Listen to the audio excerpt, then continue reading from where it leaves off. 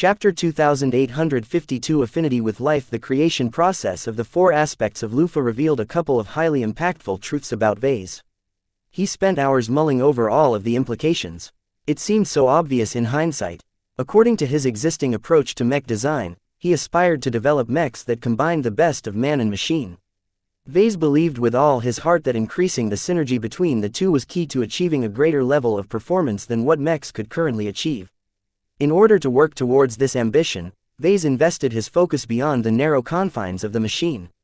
Whereas most mech designers mainly paid attention to their mechs in isolation, Vase looked at them as one half of a greater system. Without the explicit inclusion of the mech pilot as a core component, a mech design would never be complete in his eyes. Vase wondered whether this caused him to develop spiritual attributes that revolved around life over the course of his early career. The more he believed that mechs were alive, the more his spiritual development adjusted to his conviction. It could also be the case that he already possessed these attributes from the start. The decisions he made in his first years as a mech designer unconsciously steered him into dedicating himself to a design philosophy that made good use of his spiritual inclinations. It doesn't really matter whether the chicken or the egg came first. What truly mattered was that his spiritual attributes and his choice of specialization both contributed to a rather special circumstance. Despite paying no regard to biomechs throughout his entire career, it turned out that Vase may have a talent in working with them. Better yet, any biomech he might possibly design may very well exceed his work on classical mechs. Vase could hardly believe that such a coincidence came into being, but the logic behind this theory was sound. Man and machine, organic and inorganic, what Vase understood as life was mainly centered around its spiritual aspects. To him, life did not necessarily have to come in an organic form. Incorporeal entities like xianxia were very much alive to him despite the passing of her lizard body. Yet that did not mean that the LRA's biomech designers were all wrong. Each of them assumed that life was intricately tied to organic matter. Strictly speaking, neither Vase nor people like Dr. Navarro held a monopoly on life and how it tied to mechs. They simply approached the same broad concepts from different directions. It's due to this that my affinity with working with organic products is so great. He had been working under a handicap all this time. From the moment he began to infuse his mech designs with life, he started a game that was set to an astonishing difficulty level. If not for the aptitude he inherited from his mother, he should have never been able to make any of his mechs alive. Yet because he was able to overcome this initial hurdle with unnatural ease, Vase never asked himself whether classical mechs were the best choice for his specialty. They were all he knew and all he became exposed to. Biomechs were too distant for him. He never encountered a suitable opportunity to dabble with biomechs for much of his career until now. Though he still hadn't touched a biomech, his forays into making organic totems already provided him with a preview of what might come. If Vase assumed that the amplification on organic totems remained constant on biomechs, then Vase might possibly be able to design mechs that were at least thrice as strong in the spiritual department. In fact, the four living aspects of Lufa were supposed to be very crude products. If Vase designed a proper biomech, then the amplification factor could easily reach 10 or more. How much more unbearable would it be to remain in the presence of an organic version of the ferocious piranha? How many more battles would the Fredaemon lose if Vase designed an organic variant of the Valkyrie Redeemer? If Vase began to publish biomech designs based on new and existing mech concepts, the entire galactic rim might break. He would definitely attract a dangerous amount of attention from the MTA if it learned about the abnormally high effectiveness of his organic products. Biomechs aren't even the most suitable form of mechs to me. There is another form that resonates even greater with my inclinations. That was cyborg mechs. With a domain that revolved around both life and mechs, the most appropriate form of machine was one that incorporated both organic and inorganic parts. Mechanical components appealed to his traditional impression on mechs. Organic components granted full play to his life orientation. Cyborg mechs became more and more compelling to him. He felt an increasing attraction to them. Unlike other forms, cyborg mechs straddled the line that separated both worlds. While it was much more difficult to work with a mech that was neither purely metallic nor purely organic, the potential promise it conveyed to him caused his imagination to go wild. Dozens of innovative and powerful cyborg mech ideas flowed through his mind. From a small but surprisingly untouchable stealth mech to a large and solid heavy knight, Vase became inundated with fantastic designs that he may be capable of realizing. For some reason, his thoughts strayed back to his devil tiger design. Compared to my other mechs, it embodies the concept of a living mech to a much greater degree. While his devil tiger did not incorporate any flesh and bone, it utilized a material that was pretty much the metallic substitute to them. ASMAS mimicked some of the traits of organic materials and granted considerably more possibilities for him to express his design philosophy. Yet no matter how much nanomaterials were capable of mimicking organic materials, it was still mechanical and metallic in nature. If Vase began to work with actual flesh, then his life-based applications would be able to find much more fertile ground. As Vase became entranced by the power he could unleash in the form of cyborg mechs, he came very close to making a life-changing decision for himself. However, just as Vase was about to whip out his system comm and invest all of his recently earned DP on a collection of biomech-related skills, his thoughts in this direction suddenly crashed into a wall. No, what am I thinking? I can't go down this rabbit hole. The cause of this interruption was a violent impulse surged from the depths of his mind. His nightmarish entanglement with Dr. Jutland along with all of the other threats he faced that was related to the Five Scrolls Compact came forward again. The horrible memories culminated in a recollection of that desperate moment when the temple protector of the Five Scrolls Compact almost came close to killing Vase, his fellow clan members and his parents. After learning about all of the atrocities committed by the Compact, Vase constantly resolved to apply his talents in life in a different direction. The more Vase thought about shifting his research direction towards cyborg mechs, the more resistance he encountered. The trauma that Vase accumulated over the course of his encounters with the Compact had never gone away. They merely faded to an acceptable level. It was only now that Vase contemplated a shift towards biotechnology that he encountered a mental block. Though biotechnology held a lot of promise to Vase, he had witnessed plenty of cases where both Compact and LRA researchers went crazy with the possibilities their knowledge opened up. The secrets of life were so tempting to people that they couldn't help but pursue insane experiments in the name of altering their species or attaining immortality. Although Vase was attracted by these benefits, he did not wish to descend into total insanity to attain them. He just knew that he wouldn't be able to hold himself back considering his prior track record in exercising restraint. He knew that he already wasn't exactly very rational most of the time. If he began to transition into a cyborg mech designer, then he had a hunch that he might lose what little rationality that he still managed to retain. I can't lose my sanity in the pursuit of greater power. Control was much more crucial than raw power. Kedis had always told him that. Even the longest and heaviest great swords stopped becoming useful if their wielders were unable to swing them anymore. While Vase recognized that applying his design philosophy to metallic mechs was not a great fit, his current approach was not all bad. Although the price that Vase had to pay was steep, he never had to worry about any of his mechs turning into monsters. There was also another reason why he valued classical mechs over the alternatives. Trying to infuse life into products that are not supposed to bear it is a challenge. The difficulty of succeeding is greater. But once I do, I will never be limited by the form of mechs or devices. Vase felt that if he began to get used to designing biomechs or cyborg mechs, he might grow lazy. He would innovate less and become more dependent on coasting on the power of flesh to make his products strong. Of course, this was not exactly a valid argument. As long as Vase remained disciplined and adopted the right mindset, his future accomplishments with organic mechs may very well be greater.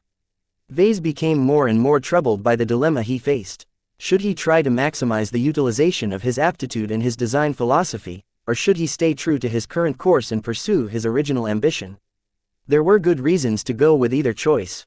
At some point, Vase began to recall a fundamental principle. Mech designers exist to serve mech pilots. Reciting these words dispelled much of the entanglement in his mind. His thoughts became clear as ever as he began to look at his choices from a mech designer who wanted to accommodate mech pilots as best as possible. As a mech designer, obsessing over biotechnology might derail him from trying to provide the best solutions for his customers. Most mech pilots in the galaxy either abhorred or didn't know what to do with biomechs. Yet Vase could not ignore the fact that mech pilots also wanted to pilot the strongest and highest performing mechs. Some might argue that he would be doing his customers a disservice by clinging to his current handicap. Though this dilemma still existed, Vase felt he had found a way to resolve it to his satisfaction. I can still design a cyborg mech even if I don't know anything about biotechnology. His collaboration with Dr. Swindell already proved that, during the creation process of the living aspects, the biomech technician was responsible for all of the biological work and manipulation. Vase didn't do much, yet he was still able to make use of his specialty to make the organic totems alive. Perhaps the 4 living aspects of Lufa could have become even more powerful if he manipulated all of the flesh himself, but working as a supervisor was already enough. I don't need to risk my sanity to design a biomech or cyborg mech. I can just collaborate with someone who specializes in them. Vase grinned. This way, he got to keep the best of both worlds. His design philosophy would remain pure, but he still had the option of designing organic mechs with exceptional power and capabilities. I'll have to pick some up before I leave the LRA. I wonder if I'll be able to gain the services of Master Brixton's protege. Chapter 2853 Quick and efficient. Shortly after the outbreak of the Supreme Revolution, many heroes and villains emerged from the chaos. The list of evildoers was depressingly long. Just because Prosperous Hill was tightly run didn't mean that every malcontent and criminal magically disappeared. They just kept their heads down. For centuries, they kept their true selves out of sight and did their best to blend in with ordinary citizens. The Planetary Guard and other law enforcement institutions did not pursue these hidden dangers any further. It was incredibly difficult to root these tumors out. As long as incidents didn't happen, there was no reason to break the status quo. What the authorities didn't realize was that the cancer hidden in society were able to spread unabated. Sure, there were some diseases that went too far and revealed their existence, but the controllers of the star system were easily able to excise the diseased cells. It was the subtler and more clever cancer cells that truly posed a threat to the existing order. These warped and dangerous individuals were also capable of inflicting harm, but their ability to control themselves meant that their destructive potential was much greater. The Civil War presented a lot of opportunities for these darker personalities to express themselves. Even if the chance was great that the current disorder wouldn't last, the madness of the times still convinced many of them that now was the time for them to stop holding back. While there were plenty of soldiers that fought for what they thought was best for the Life Research Association, there were also numerous thugs that solely abused their power for selfish reasons. While these troublemakers initially emerged everywhere, the forces fighting for the political factions quickly concentrated their might on cleaning up the anarchists and criminals that were making a mess out of their own homes. Neither the conservatives nor the opposition wanted to rule over a pile of ruins. Yet despite their diligence, these forces could not afford to let their peacekeeping duties distract them from the actual struggle for power. As a result, every area deemed unimportant by the powers that be continued to be burned and pillaged. Tree structures shattered apart, shops and storage sites were being looted. People got killed for no reason. Nothing about these acts furthered a legitimate cause. The Supreme Revolution was too distant for those who lived in the less affluent places of the planet. Ha ha ha, I always hated your guts, old man. You called the cops on us and forced us to abandon this turf. Well, look at us now. Your precious planetary guard won't be here to save you now. I'll kill everyone in this block before I squash you with the foot of my biomech. A trio of low-quality biomechs were rampaging through an average residential district. The tree houses here did not grow past 3 stories and the park that was favored by kids was overgrown with weeds. Despite these shabby conditions, many locals called this quiet place home. Despite falling within the borders of the metropolis, the big city was almost entirely absent from this location. For centuries, this working-class neighborhood maintained a long tradition of serenity. Boom. Until now, the aggressive underboss of a gang called the Pit Snakes started to tear the homes apart. Boom. A biomech armed with a rifle that fired large-caliber explosive shells continued to fire his weapon in random directions. Its mech pilot did not even bother to aim with precision. Boom. The quaint little park that no one had mowed for months got blasted into a crater. I always wanted to blow this planet up. Now I finally get my chance. Hear me roar. The tiger mech let loose a body-shattering cry in front of another treehouse that caused the family of 5 to literally shake apart due to the amplific vibrations passing right onto their bodies. A set of huge jaws wrenched the side of the tree house into pieces for good measure. While tigers weren't known for eating trees, the humongous biomech didn't care that its design was based on a carnivore. A bit further away, the biomech piloted by the ringleader wielded a giant 2-handed bone axe. Axes were quite useful in the LRA. Not only did they allow biomechs to chop through lots of thick and resilient flesh, they also had a devastating effect against organic structures, as demonstrated by this axe-wielding organic machine. Crack! A single powerful chop managed to sink through half the trunk of the entire tree house. Ha ha ha, whoever is hiding inside, I can tell you're still alive. You can fool my sensors. The first axe chop was supposed to slice right through the bodies of the two young girls sheltering in their shared bedrooms, but somehow went askew. A flying metallic mech that hovered high in the sky dove downwards faster than the biomech could ready its axe. In just a blink of an eye, the foreign light skirmisher sunk its daggers into the shoulders of the axe-wielding biomech. Since the organic machine that got struck was merely a budget model, the force of the blows along with the high precision exhibited by the attacking mech allowed the daggers to cut off both arms. The criminal mech pilot couldn't even respond with a coherent curse. The pressure exuded by the attacking mech was too great. Trash, Venerable Tusa contemptuously spat. The Piranha Prime easily thrust a dagger through the biomech's exposed chest, causing the weapon to end the scumbag's life in an instant. I'm sorry, little ladies. Tusa apologized to the damaged tree house. I had to get close in order to stop him from swinging his axe a second time. Please calm down. All will be right. Due to its lack of ranged options, Venerable Tusa often found himself exposing the people he rescued to the mental weight of his prime mech. He had long dial off the Piranha Prime's glow. To be honest, he didn't need its power against all of the opponents he encountered so far. The massive spiritual enhancement that caused everyone except for expert pilots to experience a lot of mental weight was not something the Piranha Prime could get rid of so easily. It was one of its sources of strength as well as a burden that put Venerable Tusa in difficult situations. I have to ask Vase to get rid of this stupid stuff. Even as he complained, the solitary expert pilot still had a job to do. The Piranha Prime jumped into the air and soared in the direction of the rifleman mech. Its mech pilot realized only now that the newcomer killed his boss. Get away from me, I'll blast you out of the sky. The Piranha Prime gently shuffled to the left just as an explosive shell whipped past. A higher quality shell came with proximity fuses as well as limited homing capabilities. The shells fired by the rifleman mech just happened to be the cheapest of its kind on this planet. Venerable Tusa knew he didn't have to expend additional energy to dodge even further. Still, that missed shell would likely follow a parabolic arc before impacting some other tree house a lot of kilometers away. While the biomech in question was about to fire its gun another time, the Piranha Prime threw its dagger, causing it to puncture one of the arms holding the weapon. Though this did not completely hinder the rifleman mech from firing its weapon, the distraction bought enough time for the Piranha Prime to deliver the coup de grace by stabbing the cockpit with its other dagger.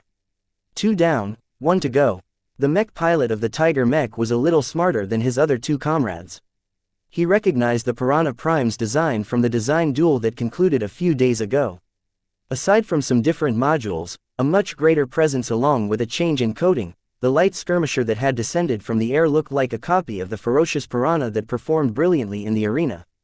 I've got to get out of here. Only my fellow pit snakes stand a chance against this monster. Though the quadruped biomech was able to traverse a lot of ground, it sadly came without a flight system. The Piranha Prime easily caught up by virtue of its lower mass and its elevated acceleration. A few quick slices later, the Tiger Mech lost control of all 4 limbs. Even as its maw snarled menacingly, the Piranha Prime efficiently cut through the flesh and punched through the cockpit. After learning an awful lesson, Venerable Tusa no longer showed any mercy to the murderers and pillagers.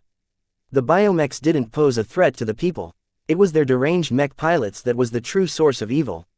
A slight grimace dawned his face as he contemplated his umpteenth kill. He never thought his first solo adventure in a long time would cause him to turn into a cleanup service. Normally, the Planetary Guard should have responded to all of these incidents. Unfortunately, the higher-ups all decided to pull any of the outlying Planetary Guard units to downtown Vialine. The mechs that ordinarily presided over security in these unimportant districts were clearly left to fend for themselves. Yet when he saw the curious and relieved faces of the locals peering out the windows of their tree houses, Venerable Tusa felt it was all worth it. He was not a savior, but he did not mind acting like one. With everyone with power rushing to fulfill their own desires and ambitions, there were too few people like him to pay any regard to the common folk. The expert pilot checked the readings of his long-range sensors and already spotted another hotspot in the distance. Before he left to check on this potential problem area, his mech broadcasted his words to the surrounding tree houses. Does anyone here work in a public security department or biomech production facility? Venerable Tusa asked this question several times already, but he rarely received a satisfactory response. Just as he thought that this would be another dud, a motherly woman stepped outside the doorstep of a scorched tree house. I don't work for those places, but I work as a secretary for a wholesaler that supplies feeder stock. Is that good enough? That's fantastic news. Venerable Tusa smiled. Please tell me everything you think is important to securing shipments of feeder stock. Oh, can you transfer any security credentials and other relevant documents to my mech? I shall do my best. The woman began to provide Venerable Tusa with a font of information. The expert pilot did not dare to tarry. He pressed a button that caused a large and complicated antenna array to unfold from the Piranha Prime's backpack module. Only when the antenna turned into something that resembled a metallic tree did the Prime mech begin to transmit encrypted data across a large distance.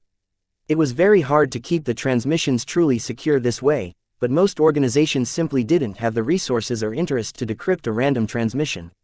Venerable Tusa knew that Gentle Lotus Base was getting all of the information that he and his mech received. There was no need for him to hang on to vital intel and wait until he returned to let his clan know about all of the secrets he gathered.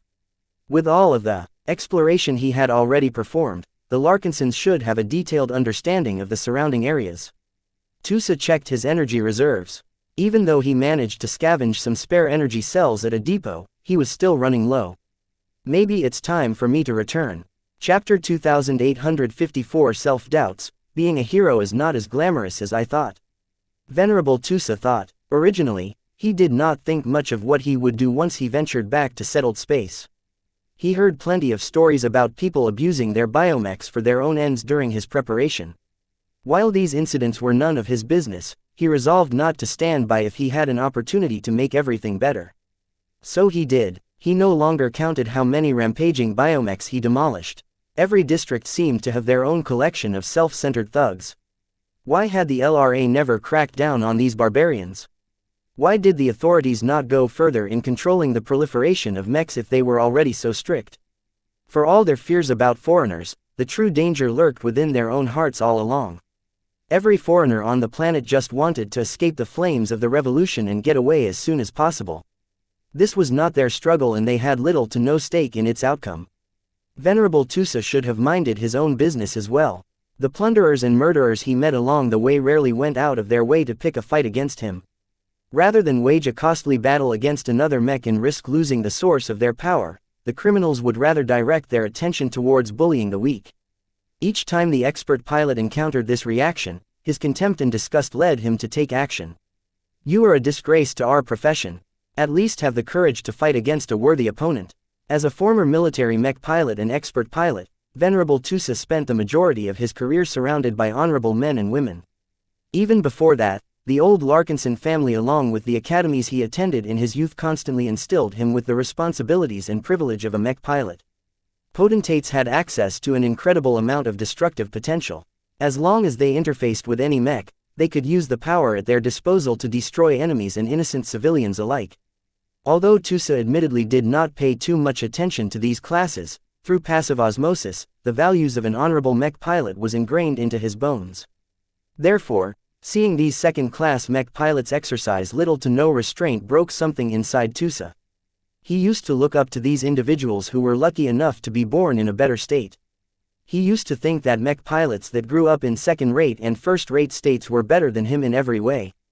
Even when he advanced to expert pilot, it was still difficult for Tusa to shed his ingrained respect towards those who underwent much more rigorous training. The Battle of Reckoning only reinforced this impression.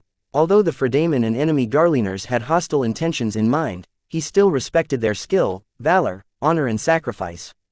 No mech pilot was free to do as he or she wished.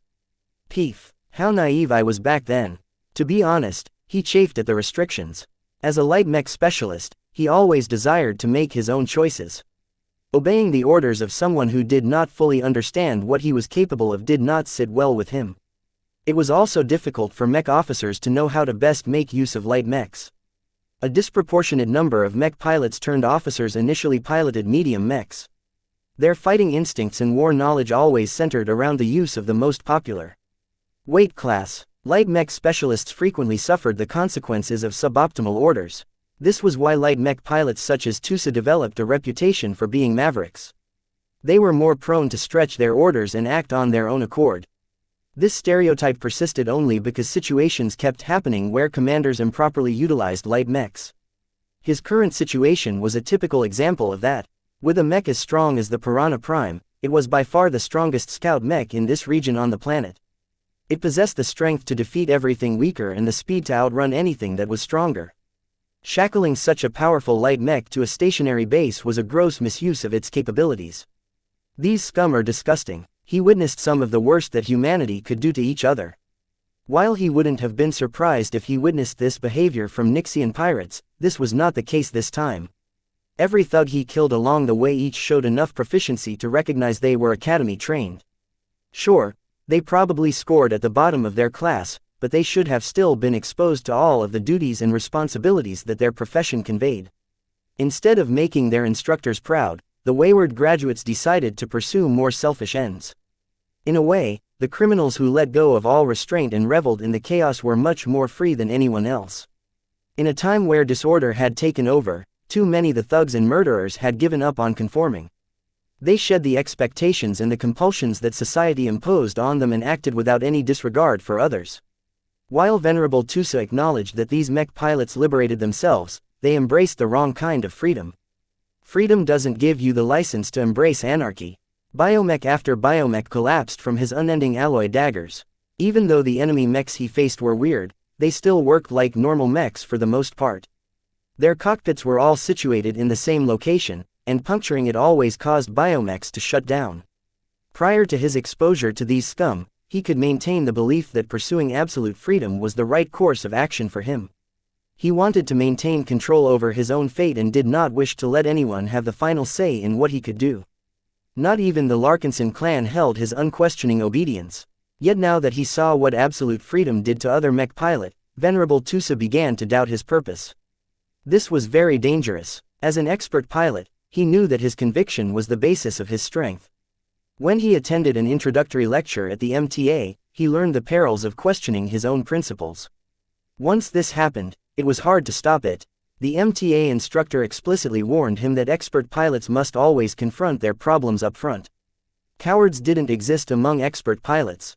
No matter how much an existential question threatened his personal cause, Tusa never thought about dodging it. Tests like these happened several times throughout an expert pilot's career. Those who passed them would continue to grow stronger while those who shirked them lost the right to advance any further. His mech wavered a bit as he started to go over his reasons to fight. The more he became swept by doubt, the more the Piranha Prime began to lose its L.U.S.tear. When the mech's energy reserves started getting low, Tusa turned around and piloted it back to Gentle Lotus Base. Biomechs depended heavily on feeder stock to stay in shape. Even if they did not do anything, their cells constantly remained active.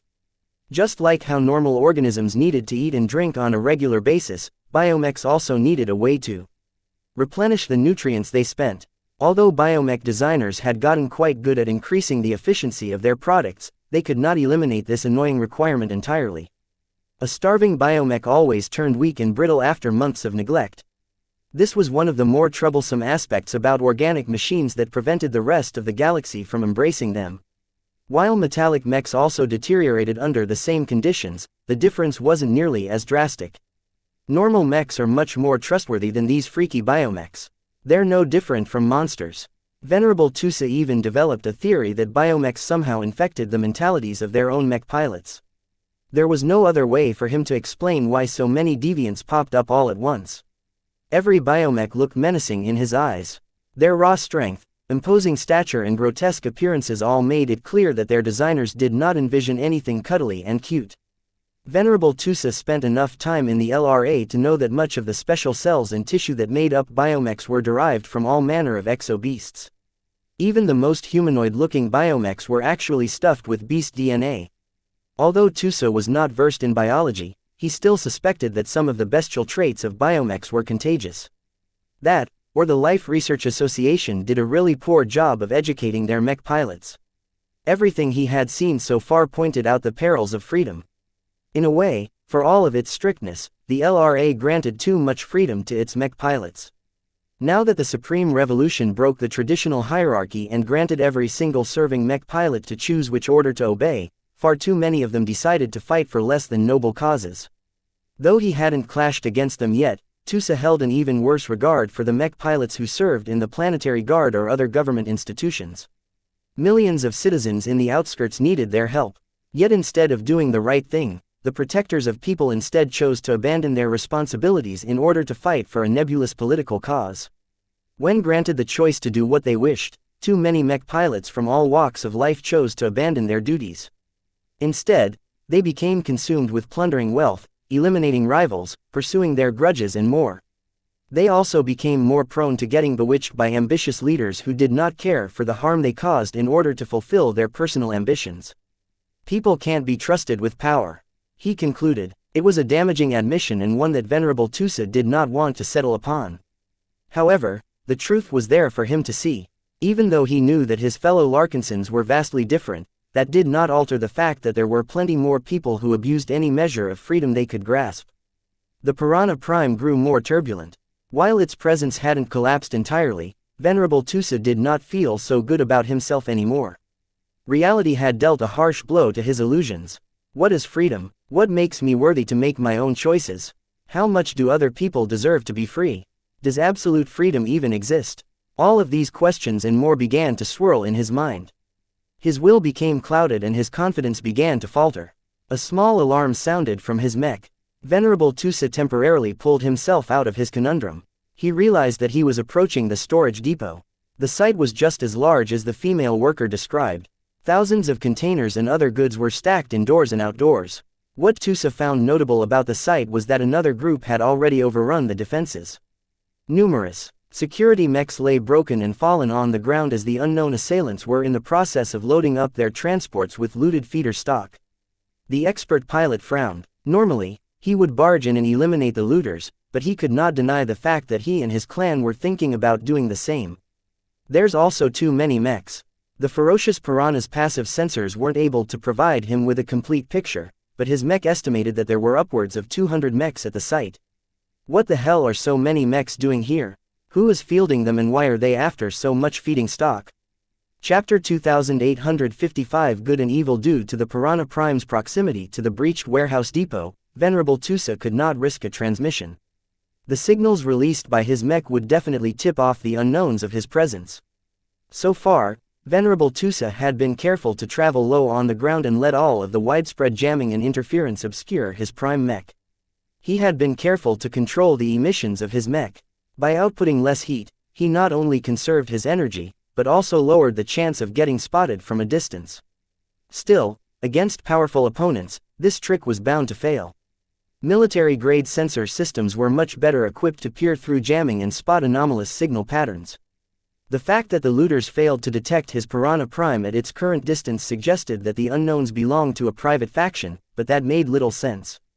This is a pretty remote area. Why would a large outfit that controls at least 200 mechs be here in force? For that matter, what kind of wholesaler would erect a warehouse of this size when there are very few production facilities in the surrounding districts? It made much more sense for massive depots like these to be situated next to biomech growth facilities or something. The amount of containers for taking could probably supply a typical biomech production facility for months if not years. The situation grew more fishy by the second. Venerable Tusa had encountered so many random groups of thugs and criminals that he found it jarring to stumble upon a cohesive force of organized biomechs. Each of them possessed the same coding and color scheme, but the Piranha Prime's sensors weren't able to detect any prominent words or prominent symbols. Most forces proudly marked their war machines in some way. Owning a powerful mech was a source of pride and strength to many people and organizations.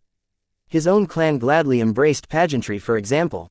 He was so used to mechs making their origins clear that the sight before him simply did not look right. Anyone who tries to hide their affiliation is definitely up to no good. He carefully drew his mech back in order to minimize detection, but continued to observe the unidentified biomechs as much as possible. The mechs were all coated in a plain gray shade and their transports shared the same color scheme. His mech hardly spotted any people on foot. Instead, all of the loading was being done by mechs or beetles. Clearly, the looters did not care too much about damaging the contents of the containers. It was highly improper to let mechs designed for combat pick up anything valuable with their own hands. They could easily crush whatever they held if the mech was not that precise and if the mech pilot was inattentive. The unknown force was clearly in a hurry. From the way the mechs were handling the containers and how fast they were loading up their transports, they were very eager to hoard supplies for some reason. Are they making new mechs or are they accumulating reserves to sustain a long campaign? Tusa wasn't able to figure out the answer. After several more minutes of observation, he finally stepped away. While he wanted to stick around longer in order to track the direction of their departure, he didn't want to risk detection. He had a hunch that these unknown gray biomechs were not hoarding all of these feeder stock in order to lock themselves inside a bunker stronghold. Several hours later, his ferocious piranha carefully threaded its way back to Gentle Lotus Base. Though Venerable Tusa was tired and in a conflicted mood, he still answered his patriarch's summons and entered the latter's office.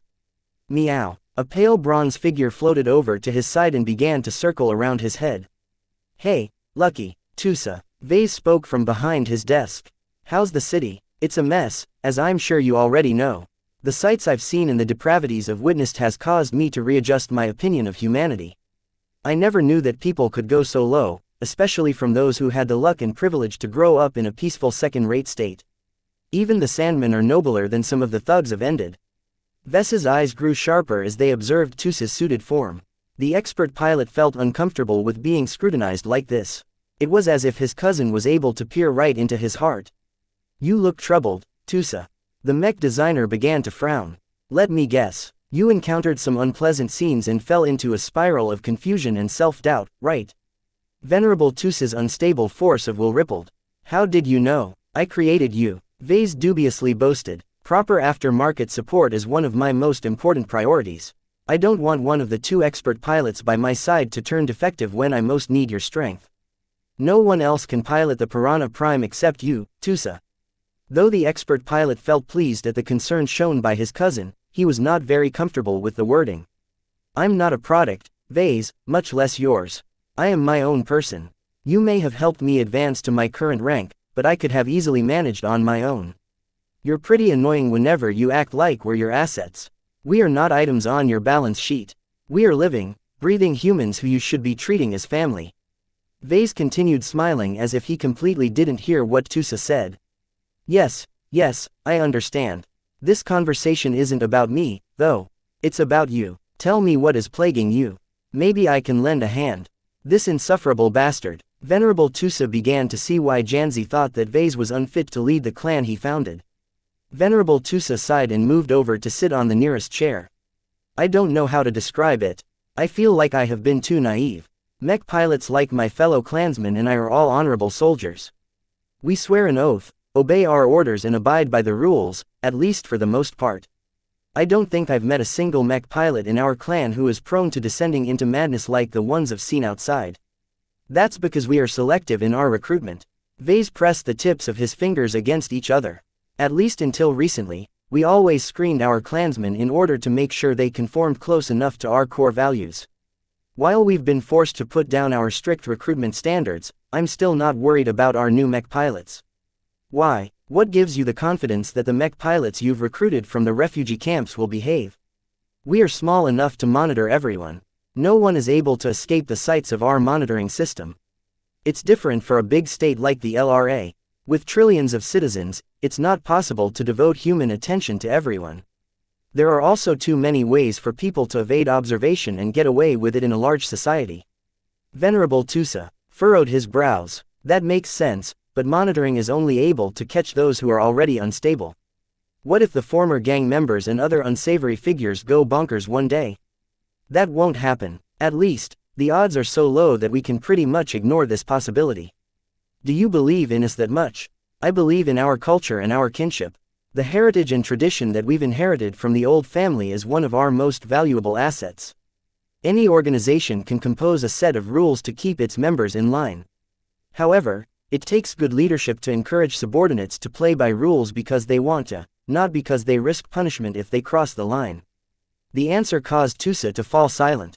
His force of will continually rippled as he tried to make sense of what he heard. Can order only be established through structure? Is there no alternative to rules and institutions that allows for greater freedom without everything turning into a mess? Vase faintly shook his head. Let me ask you a question, cousin. Do you believe that humans are inherently good or inherently bad? This was a classic question, and one that had never been settled despite millennia of growth and progress. Everyone had a different idea on the natural state of humans. Some believed that humans started off as inherently good and honest, much like cute little children. They only turned bad because they experienced something awful in their lives or became affected by outside factors. Others posited that humans were violent, brutish and selfish by nature. Only the threat of punishment and ostracization was able to keep the dark side of humanity at bay. The moment when all order collapsed, the beasts inside the hearts of people could no longer be contained. Previously, Venerable Tusa believed in the former. He had always been in the company of good and decent people. Even the opponents he fought were honorable in a sense. Yet now, he could no longer believe in this assumption. He lowered his head in defeat as he could no longer convince himself that freedom was universally good. I'm more inclined to believe that people are inherently bad. Venerable Tusa sighed. It doesn't make sense for these pampered and privileged second-class mech pilots to devolve into beasts as soon as the planetary guard is too busy to lay down the law. You're not a sociologist or criminologist, Tusa. Just because you can't come up with another answer doesn't mean that your analysis is right. You should leave these complicated societal questions to the experts. I can't ignore this issue. Venerable Tusa flared. Meow. His outburst frightened Lucky, causing the gem cat to dart back to vase. I'm sorry. The emotional mech pilot took a deep breath. I don't want to attend a boring lecture or get flooded by jargon that makes no sense to me. I just want to find an answer that I can accept. Vase did not immediately respond. Instead, he maintained his silence for a while before he finally spoke up again. If you want to find an answer on your own, then you better hurry up. This is not the time to take a sabbatical. We are stuck on a planet that is in the middle of a revolution. Who knows if we'll get attacked tomorrow? That reminded Tusa of the odd sight he saw a few hours ago. Did you read my last report before I returned? I did. Vase nodded. Those gray biomechs pose a serious threat to us. While they are not that close to our current position, the chance of bumping into them is greater if we choose to relocate to a nearby biomech production facility. Have you been able to figure out their origins? Our intelligence personnel are looking into it, but so far the answer eludes us. None of the local refugees and new recruits recognize these odd biomechs. Not just their colors, but also their models remain a mystery. The latter seemed especially suspicious to Vase. Any force that was able to employ or commission their own custom mech or biomech designs was definitely a cut above a typical mercenary corps. All of the data so far suggested that these gray biomechs were part of a well-funded, decently connected private organization, and a hidden one at that. For them to lay low for an unknown amount of years before moving out in large numbers suggested that they may very well be involved in the Supreme Revolution. Vase did not want to clash against these people. While their biomechs weren't as impressive as military-grade mechs, they were still better than the biomechs in his own clan's possession. We don't know who these people are and what they want, he said after a moment's thought. That unsettles me. I need you to go on another run and try to track these gray mechs down. You need to find their base, figure out their plans and identify any possible allies and enemies. Can you do that? I don't know. I'm not in a good shape right now. Vase scoffed and crossed his arms. Moping around won't do you any good. Expert pilots like you aren't meant to sit around. Wasn't this what you alluded to me a few days ago? Just go out and do something useful. You're a fighter, not a thinker. If all else fails, you can always drown your doubts in combat. I'm not so sure that's a good idea. Chapter 2856 No Respect. Gentle Lotus Base became a lot busier than before. With the help of the living aspects, a lot of refugees flooded to the Larkinson clan for one reason or another. Some wanted a new start. Others wanted to leave the planet that had robbed them of what they cherished. A few even looked forward to exploring the Red Ocean. Regardless of their reasons, the clan eagerly embraced everyone, even those who possessed dubious histories and exhibited obvious personality problems. As a result, a lot of tension emerged as the established clansmen struggled to befriend the newcomers.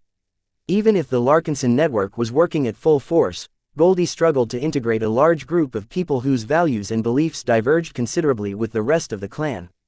Not even the Hexers were weird enough to embrace biomachines. The Larkinsons did not have a notable tradition in biomechs and biotechnology.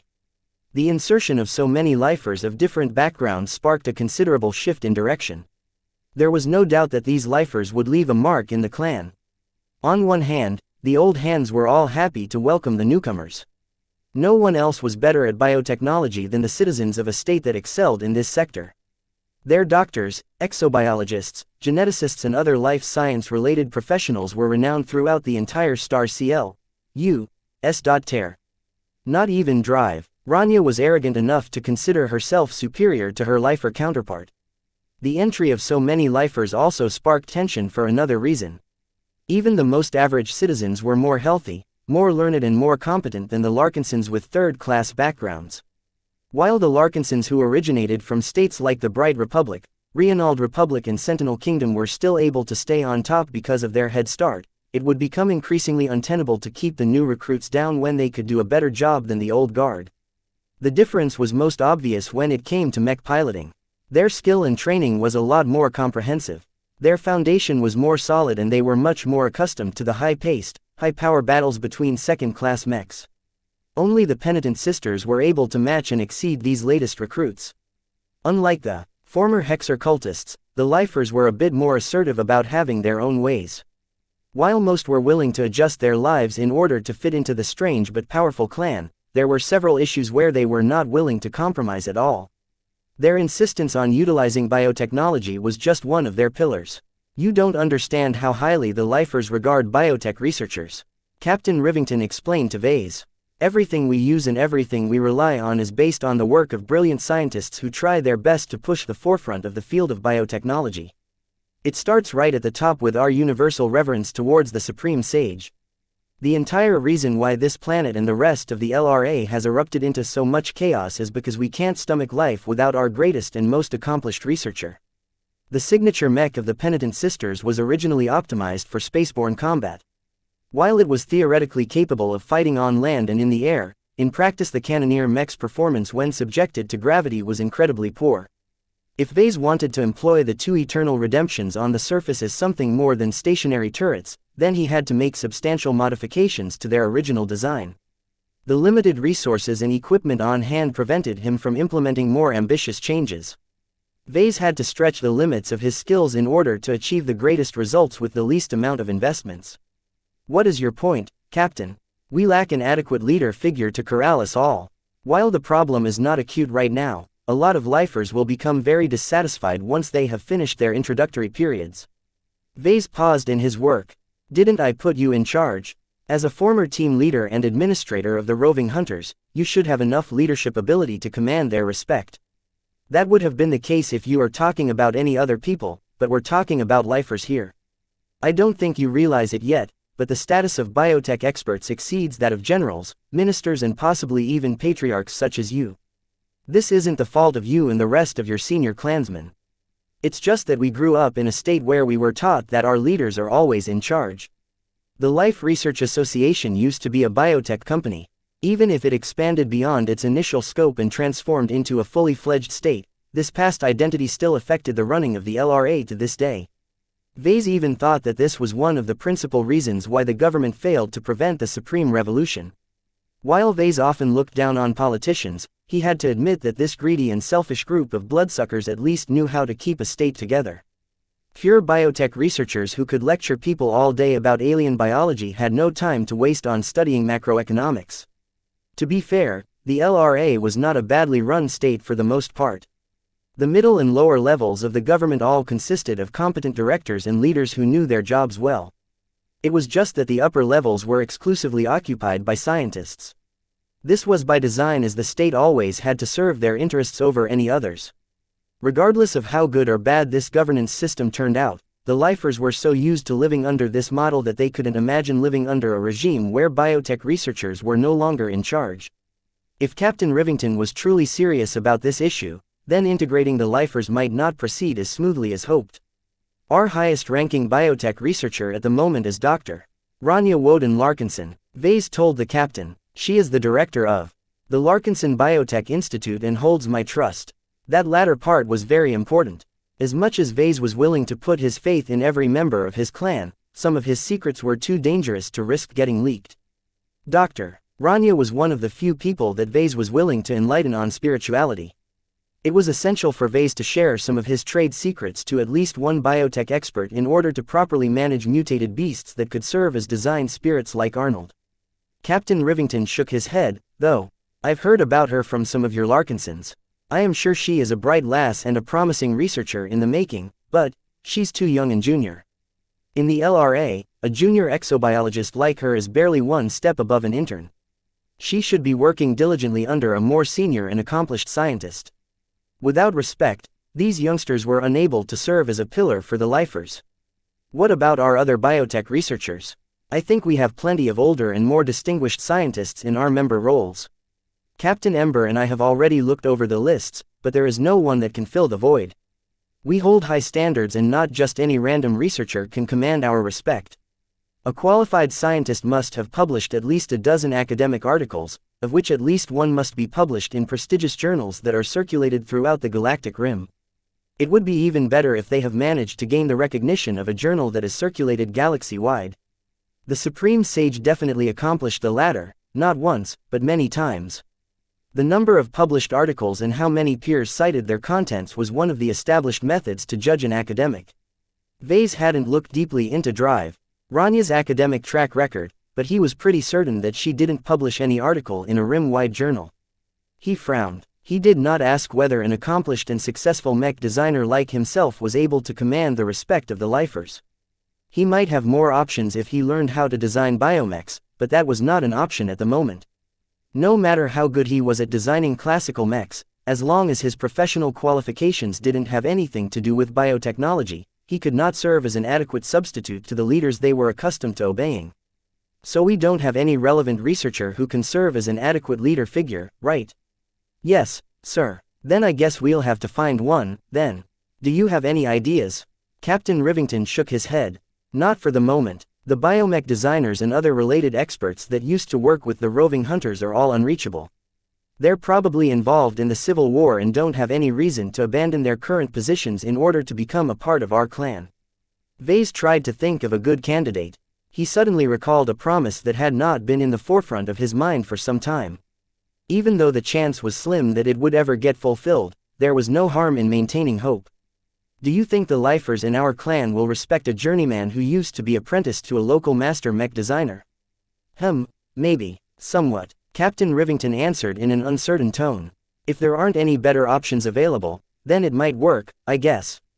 How it will turn out in practice will depend on the age and academic record of the former apprentice in question. The fact that one of the LRA's masters is willing to teach this individual is already a powerful endorsement, but it's not enough by itself. Lifers despise researchers who are all bark and no bite. Any researcher who wishes to be in charge has to prove their academic chops.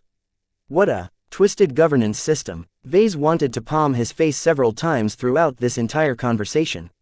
It was only barely more tolerable than the Garland Empire's habit of putting high-ranking mech pilots in charge. According to you, we still have time to address this problem, so let's keep exploring our options. We need to stay on the lookout for someone who is smart enough to keep the former citizens of this state in line. Vase originally wished to hire a lot of senior biotech experts. Now, he just wanted to leave this planet as soon as possible. If he and his clan failed to hire a suitable leadership figure during their stay in this state, then they had little choice but to go elsewhere. With the wealth, resources and power at their disposal, it shouldn't be impossible to hire a foreign researcher. The problem was that the lifers simply wouldn't respect a biotech expert who originated from another state that much. The LRA was rightfully regarded as the holy ground of biotechnology.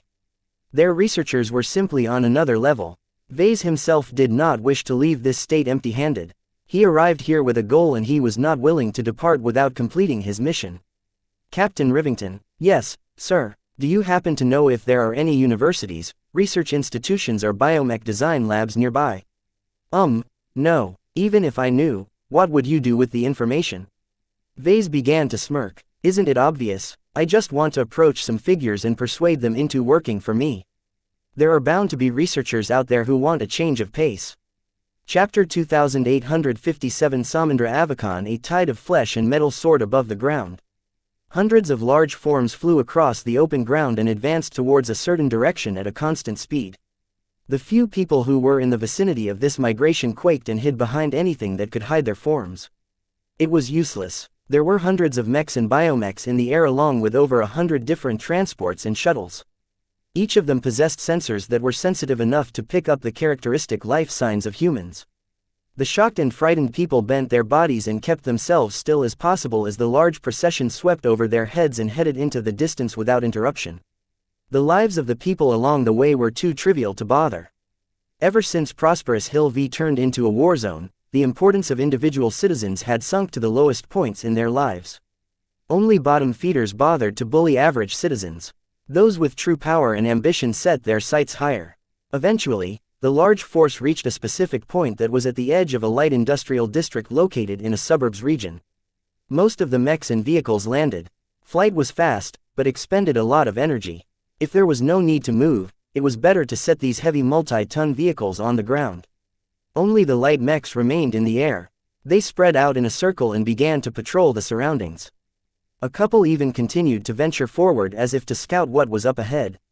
While the melee mechs were merely standing by, other elements were still making preparations. A couple of bio-vehicles began to deploy special arrays that made it much more difficult to observe the force from a distance. Half of the ranged mechs entered a firing position. They knelt on the ground and began to raise the muzzles of their main armaments in the air at an angle. The precise angle and heading of their guns adjusted minutely and on a constant basis. In order to increase their precision, all of the biomechs as well as the vehicles all pooled their processing power together in order to perform an immense amount of calculations. Inside one of the most well-defended biotransports, a few armored and suited figures stood around a large projection that showed a wireframe model of an expansive facility.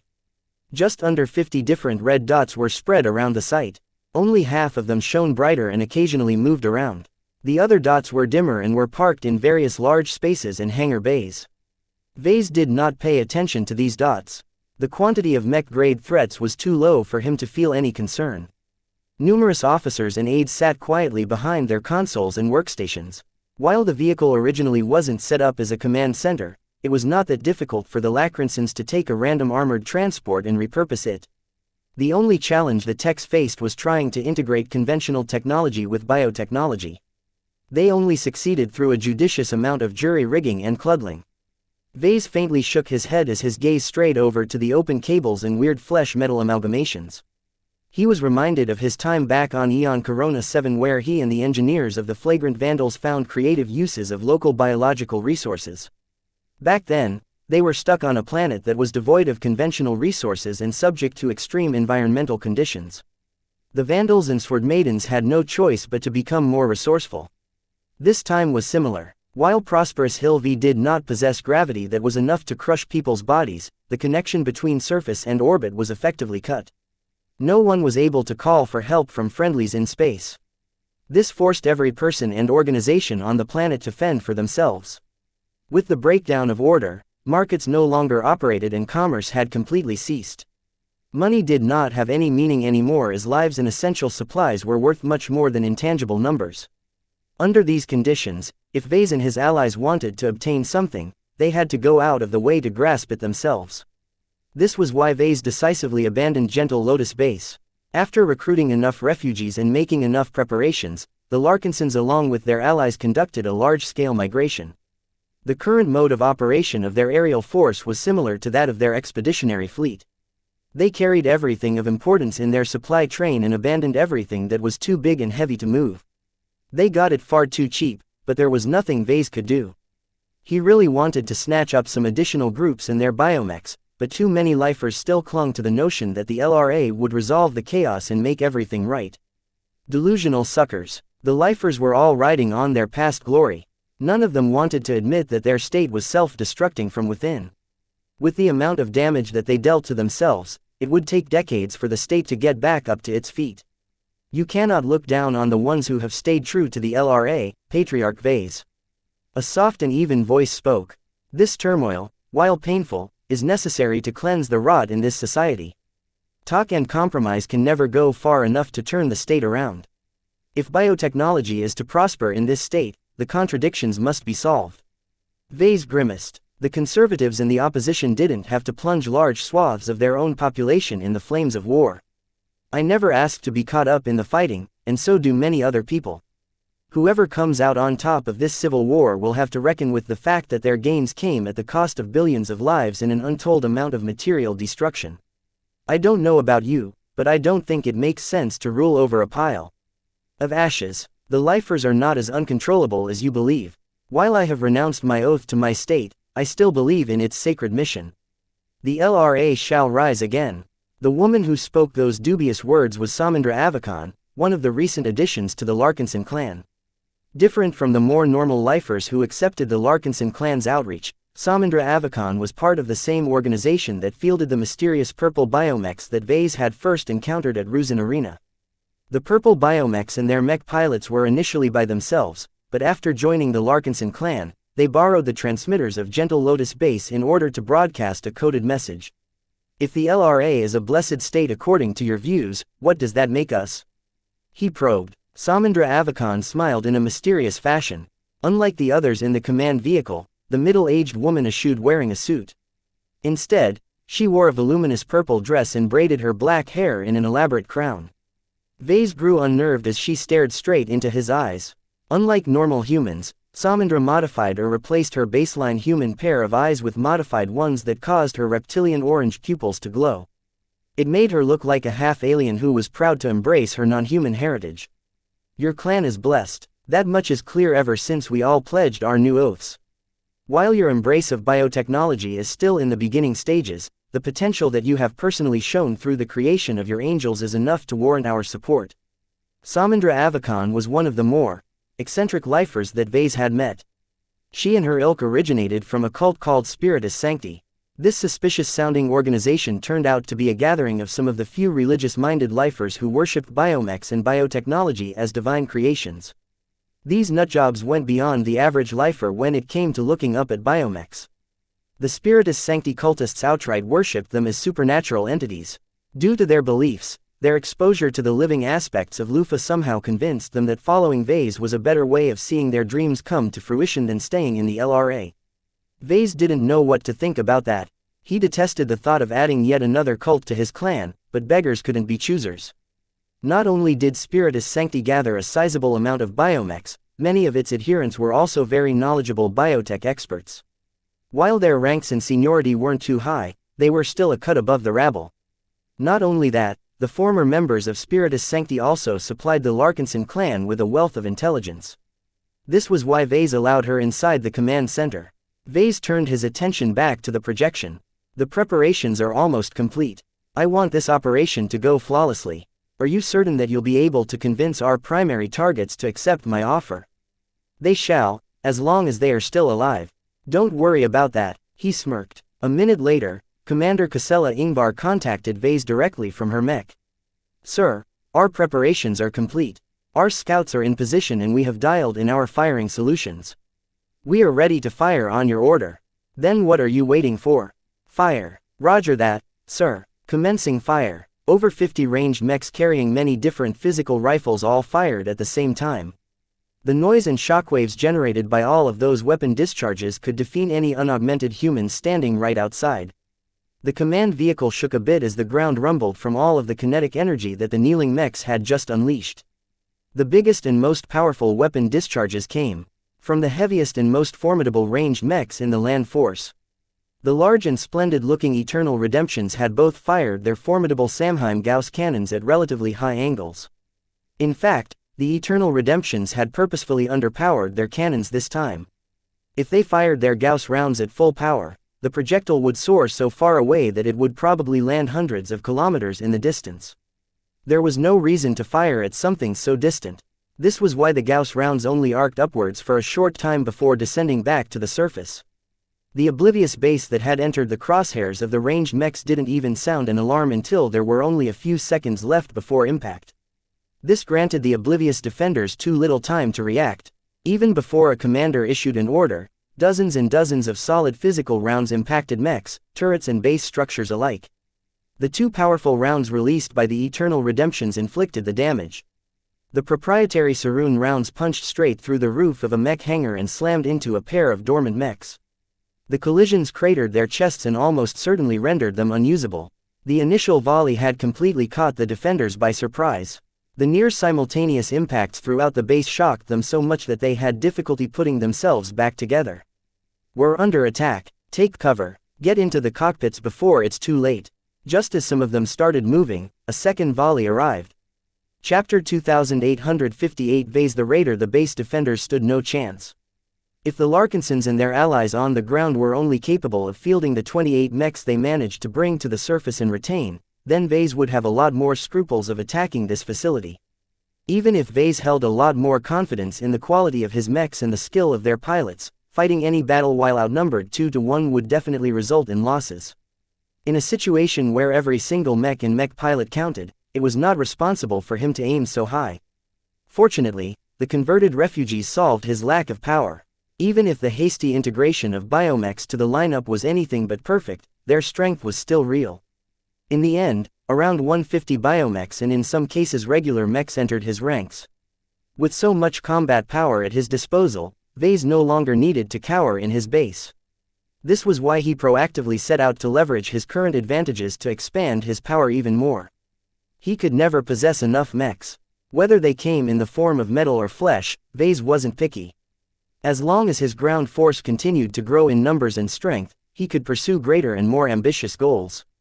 Right now, aside from continuing to expand his mech force, Vase also had the luxury to pursue some of his longer-term goals. This was why he chose to assault this particular site. While it possessed a fair number of decently stocked feeder pools which could be utilized to repair damaged biomechs, there weren't enough to go around. What truly attracted his interest was the fact that the facility was originally a biomech design lab. It was actually a secondary lab from a larger company whose name and owner Vase didn't care about. The only assets that he truly cared about were the biomech designers and assorted biotech specialists working under them. Each of them possessed valuable knowledge and experience that the Larkinson clan sorely needed to populate its newly acquired Dragon's Den. A tight escort of night mechs flew around an armored biotransport. When the flying vessel passed over the low walls of the lab grounds, a number of melee mechs and biomechs had already cleaned up the remaining threats that survived the shelling that preceded the main assault. To be honest, the volleys of ranged attacks had already broken the medium-sized gang that had taken over the biolab. The simultaneous impacts of rounds and shells that landed precisely on target was so devastating that every surviving enemy became shell-shocked. The attacks made full use of their superior technology. Irregular forces such as gangs usually didn't have the sensors and other hardware required to detect tiny drones that were able to transmit accurate targeting data to nearby scout mechs, which in turn were capable of relaying it all back to the main force. Meanwhile, the gang that took over the biolab were more preoccupied with enjoying their looted riches and trying to see if they could crack the valuable databases of the biolab. With such an immense information disparity, the battle held no suspense. When the hatch of the armored transport opened, the honor guard stepped out first. Vase emerged a few seconds later, his cape billowing in the wind. His armored boots crunched against the disturbed ground. "The attack you've launched is too heavy-handed," Irvine Speffen of the Infinity Guard said. "These biomechs could have been salvageable, but the intensity of damage on them is too great. They cannot be repaired in a timely manner." Vase shrugged as he continued forward. "I don't want to give these bastards any opportunity to respond. No matter what, a force of 50 biomechs along with various turrets and other base defenses is still a significant hurdle. More importantly, I didn't want to give them any time to ruin my prize. Wisdom is far more precious than the products it produces," Priestess Samandra Avakan affirmed as she followed closely. While it was lamentable that he would not be able to add most of the downed mechs to his forces, there were plenty of places where he could find other ones. He strode past fallen biomechs and broken structures alike until he reached the main entrance of the biolab. With his honor guard preceding him, he did not worry about encountering any ambushes. The bodies of random thugs were splayed on the floor. Each of them had already been cleaned up by the infantry forces that entered after the enemy mechs were taken down.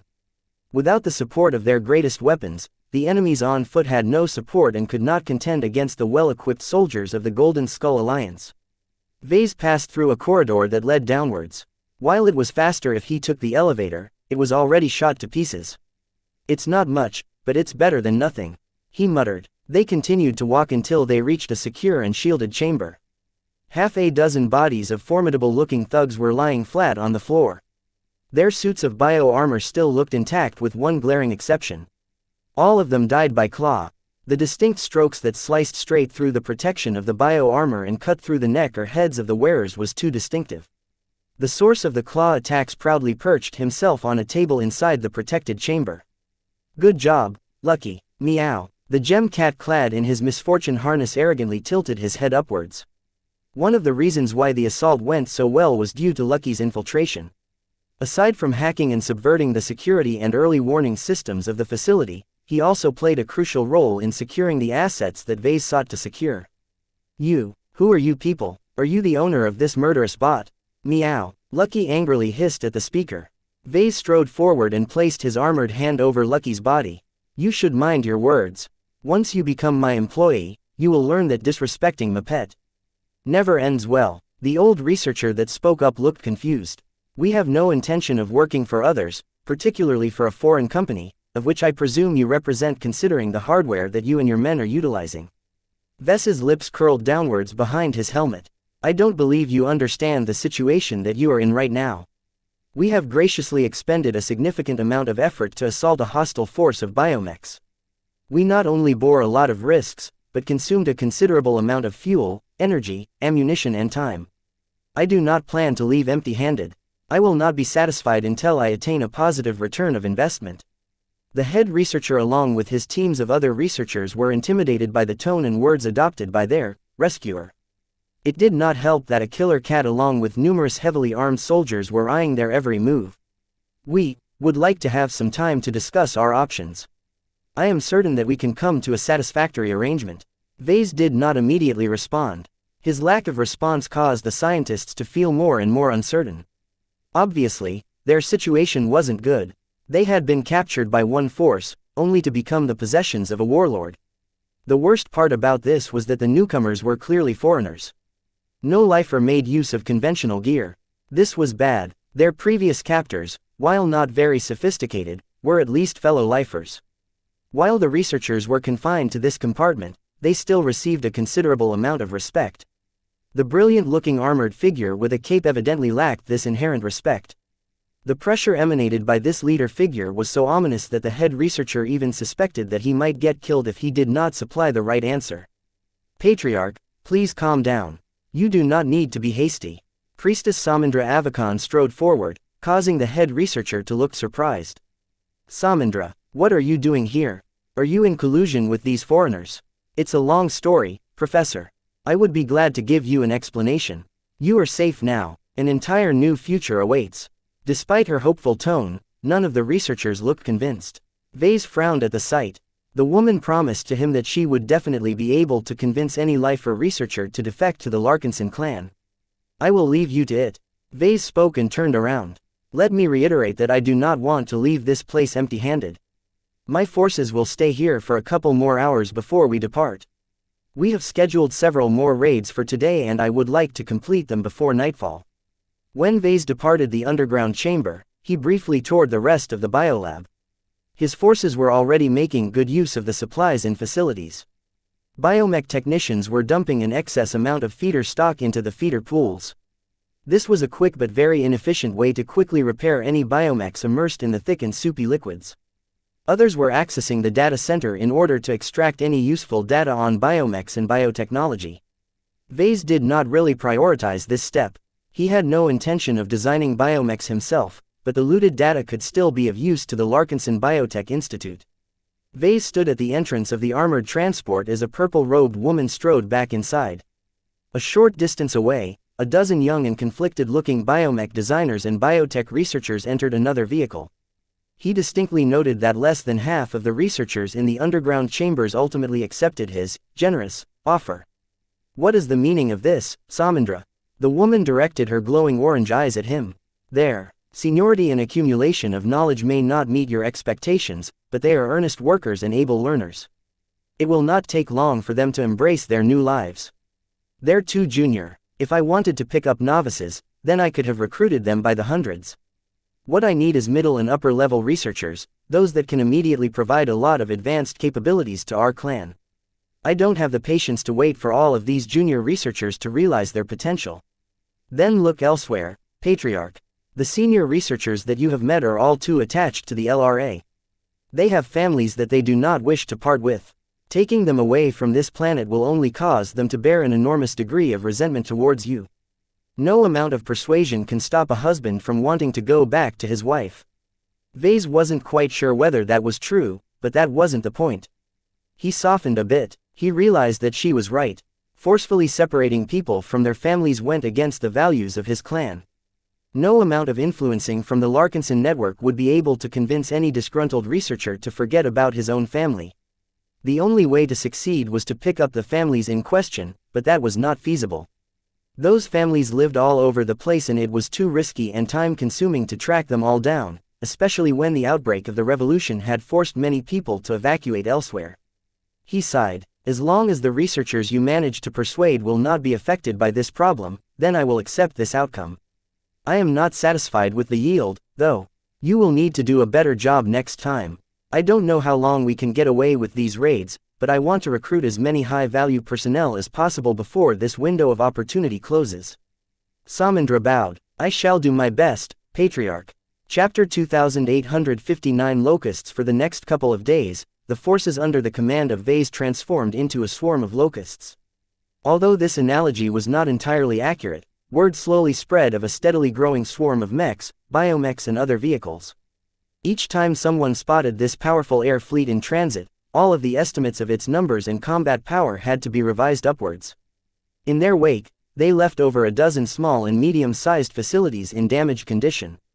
The Larkinsons and its allies were not shy about utilizing the full extent of their firepower to crush an opponent as quickly and decisively as possible. One particular detail about their raids was that the Larkinsons exclusively attacked facilities held by forces that weren't entirely proper. As much as Vase became infected by the air of chaos that had spread across the planet, he was very much aware that he was still in the middle of a powerful second-rate state. Just because many institutions had collapsed did not mean the LRA fell apart. It still existed and some of its organs were still working. The movements of his growing air fleet could hardly be hidden from satellites and other observers from orbit, so he always assumed that various parties were keeping track of his deeds. This restriction didn't bother him that much. The forces in the outer districts mostly consisted of gangs and other groups of scum to begin with. Cleaning them up was not a sin. In fact, it was the opposite. These lawless forces inflicted a lot of harm towards innocent people. Even if they were born and raised on the planet, these lifers had completely shed their compassion towards their fellow citizens and turned into a destructive influence. Even though Vase hadn't asked permission to eliminate these cancers, he figured that no one would be able to find fault with his decisions. If he didn't eliminate all of those criminals, they would have continued to terrorize the surrounding neighborhoods. Once his air fleet swelled to 400 mechs, Vase began to get truly ambitious. Medium-sized biolabs and complexes no longer satisfied his appetite. Nothing really important took place at these modest sites. The local companies and research institutions all concentrated their main activities at their primary sites. The smaller labs and facilities were merely secondary sites where less important work took place. For example, some biolabs exclusively researched bone-plating armor systems. Another site might be a simple repair facility instead of a fully-fledged biomech production site. The biotech experts that were stationed in these kinds of places were never the cream of the crop of their profession. If we can't find someone important enough in these smaller sites, then we just have to target a more serious facility. At the beginning, Vase would never have the guts to assault a full-sized biomech production facility that was occupied by around 250 hostile biomechs. The gangs that had joined forces in order to defeat the security mechs were also stronger and more organized than usuals. Some of their biomechs were even custom-designed premium products that were piloted by champions. Unfortunately for these self-assured gang members, the enemies they faced in the past were nowhere comparable to the Larkinson clan. Just like before, the attack began with an unannounced bombardment. Hundreds of solid rounds, explosive shells, acid missiles and even a number of attack beetles descended onto the facility. Damn, the locusts have finally come for us. Why couldn't they have chosen to attack another complex? Activate our interception systems, take cover as much as possible and ride out the shelling. The locusts will certainly dispatch their melee mechs once the last shells have landed, so make sure that you're ready to stop their assault. Despite the brave-sounding words of the commanders, a lot of mech pilots and other personnel were already thinking about turning around and fleeing into the distance. No one had ever beaten the locusts. In fact, no one had ever come close enough to inflicting severe harm on them. They never attacked a target until they were absolutely certain they could obtain an overwhelming victory. While most thugs weren't particularly clever, they possessed enough logic to figure out that being chosen as the next target meant that they hardly stood a chance. However, no one ran, at least at first. The brotherhood and discipline within the allied gangs was quite tight.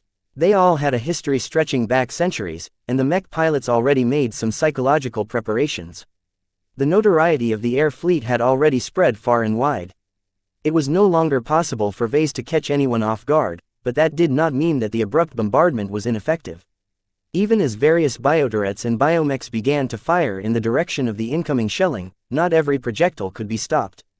Plenty of them still managed to get through and strike against biomechs, defensive structures and other valuable targets. These bastards, how did they know where to aim their guns? There has to be a target painter somewhere. While the frequency of volleys wasn't particularly high, the constant attacks were quickly eroding morale. The gang leaders and officers were doing their best to pump everyone up, but the rain of attacks continued uninterrupted. The only relief was that the large-scale production complex offered plenty of hard cover. Alongside the huge, sturdy production buildings, the complex also offered plenty of underground tunnels and storage halls. Once every mech began to shelter behind solid structures and underground spaces, the biomechs were no longer under lethal threat. Two powerful Gauss rounds shattered the roof of a production hall and slammed through a wall before landing several meters away from a sheltering biomech. The powerful release of kinetic energy caused the nearby biomech to lose its footing and collapse onto the ground. Even though the mech pilot inside had managed to escape getting hit, the immense firepower left an unforgettable impression on his mind. The other mech pilots that had managed to reach the underground shelters grew less and less courageous. While they were very loyal to their bosses and gangs, it was very hard for them to maintain their fighting spirit in the face of overwhelming strength. When will this stop? They'll run out of rounds eventually.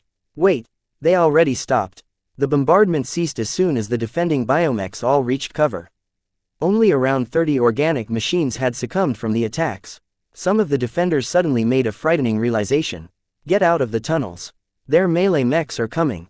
If we're all stuck underground, we'll be stuck in our caves. Biomechs poured out of the underground spaces and hastily deployed outside.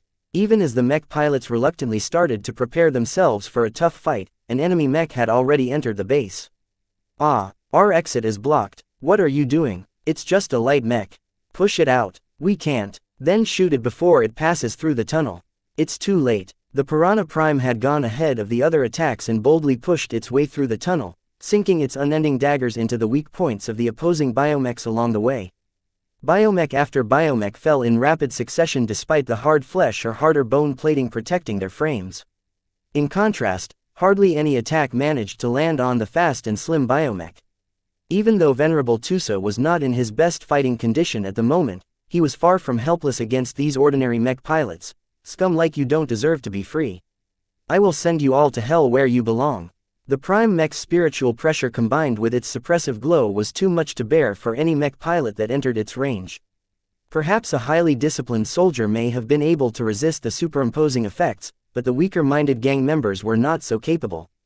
The only reason why a handful of them managed to retain control was because of their strong loyalty and long service.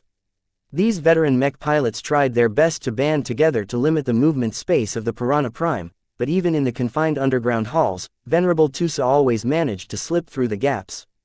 In order to accelerate his killing pace, Tusa didn't bother to perform as many evasive maneuvers anymore. Occasionally, swords and positron beams struck the surface of the mech. The Piranha Prime's weak resonance shield managed to negate some of those attacks. The solid unending alloy that clad its surface blocked the rest. This light mech is unreal. Why didn't my attack deal any damage? Stay away from it. It's got a freaky field effect that turns your mind into mush. Pull out your guns and shoot. No matter whether the biomechs attacked up close or at a distance, none of their attempts achieved any visible effect. Whatever confidence the defenders still held was rapidly draining away. At some point, one of them made an astonishing observation. The power of this foreign mech does not belong to a second-class machine. Its armor is too good despite being so thin. It's a first-class mech. The hearts of every surviving mech pilot briefly shook as they heard this conclusion. From the way the Piranha Prime slaughtered so many second-class biomechs like cattle, the deceptively thin classical mech indeed seems like a first-class mech. Even though its speed was not actually comparable to a true first-class light mech, its impervious armor along with its indestructible daggers was way beyond anything that a typical second-class light mech should possess. Their already frayed morale completely evaporated at the moment. All thoughts of loyalty and obedience went out of the window. Run! We can't beat this first-class mech. The biomechs completely stopped coordinating their movements. Their chances of winning while cooperating was not big, but once their formation collapsed, they completely gave up their chance of stopping the Piranha Prime. Venerable Tusa grinned like a shark. Run, biomechs, run. No one can outpace my light mech. The Piranha Prime easily surged up to the exposed rears of the fleeing biomechs and easily cut them down with a couple of rapid stabs. When the Piranha Prime began to reach a narrow tunnel, its progress nonetheless slowed down a bit because it had trouble moving past its latest victims. It took too long for the disabled mechs to fall and allow for other mechs to pass through. Still, Venerable Tusa was more than satisfied with the effect he achieved. In just a couple of minutes, he managed to slaughter 25 biomechs.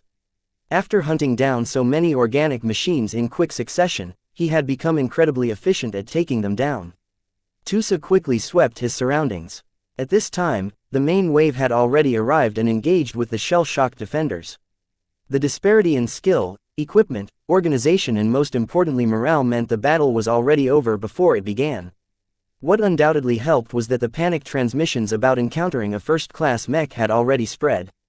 As soon as the Piranha Prime began to approach a nearby squad of enemy biomechs, their pilots shook so much that they didn't even think about putting up a fight. Screw the boss, let's run. We can't beat this first-class mech. The abrupt flight of a single mech squad sparked a chain reaction. The remaining defenders didn't want to bear the increased pressure. While they weren't necessarily selfish, they did not wish to lose their lives in order to facilitate the escape of craven deserters. Even the leaders recognized that the fight was lost. Retreat. Split up and make your way back to our fallback point. The defending force completely disintegrated. The locusts devoured yet another prey. Chapter 2860 Straining Integration. The conquest of the biomech production complex was one of the greatest victories accomplished by the ground forces up to date. The stellar performance of Venerable Tusa and the Piranha Prime played a critical role in collapsing the coalition of gangs. If the prideful and cohesive base occupiers insisted on standing their ground, then they could have inflicted quite a lot of damage against their opposition. Yet due to their crumbling morale, the criminals lacked the mental fortitude to put up a bitter struggle. Holding on to the base wasn't worth losing all of their lives and biomes. Gangs were all opportunists by heart and only fought for material gains rather than a higher and more abstract purpose such as defending their state. Vase and many people in the Larkinson clan knew this, so they constructed and refined their tactics to specifically exploit this trait. Even if General Verl wasn't present to implement this strategy himself, there were plenty of other military officers in the clan who attended his lectures and received his instruction. The three mech doctrines of the Larkinson clan were elite development, psychological warfare and maneuver warfare. The tactics the Larkinsons and its allies utilized in their battles up to this point were based on these paradigms. The immense success that they enjoyed so far showed that the mech doctrines truly fit the clan. While the older members of the clan were already familiar with these notions, the new recruits had all become impressed by the ease in which the Larkinsons mowed down their opposition. Throughout the raiding runs, the Larkinsons never shut their doors. Plenty of refugees and desperate lifers looking for safety decided it was a good idea to flock to the welcoming arms of the imposing air fleet. Unlike many other armed forces on the planet, the eclectic air fleet never bullied the innocent or attacked the righteous. Instead, their swords were squarely pointed at the organizations that had stained their hands with life or blood. These gangs and groups of depraved mech pilots added to the chaos overtaking the planet and thought that they had become invincible. The saviors from the skies decisively proved these delusional criminals wrong. Due to the relatively good reputation that this growing air fleet accrued, the lifers who were sick, injured, hungry, overtaken by grief or simply desperate all flocked to the Larkinson clan. The influx of hopefuls had gotten so big that the Larkinsons were forced to become picky again. While Vase welcomed any chance at expanding his force, there was no room for burdens who couldn't contribute anything to the air fleet. When he looked out at the thousands of hopeful citizens lining up in front of the main gates of the biomech production facility, Vase doubted that more than 1% of them would make it through. Unless they brought something of immediate value such as biomechs or valuable expertise, taking them in only drained more resources. Those that managed to get in all had to get up to speed on what it was meant to be a member of a clan that traced its roots to a humble third-rate state in an entirely different star sector. Larkinson network or not, the cultural differences were too great for the former lifers to change their attitudes right away. If Vase was able to bring the new recruits back to his expeditionary fleet, then he wouldn't have to worry so much about this problem. The clan could break them up into small groups and distribute them throughout the ships of his fleet. By making sure that every lifer was surrounded by lots of regular Larkinsons, the newcomers would rapidly conform to the clan because of constant exposure to a different way of life. Together with the constant influence from the Golden Cat, it would only take a few months for these newcomers to be able to work seamlessly with other Larkinsons. It's too bad that this is not an option. Vase sighed. The scale of his air fleet grew so much that he had to accommodate thousands of lifers. Some of them possessed vital skills such as the ability to service biomechs or crew a biovessel. When the lifers began to outnumber the foreigners from another star sector by 2 to 1, the integration process stalled. The more established Larkinsons weren't as capable in convincing the former lifers to alter their views or convince them to embrace typical Larkinson values. There were too many other former citizens of the LRA in their midst who each preferred to maintain as many views and habits of their home state as possible. While Vase worried a lot about this issue, he had little choice but to let it slide. As long as the new recruits remained loyal, he reluctantly tolerated the quirks of the locals he absorbed. Yet due to the fact that the initial batch of recruits consisted of some of the most desperate kind of refugees, not everyone was able to find their place in the Larkinson clan. Under these difficult circumstances, the clan was unable to treat the clansmen as well as they should or invest enough attention to make sure they received the attention they needed. On the day after the air fleet took over the large complex, an older man wearing a freshly fabricated red and white uniform of the Larkinson clan entered the main production complex. The armored guards stationed at the sides allowed him to pass without a fuss. "Good day, Drive, Redmont. Good day to you too, fellow." Nigel Redmont Larkinson smiled and nodded at a younger worker who directed a bot that carried a sack of beetle eggs. "Where are you taking these eggs?" "They're headed back to our air fleet. We don't have enough of them and there are way too many chores that need to be done that only beetles can do. It's better to have too many of them than the other way around." "I see." They chatted briefly but continued on with their duties. Nigel continued to pass through a number of corridors and halls. Even though the Larkinsons didn't actually own this massive biomech production complex, their guards still manned the checkpoints. The security procedures also become more cumbersome. Nigel went from passing through the checkpoints without interruption to being patted and scanned for any spy devices or sabotage equipment. The guards and security systems found nothing, because Nigel did not carry anything suspicious to begin with. Aside from his uniform, he only carried a biocom on his wrist and some inconsequential identity cards and authentication tools in his pockets. He didn't even carry a single weapon. Only after completing the entire routine was he allowed to enter the most valuable space in the building. The enormous hall had ceilings that stretched over 100 meters into the air and covered an area that was large enough to host a full mech company. What was remarkable was that this was just one of several halls of the expansive production complex. None of the preceding conquests of the Larkinson clan matched the scale and sophistication of this production facility. What was special about it was that every biomech that used to be in production had been taken out of the feeder pools and left to dry out on the ground. Each of these shriveling biomech embryos were sized differently. The more recent ones were as small as an aircar, while the ones that had almost finished their growth cycle only looked a bit skinnier than a finished biomech. Yet as long as they weren't finished, they were of no use to the Larkinson clan. They had to make way for damaged biomechs that urgently needed repairs and servicing. The feeder pools that used to grow new biomechs could also be employed to remedy existing mechs without employing too much effort. This was one of the advantages of working with biomechs. The infrastructure required to grow them and repair them was cumbersome, but once the feeder pools were in place, they could perform all kinds of useful work without requiring too much manpower. "Nigel," someone called. "Did you make some progress on finding the right formula to feed some of our biomechs?"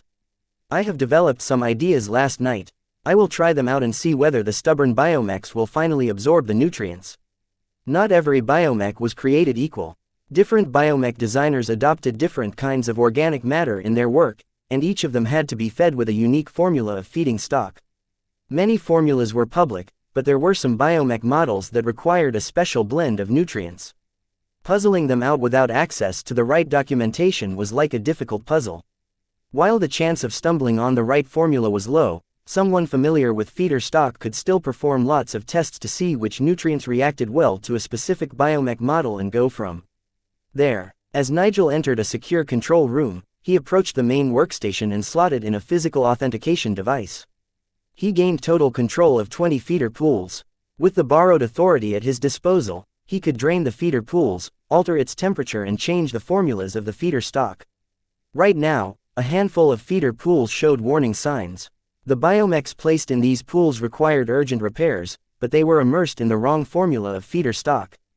The lack of correct substances and nutrients meant that their repair process proceeded a lot slower than it should. The clan tasked a group of biomech designers to deduce the right formulas so that these stubborn biomechs would finally be able to enjoy the care they deserved. Nigel began to tap his fingers across the projected interface with great familiarity. He concentrated on a specific feeder pool and completely changed its initial formula. Once he finished, he checked the chosen materials and made sure their proportions were correct. At this point, he should have asked his colleagues in the room to check over his proposal. Perhaps he overlooked something that might result in a problem if applied. The old man didn't do that. Instead, his fingers moved to duplicate the formula to all of the other feeder pools, even the ones that were already working correctly. Without giving him any time to question his actions, Nigel pressed the button to force the feeder pools in the current hall to use his new formula. A strange beep sounded out from his console that requested for Nigel to authenticate himself again. As he did so, he was just about to press the button that confirmed his choice, only to halt at the last second. His finger only had to press a little lower, but for some reason a pressure built up in his mind that heavily discouraged him from going through. What is this? Was his guilty conscience acting up? That was impossible. His cause was just and his reasons were sound. Yet despite all of that, Nigel suddenly felt uncomfortable in a way that caused him to become increasingly more concerned. His outburst along with his frozen posture attracted the attention of other colleagues. "Dr. Redmond, what is the matter? Wait, why do I feel?" The other biomech designers and assorted experts all felt there was something wrong. Normally, they respected Nigel's knowledge and experience, but right now they felt that their supervisor was a threat for some reason. "Am I sick? I might have drunk the wrong coffee this morning." Even as the feeling of wrongness continued to intensify, the lifers in the control room had never received any relevant instructions. They were all confused instead vigilant. During this time, Nigel gritted his teeth and tried to press the projected button with greater and greater force. Though the strange mental pressure in his mind was strong, his determination to fulfill his mission was greater. After crying out his breath, Nigel forcefully managed to press the projected button. A few seconds of silence passed before a change took place. Every feeder pool in the hall began to roil as the existing feeder stock drained away. Soon, a new formula poured inside the empty pools. As soon as the new stock started to get into contact with biomechs, smoke started to sizzle from the pools. The feeder stock weren't nurturing the organic machines. Instead, they were killing them. The corrosion was so great that toxic fumes were already beginning to escape the open pools. What is going on? The biomechs are corroding. Reverse the latest procedure. Activate the fail-safes. It's Drive. Redmond. He's responsible for all of this. Stop him before he can do anything worse. Chapter 2861 Total Sincerity. How could this happen? Commander Rivington, who recently received a promotion in order to increase his authority, helplessly shook his head. The feeder pools inside every growth hall are controlled by a centralized regulating system. In theory, only a single authorized supervisor is able to control every aspect about the pools. In practice, someone above the supervisor implemented many restrictions that limit abuse. In the case of filling the feeder pools with a corrosive formula, the central system should have refused to implement the new instructions unless someone with greater authorization arrived to inspect the situation. Then why did that not happen? Vase asked as he continued to look upset. These safeguards never fired off because we hacked the central system, sir. We are not authorized to run this facility since we are not part of the original staff. Our only option to make use of the feeder pools is to break the security measures. During this process, our staff also inadvertently removed the additional safety precautions. We basically returned most options back to their factory setting, which is much more permissive than we'd like. I see. They were working with borrowed hardware. There were bound to be problems. Vase just didn't think it could lead to such a major incident. Vase and Commander Rivington stood behind an observation window that showed a typical interrogation room. Just hours ago, a disaster had taken place inside the captured biomech production facility.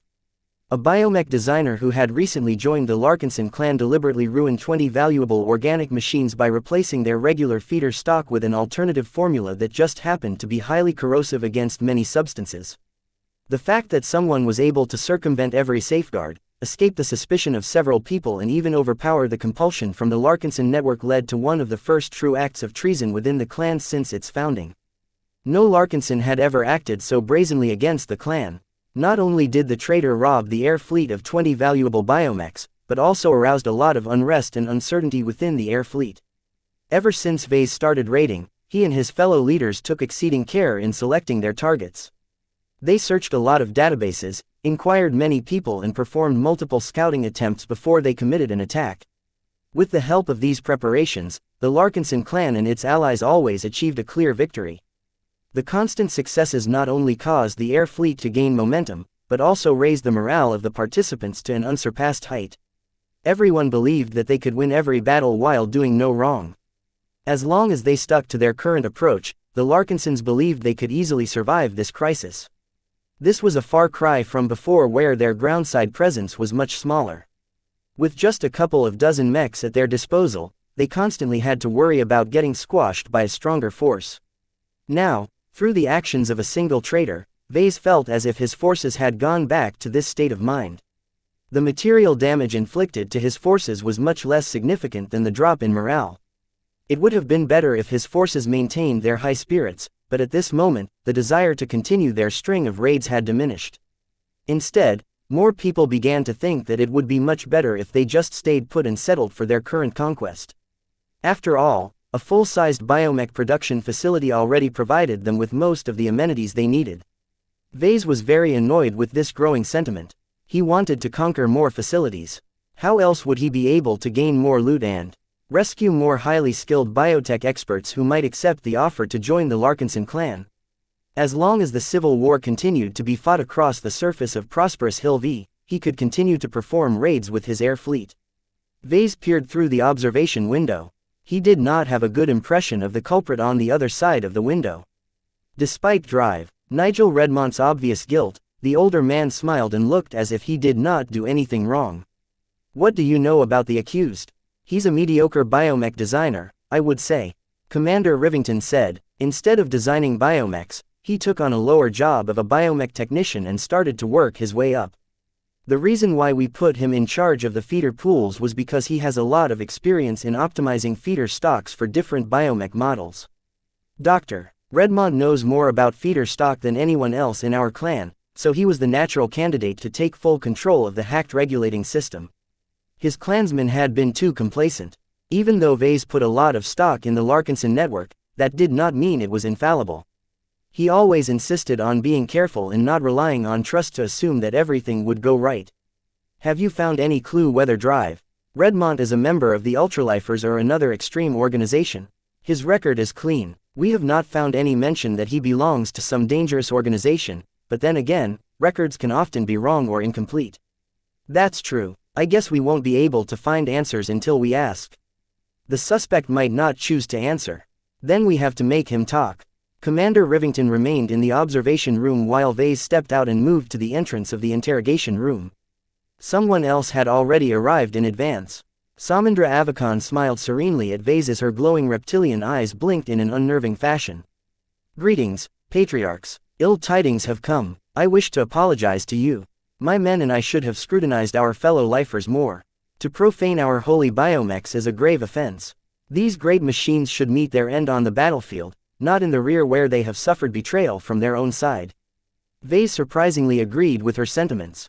While he felt that many of the stances held by Spiritus Sancti were rather kooky, their respect for biomechs closely matched his own. While they were rather misguided when it came to worshipping biomechs as blessed creations, they were not that bad for the most part. Up until now, this assumption held true. Dr. Redmond managed to pass through Goldie's initial inspection, but was still able to execute a nefarious plot while remaining undiscovered until he had reached the final step. This was both remarkable and deeply concerning. Vase was already aware that Goldie wasn't always effective, but her blind spots appeared to be greater than he initially assumed. Nida, book, please. His bodyguard passed the Larkinson mandate into his armored hands. Vase concentrated his mind a bit and began to commune with the golden cat. Nya, it's not your fault. Not entirely, he whispered. We are all new at this. Our current circumstances are anything but ideal, and we were truly pushing our luck by recruiting so many dubious figures into our clan. After soothing the ancestral spirit, Vase turned his attention back to Samandra. The woman waited calmly for Vase to proceed. While the former priestess of Spiritus Sancti had always been dutiful since she and her fellow cultists joined the clan, Vase couldn't help but grow a bit suspicious. Together with other risk factors, Vase realized that he had been dangerously complacent around someone who was very new but already gained a measure of authority within the clan. Even though she used to be part of a religious cult in a supposedly secular state, her beliefs earned a lot of respect from the lifers. In fact, it might be a bit inaccurate to state that the lifers were secularists. Their strong obsession towards biotechnology was practically a religion in itself. Their behavior was too irrational to Vase. If they were truly respectful towards science, then they should have adopted a more sober perspective towards biotechnology. What is the matter, Patriarch Vase? Samandra looked concerned. Her glowing eyes softened. You seem troubled. Why do you serve the Larkinson clan? I have already told you the answer. She replied in the face of his suspicion. The works that you have presented to us are proof that biomechs can only prosper at your hand. While we still hold great respect towards the Life Research Association's biomech industry, centuries have passed without resulting in a significant breakthrough. We know enough about the local biomech designers to know that none of them possess the brilliance that is required to elevate their creations to the next level. Their products always fall short of our ideal. And you think that I'm different? We know you are different. Samandra grinned. We have heard the stories about you. There are numerous veterans within your clan who are willing to share their perspectives on your many exploits. We have patiently heard how you fought against gods, called upon blessings, made mechs alive and provided a path to transcendence to your clansmen. The quaint group of people called Ilvanans have been particularly forthcoming. Vase groaned. The Ilvanans possess different beliefs from yours. Why do you even listen to them? They don't even like biomechs, I think. Different paths lead to the same destination. While we have our disagreements, we are still fellow Larkinsons. We have also managed to gain an understanding with the Hexers. Whether they are penitent sisters or glory seekers, we acknowledge the divinity of the superior mother. She is far beyond an average biomech. What the hell was he listening to? Vase felt as if he was going mad. These stupid assumptions made no sense, yet Samandra sounded as if she did not doubt anything she just said. At least he knew she was sincere. While she was spouting all of her nonsense, Vase carefully observed her while holding the Larkinson mandate. This granted him an especially intimate connection to the Larkinson network, which happened to maintain a direct connection to her mind. Since this connection bypassed any external barriers and disguises, it was practically impossible for Samandra to hide her true intentions from him. If she harbored any ambiguous or ill intent, then Vase would be able to spot it even if Goldie couldn't. Yet, all Vase managed to sense from Samandra's mind was complete sincerity. She truly meant it when she said that she had alluded that she had turned her back against the LRA. She was also completely serious when she stated her willingness to follow him due to his ability to elevate biomechs to a higher level. It would have been easier if Samandra was more similar to Dr. Redmont. If this was the case, then Vase could have acted on his discomfort towards Spiritus Sancti and kicked every member of the cult from his clan. As it was, Vase could not justify this decision. Mere dislike was not a reason to deprive any Larkinson of his or her identity. This was why he decided to drop the matter.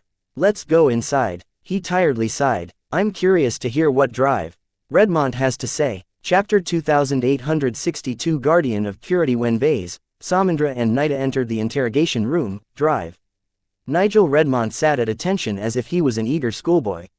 The knowledgeable biomech designer even maintained a pleasant smile. Mr. Larkinson, what a pleasant surprise. I did not expect you to visit me in person. It is an honor. Vase was not amused by the cheek shown by the traitor. His initial impression was that Dr.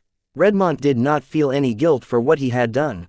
Since Vase continued to keep his hold on the Larkinson mandate, he felt a disturbing degree of similarity between Drive Redmont and Priestess Samandra. Both of them were completely sure of their purpose. Vase only sensed this degree of certainty from fanatical believers.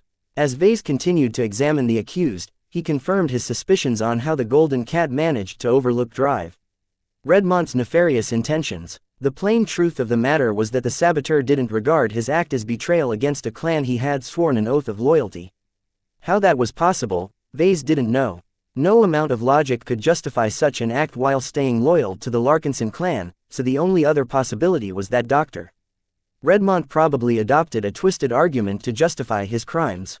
Vase stepped forward and lowered his armored form onto one of the reinforced chairs. His unending regalia wasn't the most comfortable when he was in a sitting position. He neglected to account for some factors when he designed and handcrafted his personal armor. Samandra had a much easier time. She didn't appear to be afraid of getting caught up in explosions and other hazards as she continued to wear a robe that reflected her former identity as a priestess. As the woman took her seat, Vase carefully studied the traitor to observe his reaction to her presence. Samandra was a well-known figure to the lifers within the Larkinson clan. Evidently, Drive Redmont liked what Samandra stood for. Their beliefs were similar enough that he did not hold any animosity towards her. In fact, he did not hold any contempt towards Vase either. How was he able to maintain these opinions while inflicting obvious harm to the Larkinson clan? This didn't make any sense. Dr. Redmont, Vase slowly began. How do you feel? I feel fulfilled, sir. I accomplished my goal. I also feel regret. How so? I regret that I was only able to eliminate just 20 biomechs. If I had the ability, I would have preferred to ruin every biomech in the hands of the clan. What a madman. Vase could hardly believe that Dr. Redmont was that gutsy. The Larkinsons possessed more than 400 biomechs even after 20 of them got ruined. His industrious clansmen had managed to get numerous biomechs to work that originated from the inventory of the production facility. More biomechs were in the process of getting fixed. The former occupants of this site had left plenty of organic wrecks behind. Some of them did not require too much effort to repair, most notably the biomechs whose cockpits got stabbed by Venerable Tusa. Vase let out a deep breath. Please help me understand your motivation. Why harm our clan by depriving us of valuable combat assets? I did not intend to do any harm. Well, you sure did. More lives will be lost as a result of your reckless actions. Do you even care about the consequences your actions have wrought? It is exactly because of the consequences that I proceeded with enacting my plan. Dr. Redmont calmly replied, while I acknowledge the immediate harm that my actions have sparked, in the bigger picture what I did will save us all. I have saved our clan from damnation. Don't act as if you are a Larkin's on. Vase lost control for a moment. Your acts directly harmed our ability to defend ourselves.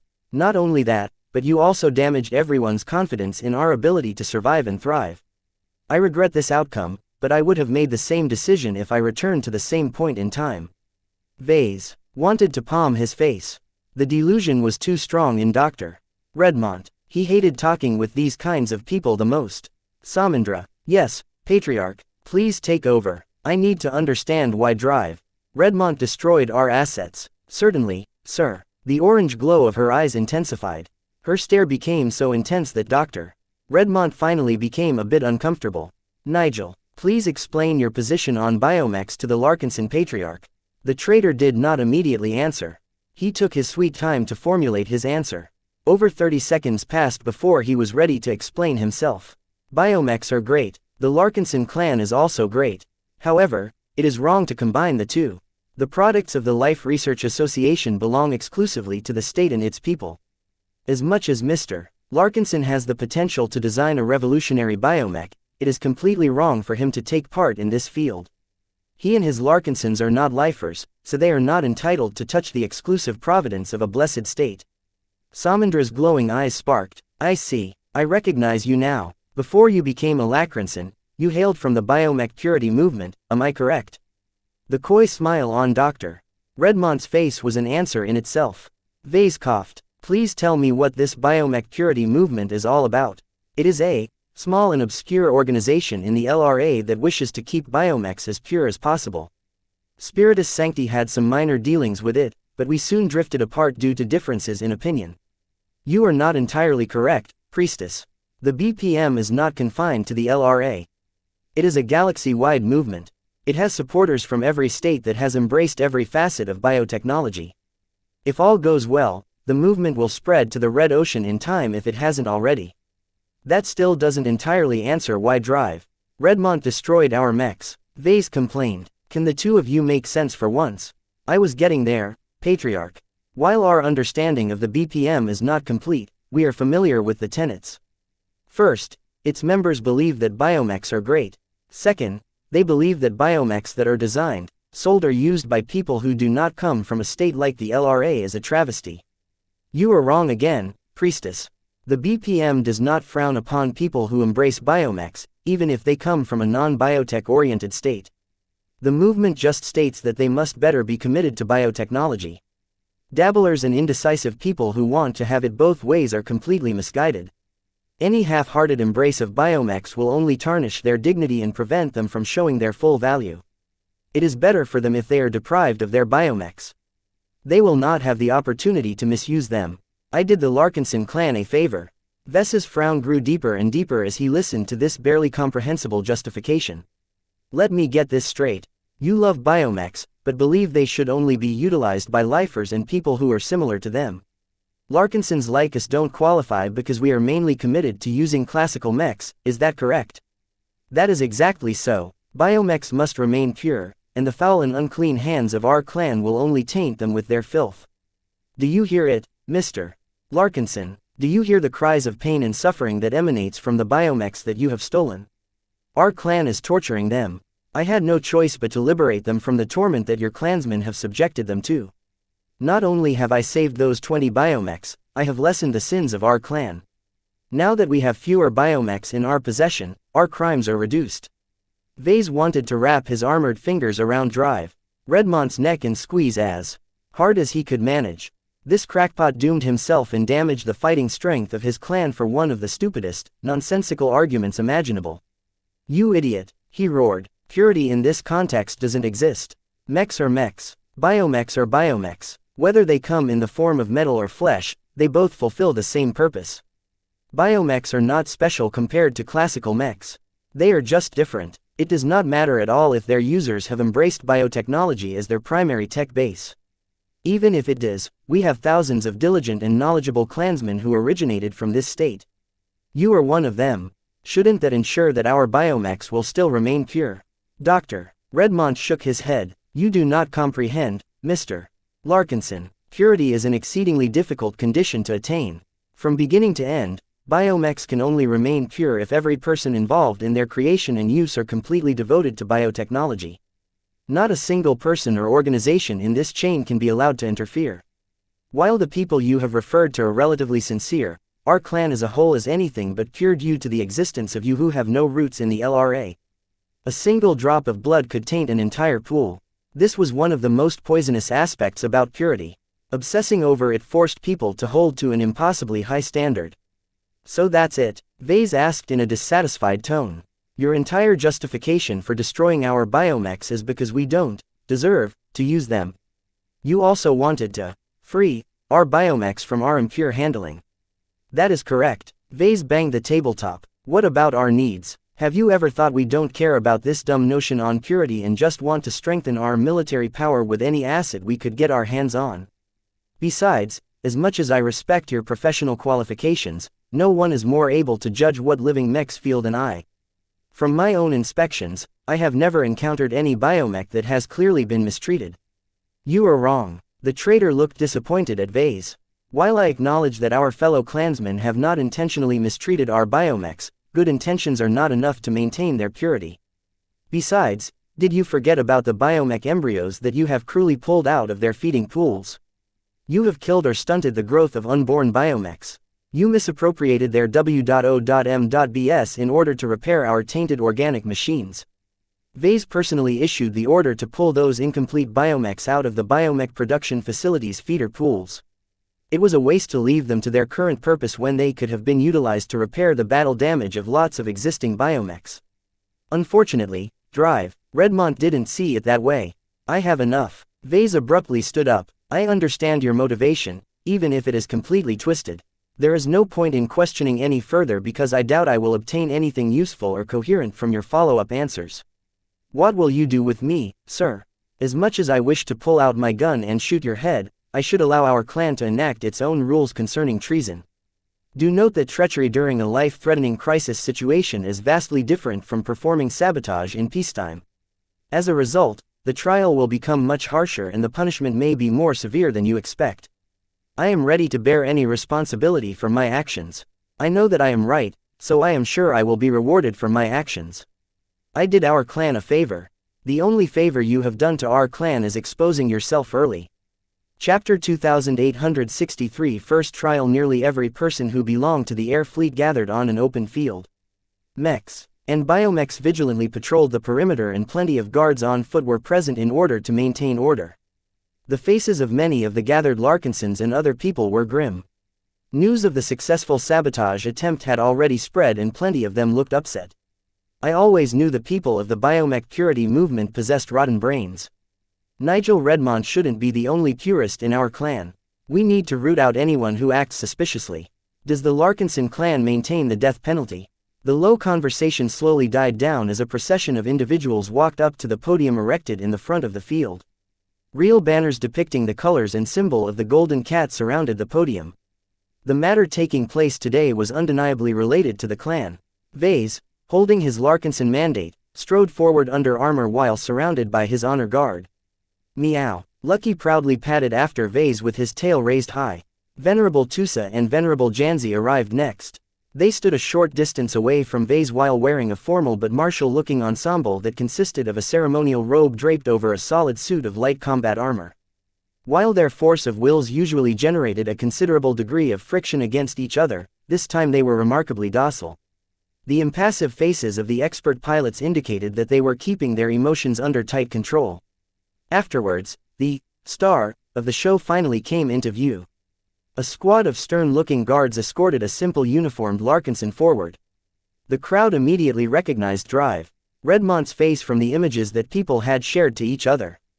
The traitor is here. Kill him. Teach him a lesson for destroying our biomechs. I volunteer as executioner. Commander Casella Ingvar, who presided over the situation, stepped forward and amplified her voice. Silence. We will have an order here today. We are Larkinsons. Act like it. Unlike the unrestrained thugs and misguided fools that are rampaging outside.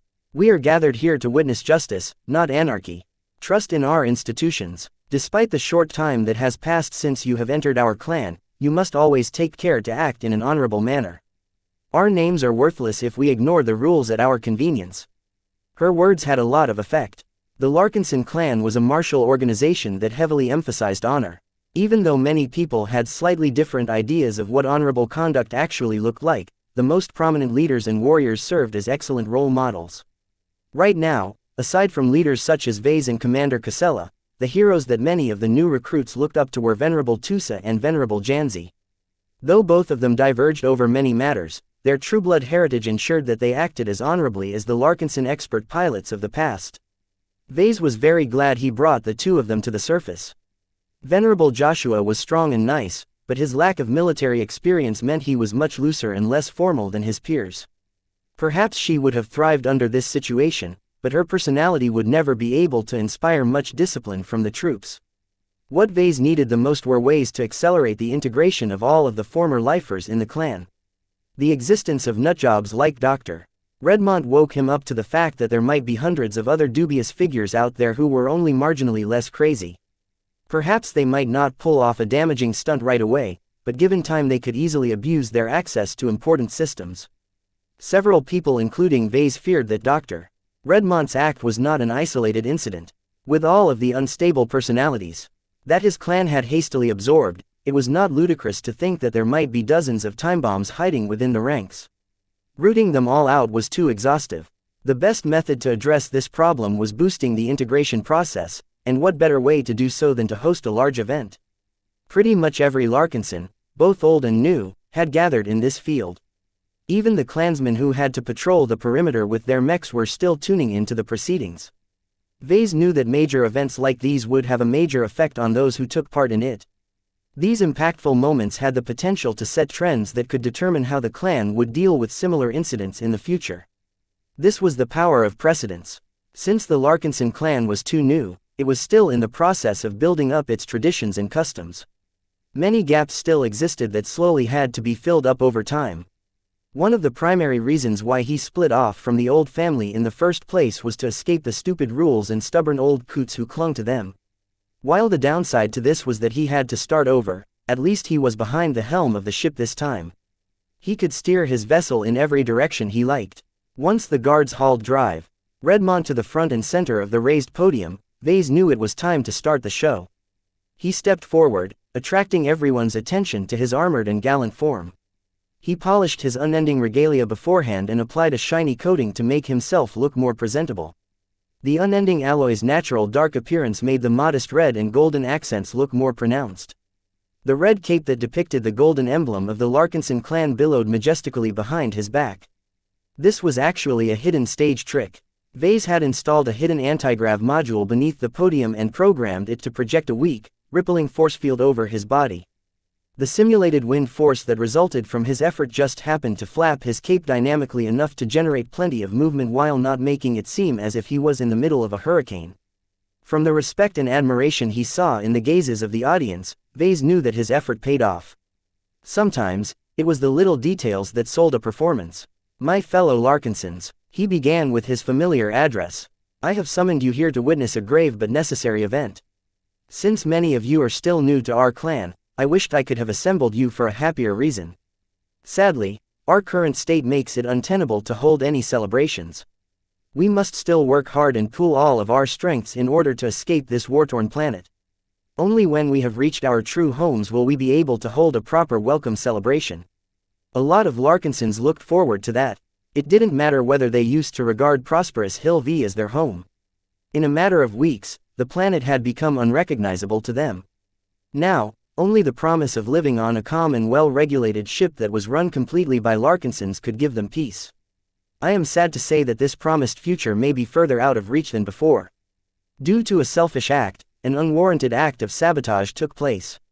The sudden loss of 20 powerful biomechs is not a trivial case of destruction of clan property. The true damage that has resulted from this incident is the weakening of our combat strength. In concrete terms, this means we will suffer more deaths and achieve less gains. An attack on our mechs during a time and place of active fighting is nothing less than harming our fellow Larkinsons. The emotions of the crowd quickly flared up. While the clansmen didn't shout any outrageous statements this time, Vase could easily sense how much animosity they held towards Drive Redmond. While Vase did not choose to channel Goldie or any other design spirit this time, he still held the Larkinson mandate in his grasp. This gave him an excellent real-time grasp of the emotional reactions of his men. This resulted in a powerful advantage where he was able to tailor his tone and approach on the fly in order to achieve even greater persuasion. For his part, Drive Redmond did not exhibit any measure of guilt, and that made the crowd even angrier. "Dr. Nigel Redmond Larkinson," Vase turned and spoke to the unrepentant traitor. "You stand accused of high treason against the clan you have sworn an oath to serve. How do you plead?" "My answer remains the same, Mr. Larkinson. I did our clan a favor by sparing the tainted biomechs from your use. As long as the Larkinson clan has not fully embraced biotechnology, it does not deserve to field biomechs. These holy machines must stay pure, and the best way to do so is to keep them in the hands of true lifers who are truly worthy to handle these blessings. You rotten purists, we used to be lifers, you idiot. We know exactly how to take care of biomechs." Vase shook his head. "As your fellow clansmen already show, you are wrong, Drive Redmond. Just because you believe you have saved our clan doesn't mean it is actually true. In fact, it is the opposite. Any Larkinson blood that is spilled as a result of your sabotage will forever be laid at your feet. You are not a savior except in your own imagination. In reality, you are a traitor, and your name will forever be associated as one in our records." This time, Drive Redmond's confident demeanor began to crack a bit. It seemed that everyone's inability to acknowledge his righteousness was starting to bother him. He did not accept to receive so little support. "Mr. Larkinson, let me explain more clearly. The purity of biomechs in our possession are..." "Shut up," Vase abruptly barked. He waved his arm in a theatrical manner. This activated a preset command that automatically muffled Drive Redmond's voice. The traitor had been muted. Perhaps you are under the impression that you still have the opportunity to argue your case. This is false. This is not a conventional trial. This is a court-martial that takes place in an active war zone where we are subjected to martial law. You have already presented your arguments to us behind closed doors. Now, our tribunal is here in order to present its verdict and issue its sentence. Dr. Redmond widened his eyes. He did not expect that the Larkinson clan would expedite the trial so quickly. He at least wanted to gain more time to present his case to the audience so that he could inspire them to follow his example. Vase knew this quite well. There was no way that Dr. Redmond would be declared innocent with all of the overwhelming evidence against him. What was truly worrisome was whether the traitor was able to use his speaking moment as an opportunity to spread even greater discord. To prevent this disastrous outcome, the trial left little opportunity for the delusional saboteur to address the public. Besides, Vase couldn't be bothered to conduct a lengthy trial. He wanted to achieve a short but powerful impact before ordering his clansmen to return to their duties. A lot of work still needed to be done and Vase wasn't finished with his raiding spree yet. Even if he lost 20 biomechs, he still retained enough combat power to aim at another ambitious target. Chapter 2864 Passing Judgment. Though Vase wanted to rush the trial as fast as possible, he did not want to turn it into a forgettable moment. He wanted to sear this solemn occasion into the minds of his clansmen, especially the recent recruits who might hold thoughts that were just as deviant. This was why he cut this public portion short. There was no need for him to expound on what Drive Redmond had done, and he did not want to give the accused a podium to present his twisted logic. Rather than waste the attention span of his clansmen on irrelevant speeches and protocol, Vase decided to just get to the point straight away. He turned to the pair of expert pilots that had remained still up until now. When Vase nodded in their direction, the expert pilots stepped to the center, thereby drawing everyone's attention to the best mech pilots in their midst. This time, the field had turned so silent that Vase could clearly hear Lucky's tail tapping against the surface of the podium. Behave. Meow. Though Lucky didn't think much of expert pilots, the rest of the crowd thought differently. Hero worship of expert pilots was a universal phenomenon in human space. It didn't matter if the LRA embraced biomechs instead of regular mechs. Its citizens still looked up to their version of expert pilots with just as much enthusiasm. Venerable Tusa no longer looked as casual and at ease as his usual self. His internal turmoil along with the need to preside over this serious case caused him to exude a grave demeanor. The clansmen who looked up to him, both figuratively and literally, started to turn grave as well. The air became heavier as everyone figured out that Venerable Tusa didn't have anything good to say today. I find myself in a position that I never wanted to occupy. Tusa began to say, since the founding of our clan, no one had ever acted this far out of line. When I advanced to my current rank, the Patriarch told me that one of my new responsibilities was to preside as a judge over serious crimes. To be honest, I scratched my head when I initially tried to wrap my head around this requirement. Why me? Why not leave these complex legal issues to the lawyers and the judges with fancy legal degrees? That was a good question. While the Larkinsons definitely hired a small body of lawyers and judges, they were not here right now. It's only now that I think I got the gist of it. As much as I hope that every Larkinson would try to behave, crime is a human condition. Everyone is different, and that is something that should be celebrated, but not every deviation is good. When an individual such as Dr. Redmond comes along, I cannot stand by when I have the capability to step forward and help our clan in my own way. Venerable Tusa turned his robed and armored body around and stepped closer to the suspect. The biomech designer was still muted, so the only way he could show his apprehension was by changing his expression. Nigel Redmond. Tusa spoke in an intense voice as his gaze pinned the accused into place. I have already heard what you did and how you justified your actions. Do you still believe you acted in the best interests of the Larkinson clan? Do you still cling to the notion that you have made us all stronger and better by getting rid of some of our biomechs? Venerable Tusa frowned deeper. Have you ever asked your superiors or our Patriarch whether you should destroy our mechs? Have you ever approached the designated mech pilots of those biomechs and inquired whether they would like it if you deprived them of their ability to defend our clan? Have you ever asked the thousands of defenseless Larkin sons in our midst whether they think it's fine if you strip them of some of their defenses? This was the first time that Vase saw his cousin becoming so emotional. The doubts swelling in the expert pilot's mind accumulated to such an extent that he felt the need to vent his frustrations. You didn't, obviously, Tusa guessed. You asked no one because you knew they would have different thoughts. Why else did you keep your intentions secret? The fact that you made sure to keep your plan under wraps until it was too late is proof that a part of you recognizes that what you have done is wrong. Am I correct? Do you feel guilty, Drive? Redmont, the muted prisoner frantically shook his head. Whatever he felt in his heart, it was clear that he did not want his actions to be interpreted in a negative light. Venerable Tusa looked disappointed. You are no different from the people who are terrorizing the populace outside. You share the same sins as those who have embraced the chaos and pursued their hedonistic desires over the welfare of others. The expert pilot grew emotional. Just like every other Larkinson, we entrusted you with freedom and responsibility.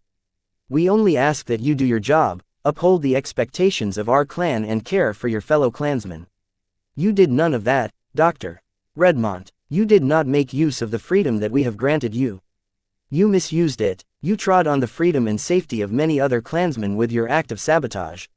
You acted selfishly. He spat out that last word with such vehemence that his force of will pulsed aggressively at Drive. Redmont, the traitor winced from the tirade. The choices you have and the freedom you enjoy in our clan does not mean you are allowed to impose your strange views on others. How would you like it if someone thinks you're better off dead? According to your logic, any Larkinson should be able to shoot you in the head, just because you don't think that infringing on other people's rights is wrong. Do you understand how wrong that sounds? Venerable Tusa brutally exposed Drive Redmont's selfishness. By stripping the subject of his righteous veneer, the impressive mech pilot of the Piranha Prime removed any sympathy that anyone might harbor. Not only that, Tusa also voiced his disapproval of others who might hold similar intentions. This served as a powerful deterrent to those who also thought about acting behind everyone's backs. My opinion on this case is already set. He spoke with a tone of finality while turning around and walking back. Dr. Nigel Redmont Larkinson is guilty of high treason.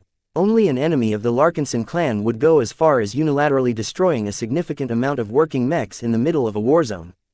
Although the word, Larkinson, is attached to his name, he is no kin of mine. He is the enemy, and should be treated as such. With those harsh words, Venerable Tusa finished his piece. If it wasn't unseemly for him to do so, Vase would have clapped. Tusa did brilliantly. Even if he was not a trained or experienced public speaker, expert pilots were always good at expressing their will. Venerable Janzi's turn came next. She moved to the center and occupied the same spot that Tusa had just vacated.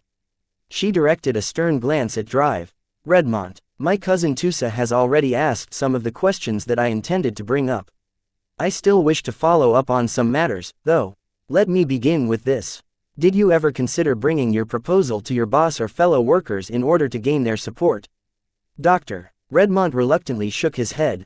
Obviously, the clan had already ascertained that he had never shared his plan to anyone. Venerable Janzi's disapproval increased. Do you think that our Larkinson clan is an organization without rules? We have an entire body of laws. Just like the Life Research Association and any other state, we formulated rules and codified them into laws because their absence permits behavior that endangers our clansmen. While I cannot recite any specific clan laws that pertain to this current case, I am certain that there are some in place that prohibits what you have done. Destroying any biomechs without possessing the necessary permission or authority is a crime in the LRA. What makes you think our clan is any different? Dr. Redmont urgently wanted to speak, but not a single sound escaped from his strained throat.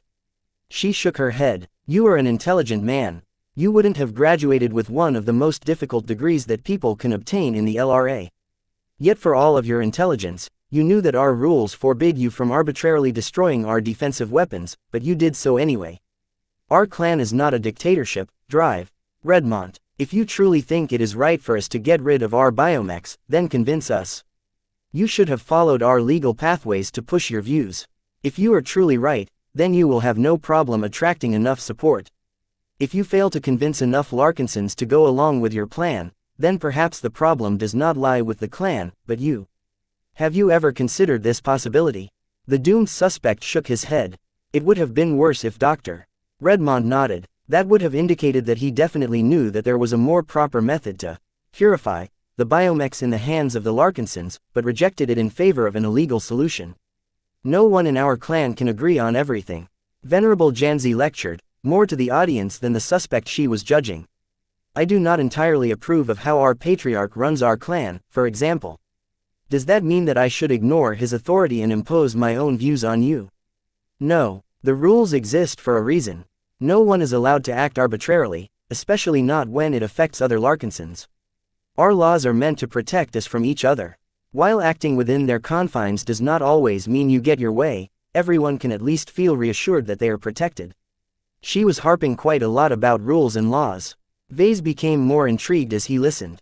He gained a greater insight into her mentality. That would doubtlessly be very helpful the next time he got into another argument with the stubborn expert pilot. This case is simple to me. Nigel Redmond broke our laws. His actions, which he undertook without even bothering to gather support, led to real material damage to our clan in a situation where we can least afford it. Any motivation or justification is not that relevant to me. What I care about are concrete actions and concrete results. Since Drive, Redmond has deliberately rejected every legal or permissible avenue to implement his idea, he cannot even claim ignorance that his intentions are wrong. He is representative of the worst kind of evil, the unrepentant devil who believes he is right when the rest of the galaxy thinks he is wrong. Vase eagerly nodded his head. What a good speech. Venerable Janzi did not do any worse than Venerable Tusa. The audience fully accepted her clear and simple reasoning. Janzi pinned Drive, Redmond with one last glare. Although I do not feel worthy to pass judgment on fellow clansmen, the harm you have done to us is so great that I feel no remorse in deciding upon your fate. My opinion is that Dr. Redmond is guilty of high treason, and other crimes. You are a threat to your fellow Larkinsons.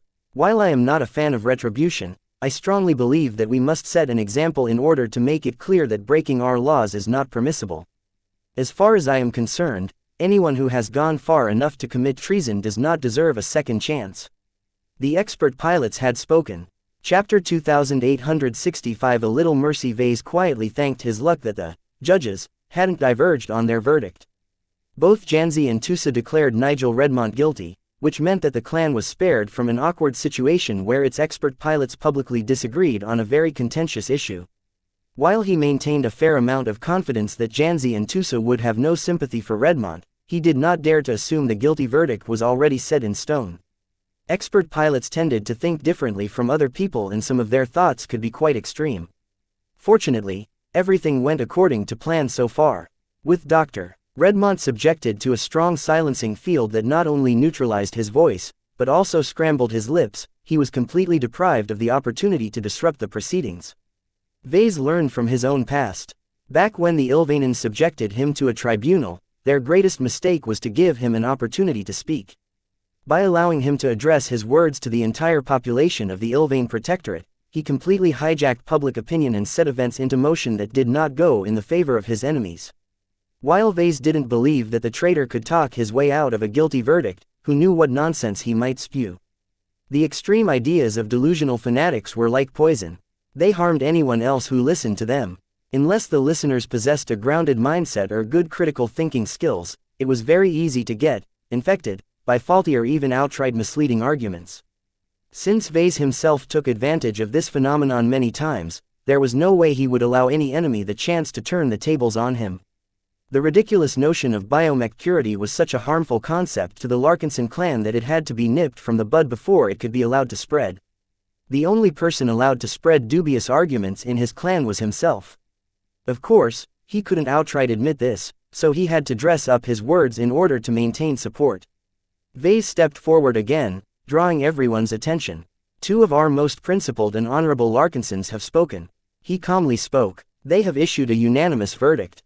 I hereby declare that Dr. Nigel Redmond Larkinson is guilty of high treason against the Larkinson clan. This was the expected verdict. Yet the ceremony around it and the gravity of the situation made it sound a lot more serious than it was. In fact, it was stupid to expect any other outcome. Declaring Drive Redmond innocent would not only make a mockery of the clan laws, but also lead to widespread confusion. No matter what technicality or trick that Dr. Redmond or anyone else were able to employ in order to squeeze out a different verdict, Vase would never allow this formative moment to be derailed. Fortunately, Vase did not have to enact any of the contingency plans he prepared against these unexpected occasions. The tribunal proceeded without any surprises, and the speeches guided public opinion in the right direction. He was quite sure that other former lifers had received a profound lesson on what would happen to them if they harmed the clan. Being declared guilty was not a sufficient blow in itself. Vase knew that plenty of self-righteous nutcases were willing to accept punishment as long as they succeeded in pulling off their dangerous schemes. What Vase had done was to drag them in public and exposed all of their shortcomings. He held the trial in a way that turned everyone's opinion against the suspect. The judges, who happened to be influential expert pilots, personally led this process, thereby ensuring that the suspect would never be on the right side. Under these circumstances, any pet causes that the extremists might hold would become so discredited amongst the Larkinsons that they would die without receiving any recognition. As a creator, Vase knew very well that everyone craved recognition. Martyrs only succeeded when others approved and supported their actions. It was a lot harder for them to go through with their destructive acts if everyone and their mother believed they were evil. From Dr. Redmont's constant struggling and desperate mouth movements, it was evident that he did not envision his end to proceed in such a poor fashion. Did the biomech purist think that the Larkinson clan would grant him any mercy? The crime of high treason is not yet well defined in our laws. Vase admitted to the crowd. We have based many of our initial and rudimentary laws on the rulebook of the Bright Republic. Yet what little we have is sufficient enough to uphold justice in this case. Dr. Redmont received the verdict he deserved, and for that he shall receive the only punishment for clansmen convicted of high treason. He stepped closer to the guilty prisoner until he was just an arm's length away. Lucky quietly followed behind Vase, curious at what was about to ensue. Vase stared straight into the eyes of Dr. Redmont. It's too late to show remorse, traitor. Vase hissed. Tears began to fall from Redmont's face. The lifer didn't want to die like this. His eyes pleaded towards Vase. He still wanted to have his final say. Yet Vase remained completely unmoved. Not a single measure of sympathy ever emerged in his heart. Traitors didn't deserve the courtesy of speaking, and the risk of spreading poisonous thoughts was still a great concern. Even so, Vase still granted Drive Redmont a measure of kindness. He stretched out his arm. Nida, blade, please. Nida took out her foldable sword that was made of unending alloy and briar alloy and handed it over to Vase. With the Larkinson mandate in one hand and a sword in another, Vase felt as if he had become the incarnation of justice. He even felt like channeling an aspect of Lufa at the moment, but he didn't want to blank his own emotions. He wanted to enjoy this supreme moment. Screwing people over and executing them while enjoying the total support of the audience was too much fun. There was no way he wanted to ruin this great moment by depriving him of his emotional satisfaction. He started to understand why tyrants and dictators were so fond of executions. Being able to decide upon the life and death of other people was such a powerful rush that it could even be more addicting than stimulants. Vase quietly coughed. As much as he wanted to bask in this wonderful moment, he still had a job to do. He was not supposed to look obscene while enacting justice. Ahem. As the patriarch of the Larkinson clan, I shall represent the will of our people by wielding the blade that will end the traitor's life. The method of execution is death by decapitation. Even though traitors do not deserve it, our honor calls for us to deliver a quick, clean and humane death. Drawing out the execution in order to make it more painful to Dr. Redmont might satisfy our baser instincts, but such depravity will only corrupt us all. Our only requirement is to uphold the law. He raised Nida's unfolded sword. As a weapon that he had personally crafted by hand, he was very familiar with its weight and balance. To be honest, the weapon was a little too long for him to wield with a single hand, but his enhanced strength was still formidable enough to keep his grip solid. He looked into Nigel Redmont's eyes one last time. The older man's tear-streaked eyes finally showed true acceptance. He appreciated the mercy of a quick end. Vase swung the sword in a quick, smooth motion. Though he knew nothing about swordsmanship, he had already practiced this motion prior to the trial. He knew exactly how he needed to move his arm and how much force he needed to apply. The sharp blade that was made out of near-indestructible unending alloy was already sharp enough to cut through metal. Bone presented less of a problem and Vase applied just enough strength to complete the cut straight away. A dismembered head soared away from the rest of the body and quickly fell onto the surface of the podium like a half-deflated ball. The ugly squelch sound made this execution feel more real to Vase and everyone. Vase handed over the slightly blood-stained sword back to Nida and turned his back to the corpse. He had no concern for this loser anymore. Our clan is a sovereign organization that is based on laws, he explained as he made his ending statement. Properly speaking, we are not a state, but that does not mean we allow room for everyone to act as they wish.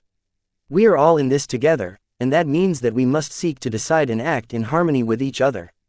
What drive Redmont did was so far out of line with the rest of our clan that he could not have met another end. If any Larkinson did not see it this way at first, they sure did now after what had happened. Vase gestured to Venerable Tusa. One of the judges has made a great point about the trust and responsibility that we extend to you all. We do not restrict everything that you can do. We don't want that either. We want each of you to have enough choices on how you wish to live your life within our clan. Yet for all of our tolerance for different beliefs and ways of life, we can only tolerate so much. He sighed and looked into the air. Our clan offers enough freedom to satisfy everyone. Yet that does not mean that we have room for all of your selfishness. I really don't care about what beliefs or customs that you might hold. We recruit from many different places, so we are quite aware that some of you hold thoughts that run counter to the rest of our clan. You may think whatever you want, but be careful how you act. As our other judge has stated, we have set clear laws and rules on what is permissible. As long as your selfish desires bump against our laws or the rights of clansmen, your ending will not be any better. After driving home this point, he formally ended the tribunal. Now that the show was over, the crowd slowly dispersed while speaking with each other in low tones. The two expert pilots disappeared quickly as they did not wish to be around others any longer than they had to. Bots flew in to dismantle the podium and clean up the mess. Vase walked back to one of the workshops of the biomech production complex while being followed by Lucky and his honor guard. Vase made sure to lock the entrance before heading further inside. He entered a secure room reserved for experiments and faced its only occupant. "I'm not dead," Nigel Redmont spoke while touching his neck. Not a single sign marred his skin.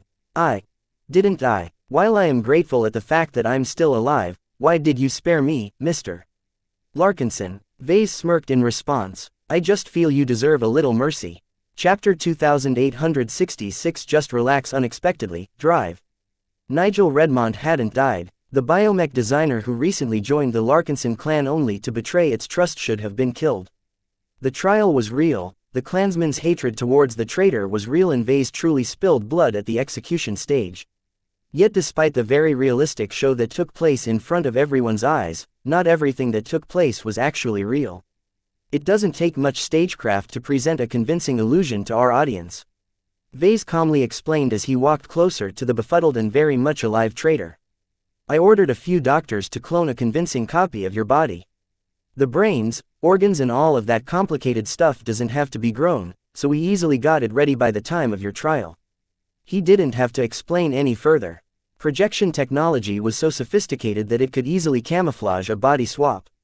While Vase addressed the public while borrowing Nita's foldable sword, the floor beneath drive, Redmont's body dropped into the interior of the podium. It then went back up while carrying an identical but ultimately fake body of the convicted clansman. All of this took place while projectors carefully maintained the illusion that Dr. Redmont had been standing around all this time. Even though it wasn't strictly necessary, muting the prisoner reduced the variables that could go wrong. Vase was convinced he pulled off the swap so well that no one except the occupants of this room knew that Dr. Redmont was still alive. A mix of emotions swelled through the biomech purist.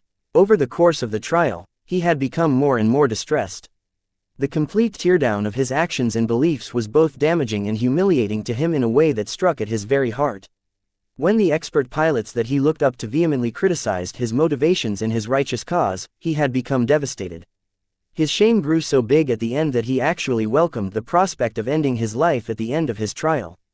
Yet instead of feeling a blade separate his head from the rest of his body, he descended into the podium and lost consciousness for a time.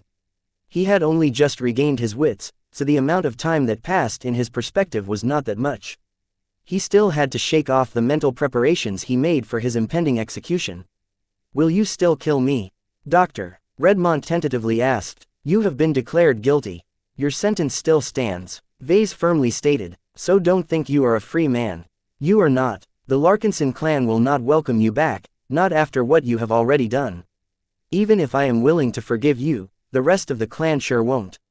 There is no home for you there anymore. Then why did you take me away?" Nigel looked lost. "I don't understand why you would go through the trouble of preparing a body double to mislead everyone into thinking that I'm dead." Vase smirked and softly patted the convict's shoulder. You'll understand soon enough, Nigel. For now, just sit and relax while I make some preparations for the next step of your journey. I'll have my men bring in some snacks and drinks to make you feel more at home. Redmond sat on a luxuriously soft and comfortable chair as Vase, Lucky and Nida exited the test chamber. Outside, Vase checked the time while Lucky floated upwards until he landed on the top of his helmet. Meow tilde. Nida couldn't remain silent, though, even though she witnessed Vase making some unusual preparations that culminated into smuggling drive. Redmond away, she still didn't understand the reasoning behind his actions. Sir. Yes, Nida. Vase looked up from his projected comm interface. It wasn't often that his tall personal bodyguard spoke up on her own accord. In fact, Vase had gotten used to treating her and the rest of his honor guard as background decoration. Even though he was still peripherally aware of their bulky armored forms, they were so silent and unassuming that it was easy to dismiss them from his consciousness after a time. Yet despite not even registering their presence during routine days, they were still very much present and watching. Vase extended a greater and greater amount of trust to his honor guard of late. He was so satisfied with their loyalty and discretion that he no longer feared any leaks whenever he engaged in something sensitive. It didn't matter too much anyway. Most of his most sensitive work was either too technical for his guards to understand or wasn't even perceptible to them in the first place. Nida gestured her heavy rifle towards the test chamber. Your past stance regarding traitors has always leaned on the harsh side. Sparing drive. Redmond, when there is overwhelming proof of his crime, is uncharacteristic of you. I'm not crazy, if that's what you think. Vase interrupted her. He gestured to her to follow as he walked to the entrance of the nearby observation room. I haven't gone soft. My stance towards treachery still hasn't changed. In fact, I despise those who made an oath of loyalty to me but turned their backs towards their commitments. I loathe this behavior so much that granting any traitors a quick and clean death is abhorrent to me. I will never grant mercy to someone who betrayed my trust and stabbed my back. The fate that I have in store for individuals like Dr. Redmond is much more cruel than a simple decapitation. No one else was present aside from the three, as he could not afford to expose what he was about to do. To that end, he activated numerous jammers and other interference systems in order to completely isolate this space from the outside world. Lucky, go sweep the surrounding rooms for bugs and other suspicious devices. Meow. His cat shifted from the top of his helmet. Vase angrily swatted Lucky's lounging body from his head. Meow. When I say you should get to work, then you better get moving right away. You can take a nap afterwards, but first do your chores. Meow wow. Lucky's tail drooped as the cat slowly went to work. He deeply attuned his senses while beginning to phase through a workstation. Since it would take some time for the gem cat to sweep the observation and control room for bugs, Vase fine-tuned his plan and made sure that all of the relevant instruments were calibrated. Once he finished his latest check, he waited until Lucky returned before performing the most pivotal step. Everything okay here? Meow. I see. Well, those dormant bugs are of little concern since they were in place long before we took this place over. Good job cleaning them up anyway. Meow. While Lucky jumped up to a dormant workstation and made himself comfortable, Vase grinned wider as he was about to engage in his next experiment. I've made 4 statues of Lufa, but I've only tested 3 of them so far. Do you know why, Nida? I presume the 4th one is dangerous, sir. Vase nodded. Correct. It is supposed to have a beneficial effect, but its requirements are so harsh that I don't exactly predict a good end to those found wanting. The problem is that this is all guesswork. I need to obtain solid data and clear proof to confirm my suspicions. It is just that I never dared to subject any human to my 4th and most intense statue. The substantial risk of danger makes it irresponsible for me to subject clansmen or refugees to the glow of my final statue. What changed? Vase gestured to the other side of the observation window. After Dr. Redmond realized that he was truly spared from execution, he slumped in his chair in order to ease his frayed emotions. No one was able to face his own execution while remaining unaffected. That went doubly so for someone who felt so confident that his actions would be celebrated rather than vilified. Though the traitor did not like to be confined, he knew he couldn't show up in front of other Larkinsons again. He slowly became more accustomed to his current conditions and even started to eat some nuts while washing down his throat with fruit juice. Redmond burped. Are you listening, Mr. Larkinson? If it is not too much to ask, can you give me an alcoholic beverage? I am craving a real drink. Vase activated a communication channel. I can't do that, doctor. In order to obtain the most authentic possible result, you need to be in a sober condition.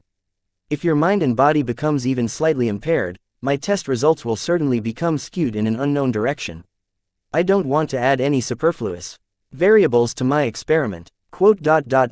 Test results. Variables. Experiment. Mr. Larkinson, what are you talking about? Wait, this chamber, where am I? What are you doing? Vase grinned wider as realization finally dawned on the traitor-turned-test subject. Wait, whatever you are trying to do, let's just talk about this.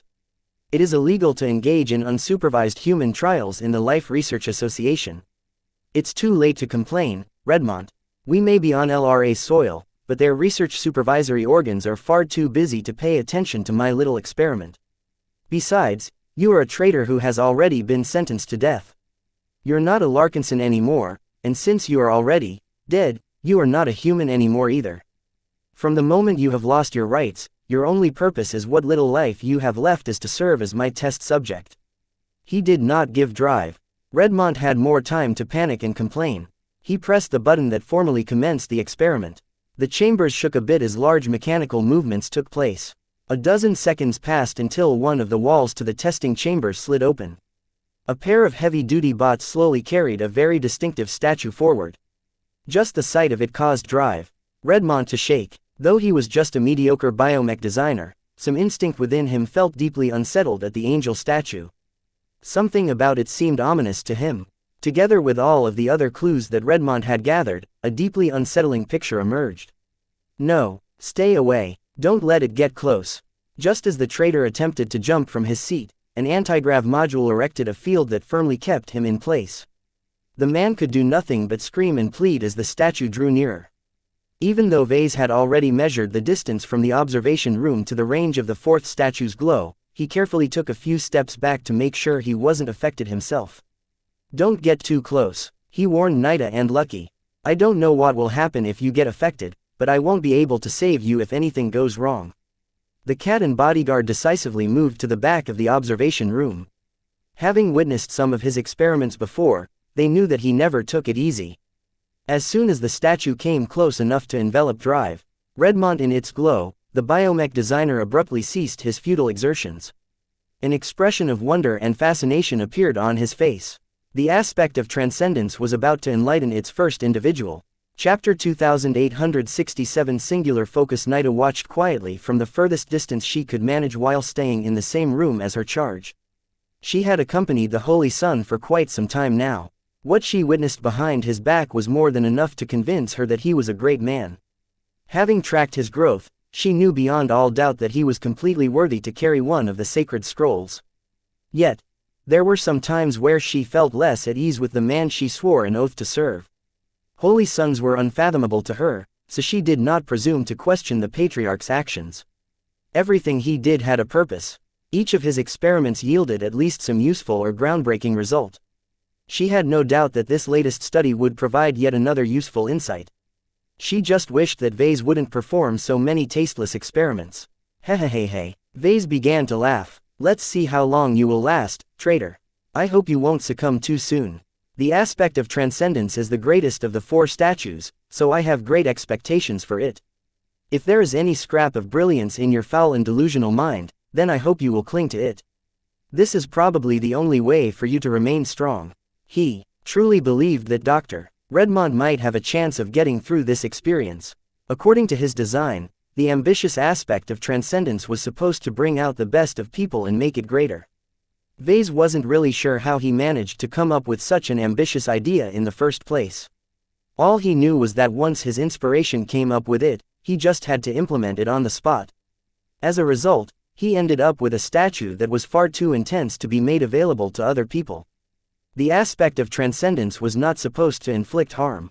It was just that in order for it to take effect, Vase had to configure its mental suppression settings in a way that gave full play to an individual's greatest obsession or aspiration. While he was not a mental specialist, he experimented with enough people's minds to know that human minds were quite turbid by nature. What Vase found curious was that expert pilots entertained less distracting thoughts than others. Their strong will caused them to become more single-minded. This caused their minds to have less room for diverging and irrelevant thoughts. This phenomenon explained why many expert pilots experienced drastic shifts in personality. The purer their minds, the more they divorced themselves from their human side. Expert pilots essentially sacrificed a portion of their humanity in order to make room for greater power. Vase wondered if this trend continued with ace pilots and god pilots. He theorized that as a mech pilots will grow stronger, more and more sacrifices had to be made in order to accommodate a greater mental and spiritual component. Would god pilots even be relatable anymore? It was quite possible that they had shed so much of the complex mix of thoughts and emotions that defined a human that they turned themselves into monsters. Vase shook his head. This was no time for him to go on a tangent.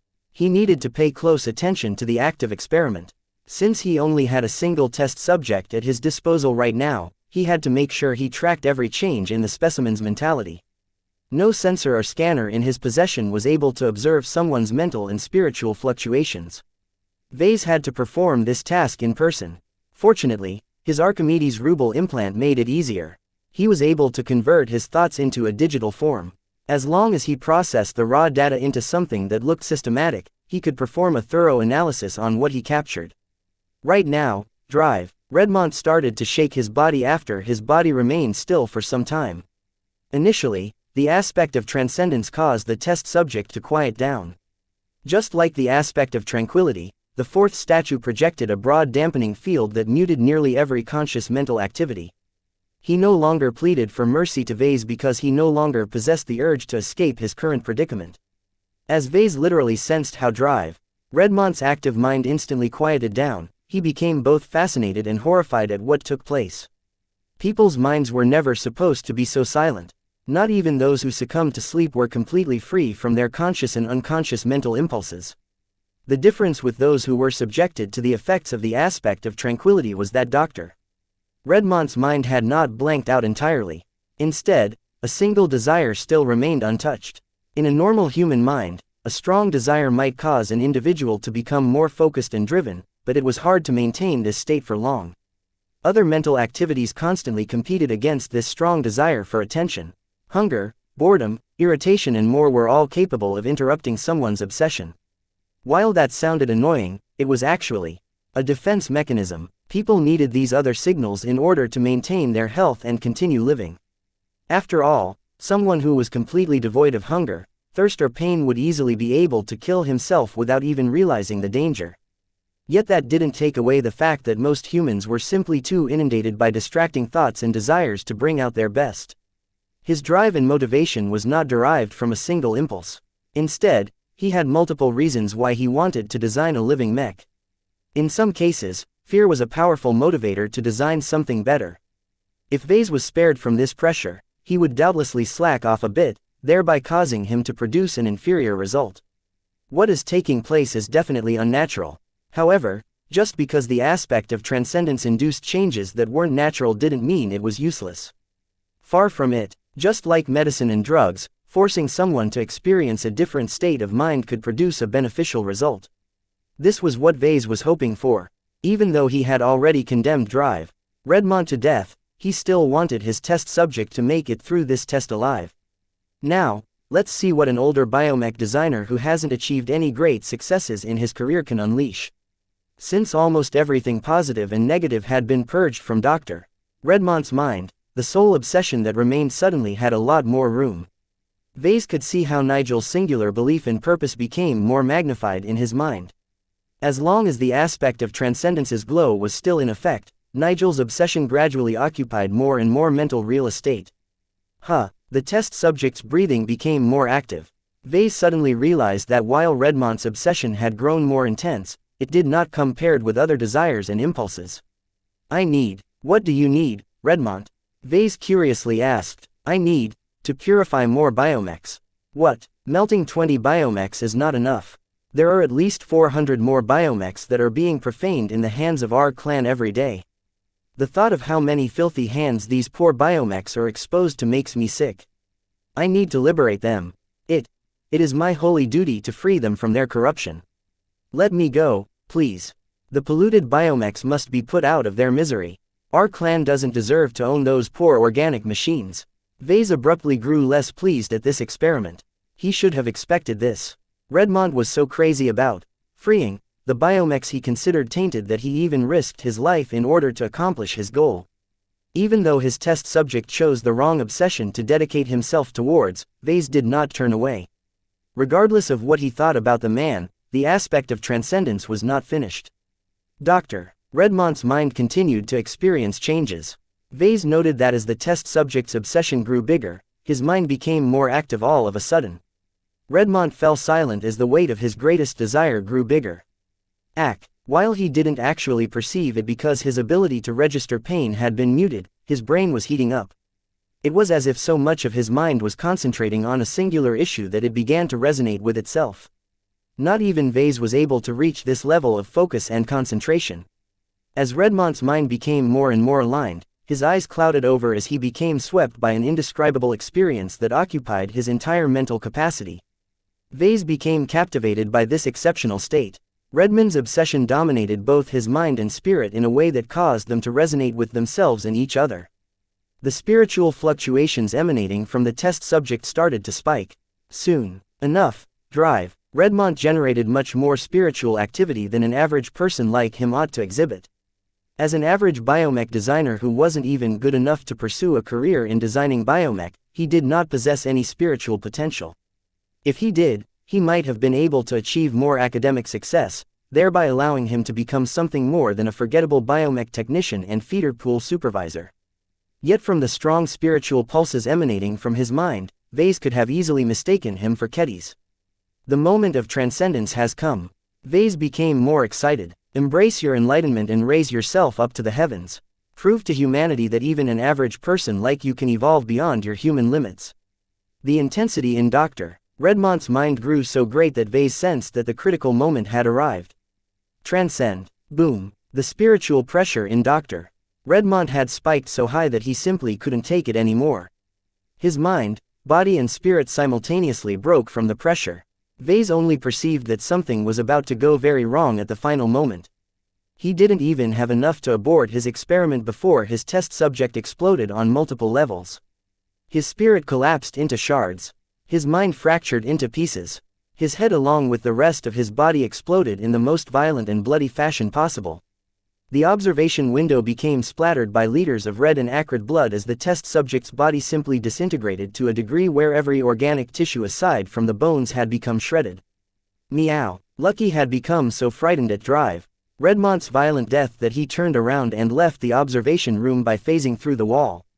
There was no way he wanted to stick around after witnessing such a horrible experimental result. As the blood dripped down from the heavily stained window, Vase did not pay attention to Lucky's departure, or all of the mess that the cleaner beetles practically had to turn themselves into leeches in order to make the entire test chamber spotless. Instead, the grin on his face grew wider and wider. His unhinged expression grew so extreme that his lips and cheeks were about to slip apart. Hey, ha ha ha ha, transcendence indeed. Lufa, you wonderful angel. You addressed a problem that I have never come close to finding a viable and practical solution. Despite the violent end, the aspect of transcendence managed to induce one pivotal transformation. Just a short moment before Redmond lost his life in the name of scientific progress, his non-existent spirituality grew stronger until he attained genuine spiritual potential where none existed before. The implications of this brief but extremely rare occurrence was massive. As long as Vase could replicate this result in other people without the messy aftermath, he could grant spiritual potential to anyone, no matter how lacking they used to be in this aspect. Hey, ha ha ha ha ha, ha ha ha ha, I have uncovered the path of transcendence. Chapter 2868 Path to Transcendence. Transcendence. The word was packed with many different meanings. It held a lot of connotations. It also featured prominently in many religions. The notion that humans were able to transcend their humanity and mortality was a popular notion. Who didn't want to shed their weak and boring human existences in order to become a powerful god or other supreme entity? The Ilvanan faith centered around it, and so did Hexism. Many other religions constructed myths where the faithful would be rewarded for their piety by giving them an opportunity to transcend into a higher existence. Vase thought that all of these promises were false. The faiths merely dangled imaginary rewards in front of the faces of gullible believers in order to incentivize them to act in a manner that served the interests of the charlatans who perpetuated the delusions. The reason why they got away with their lies was because it was impossible to prove whether someone actually transcended when they died. Almost every person in the galaxy lacked his spiritual perception, and no tools existed that could register whether someone's souls ascended to a higher plane of existence, so every con artist could keep the lies going as long as the claims remained unfalsifiable. Yet as much as Vase looked down on religions that offered promises that they could not possibly fulfill, transcendence was not an imaginary concept. It was very much real. While Vase did not know of any actual instances of transcendence before the age of mechs, it was a different story once the Big Two ascended into power. The arrival of the MTA and the deliberate formation of the mech market and mech industry introduced a lot of changes to human civilization. One of the most esoteric ones was the emergence of humans who had truly transcended their mortal and human limitations.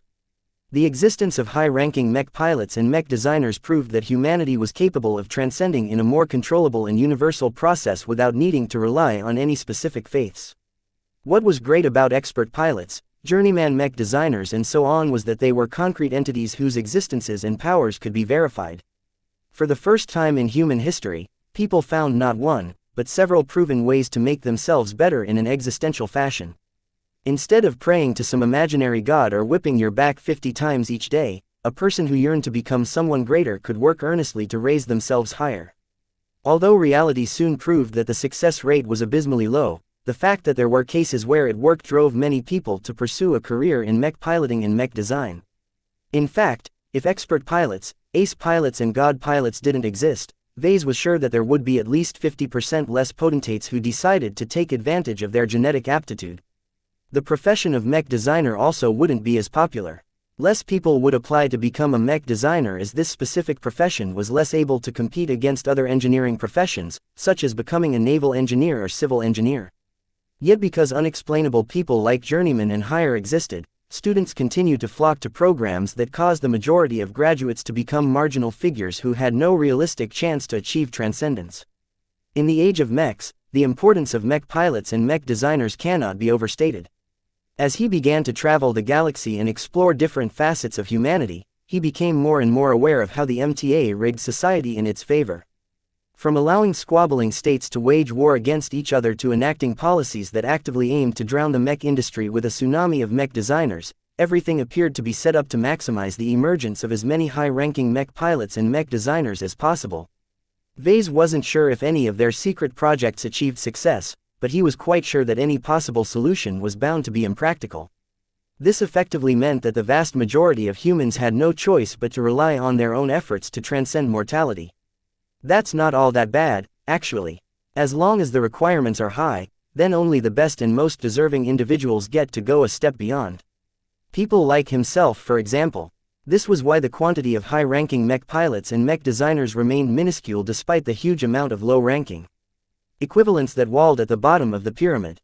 Though it was easy for Vase to dismiss these losers as unworthy pretenders, his understanding of spiritual potential and how infrequently it occurred among people made him feel otherwise. The truth was that he had met a lot of good, hard-working people who deserved a shot at transcendence, but God denied because they lacked a special sauce. The most galling aspect about this was that developing spiritual potential was essentially uncontrollable. Vase had observed a lot of people and beasts who possessed or lacked this critical trait, but so far he had yet to find a logical explanation. The only common factor that he managed to ascertain was that spiritual potential was tied to sentience, but that was not enough to do anything. It's like a lottery. Some people just get lucky while the rest get left with nothing. He had long been frustrated by this condition.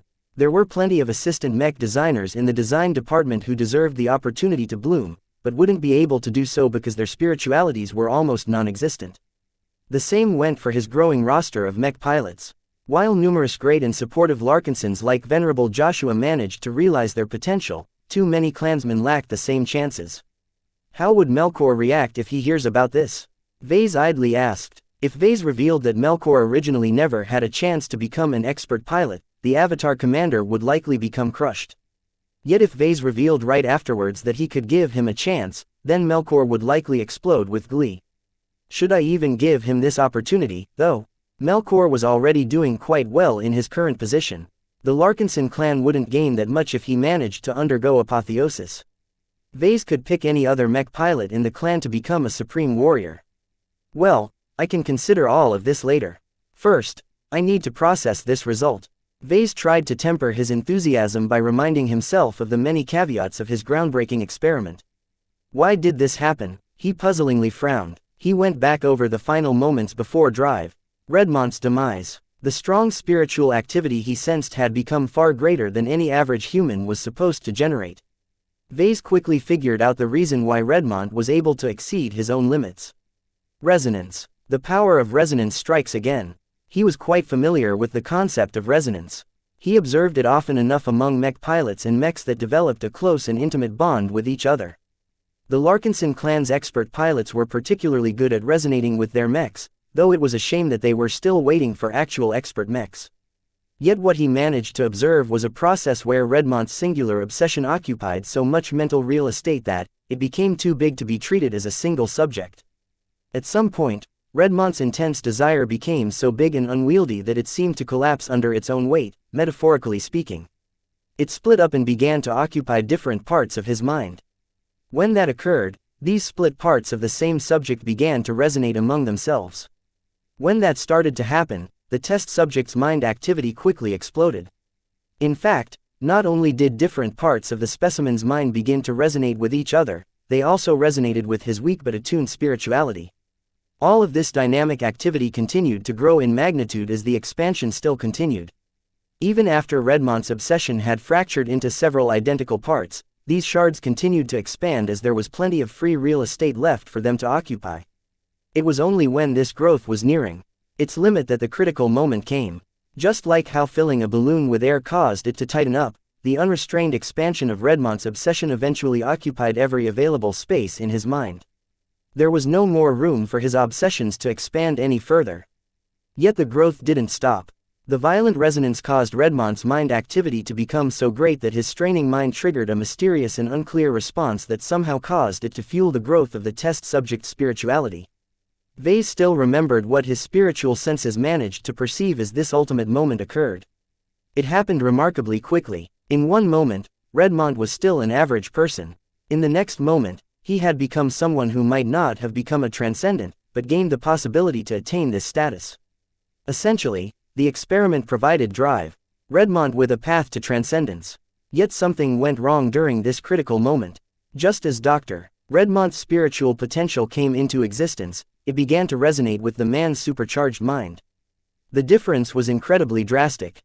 Before, his mind resonated with a weak spirit that was as small and pathetic as a peanut.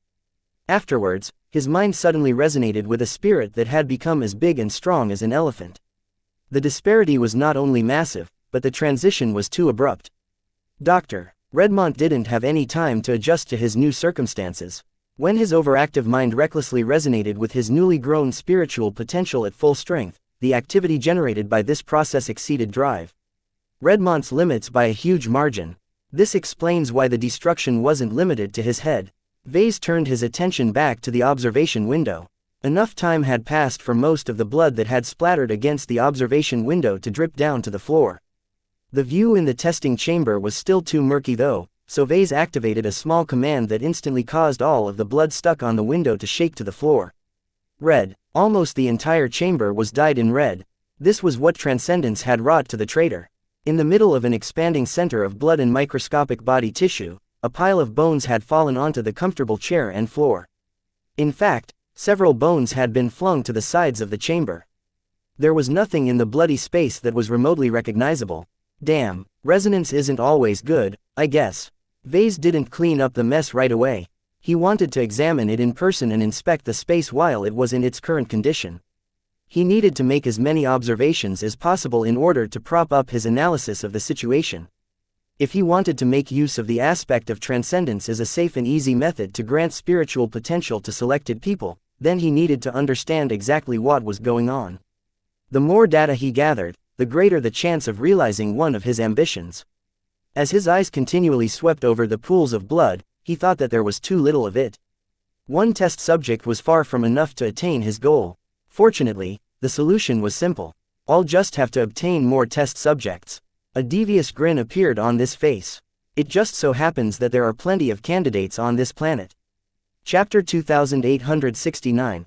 Lawbringers, a community of hungry and languishing citizens, raised their hands and expressed their jubilance at the biomechs that had defeated their demons.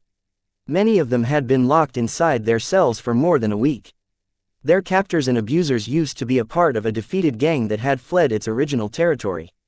Angry at the fact they got beaten up so badly, the thugs vented their frustration on the helpless. During the entire period the criminals remained in charge, the killings and other depravities never ceased.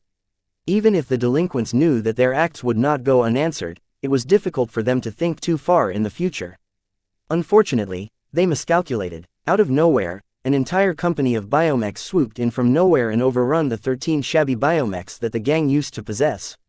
The element of surprise, the difference in readiness along with the enormous number disparity caused the battle to be over shortly after it had begun. A new force was in charge now. Unlike the previous occupants, the newcomers weren't interested in mistreating the innocent. In fact, it was the opposite.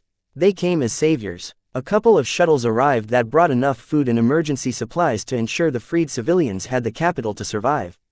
The rescue force even dispatched doctors in order to treat the civilians as best they could. Each of the medical specialists used to be lifers.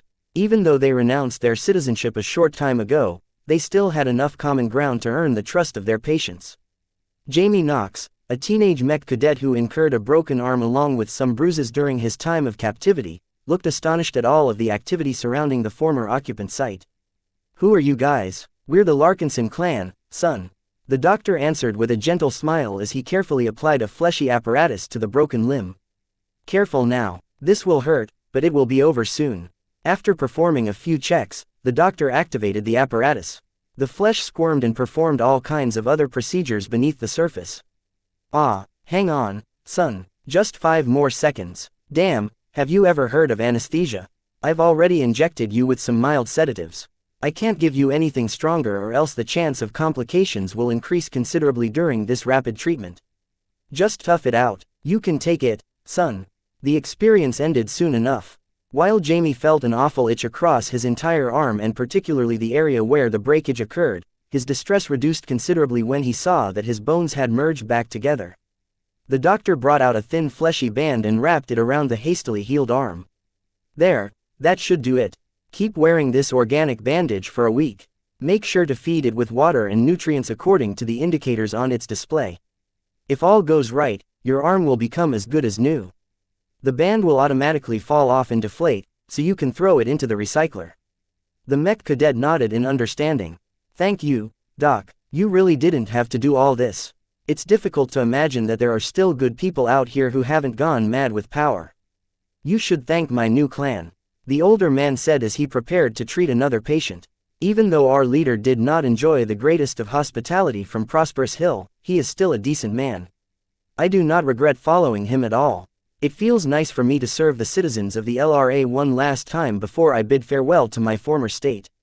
When Jamie left the treatment area in order to allow the next patient to step in, he wandered the liberated streets for a time.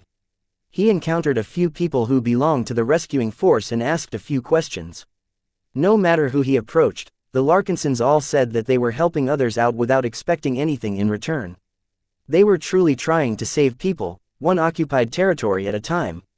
Perhaps the only loot they cared about was the biomech wrecks that were left behind. The more salvageable ones could easily be restored as long as some work was done.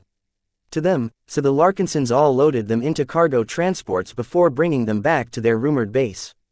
At one junction, he saw the Larkinsons bringing in some very familiar-looking people.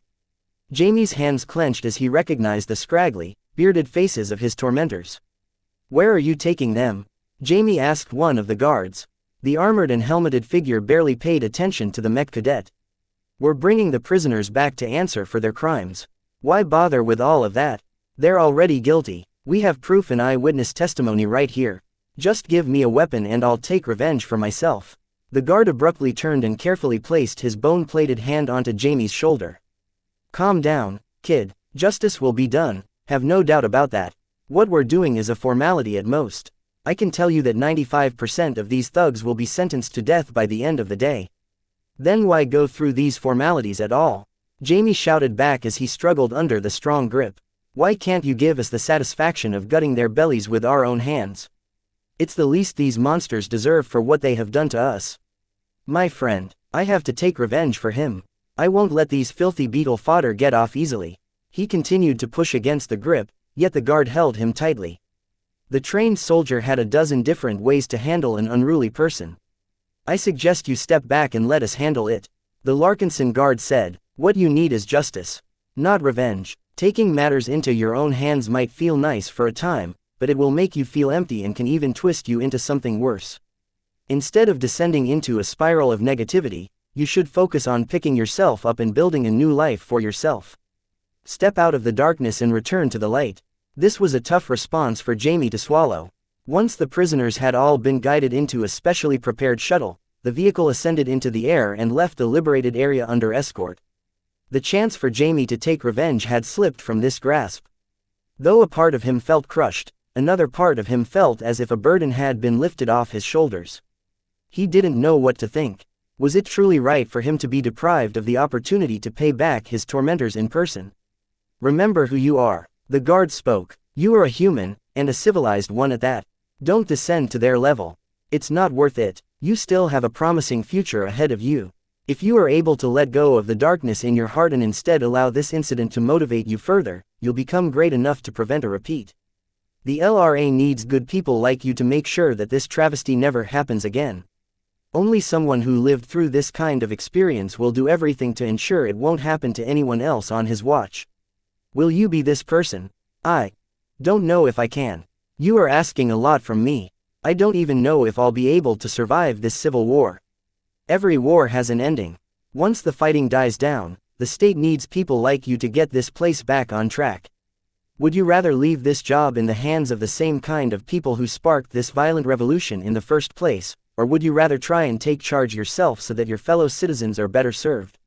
With that, the guard turned around and left.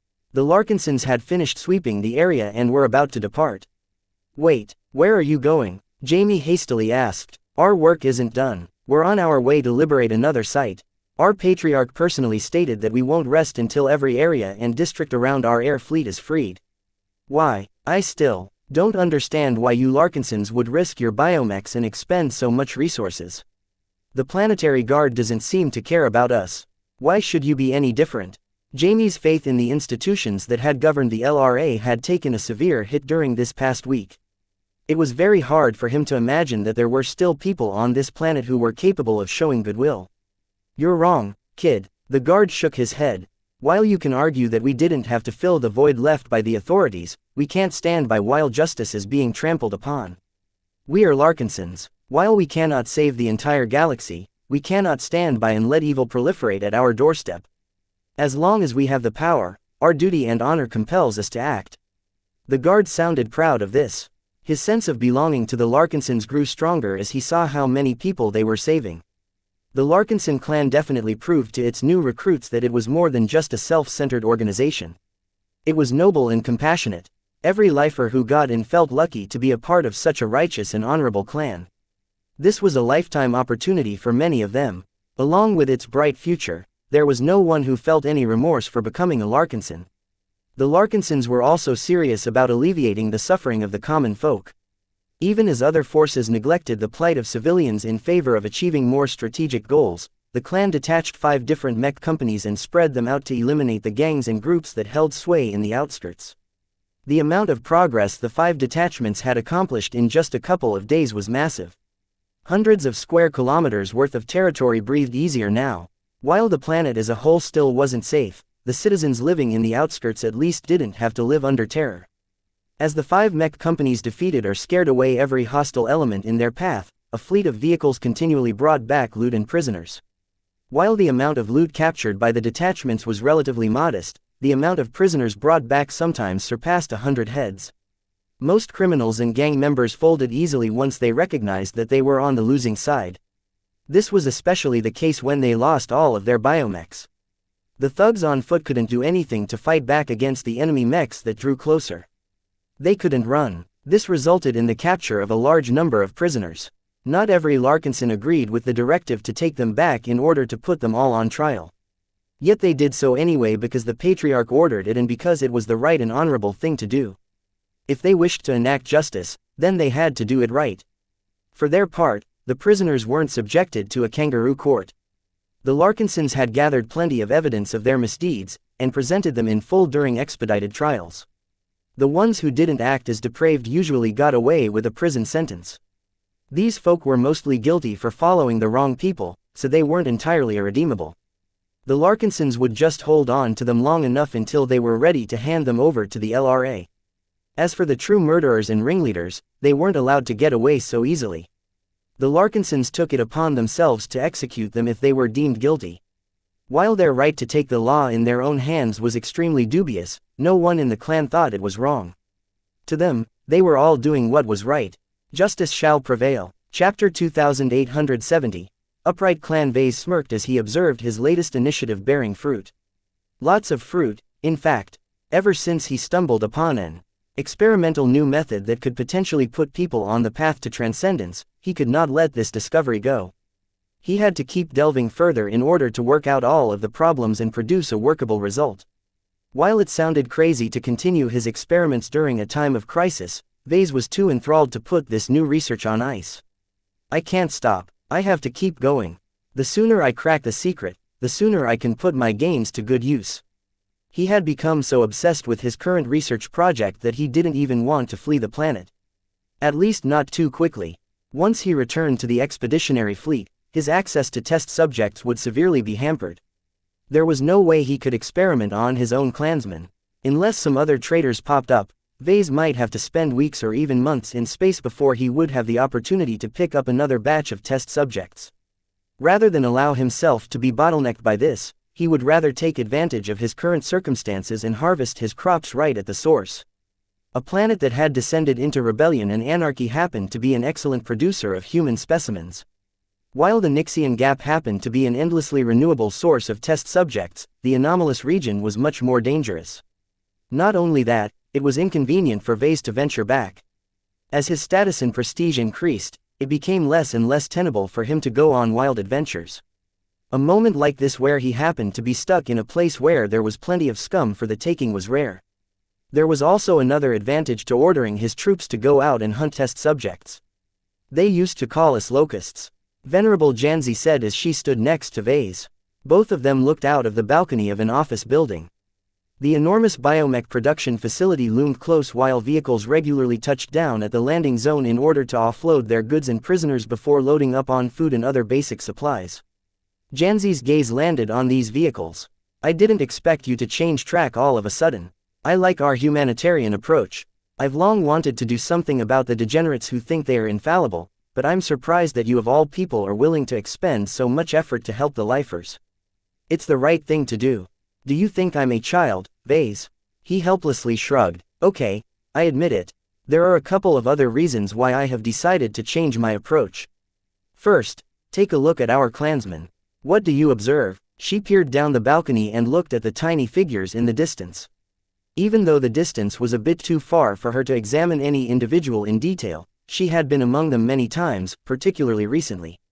They're more engaged, more upbeat, more confident. Exactly. What better way to unite our new recruits than to task them with saving their former people? Vase smiled. Joining the Larkinson clan is a big decision and one that will forever separate them from the LRA. Many of them flocked to us in desperation or because they lost faith in their leaders. Despite this, they still love their former state. Leaving Prosperous Hill in haste will only leave a shadow in their hearts. By giving them the opportunity to give back to the people they used to be a part of, they will be able to find closure and leave this state without guilt. That's not all, I see. The female expert pilot said. You're teaching them how Larkinsons are supposed to act. None of the lifers recruited into the clan know how much we value our honor. By embodying it during this difficult moment, we have all shown that we are serious about living according to our ideals. That already makes our clan better than 90% of all organizations. We are Larkinsons. This is what we do. Vase convincingly spoke. Of course, we are not invincible. It is only after we have accumulated enough strength that I am willing to engage in a little charity so that we can truly integrate the new recruits into our clan. If we were any weaker, I wouldn't have agreed to this course of action. The greatest responsibility of a Larkinson is to defend our clan and kin. We need to take care of ourselves before we can take care of others. Not everything he said was false. He could truly observe the changes in his men as they began to rescue more civilians. Every Larkinson felt more proud to be a part of the clan, and the amount of refugees who wanted to become a part of it had tripled. Xianxia was right. No one called the Larkinsons locusts anymore. Even their earlier deeds were excusable now that everyone witnessed how they let go of their selfishness and used their power for good. Not just the average citizens, but also the powerful factions began to develop a better impression of the Larkinson clan. No matter which faction would eventually gain the upper hand in the prosperous hill system, Vase wanted to make sure he remained on the good side of big shots. After all, even though he managed to build up his power on the surface, the rest of the star system was still firmly in the grasp of the lifers. There was no way his expeditionary fleet would be able to pick him up and make it out if the local garrison forces tried their best to block the attempt. So far, the actions of his forces on the ground should definitely lower the risk of getting waylaid. It was too difficult to justify taking action against an organization that had earned the gratitude of so many citizens. Once Vase managed to part with Xianxia, he strode to the workshop and entered a restricted underground floor. No one was allowed to enter this space except for Vase and his honor guards. This also happened to be the place where the prisoners who were supposed to be executed were sent, although few people knew this. Once they were sentenced to death, the convicts were brought to a different building. Instead of meeting their end in a humane fashion, the guards over there secretly knocked out the prisoners before moving them through a hidden underground tunnel to the workshop. While this little charade wasn't very elaborate, it was sufficient enough for the purpose. As long as the prisoners didn't enter the same building where Vase conducted his work, it wouldn't be easy to accuse him of human experimentation. Ah, another batch of test subjects has arrived. He grinned as he studied the sleeping bodies that had been dumped into an improvised holding cell. Let's see how you fare compared to the last. He ordered some beetles to remove a dozen test subjects from their cells and bring them to a prepared testing chamber. Different from before, the testing chamber featured a lot more furniture. Vase had installed a dozen restraint chairs that were strong enough to contain any test subject. Vase ordered the beetles to strap the prisoners into the chairs before injecting them with a small substance that would quickly wake them up from their slumber. Huh. Where am I? I'm supposed to be dead. Is this heaven? Vase calmly waited for the dozen prisoners to make themselves up. He had already tried to perform experiments on test subjects that were either asleep or under the influence of various stimulants. These tests never ended well. Vase eventually concluded that it was best if his test subjects were conscious and sober when they became affected by the aspect of transcendence. Once enough time had passed, Vase entered the testing chamber. Hey, it's that foreign mech designer. What the hell are you doing with us? If you don't free us now, our buddies will come and ruin your day. Quiet down, Vase forcefully spoke. That's better. Now, I don't owe you all an explanation. I've talked to many batches of people like you before, and it gets a little tiring for me to explain what I am trying to do. Instead, I'll just share some advice to you so that you stand a better chance of surviving what is about to come. Wait. What is going on? Are we being tested upon? Damn, he's a mad scientist. There's no other reason for us to be moved in this kind of room. The test subjects all panicked once they recognized their new status. They squirmed and pushed their bodies against their bonds with all their might, but nothing worked. Your actions are futile. If I were you, I would conserve my energy. You will need it. When my experiment begins, each of you will experience great changes in your head. If you resist it, you will only hasten your death, so try to go with the flow instead. I can't exactly tell you what you will go through, but generally speaking your mind will grow more and more active. That is normal. At some point, a huge change will occur that will cause you to feel more powerful but also more strained than ever. This is the critical moment, and one that will determine whether you will be able to live at the end. What must we do to survive this dangerous period? A clever prisoner asked. That depends. Overall, you must restrain yourself and avoid getting caught up in any rush of power that you might experience. Every change is accompanied by danger, and while it is difficult for you to remember all of this while you are experiencing great changes in your mind, try and maintain control over yourselves. Once Vase exited the testing chamber and entered the observation chamber, his anticipation grew as he started his latest test. Just like before, the aspect of transcendence drew closer. Every prisoner quickly became engulfed by a glow that caused them to blank out every thought and emotion except for the one they cared about the most. The beginning of the test was identical to the last ones. As time went by, the strong and unrestrained obsessions of the prisoners began to bloom without opposition. As these obsessions continued to grow, they eventually reached a point where they became too big to be contained in a single collection, so they broke up into several near-identical pieces which all began to resonate with each other. Vase had already noticed beforehand that the point where their obsession split into several pieces was different from person to person. Some obsessions were stronger than others, and held together a lot longer than Vase expected. Others possessed more remarkable minds. They offered greater room for the obsessions to grow and reach their critical mass. Yet regardless of their individual differences, once their amplified obsessions had filled up their minds, an intense reaction occurred. It's starting. The first prisoners to reach saturation began to show signs that they were channeling their excess energy to their tiny spiritualities. The influx of so much strength caused the spirits to fight against its boundaries. Once the overstuffed spirits couldn't take it anymore, they transformed into spiritual potential.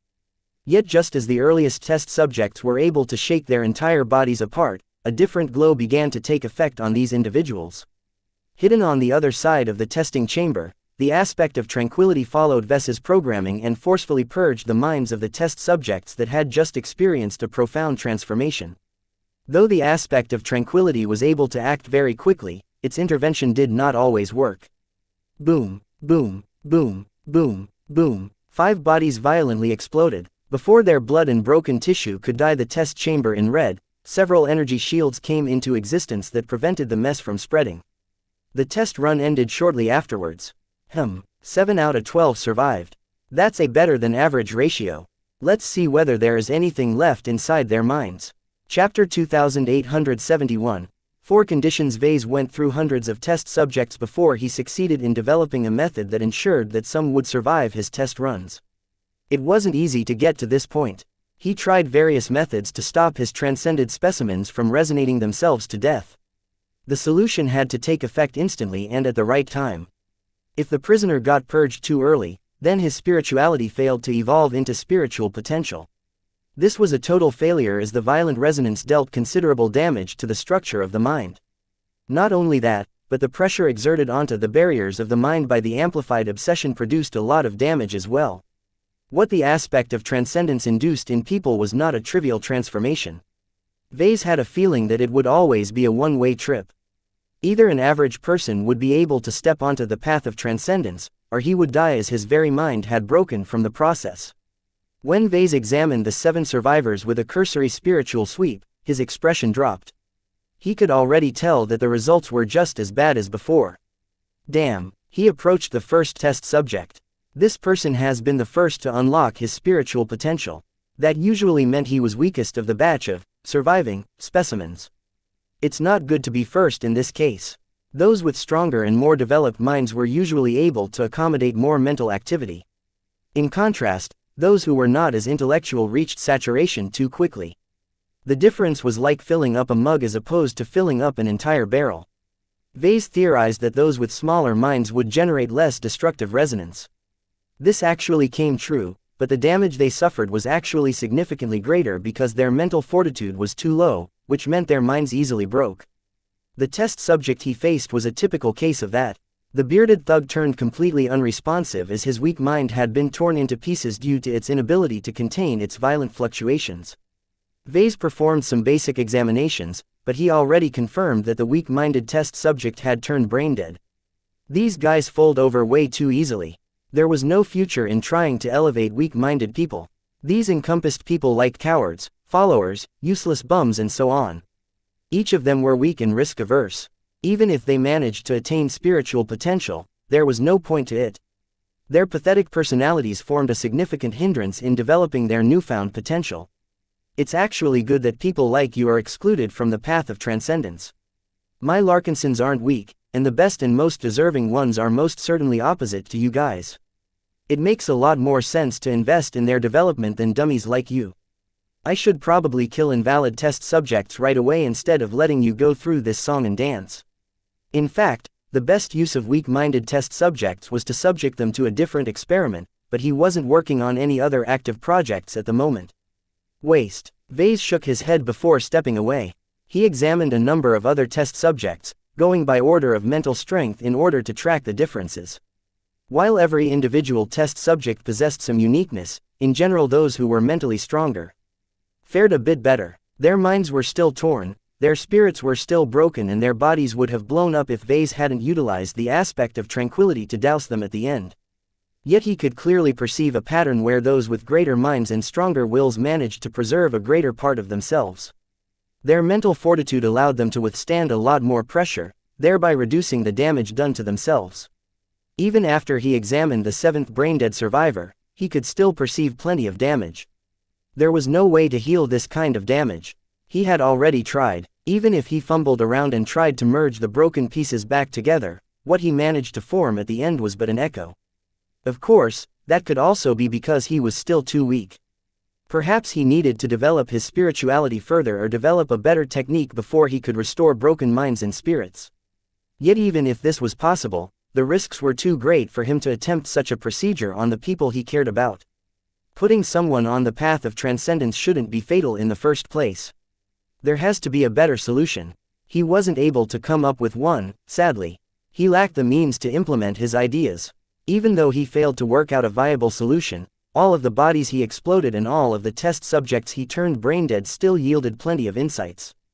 For one, he believed he managed to grasp some of the variables that were necessary to ensure success. The ideal person to undergo this trial should be young, strong, stable and driven. Each of these factors were essential.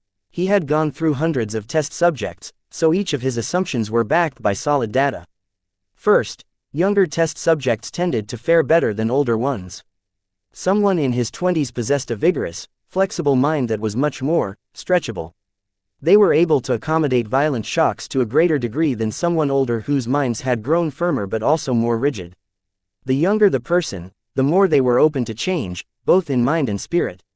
It's kind of a bummer that older folk are less likely to succeed. While Vase didn't think it was impossible to grant spiritual potential to someone in his 60s or older, he guessed that the odds of success were so low that it wasn't worth it to make the attempt.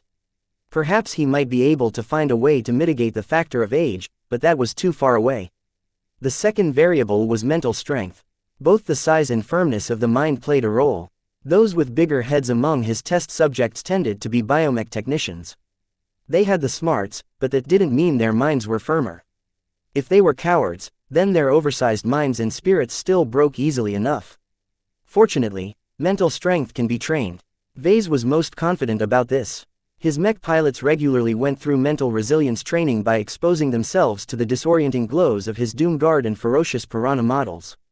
Even without this method, his mech pilots were capable of firming up their minds in other ways, such as fighting actual battles or embracing discipline. Now that Vase thought about it, these solutions were already correlated to advancing in rank. In order to generate a strong will, these mech pilots must never be feeble. In situations where others quaked in fear, those with the potential for greatness never turned their backs to the threat. It's not easy to train a mech pilot to this point. Vase muttered. The old family worked hard to make every Larkinson get to this point. The famed Larkinson courage led to the deaths of plenty of relatives, but those who managed to survive would often find success in some way. The third variable that affected the success rate was stability. In this context, stability referred to a person's strongest obsession or conviction. Whatever they cared about most definitely influenced many important factors. Someone who wasn't stable might possess multiple strong interests. The aspect of transcendence only amplified one of them, but this selection might not always be correct. If someone indecisive or unstable became affected, then the mental fluctuations that took place were much more violent and shaky. Vase wasn't able to explain completely why this happened, but he noticed that those who already knew their purpose fared a lot better. Uncertainty is bad. Anyone who wants to obtain a chance to become extraordinary can't be indecisive. The last trait that was essential was being driven. Someone who wanted to become great not only had to be decisive, but also be willing to pursue this journey. Motivation and passion were powerful forces, and as long as someone channeled them, this person should be able to exert more control over his obsession. As long as you are willing to do your best to achieve your ambition, then you will be able to maintain focus. In short, as long as someone ticked all 4 boxes, the chance of success should be the greatest. The best way to meet these requirements is to throw a Larkinson in the room. Vase felt tempted to do so multiple times, but he always restrained himself in the end. He could not afford to cross this line. As long as his clansmen weren't irredeemable traitors like Dr. Redmont, there was no way he could risk the life of any honest Larkinson. Well, maybe Vincent doesn't count, but even that is a step too far for me. The chances of success are too low. The biggest problem he faced was that his effective success rate was 0%. It didn't matter that he managed to make many useful observations out of his failed attempts. The fact that he failed to imbue spiritual potential to anyone without killing them in mind or body was undesirable. What Vase needed was a single success. Just a single success was enough for him to draw a multitude of conclusions and know what he needed to work on to replicate the outcome. He scratched his head. Average thugs and criminals no longer satisfied him anymore. While he was grateful for the contributions they made, they simply failed to score high on the 4 criteria he set. Only higher quality test subjects were able to satisfy him, but there was no way he could get his hands on elites. Ah, how frustrating. He began to suspect that this would be a long-term research project. He might not be able to find a solution in the short term, but as long as he worked on it, he might be able to achieve a breakthrough one day. It might take years. It might take decades. As long as he succeeded, everything he put into this project would be worth it. Even the MTA would go mad if it got wind of his new solution. Vase stayed in the testing chamber a bit longer in order to try and gather more clues. Once he was done, he ordered the chamber to be cleansed in order to await the next batch of test subjects. No traces of the bodies ever left the premises. Every scrap of blood, flesh and even bone would be subjected to an immense amount of heat. As Vase supervised the burning of the remains of his test subject, Nida suddenly passed on an urgent message. "Your cat is in pain." "What?" Vase looked puzzled. "Did he get into a fight or something?" "No, he's uninjured as far as we know. However, he has been meowing loudly and contorting his body for over 5 minutes. None of the guards and staff over there know how to handle this situation." Vase grew more and more concerned. Then, an odd thought entered his mind. Wait a second, does he happen to look like he needs to use the kitty litter box real bad? He has holed himself up in the bathroom, if that is what you are asking. Ha ha ha ha. Vase laughed, completely uncaring whether Lucky was undergoing great physical pain at the moment. "I knew it. After all these months, it's finally payday for me. He's been withholding his payment long enough. It's good that he is having a lot of trouble right now. The greater his suffering, the greater the yield. Let's go. I need to make sure that Lucky doesn't ruin my reward." He left the workshop as quickly as possible. His gem pouch was awfully empty these days. Hopefully, he could finally fill it up again. Chapter 2872, The Gem Cat Project, Mu O. When Vase entered a storeroom, he immediately noticed the frenetic activity that took place. He noticed that Lucky had been gorging himself on lots of exotics prior to his current predicament. The evidence was plain to see as Lucky ate his way through some reinforced lockers and took a bite out of every exotic within reach. This was not normal. While Vase knew about Lucky's penchant of phasing into storage areas in order to take a bite or two, the cat usually left no traces behind. Frequent practice along with focused instruction from Calabast allowed Lucky to become the best infiltrator of the Larkinson clan. He not only excelled at infiltrating enemy strongholds, but also excelled at sneaking into friendly areas as well. Only Vase and possibly other spiritual entities were able to track Lucky's movements. No matter how well the mechanical cat could fool ordinary senses, he wasn't capable of dampening his spiritual signature. These days, Lucky was allowed to do as he pleased. The Larkinson clan had long reached a scale where many resources were no longer scarce in its eyes. Certain strategic materials such as briar alloy, unending alloy and resonating exotics were too precious to squander, but Lucky was smart enough to leave them alone. He instead gorged himself on more common materials used in the fabrication of expensive mechs. Even though these meals didn't hold as much attraction as rarer exotics to Lucky, Vase and the rest of the clan didn't mind if some spillage occurred. They still had lots of materials left in their stores. Vase suddenly realized that Lucky wasn't able to eat his usual snacks anymore. Ever since they traveled to the surface and got stuck here, the gluttonous cat no longer had access to his usual buffet aboard the Spirit of Bentime. While the Larkinsons still brought a large batch of raw materials to the surface, they were quite scarce to the ground forces. Without these materials, it would become a lot harder to service the metallic mechs in the air fleet, including the incredibly powerful Piranha Prime. Although the Prime mech was clad in nigh indestructible unending alloy, much of the internals underneath the surface were still delicate. Indirect shocks, strong physical impacts and heat damage could still degrade the performance of Venerable Tussa's mech. In short, Lucky's usual menu was off limits this time. Fortunately, there was still the local cuisine. The biomech production facility that the Larkinsons took over was massive. Even though biomechs were grown rather than fabricated, the input materials were still similar enough to the materials used to fabricate regular mechs. In fact, there was significant overlap. However, it appeared that Lucky hadn't limited himself to familiar materials. Vase could clearly see that the stores containing exotics that were exclusive to biomechs also featured prominent bite marks. Are you having a stomach ache because you ate the wrong kind of food? Vase questioned. Oh, he knew it. Whatever affliction Lucky suffered now was probably directly prompted by eating exotics that were mainly used in organic products. Some of the weirder exotics were actually organic in themselves. If you kept your hunger in check, you wouldn't have ended up in this situation, you know. He had no sympathy for his cat. Even though Lucky was curling on the table like he was suffering from the biggest bellyache in the galaxy, Vase only thought that his naughty cat got what he deserved. Mew-oh, mew-oh, mew-oh. In fact, rather than feeling sorry about the current circumstances, Vase grew happy instead. As Lucky started to scratch his lower body, it slowly became apparent that the gem cat would finally be ending his months-long production hiatus. After stalling for such a long time, Lucky finally couldn't hold it in anymore. The suffering he must be going through was probably a sign that his output would definitely be bigger and stronger than anything that appeared out of his backside. Vase strolled closer. Do you need some assistance, buddy? I still have some B-stone shards. I saved them for just these kinds of occasions. Meo www. Okay, I'll give you a chance to do it yourself. Don't take too long, though. If nothing happens after the day is over, Dr. Vase will treat your condition. Meow. Just the mention of Dr. Vase sent a shiver through Lucky's spine.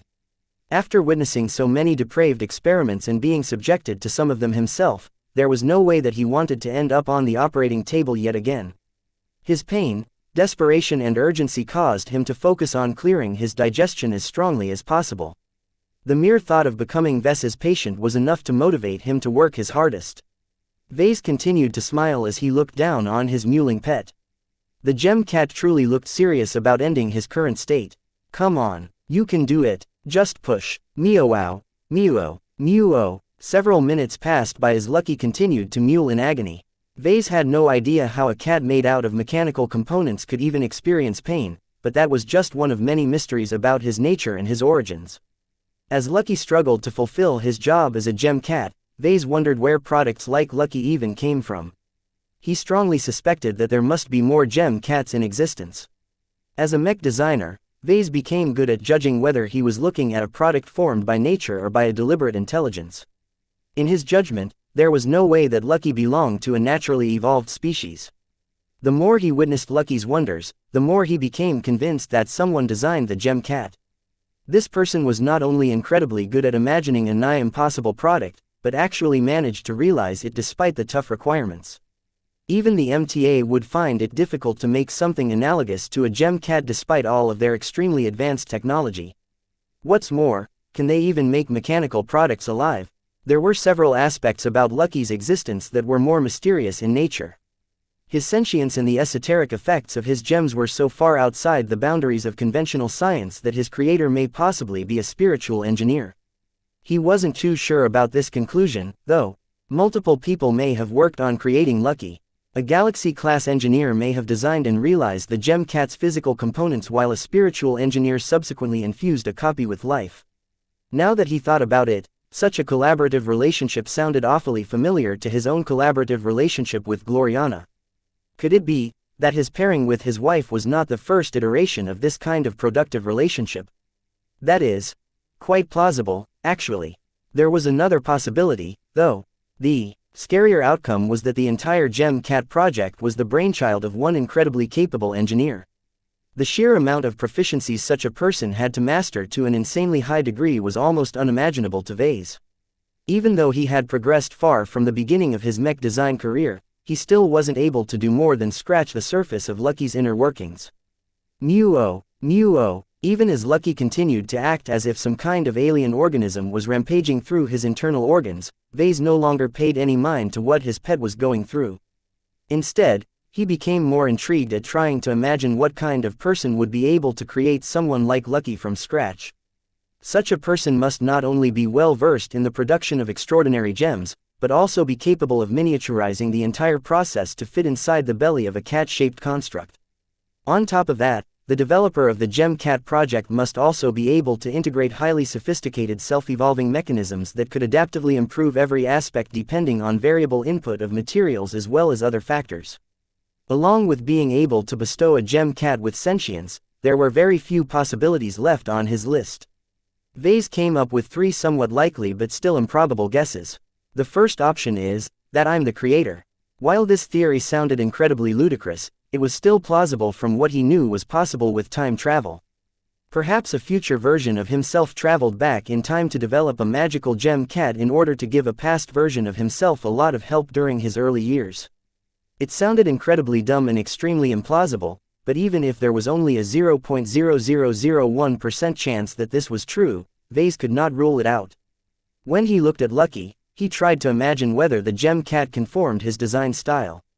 It doesn't look like it, Vase muttered. Then again, the future me who designed him might be a very different version of myself who followed a different path. He could easily imagine how Lucky's absence would cause him to pursue a different life. His future self could have also disguised his characteristic design style. That was also possible. Therefore, Vase could not say for certain whether Lucky was actually his product or not. His intuition did not lean in either direction. The second and probably the most likeliest possibility was that multiple people worked on the Gem Cat project. The reason why Vase favored this theory was that products like Lucky were simply too good. If several different top specialists in human space came together to pool their strengths, they could create many different wonders, not just gem cats. Hundreds if not thousands could be involved in the project. While gem cats were incredibly unfathomable, as long as the project was chopped up into many chunks, a huge team of developers and researchers could systematically tackle every individual problem. This would allow them to complete a sophisticated project despite not being the most brilliant scientists in human space. Such a project would be unimaginably huge, expensive and cumbersome. It's not worth it to mobilize so many top engineers for such a trivial-sounding project. This was why he did not discount the third possibility. There was only one kind of engineer that might have the skills, knowledge, tools and resources to make a gem cat. A star designer. If Vase regarded Lucky as a product of a star designer, many uncertainties about the gem cat suddenly made sense. He found it extremely difficult to believe that one person could be so proficient in so many different areas. Yet if it was true, then it had to be a star designer. No one else came close to qualifying. The star designer might not even have any serious intentions in mind when he or she conceived of gem cats. Perhaps this incredibly smart and successful individual felt lonely and wanted some companionship. Maybe this was why gem cats were originally created. The gem synthesis function wouldn't even be their main function, but just something that the creator tacked on to fill up some available capacity and make them more useful.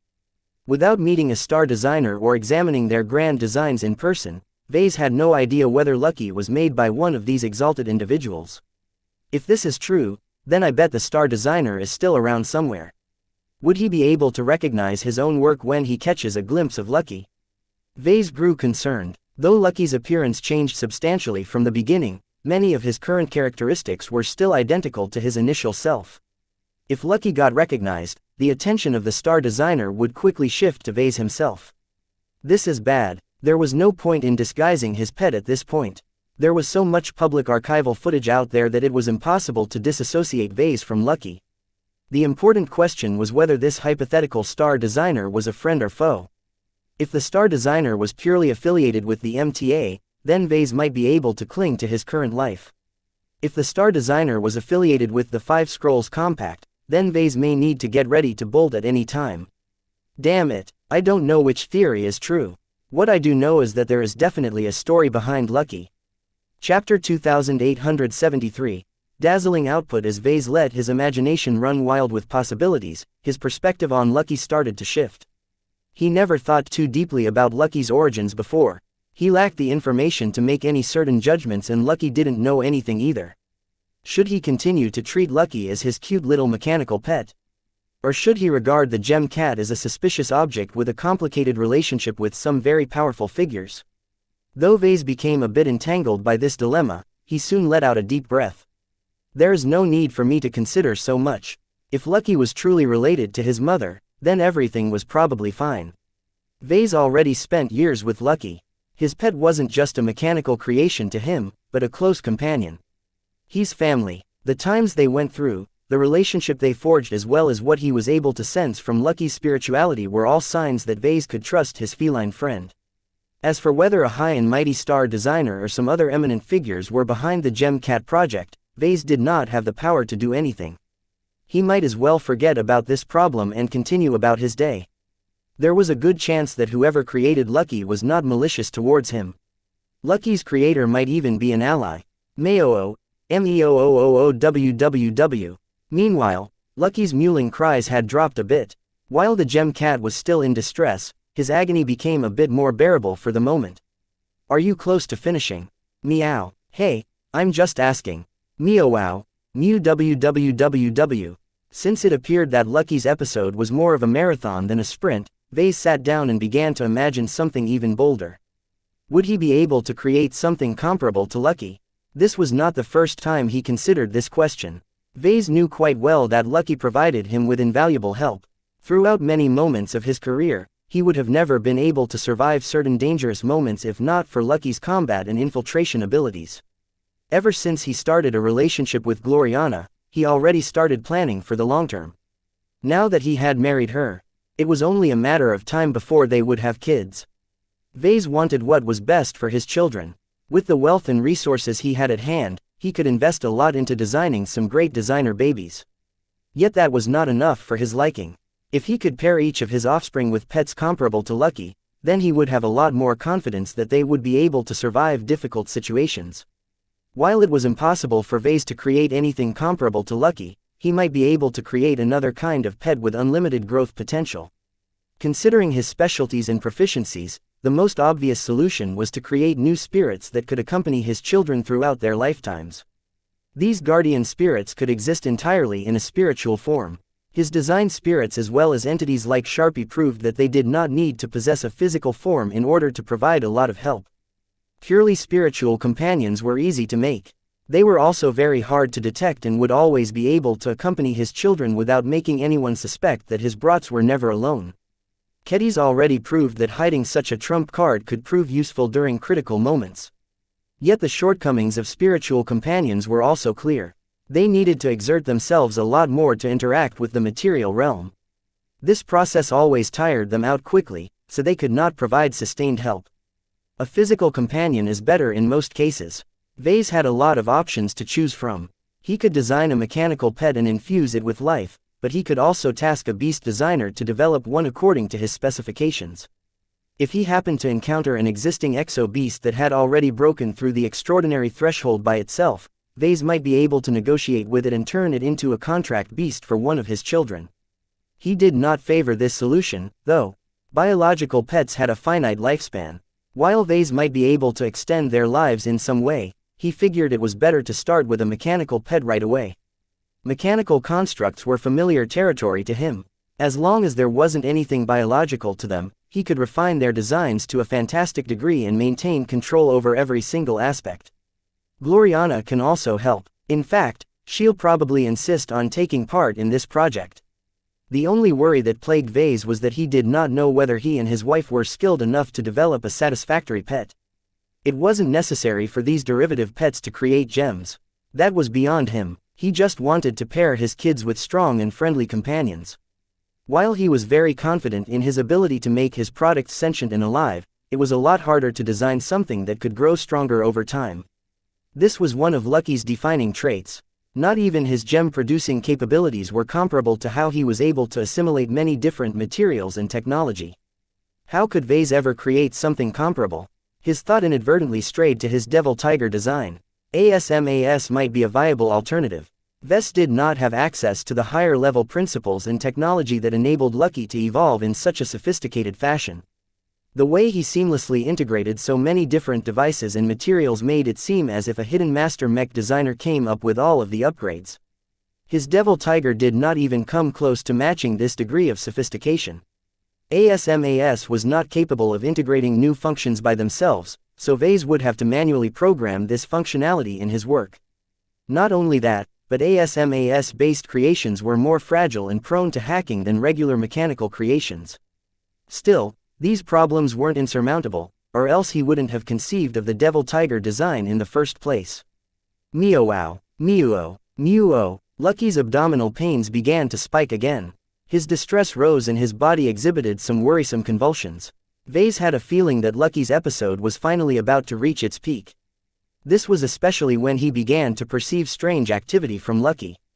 A small vortex appeared. The remarkable part about it was that this vortex wasn't physical in nature. Instead, to Ves's considerable astonishment, the spinning vortex instead drew in unknown spiritual energy from an unknown source. What is happening? Meo, meo, meo. Ever since the spiritual vortex emerged, Lucky's distress had doubled. His back arched and his limbs shook helplessly as the gem cat had to endure a lot more pain than before. As the vortex spun faster, the amount of spiritual energy sucked into Lucky's stomach increased considerably. Vase had no idea why this vortex came into existence. What was its purpose? What kind of spiritual energy was it trying to absorb? Due to the intense fluctuations of the vortex, Vase wasn't able to perceive any details. This was highly unusual. It was rare for his spiritual senses to get stymied. The only times this happened was if he was dealing with something that was a lot more powerful, advanced or ancient than he could handle. Even though he failed to probe the nature of the vortex, Vase could make a number of guesses. The vortex must be supercharging whatever gem or gems that Lucky was about to pop out. The more energy it absorbed, the greater the end product. Vase developed an interesting idea. If the output was related to the input, what if he threw in an extra ingredient? A devious smile appeared on his face. Despite all of the uncertainties surrounding this event, Vase was in the mood to conduct another experiment. Do living gems exist? The Sandmen arguably qualified, but they were actually energy-based lifeforms that attached their existences to physical substances. This was why their physical bodies could come in the form of any kind of materials. Most of them merely bonded to sand because that was the most ubiquitous substance available on terrestrial planets. Vase had no intentions to create a new Sandman. He just wanted to see what kind of benefits he might obtain if he added his secret sauce. Oh well, whatever, let's just try. He concentrated his mind and began to spit out a decent quantity of his own spiritual energy. He did not process it in any way, but directly hurled it into the spiritual vortex. Slurp. The moment the vortex directed his spiritual energy into Lucky's stomach, a drastic shift took place. The vortex grew bigger. It attracted 8 times more spiritual energy than before. This drastic increase was not something that Lucky was equipped to handle. Meow wow. Uh-oh. Vase had a feeling that he might have done something reckless. He cautiously stepped back as Lucky's body started floating in the air. Not only that, a strange gray corona surrounded his body. Vase began to sense so much spiritual activity inside Lucky that he was afraid his cat might explode like the hundreds of test subjects he had gone through. Meow-oh, meow-oh, meow-oh. After Lucky unleashed his final cry, a bright flash of light exploded from his body. Boom. Ah. It was as if the sun had gone supernova. Vase momentarily lost both his vision and his spiritual senses from the powerful outburst of energy. Fortunately, Vase didn't perceive any danger. He calmly waited and rubbed his eyes as his senses slowly recovered. Once his vision became less bright, he ignored Nida's distress and directed his eyes towards Lucky. His cat looked like he had emptied everything inside his body. Lucky's physical exterior looked duller and flatter from before. His eyes blinked out, which was a sign that he had lost consciousness. Lucky definitely overdrafted himself this time. He would have to take a long rest before he could recover. Vase no longer paid any mind to his pet. Lucky had served his purpose. Now where is my prize? Sir, over there. Nida pointed her gun at something. When Vase turned to the side, he noticed something peculiar that wasn't there before. A small, glowing red object was hovering in the air. It swayed back and forth for a bit before trying to float away. Yet before it could even leave the room, it collided against a wall. The lustrous red object didn't seem to know what happened, but it began to push itself against the wall with greater force this time. Thunk. It gradually dawned upon Vase that this stupid object was Lucky's newest gem. Different from the others, it was bigger and more active. It also happened to be alive in a way that Vase had never seen from any other gem. It didn't take much thought to conclude that Vase was to blame for this. If he didn't donate his own spiritual energy, the red gem might not have been so odd. When Vase approached, the gem tried to get away, but its speed was far too slow. "Hold still," he said as he easily snatched the rebellious gem out of the air. "Now let's see what kind of benefits you can bring to a mech." Supreme comprehension, a small portion of the accumulated yearnings, regrets and understanding of an acclaimed, boundary-pushing scientist is locked within this gem. Fulfilling the wish of this brilliant remnant will unlock the true power of this gem. Quote. His system vision didn't change. The red gem was shaped like a crystallized version of a realistic heart. It pulsed with inner light and made it seem as if the heart was beating. Vase had a hunch that the imposing red gem was somehow related to biomechs.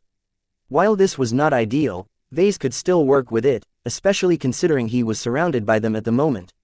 The reality was worse. Just like Lucky's other weirder gems, the description didn't describe any solid benefits. After all of these months of holding it in, that was it. Vase was anything but impressed. Lucky, what is the meaning of this? Chapter 2874, Remarkable Implications, Damn you, Lucky.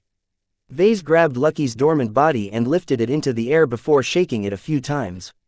After so many months of lazying about and eating billions of hex credits worth of exotics, is this the best you can do? Where are the gems that can double a mech's attack power? Where are the gems that can triple the speed of my mechs? Where are they, Lucky? He was just venting his frustration now as his gem cat was hardly in a position to talk at the moment. Lucky expended so much effort to produce this gem that he was pretty much spent for the day. Vase shook his head and dropped Lucky's body back onto the tabletop. He wouldn't find any answers here. He examined the gem once again. He had to pinch it tight enough to prevent it from floating away. For some reason, the gem not only possessed a consciousness, but was able to move on its own. Vase had never seen anything like it before. Is this because of my intervention? That sounded far too simple. He did not believe that throwing in his own spiritual energy would lead to such drastic changes. The gem was probably abnormal to begin with, but whatever Vase had done caused it to become more livelier than usual. Whatever the case, Supreme Comprehension was by far the strangest and most unusual gem that Vase obtained. He reread its description several times and probed it with his eyes and spiritual senses. Just like his other gems, Vase was unable to perceive any spiritual activity from it. The gem's exterior tightly isolated whatever it contained. Vase wanted to rub his chin. There is definitely something unusual inside. Thinking back on what happened, the vortex was definitely related to the final form of the gem. The unknown spiritual energy that the vortex absorbed might have come from the Supreme Sage, but this was an absurd conclusion. According to the rebels, the Supreme Sage had already died more than a year ago. Even if he was a spiritually developed researcher who was comparable to Master Mech Designer in mental strength, there was no way for the Supreme Sage's spiritual remnants to be sticking around for so long, right? Wait a minute. Vase knew that certain strong individuals were able to keep their spirits together longer than usual. While the spiritualities of ordinary people quickly faded into the imaginary realm where they would subsequently get eroded away, those who enjoyed much greater development might be able to resist the corrosive spiritual winds a lot longer. Vase was reminded of the origin of the illustrious one. When his mother plucked a spiritual fragment from the imaginary realm, the remnant was almost completely worn out. Yet despite floating in the imaginary realm for eons, it still managed to retain a portion of itself. Perhaps some individuals had become so strong that it was hard for them to completely die out in a spiritual sense. As long as at least one remnant of them survived, they could always resurrect back to life, if with a lot of missing parts. If this was the case, then it became a lot more plausible that the red gem managed to absorb a remnant of the Supreme Sage. There were a few oddities, though. Vase wasn't sure about the range of the vortex, but even if distances and dimensions were a bit wacky in the imaginary realm, it was extremely unlikely for him to believe that some portion of the deceased Supreme Sage just happened to be floating around nearby. His eyes narrowed. If it's not a coincidence, then there were a couple of possible explanations why Lucky's vortex easily managed to absorb the Supreme Sage's remnant. First, the founder of the LRA might have been so powerful back when he was alive that even his broken remnants were capable of moving and acting on their own. Perhaps they might have found something interesting about Vase. Perhaps they saw something special in Lucky. Whatever the case, the active spiritual remnants may have foreseen that they would be able to find a way out of their predicament by entering Lucky's stomach.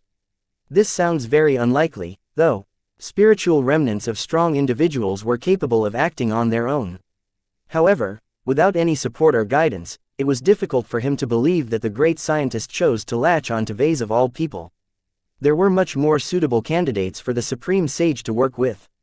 The only shortcoming of these other candidates was that they lacked spiritual sensitivity.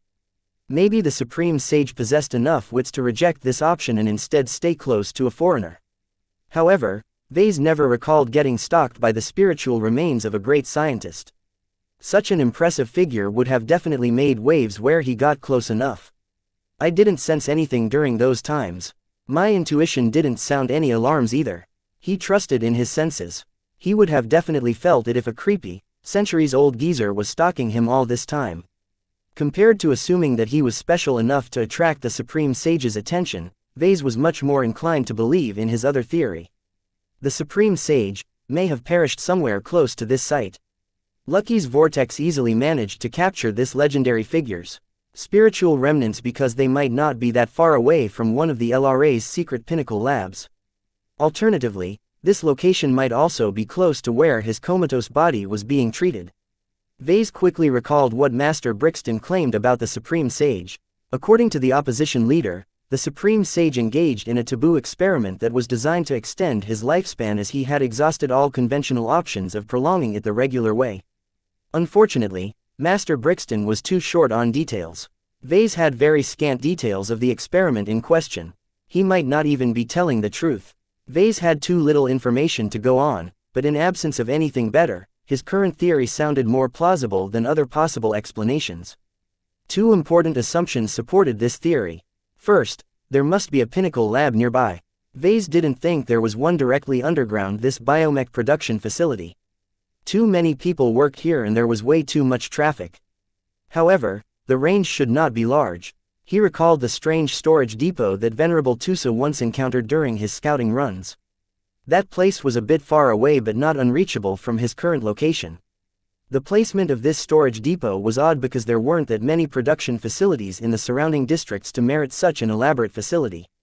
Yet if this storage depot happened to service the voracious needs of one of the best laboratories of the Life Research Association, then it was a lot more explainable why it had to be so large. Still, the clues are too obvious if that's the case. In fact, Vase didn't think that placing something as sensitive and valuable as a pinnacle lab underneath the outskirts of Vieline made sense. These secret labs should be placed in much more secure locations. If I had a choice, I would have set these labs up underneath military bases, inside desolate moons or in the middle of an obscure asteroid belt. Who thought it was a good idea to bury such a sensitive facility underneath a residential district? Perhaps that was the point. The locations that Vase just considered were sites that everyone thought of if they wanted to set up a secret base. Hardly anyone would think of burying a pinnacle lab underneath the homes of simple lifers. If this is true, does it have anything to do with me? He critically asked. He was not a biotech expert. The Supreme Sage's pinnacle labs might hold an unlimited degree of attraction onwards to other biotech researchers, but Vase was a mech designer. I don't belong in such a place. The most he could obtain from a pinnacle lab was raiding their supplies and stealing some precious lab equipment. Other than that, Vase seriously doubted that he would encounter something that was worth his time. In addition, these pinnacle labs were the crown jewels of the LRA. There was no way that they would be unguarded. These secret facilities must be under constant observation by the different factions. Even if the guarding forces of the pinnacle labs have split into different sides, there's no way they'll come to blows and risk the integrity of these precious facilities. Vase eventually decided not to think about it anymore. Whether there was truly a pinnacle lab in the vicinity or not, he was more inclined to go away than to take any step closer. Ever since this civil war broke out, Vase had always been aware that there were some places that he and his Larkinsons couldn't touch. He even thought about relocating. His air fleet had already spent enough time in this region. In fact, I've also gathered enough biomechs to pursue other options. He did not forget about his original goal, which was to escape the planet and return to his expeditionary fleet. If he only had 50 mechs at his disposal, then Vase didn't have the guts to pursue any ambitious goals.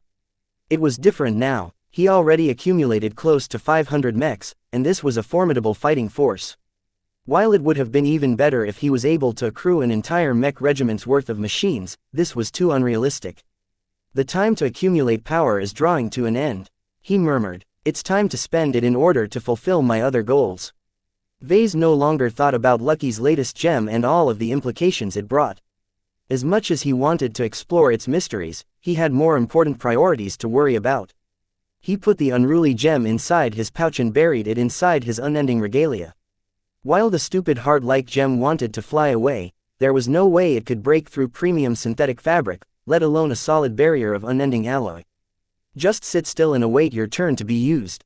That was another headache that Vase was glad to avoid. Due to the system's vague and unhelpful description, there was no way to predict how Supreme Comprehension altered a mech. Maybe it won't even affect a mech at all.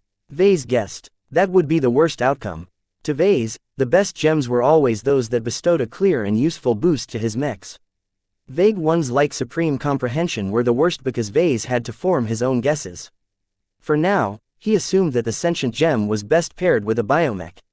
The Supreme Sage probably knew more about biomechs than any master in the LRA, so combining the two might yield interesting effects.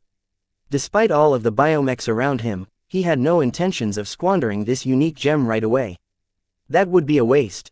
Vase would rather reserve this gem on a biomech that Vase designed in collaboration with a specialized biomech designer. In fact, even if the effects of Supreme Comprehension were unclear, he guessed that they would not be weak. If this is the case, it's best to reserve it for an expert biomech or cyborg mech. Vase developed a lot of ideas about biomechs while he was working with them. One of his most promising ones was to design at least one expert mech with organic components. Organic mechs reacted so well to his design philosophy that he wanted to try to design something that was better than anything else he developed. He knew that his upcoming expert mechs would definitely be his strongest and most prestigious works for quite some time. Of the 6 he planned to design, one of them happened to be exceptionally suitable for the purpose he had in mind. Since Venerable Joshua already has the same domain as mine, what kind of improvement will he achieve if he pilots an expert cyborg mech? Vase shivered with excitement at the thought. Chapter 2875, Clashing Swords Clang. A taller and thicker sword collided against a saber. The larger blade bounced back but quickly swung in only to be blocked yet again. Despite the lack of success, Kedis fully immersed herself in the duel. She constantly shifted her position, trying her best not to let her protective equipment hinder her sharp movements. Around her, a modest crowd of a couple of thousand spectators became engrossed in the spectacle. Ever since she and her fellow sword maidens fought their way through the virtual preliminaries, she was finally able to flex her muscles for real. Although she enjoyed pitting her battle instincts in all-out matches to the death, none of the virtual blood she spilled warmed her up in any way. The tactile feedback, no matter how realistic, posed no threat to her at all. It didn't matter if she gained the opportunity to compare herself against hundreds of other hopefuls who each brought a different sword style to the table. The Greater Omandari Festival was a massive draw for foreign swordsmen and swordswomen. The Heavensward Association was the only state in the star cluster that dedicated itself to the way of the sword. Just like how the Life Research Association became the holy land of biotech research, the Heavensward Association invested much in order to become the foremost authority of swordsmanship. Just the first week alone had been enough to open up the eyes of the sword maidens. Every single sword maiden that was a part of the delegation to the festival became exposed to radically different approaches to wielding blades. Fortunately, people like Kedis and Commander Sendra were too accustomed to the sword maiden approach to sword combat to adopt a different style. Their techniques and repertoire of moves may not be as extensive as that of other styles, but they were all combat tested against deadly opponents. Simple, calculated, brutal. That was what the Heavenswarders thought about the Sword Maiden fighting style. Unlike most other competitors, the Sword Maidens stood out for their emphasis on power. Their sword style, which was geared towards defeating both exo-beasts and armored mechs, intimidated many opponents who had to face the brunt of the former pirates. Clang! Kutiz's greatsword was blocked yet again, but she already anticipated this reaction. After exchanging blows for quite some time, she already figured out her opponent's strategy. Since Kedis wielded a larger and more cumbersome weapon, her stamina took a substantial hit with each attack. While there was an inherent risk in allowing an opponent to go on the offensive, the man who wielded a thick saber evidently felt confident enough in his defense to forego attacking. As long as the male competitor concentrated on nothing else but blocking, he would eventually be able to turn the tables once the aggressive woman lost her steam. Kedis huffed behind her transparent helmet.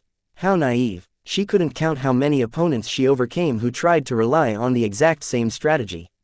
Crack his turtle shell, Kedis. Beat him up, girl. A smile briefly appeared on her face even as she tried to sweep her opponent's abdomen, only for the alert man to swing his saber down and block her attack in time. She lashed out with a snap kick, only to get stopped by a counter kick. Her experienced opponent had already kept a close eye on her lower limbs, correctly predicting that the athletic and muscular woman was proficient with using her entire body. Though none of her attacks went through the man's excellent guard, Kedis felt less and less pressured against her opponent. A true swordsman wouldn't have adopted such a passive approach. It might be a fine strategy in the dueling arena, but it only introduced more variables on the battlefield. Kedis already smelled an absence of blood from her opponent. How could someone who never put his life on the line in an actual battle ever be able to best her in personal combat? An eager impulse nudged in her mind. Swish, swish. I know, Sharpie, I shouldn't play with my food. She had been taking it easy since this was her first real sword duel.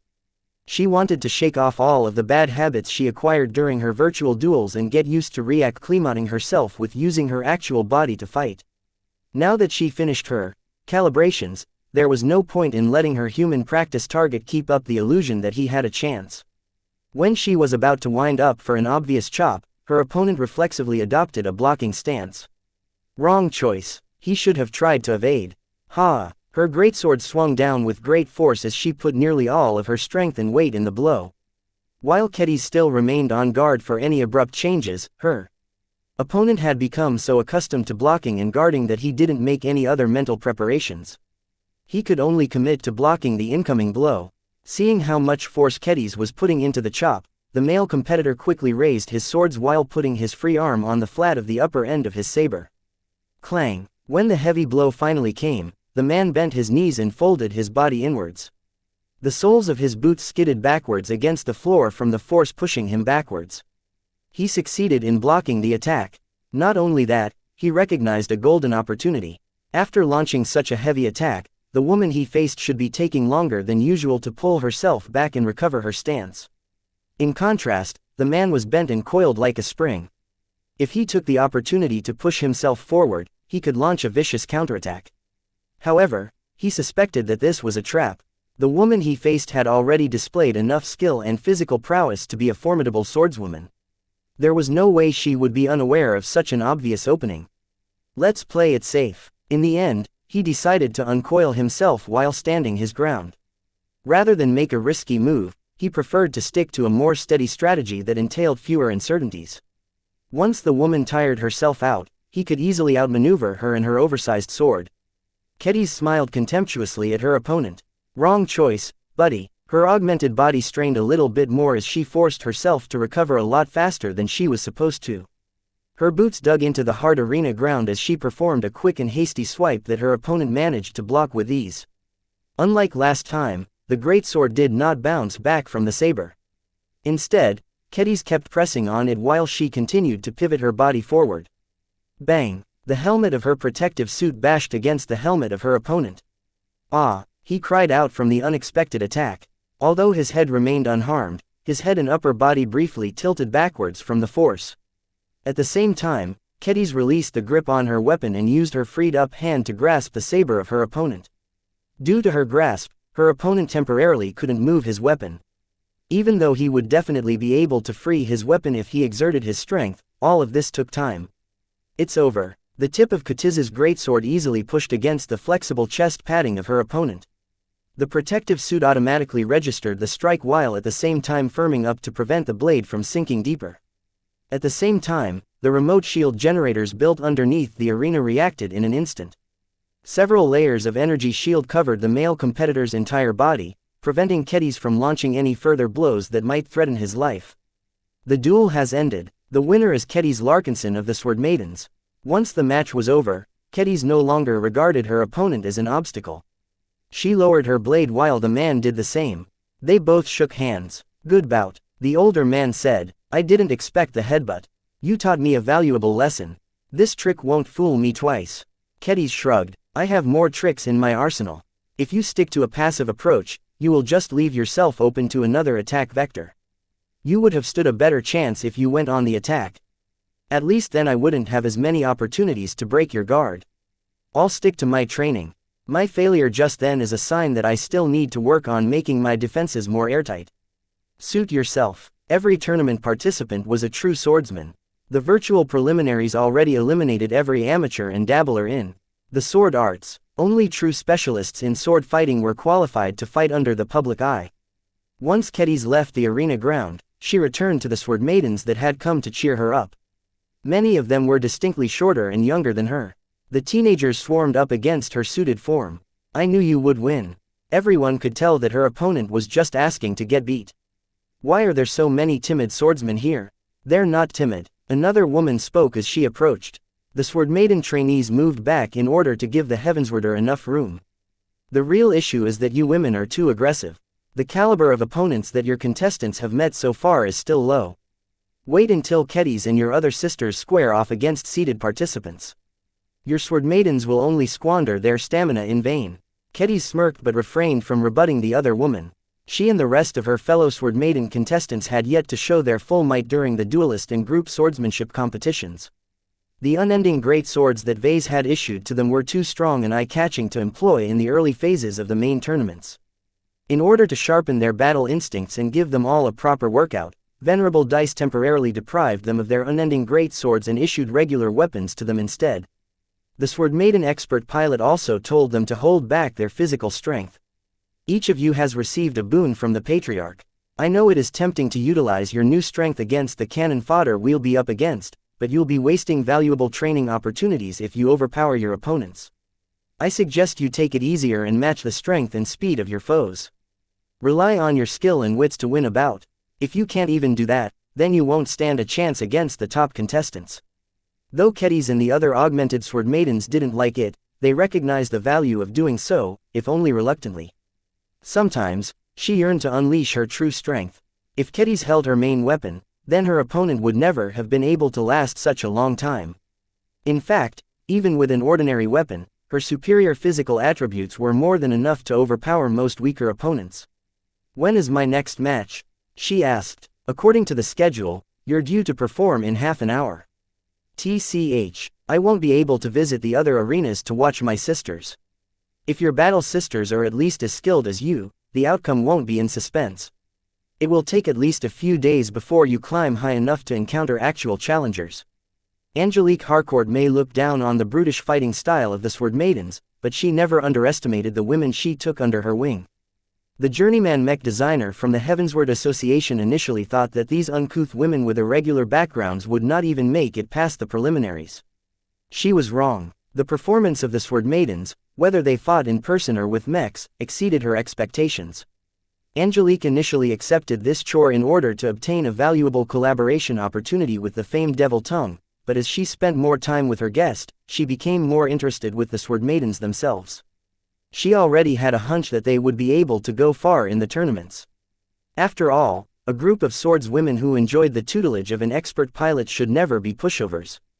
Chapter 2876, Angelique Harcourt. Just as Angelique Harcourt guessed, many of the sword maiden contestants managed to get past the first days of the tournaments. The performance of most sword maidens were still within a reasonably competitive range. In personal combat, the women exhibited both solid dueling capabilities and teamwork when fighting as a group of 5. In mech combat, the sword maiden mech pilots possessed less of an edge in skills, but their raw ferocity and abundant combat experience was usually enough for them to push out competitors who were unaccustomed to facing all-out attackers. Even though this approach backfired on some of the sword maidens, the strongest ones all made it through. A select few sword maidens obviously stood out from the rest. Aside from Venerable Dice, who wasn't allowed to compete, certain individuals such as Commander Sendra and Kedis exhibited much greater strength and confidence in the personal combat tournaments. No matter what kind of opponent they faced, they rarely if ever let their opponents push them to the brink. Whenever a tricky swordsman managed to surprise or gain an advantage, the top sword maidens always managed to regain the rhythm in some way. While Angelique wasn't good enough to take part in the Great Omendary Festival, she possessed enough vision to tell that these suspicious women were holding back, and not by a little. Though she was curious to uncover their true strength, it was rude for her to probe. She knew she merely had to wait long enough before these handful of standout elites encountered their real opponents. As optimistic as she was about the chances of the best performing sword maidens, the seeded competitors from her state were all monsters in their own right. While the Great Omandery Festival was one of the few opportunities for foreigners to compete against Heavenswarders, it was extremely rare for the latter to reach the finals. Though there were times when the visitors from another state or star sector gave the seeded competitors a run for their money, these brilliant performances never lasted. A strong enough foreigner might be able to overcome one seeded contestant. If the chance of victory was only 5%, then there were times when the improbable still took place. The real challenge was doing it all over. The further a foreign contestant progressed in a tournament, the more times they had to win against swordsmen that possessed some of the finest swordsmanship in the star sector. Therefore, even if Angelique suspected that Commander Sendra may be able to squeeze out a win against the right opponent, there was no way that this would happen over and over. That said, if any of the Sword Maidens were able to make it this far, they already did better than almost every other foreign participant. Such a glorious accomplishment always came paired with a huge amount of publicity. That's what we're aiming for, Kedis said as she munched on a meat drum. She didn't even bother to swallow her bite while she talked. Don't get me wrong, I'd love it if I could reach the finals and fight against the best of what your state has to offer, but we came here to accomplish a single goal. Our Sword Maidens are heavily depleted, and we urgently need to replenish our ranks with skilled and dedicated swordswomen. Do you think you won't stand a chance against the top 100? I'm trying to do what is best for the Sword Maidens, not my own vanity. While our Sword Maidens would undoubtedly attract more hopefuls if any of us breaks into the top 100, we'll already meet our goal if we can enter the top 1000. Winning the finals of any tournament was firmly out of right for both foreigners and unseeded contestants. Since the foremost Heavenswarders always occupied the top, many spectators became accustomed to using the top 100 and top 1000 as measuring sticks for dark horses and rising stars. Anyone who made it this far was already good enough to earn respect from the Heavenswarders. Kedis happily gorged herself upon a savory pie as she tried to calculate how many matches she needed to win before she could get to this point. Ever since the Sword Maidens arrived at the Omandery system, the guide arranged by Vase took good care of them. Angelique Harcourt not only took care of their schedule, transportation and administration, but also hosted the women in her own villa while providing enough assistance to maintain their competitive edge. Every contestant had access to doctors, masseurs, consultants, practice partners and other professionals. The Sword Maidens were so unused to working with these people that Angelique had to guide them in person. As it was, the Sword Maidens were so accustomed to dealing with their issues by themselves that at least half of the hired professionals remained idle. I still can't believe that an outfit like yours can stand out from the competition. Angelique shook her head at the total lack of table manners from the only mech designer among the Sword Maidens. You know what is even more ludicrous to me? The fact that you are one of the strongest Sword Maidens of your group despite being a mech designer. Kedis raised her eyebrow as she picked her teeth with her nail. What's so odd about that? Back where I grew up, if you couldn't fight, you would get beat up until you could finally get in your own punches. Isn't that the case here as well? No, of course not. Look, I know my way with the epee, but I lack the time to practice my skills further. The best I can do is to maintain them at a decent level so I know what to look out for when I design my fencer mechs. I don't come close enough to being able to overcome contestants in the main tournaments. If you aren't happy with your current level of skill, I can give you a few pointers if you like. It's not a matter of effort. Angelique slammed her palm against the table. While your mech design capabilities are not as good as mine, you are still at the front of the pack given your age. I've never met an apprentice like you who absorbed so much knowledge yet managed to free up enough time to polish your swordsmanship to duelist level. How do you do it? What is your secret? Kedis sighed. There is no easy way to answer this. I guess I'm just too good in both mech design and swordsmanship. There was no way she could tell the truth to Angelique.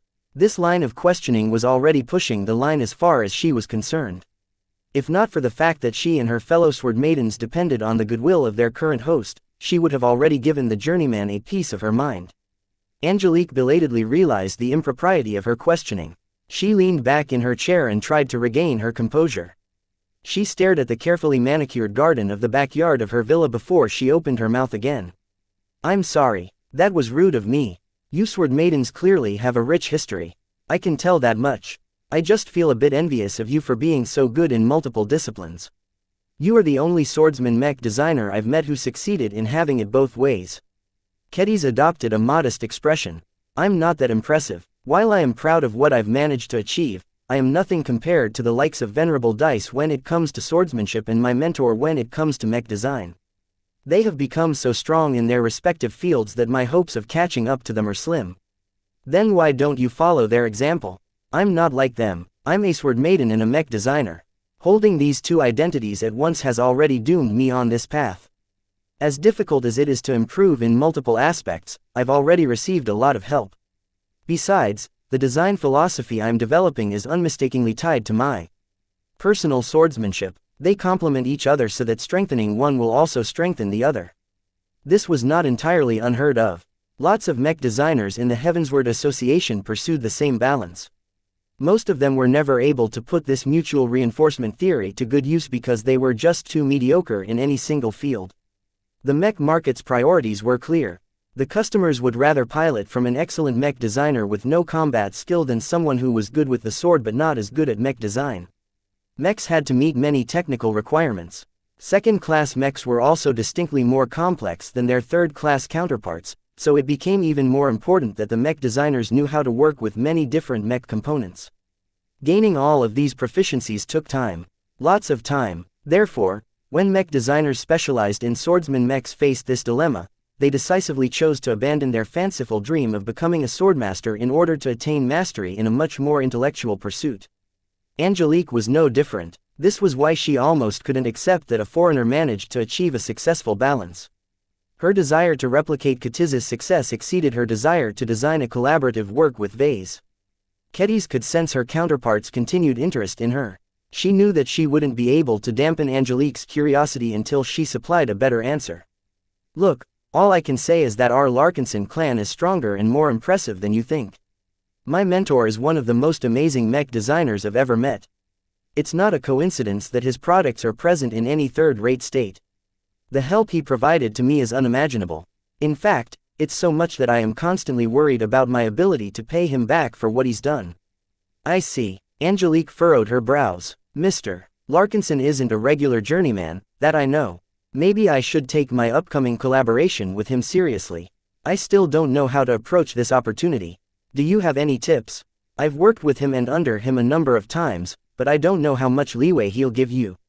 I think he's open to anything as long as your suggestions don't conflict with his design philosophy. Try and aim to design a more valuable mech that is more sustainable. He loves that. Just design something that lasts. Will he go all out to design our collaborative work? Or do I have to be prepared for him to hold back his best features? Ketiz crossed her arms. I can't tell you that.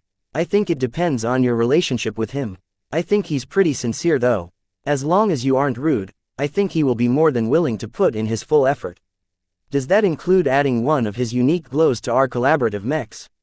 Angelique pressed. So far, Mr. Larkinson has already designed a number of impressive second-class mechs for specific clients and for internal use, but I can't help but notice that he has yet to bring a second-class product to market.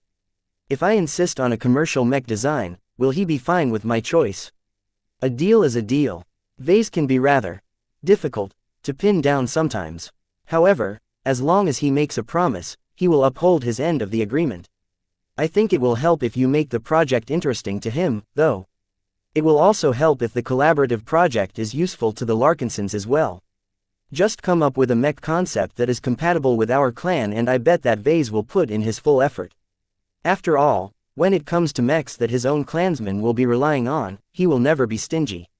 Angelique frowned. That means I'll have to design a spaceborne mech, right? That's not my home ground. I'm much more familiar with designing landbound mechs. Then you better start preparing. Spaceborne or not, you won't regret collaborating with my mentor. Chapter 2877. Diligent Mark 24. When the Sword Maidens woke up the next day, they prepared themselves for another round of competition. Today, the Greater Omendary Festival centered around mech battles. Since Ketiz and several other Sword Maidens who competed in the personal combat tournaments weren't mech pilots, this was a day of rest for them. All they could do to help out their organization was to cheer the Sword Maiden mech pilots who entered the field today. Before the Sword Maidens departed for the mech arenas, the most prominent among them gathered for a private meeting. They entered one of the rooms and activated some jammers and other countermeasures in order to prevent their host from listening in. It would have been better if Lucky was there to sweep the room, but their standard equipment was already enough to address most situations. While the Sword Maidens weren't planning to do anything drastic during their stay on this planet, they were still accustomed to maintaining their privacy. Some of their talks dealt with the strategies they chose to employ during their matches. It would not be good if these details were leaked to other competitors. "How are you dealing with Miss Harcourt?" Venerable Dice asked. "She's still friendly enough," Kedis dutifully responded. "I can't say we're friends, but I don't think she's a threat. I've successfully led her to think about what kind of mech she can design in collaboration with Vase. As long as she is fixated on this idea, she won't have much reason to stab us in the back." "Still, what is it, Kedis? I don't think Angelique warrants this much caution. She clearly respects you and our battle prowess. The Heavenswarders are the most upright and honest people I've met. It's simply not in their nature to turn their back on a deal." Commander Sendra snorted. "We've gone through so many ordeals with the Larkinson clan that we can't afford to lower our guard. Our patriarch is a trouble magnet. His current predicament makes us even more vulnerable. I just don't feel at ease here. The Heavenswarders may have dispatched a lot of security to this planet, but what happened back in the LRA already proves that only the mechs we control ourselves can be counted upon." The reminder that Vase and many Larkinsons were stuck in one of the most contested planets of the LRA did not sit well with the Sword Maidens. Though they still retained a strong attachment to their old identity, they also saw themselves as Larkinsons. They didn't care too much about the average clansman, but they still developed a number of strong personal bonds with individual Larkinsons. If nothing else, the fall of the Patriarch and the collapse of the clan would cause the Sword Maidens to lose all of their material support. The Sword Maidens had changed too much to be able to survive on their own. They needed a patron to take care of their ships, their finances, their logistical support and so on. If they were asked to go back to relying on themselves, then they would likely find it difficult to maintain a second-class standard.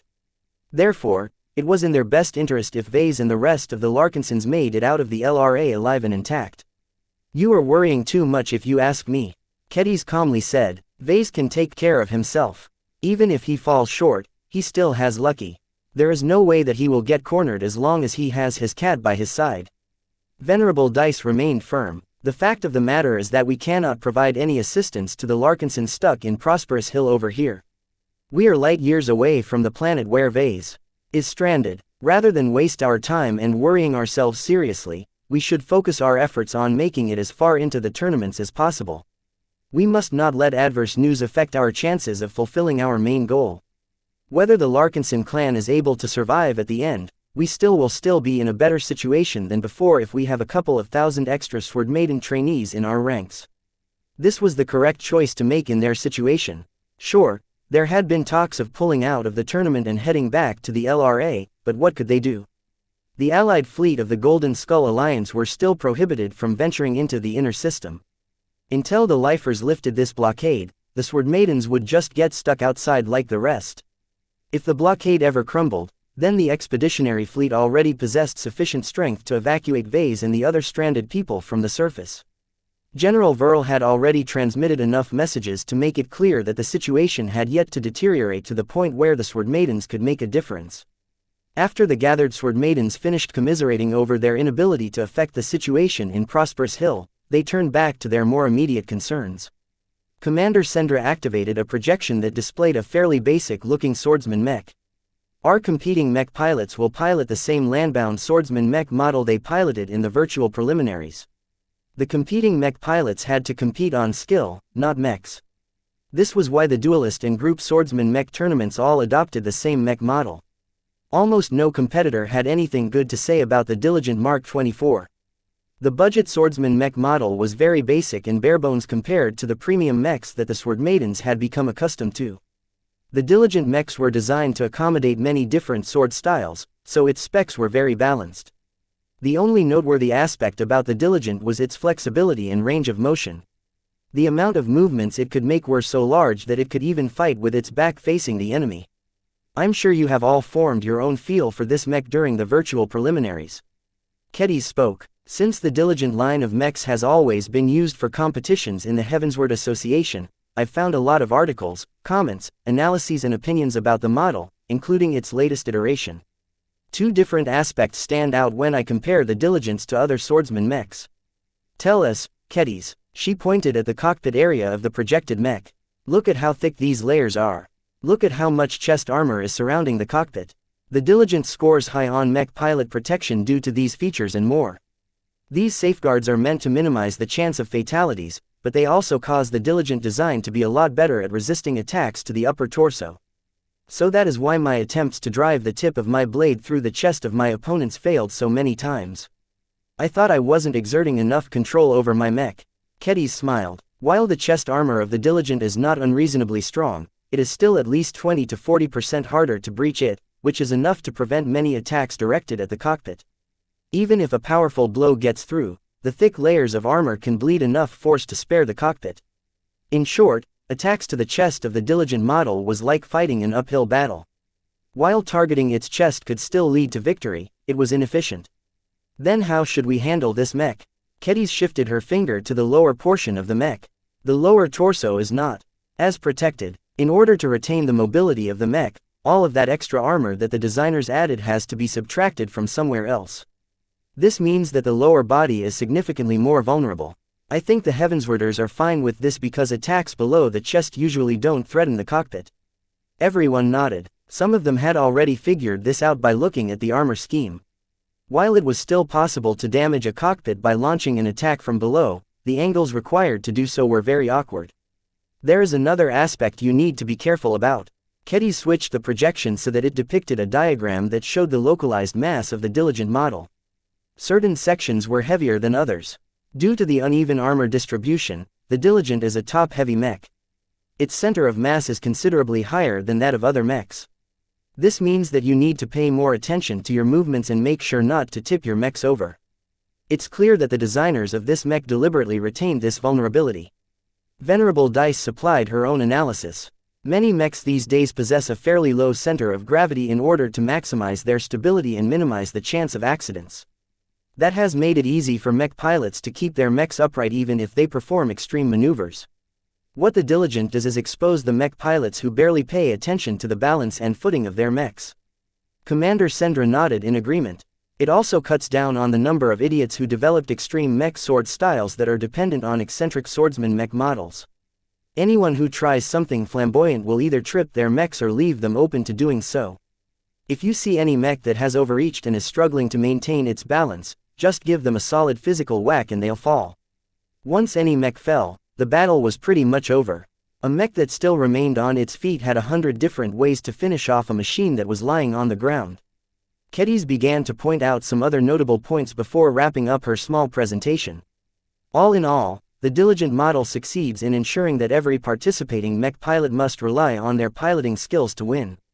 The mech is deceptively simple, but the difficulty of maximizing its potential is quite large.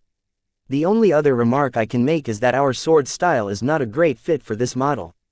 This was inevitable. Mech pilots who trained in sword styles that emphasized balance would always enjoy an advantage. It would have been better if the Heavenswarders offered many different variants of the same base model. The Sword Maidens would be able to pilot mechs that were optimized to wield large weapons. Unfortunately, the tournament format didn't allow for that for the Great Omendary Festival. Everyone had to make use of the exact same mech model, thereby making it easy for laypeople to make comparisons. How are our recruitment efforts so far? Venerable Dice switched to a different topic. We haven't attracted too many skilled swordswomen yet. Commander Sendra replied. Due to your presence, we managed to attract the interest of a decent amount of mech pilots, but that is far from enough. We need to show off our battle prowess on the bigger stages in order to achieve the effect we want. The Sword Maidens could definitely attract a lot of skilled and suitable personnel if Venerable Dice fought a duel. However, this would never happen. Expert pilots were soldiers, not gladiators. As heroes, it was beneath them to fight for sport. There were also practical reasons why expert pilots stayed away from competitions. Piloting expert mechs was too expensive. Any damage they incurred could easily cost a fortune to repair. Unless it was absolutely necessary, it was best to keep the precious expert mechs in the hangar. While it was cheaper for expert pilots to make use of regular mechs instead, their fighting capabilities were too constrained in them. There was hardly any point in putting the two together. An even more important reason why expert pilots were left out of the dueling ring was that there was always a chance of fatalities. Expert pilots fought harder than anyone else. No matter how much restraint they exercised, there was always a risk of death, and this was completely unacceptable. Due to these reasons and more, Venerable Dice had been unable to do very much.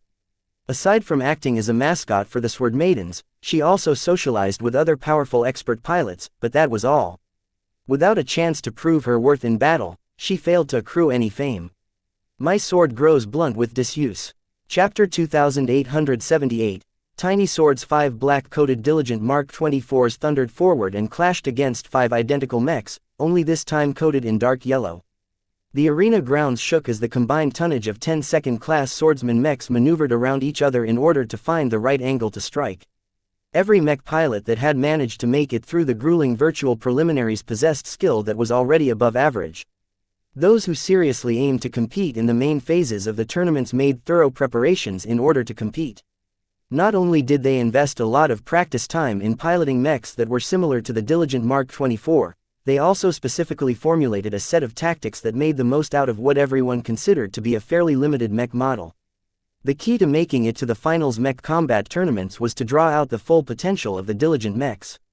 Every contender aspiring to reach the top 1000 or top 100 possessed an undeniable advantage against mech pilots like the Sword Maidens. TCH. Commander Sendra gritted her teeth as a dual-wielding mech utilized its maneuverability to the utmost. Her black-coated Diligent mech was unable to block every poisonous strike that approached from different angles. The armor of her mech sparked as some of the bee sting-like stabs managed to get past her guard.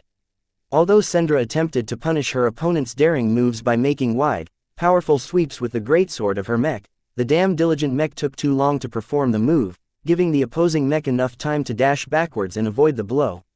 Although every Sword Maiden mech pilot had already practiced with the Diligent models beforehand, it was still difficult to shake off their old habits.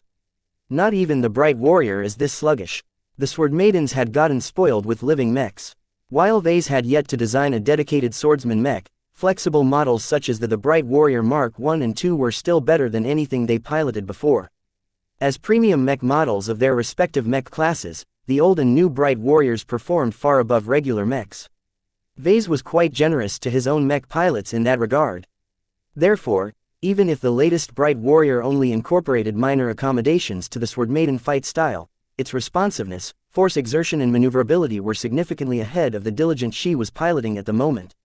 Not only that, but the mechs supplied by the Heavenswarders were absolutely dull and devoid of any life. While the benefits of piloting a living mech were rather subtle and difficult to explain, the Sword Maidens keenly missed the intimacy they had with their previous machines. The Bright Warriors fought with their mech pilots. The Diligent fought against their users. At least, this was how Commander Sendra experienced it.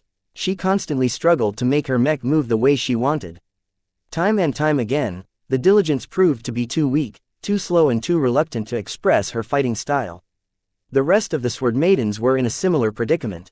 Clang, clang, clang, clang. Their opponents keenly noticed this. It was highly unusual for competitors to opt for great swords to begin with. Though the Sword Maidens did their best to compensate for the limitations of their diligence, they could not disguise every single sign of discomfort. Up the pressure. The enemy leader shouted. Don't let these women breathe. Try and gang up on them if possible. With their unwieldy blades, they can't possibly defend their rears. The dark yellow mechs changed their approach. Now that they had gained their opponent's measure, there was no point in turning this group match into 5 separate one-on-one duels. The whole point of allowing multiple mechs to compete against each other was to give full play to their teamwork. Even as the mechs that wielded single or dual light blades began to converge and circle around, the Sword Maiden mechs chose to converge in the center of the arena ground. They formed a loose circle with every machine facing outwards. The dark yellow mechs grew a bit more reluctant to go in after witnessing this change. No matter what angle they approached from, at least 3 Sword Maiden mechs would always be able to strike at the front.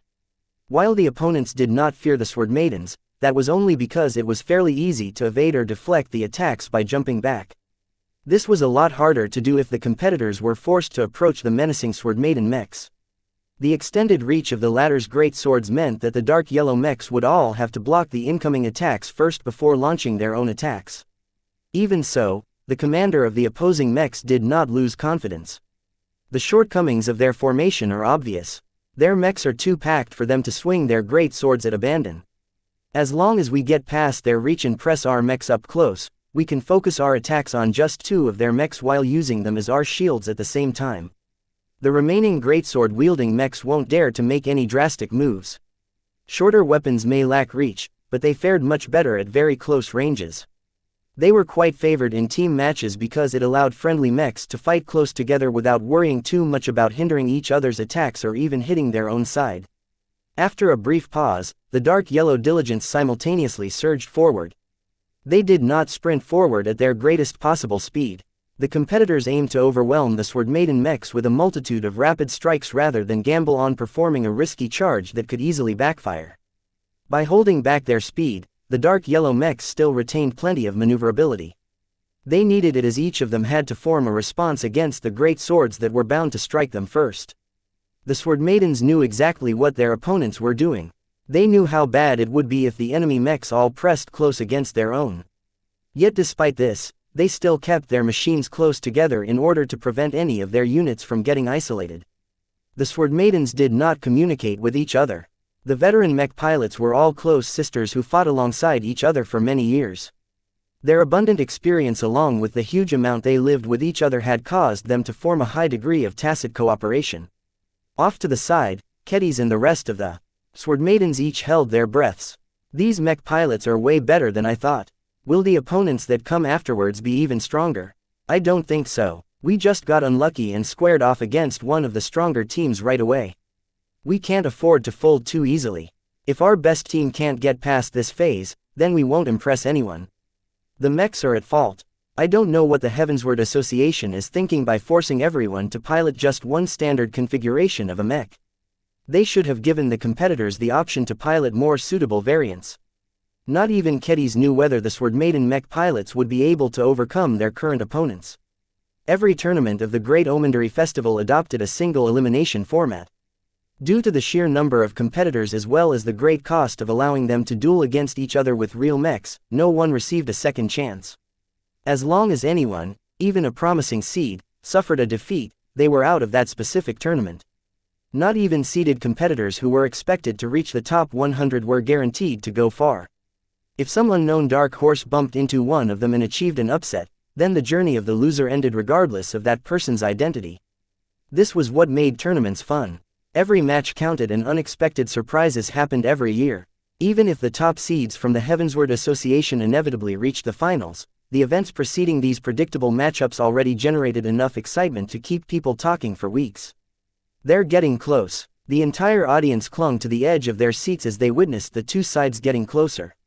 Once the dark yellow mechs were about to get into range, they each clung their shorter blades closer in anticipation of blocking the heavy strikes that were bound to come. Each of the mechs wielding lighter weapons had to focus their full efforts on blocking this time as they didn't have as much room to dodge this time. Here it comes. Resist with all your might. Yet even as the jogging mechs entered the range of the Sword Maiden mechs, the latter declined to swing their great swords. What? Why aren't they attacking? Don't they realize they're giving away their greatest advantage? Careful, they're up to something. The Sword Maidens declined to perform the most optimal course of action. If the mechs at the front all swung their great swords against the approaching opposition, then they had a decent chance of inflicting crippling damage. Due to the need to approach from the front, the dark yellow mechs were unable to dodge this time. Not only that, but the mechs were actively pushing themselves into the blades of the Sword Maiden mechs. The damage the dark yellow mechs would incur if their guards were broken was much greater than if they just stood still. Yet by refusing to do so, the Sword Maiden mechs instead kept their massive weapons close to their frames. The three Sword Maidens mechs facing the charging opponents all braced themselves against the ground while holding their swords in a blocking grip as well. With one arm grasping the hilt while the other pressing up against the flat of the blade, the three Sword Maiden mechs formed a solid wall which the unprepared dark yellow mechs crashed against. Crunch. Due to the latter's restrained speed, the collisions that ensued weren't powerful enough to knock down any machine. Instead, an awkward moment ensued as the collided mechs were both pressed up against each other while suffering from the aftereffects of the debilitating impacts. The Sword Maidens acted faster than their opponents, while the mech pilots of the dark yellow mechs were just starting to respond by trying to stab their shorter swords. Two great swords lunged forward and threaded the gaps between the friendly mechs at the front. Two dark yellow mechs incurred severe damage. Even though some of the other opposing mechs managed to take advantage of the close range to unleash some stabs, the damage they inflicted was limited due to lack of space.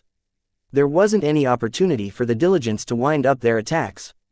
While the dark yellow mechs were all preoccupied with launching stabs, their targets did something that was beyond their expectation. The three Sword Maiden mechs directly facing the opposition all let go of their great swords. Even as the heavy weapons clattered onto the ground, the weaponless machines began to wrestle against their opposition. Although the opposing mech pilots had taken this possibility into account, the Sword Maiden mechs were so close that it was easy for them to grapple their opponents. Surprisingly enough, the Sword Maiden mechs only focused on hugging the opposing mech while neutralizing the weapon arm. While they held their opponents in place, the two Sword Maiden mechs that were still standing behind them took the opportunity to launch precise stabs that tore right into the frames of the immobilized mechs. Yes, even if the devastating attacks failed to knock out the affected mechs right away, they suffered so much internal damage that they hardly posed a threat anymore. The hugging Sword Maiden mechs quickly pushed away their crippled dancing partners. Throughout all of this time, the two dark yellow mechs that hadn't been caught in a hug had launched numerous attacks from the flanks. Even though two Sword Maiden mechs exhibited serious damage, the flankers failed to finish off their opponents. Commander Sendra's mech picked up the greatsword it dropped. She grinned as the numbers had turned in the favor of the Sword Maidens. "Those tiny swords of yours are too feeble. Let me show you what a real sword can do." For Lydia, Chapter 2879, Commander Sendra's Style. Chapter 2879, Commander Sendra's Style. After achieving their first victory in the main phase of the group swordsman mech competition, the Sword Maidens gained a crucial boost in confidence. During subsequent group matches, their mech pilots placed less emphasis on relying on their skill and instead leveraged their teamwork. Since each of the veteran Sword Maiden mech pilots trained so often together and fought so many pitched battles together, their mutual understanding and trust had reached a degree that their opponents had yet to match. The fights rarely ended quickly. Their opponents always managed to inflict heavy damage onto the Sword Maiden mechs. In terms of pure skill, the Heavenswarders exhibited considerably greater refinement. It didn't help that the Sword Maidens stubbornly stuck to wielding great swords despite their lack of fit with the diligent model. Yet despite these adverse factors, the ferocity and incredible cooperation of the Sword Maiden mech pilots eventually allowed them to find their groove. "We did it. We managed to get past the first few days." While one of the Sword Maiden groups got crushed after getting matched against a team of seeded competitors, the other ones managed to make it through. The top team led by Commander Sendra performed the most brilliantly. While every Sword Maiden was a skilled swordsman mech pilot in her own right, Sendra had already moved beyond their level after receiving much more instruction from Venerable Dice. "When I took over from Commander Lydia, I managed to earn everyone's respect due to my strength as an expert candidate back then," the expert pilot explained to Kedis during a match. "Commander Sendra doesn't enjoy this privilege. The distance between her and the rest of our veterans is much closer, so her position is still unstable. Even with my support, I can't keep propping her up. This is why I gave her special treatment. It helps that she is already good enough, though I am not entirely in favor of her combat approach. She's a lot more tricky than you." Kedis agreed. Compared to her performance in her initial matches, Commander Sendra isn't going for the attack anymore. Instead, she's waiting for the enemy to come to her. Once her opponent shows any opening, she pounces like a venomous snake. The three commanders of the Sword Maidens could each be summed up with a single word. Commander Lydia was the mother. She founded the outfit that once carried her name. With her suspected Hexer background, she erected an entire organization from scratch. Not only did Lydia give the women of the frontier a chance to rise above their lowly station, she also put them through grueling training programs that produced genuine elites. This was an amazing accomplishment. These days, each and every Sword Maiden revered the late Commander Lydia as their mother and greatest benefactor. Though she had already been dead for a couple of years, her influence upon the organization she founded remained ironclad. When Dice took over, she had to keep a damaged and deflated organization together. While her leadership was not comparable to that of her predecessor, her personal strength along with the high cohesion of her fellow sisters allowed her to succeed. As the hunter, she was keenly aware of her strengths and weaknesses as well as that of the rest of the Sword Maidens. The changing environment left no space for the Sword Maidens to exist independently. While Dice was good at fighting, mindless combat was no longer sufficient to allow the Sword Maidens to survive. One of the best decisions she ever made was to bring the Sword Maidens into the Larkinson clan via Calabast. Although the women lost a lot of autonomy, they still retained almost everything they cared about while being able to pass off the rest to their new parent organization. While the Sword Maidens had lost several more sisters in the service of the Larkinson clan, they had fully proven their battle prowess with Dice as their standout warrior. Now that Sendra took over as the third-generation leader of the Sword Maidens, many sisters had yet to figure out their future direction. Commander Sendra took over not too long ago and had yet to make too many major decisions. There weren't many opportunities yet to make her mark on the organization she grew up in and loved with all her heart. However, her behavior and actions prior to her promotion already gave the Sword Maidens a few clues on where she would take them. Her performance in the Mech arena was another indicator. "Come on, you old man." The black-coated Diligent extended its greatsword at the opposing Mech. "Are you going to attack yet, or will you just stay put until the match ends? If you want to fight so badly, then come after me." The male Mech pilot shouted back. "Hey, why should I? According to the dueling rules, the lightest Mech has to take the initiative to fight. Look at how much this greatsword weighs down my Mech. I'll never be able to catch up to your Mech, and you know it. You've got 10 minutes left to make a move." She was right. Even though both of them piloted the same Diligent Mechs, their weapon loadouts were different. The slender dueling sword wielded by the opposing Mech weighed substantially less than a greatsword. This meant that every Sword Maiden Mech that appeared on the arena were always treated as the equivalent of a heavy Mech. They were slower but incredibly deadly if they succeeded in leveraging their prodigious offensive power. After a bit of dancing around, the challenger gave up on provoking Commander Sendra to launch an attack. In fact, most Sword Maidens eschewed the advantage they gained due to their heavier weapon loadout and just charged at their opponents straight away. This had always been the Sword Maiden creed. Attack was better than defense. There was no point in delaying an inevitable confrontation. Surrendering the initiative to the opponent was always a sign of weakness. While Sendra often acted proactively in the past, she had become more restrained as of late. Part of it was because she couldn't afford to make so many reckless decisions as a leader. Another part of it was because of an evolution in her mindset. She's become more fond of laying traps. Kedis commented. Venerable Dice did not look very pleased. Sendra has always been more independent than our other sisters. Her willingness to think outside the box is what makes her suitable to command.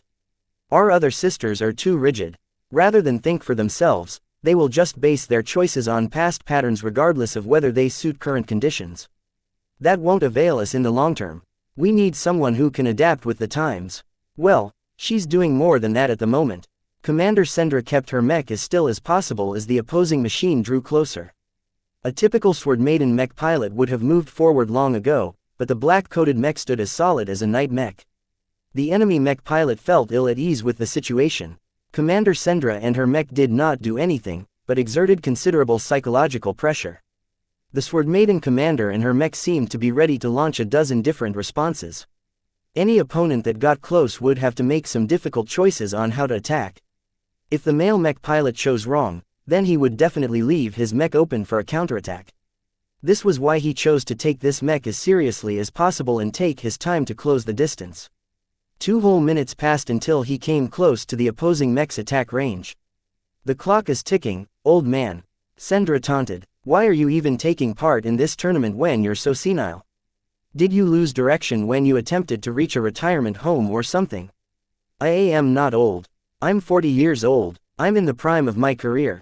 The man finally lost patience with the woman's incessant talking. Trap or not, he knew he wouldn't get anywhere if he kept trying to wait for opportunities. This was the time for taking action. Still, he did not lose his mind. He was too experienced for that. He commanded his Diligent Mech to stride forward at a steady pace. However, just as his Mech was about to enter the range of the black-coated Diligent, the latter performed a powerful horizontal sweep. Whoosh! The greatsword cut the air with such force that the opposing Mech did not dare to block or get struck by the heavy attack. The timing of the sweep was exquisite. Even accounting for the Diligent's slow reaction time and other delays, Commander Sendra's Mech quickly managed to regain its stance just before the opposing Mech was ready to pounce forward. TCH. The man knew he missed an opportunity to punish the woman's risky move. As his Mech strode forward a second time, Sendra's Mech performed an identical move. However, this time the male Mech pilot was ready. His Mech quickly stepped backwards just before he planned to push his Mech forward straight away. This time, the attacking Mech had already raised its sword to impale its target. Yet what happened next was completely outside the male competitor's expectation. Sendra's mech had let go its greatsword. What? Kedis leaned forward as her jaw practically dropped to the floor. She can't do that. Venerable Dice palmed her face. She's showboating. Weapons were sacred to swordsman mech pilots. Dropping or tossing their weapons was not only disrespectful towards the weapons they dedicated their lives to wielding, but also left the disarmed mechs with much less options. During the first proper group match, Commander Sendra already encouraged her fellow sword maidens to drop their weapons and rely on grappling to turn a situation around. This time, she pulled off a similar stunt. As the hefty greatsword spun and cut into the unprepared diligent mech, it left a large gash. While the tossed blade failed to penetrate the armor layer, the force it exerted was considerable enough to halt the opposing mech, at least for a small moment. This was enough for Commander Sendra's mech to recover and dart forward.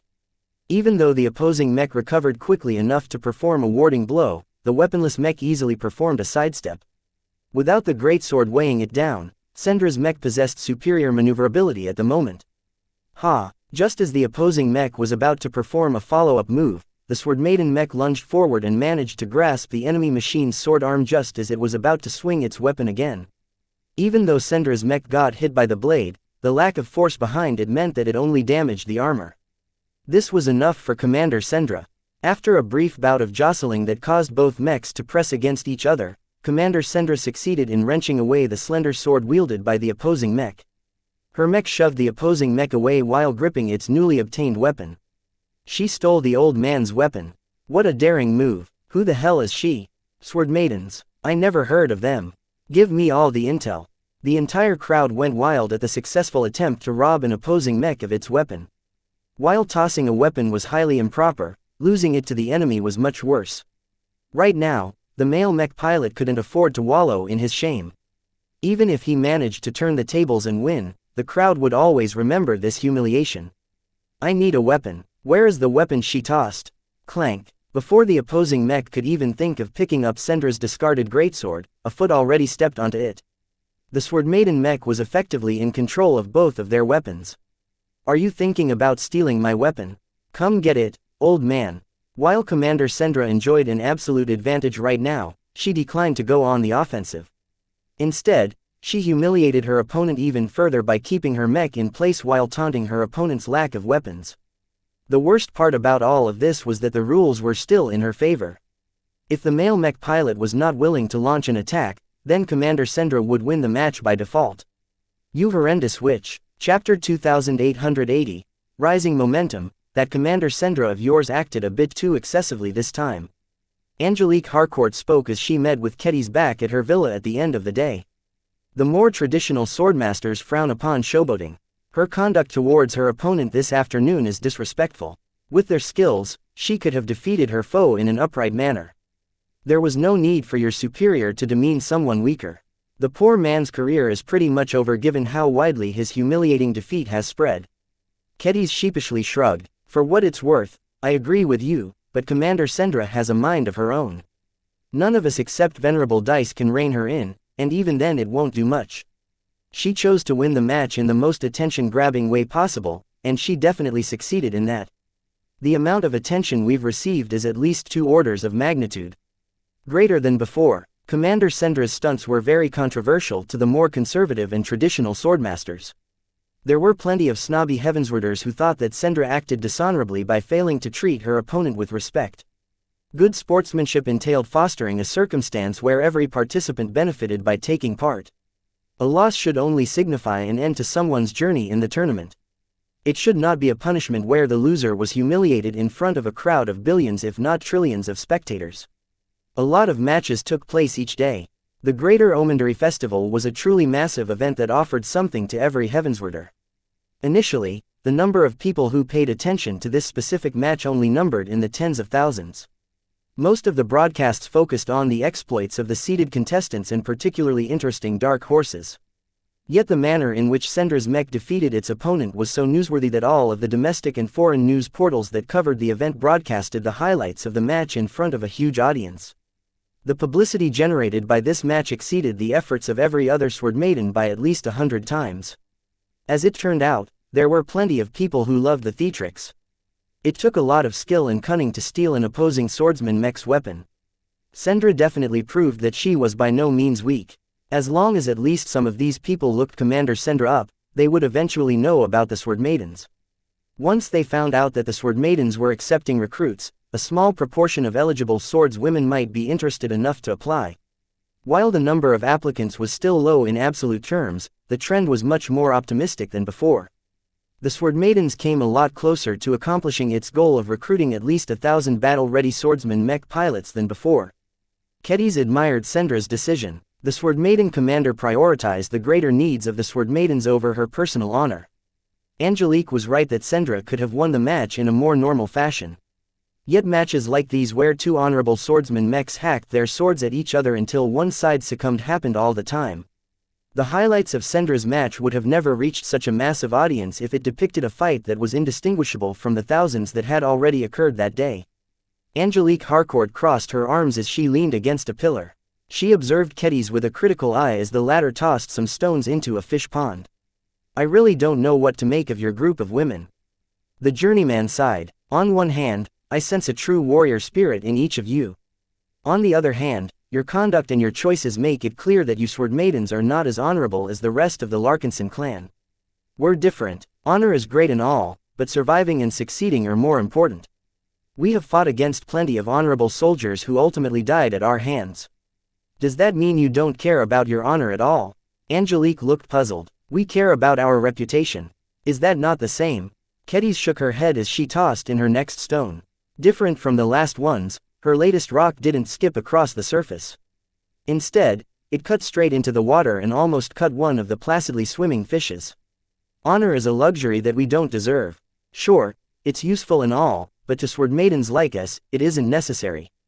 You have never been in our position, so you don't know what it is like to do what is necessary to stay alive. I don't understand. What does this have to do with reputation? We are cruel to our enemies but kind to our friends. Kedis smiled. There's no need to show any mercy to our opponents. That just makes things worse for us. Maybe it sounds selfish to you, but we really can't be bothered with all of the pretentious behavior that is associated with honorable conduct. When we want to achieve something, we'll accomplish it in the most effective way possible. And that has led Commander Sendra to turn herself into one of the more notorious competitors. We don't care for our reputation in the Heavensward Association. We'll be leaving once this tournament is over, hopefully with lots of like-minded recruits in tow. We aren't looking to recruit any goody two-shoes anyway. We like practical women who aren't afraid of getting their hands dirty when the situation calls for it. There's enough room for those types of soldiers in the rest of the Larkinson clan. The more time she spent with the Sword Maidens, the more Angelique learned about this peculiar group of women. As a mech designer who grew up in the Heavensward Association for her entire life, Angelique became immersed in a very upright culture that prized honor and mutual respect. Some aspects about their culture ran counter to the prevailing notions in the rest of Majestic Teal, but the Heavenswarders didn't care about that. The founders of their state were old-school warriors who wanted to start a purer warrior society than the glory-obsessed Garland Empire. As much as she was interested in exploring an alternate mindset, Angelique was too attached to her state to adopt the Sword Maiden way. Intriguing though they might be, the Sword Maidens were only guests. Just as Kedis had said, she and her fellow sisters would leave once their participation in the tournaments ended. The next day, the personal combat tournaments began their next round of matches. This time, the top team of Sword Maidens were preparing to fight a group match against a formidable opponent. The stakes were higher now that Commander Sendra attracted so much attention to herself and the Sword Maidens. It became more important than ever to plan their approach and agree on their conduct.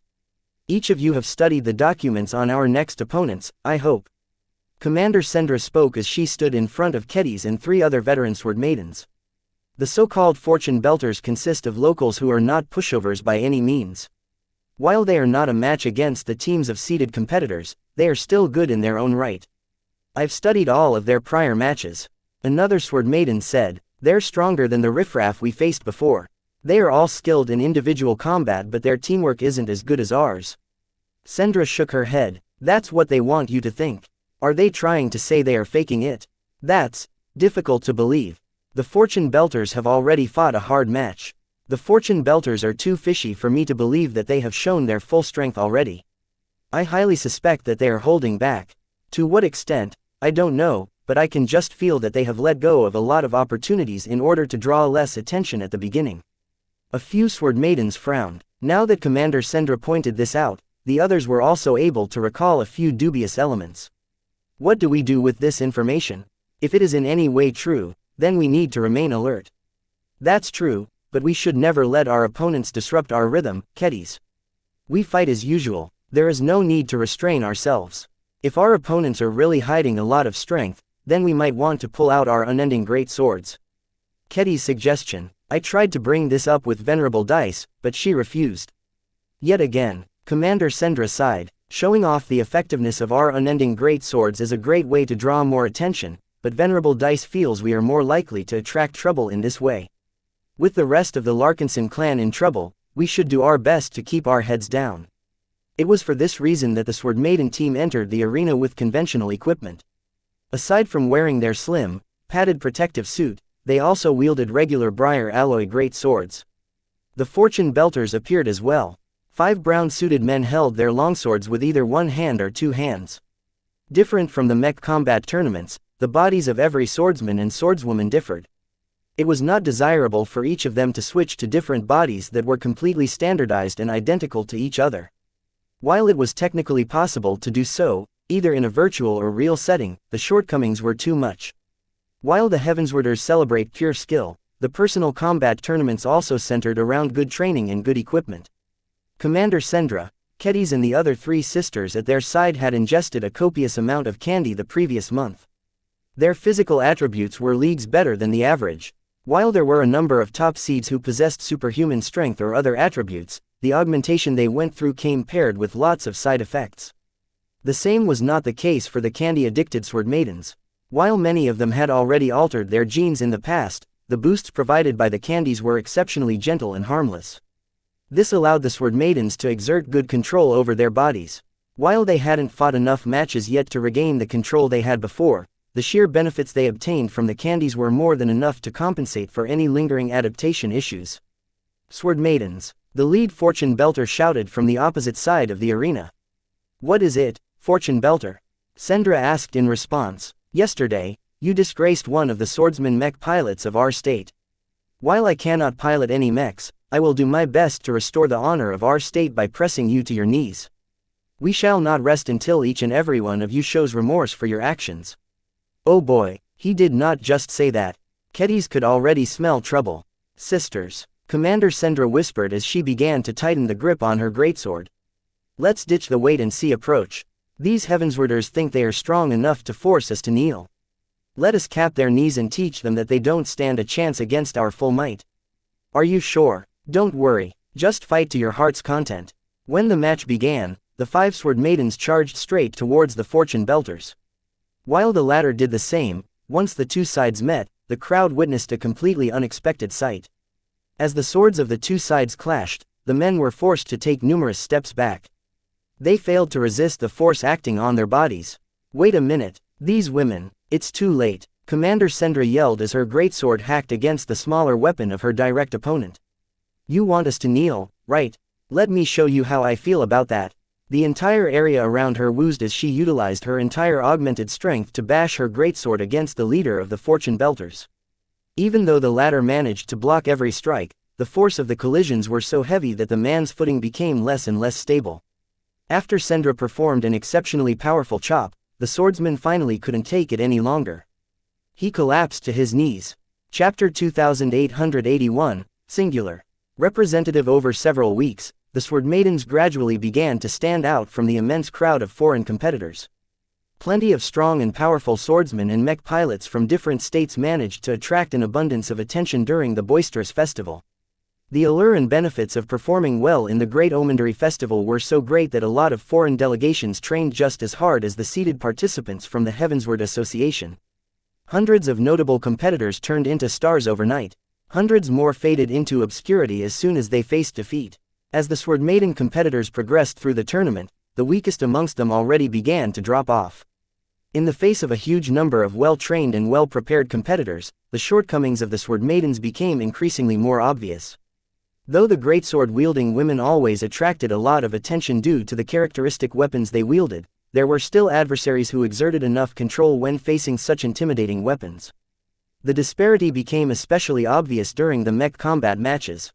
The Sword Maidens were still just getting started with the diligent Mark 24, while many other competitors had already mastered the ins and outs of this basic swordsman mech model. Aside from standout mech pilots such as Commander Sendra and the rest of her 5-woman team, every other Sword Maiden mech pilot ended their runs in the individual and group tournaments. These damn mechs are restraining us too much. It's too hard to swing a large sword with these weak-armed diligents. We still have Sendra to carry us forth in the mech combat tournaments. Don't count on her to go much further.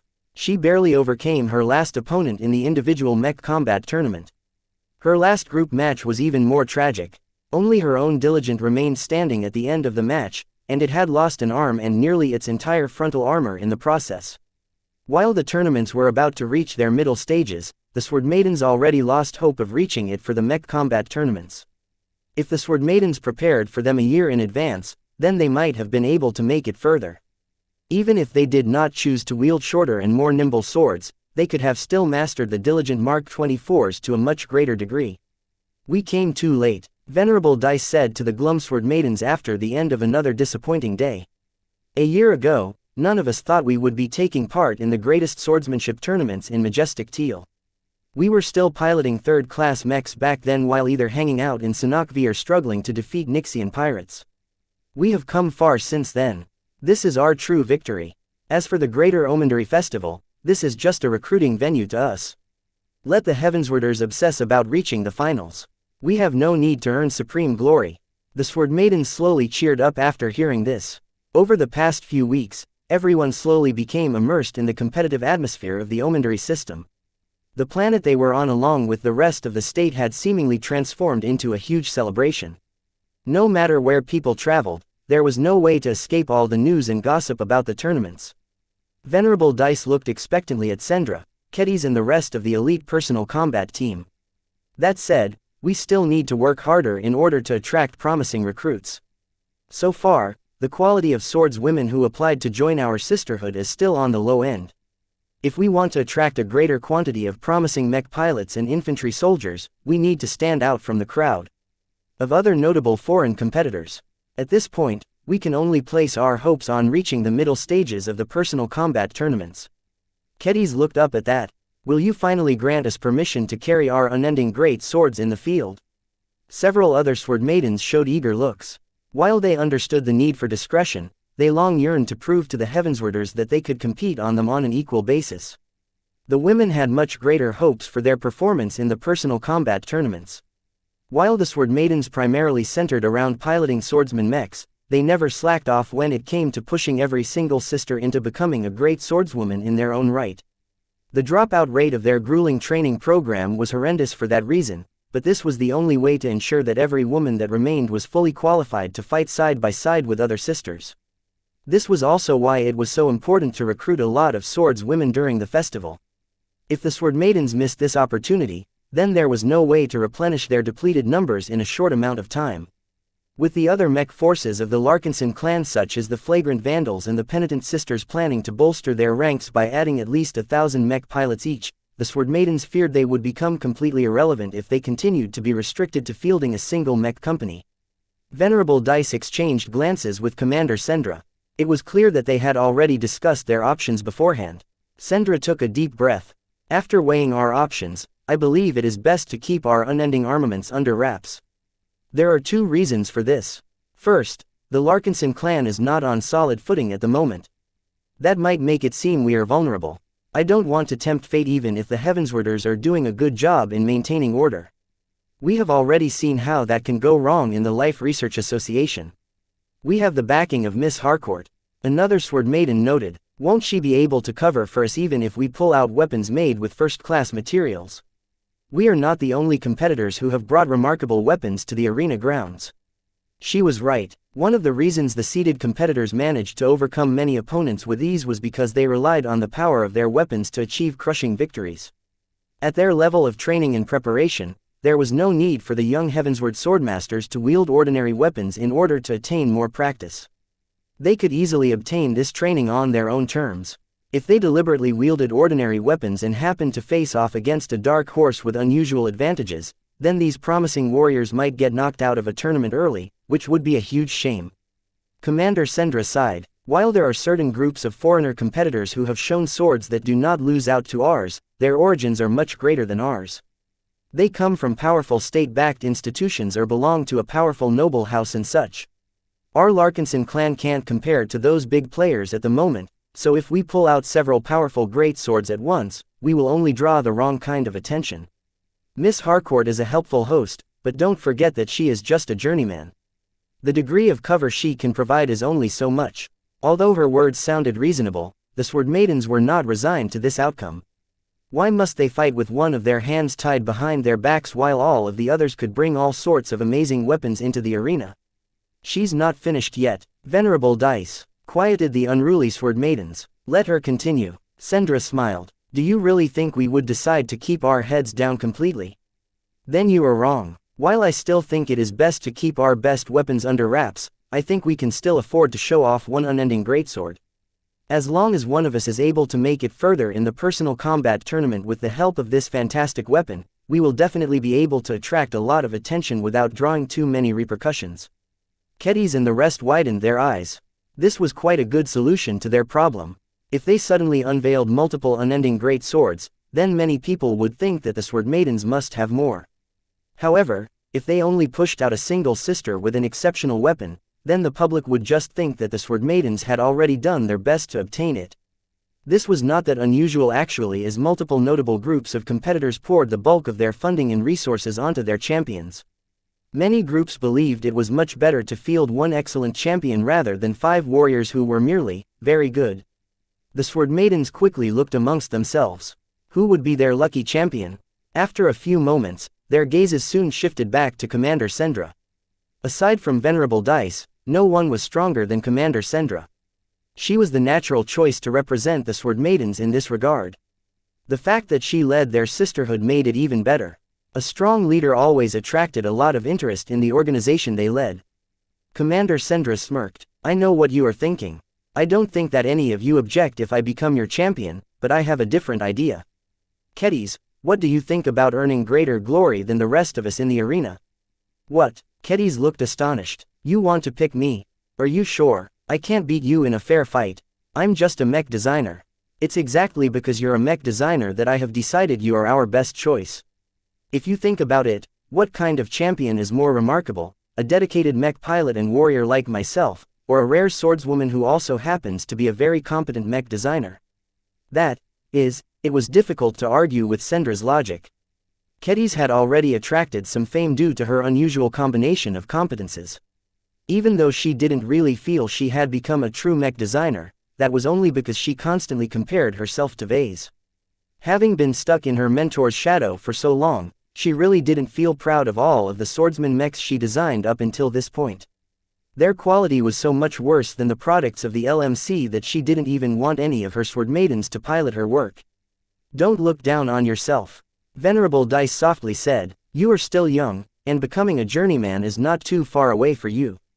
That is already a remarkable accomplishment. From what I understand about mech designers, it takes a lot of work, effort and talent to become an apprentice of your caliber. Many mech designers, including second-class ones, have to work full-time to reach your height, but you manage to do it while at the same time keeping up your swordsmanship. In any other state, you might sound like a fool, but in the Heavensward Association, you are the envy of many local mech designers. That was true. Angelique Harcourt frequently expressed her admiration and incredulity at Keddies. Keddies looked a bit conflicted. I'm not sure, Commander. This is a major responsibility. While I am glad to receive this opportunity, I am afraid I won't be able to make it far enough than if you take my place. Sendra stepped forward and patted Keddies' shoulder in a reassuring gesture. It's okay. It doesn't matter what ranking you will reach. Just enjoy the experience and broaden your horizons. Dice and I have seen how much you revel in the personal combat duels. Each match not only makes you a better swordswoman, but also a more insightful mech designer, is that correct? That's right. Sometimes, I gain new ideas. Other times, I realize that some of my old ideas need adjusting. Then fight with your heart's content. We will all support you, Keddies. If you can make use of this opportunity to improve your ability as a mech designer, then we will all benefit a lot more when you finally design exquisite swordsman mechs for us. With all of the experience you have gained by competing against some of the rising young swordmasters of this state, your work has the potential to transform how we fight in the future. This was an ambitious vision. Kedis did not dare to think that she would be able to improve so much during the festival, but her eyes already started to burn with desire. In order to avoid letting down the expectations of her fellow sword maidens, she was determined to make it into later stages of the personal combat tournament. As long as she was able to break into the top 1,000, she would definitely be the first apprentice mech designer to earn this honor. Chapter 2882, Scabbard City. While the sword maidens decided to allow Kedis to bring out the big guns, she did not choose to do so immediately. The impact of unveiling her primary weapon against a regular tournament participant would not be great. Showing it off in a match that she was confident in winning with a normal weapon would also clue in every subsequent opponent of her full strength. It was better to keep her personal greatsword in reserve until she faced her first challenge. While there was a small risk that the opponents before then may have hidden their strength as well, Kedis had surprises in store. I know you want to come out and help me defeat my opponents, but it's too early for me to bring you out. Let's wait until we bump into the better Heavenswarders. You'll enjoy the fight a lot more. Swish, swish. Although Sharpie had yet to express its power in any way, its presence alone was enough to give Kedis an edge in her matches. Sharpie was not just her intangible pet, but also her sword will, at least that was what she thought. No matter what kind of existence Sharpie turned out to be, the sentient sword will was an extension of herself. Ever since Vase had given it life, Sharpie constantly helped her with increasing her affinity with swords. It also played an invaluable role in developing her nascent design philosophy. Her intuitive understanding of sharpness had even grown as of late due to all of the stimulating duels she fought. Not only that, Kedis constantly gained new inspiration for potential mech designs whenever she encountered a different kind of swordsmanship. Throughout her stay in the Heavensward Association, she slowly felt that she had truly entered a haven for sword fanatics like her. Just the people of the state alone made her and her fellow sword maidens think that they belonged here. The Larkinson clan couldn't even begin to match the local highly developed swordsmanship culture. We should issue a request to the clan to allow us to settle in the HA. We belong here. There are so many interesting sparring partners here that I can learn something every day. The clan would never agree. The interests of the Larkinsons aren't based in these parts. The Red Ocean is their true stage, and ours as well.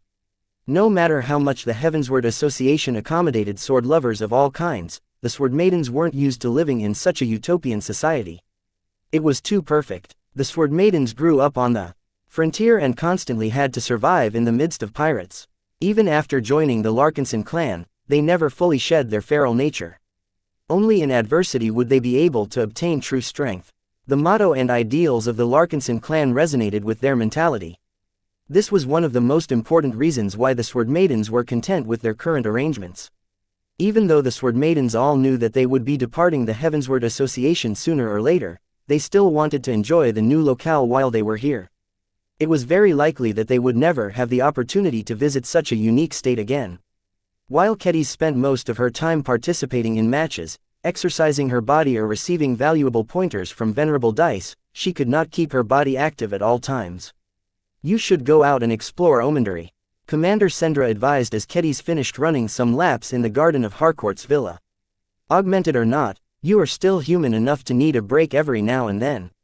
Give your muscles some time to recover and do something fun. I'm not here to go on a vacation.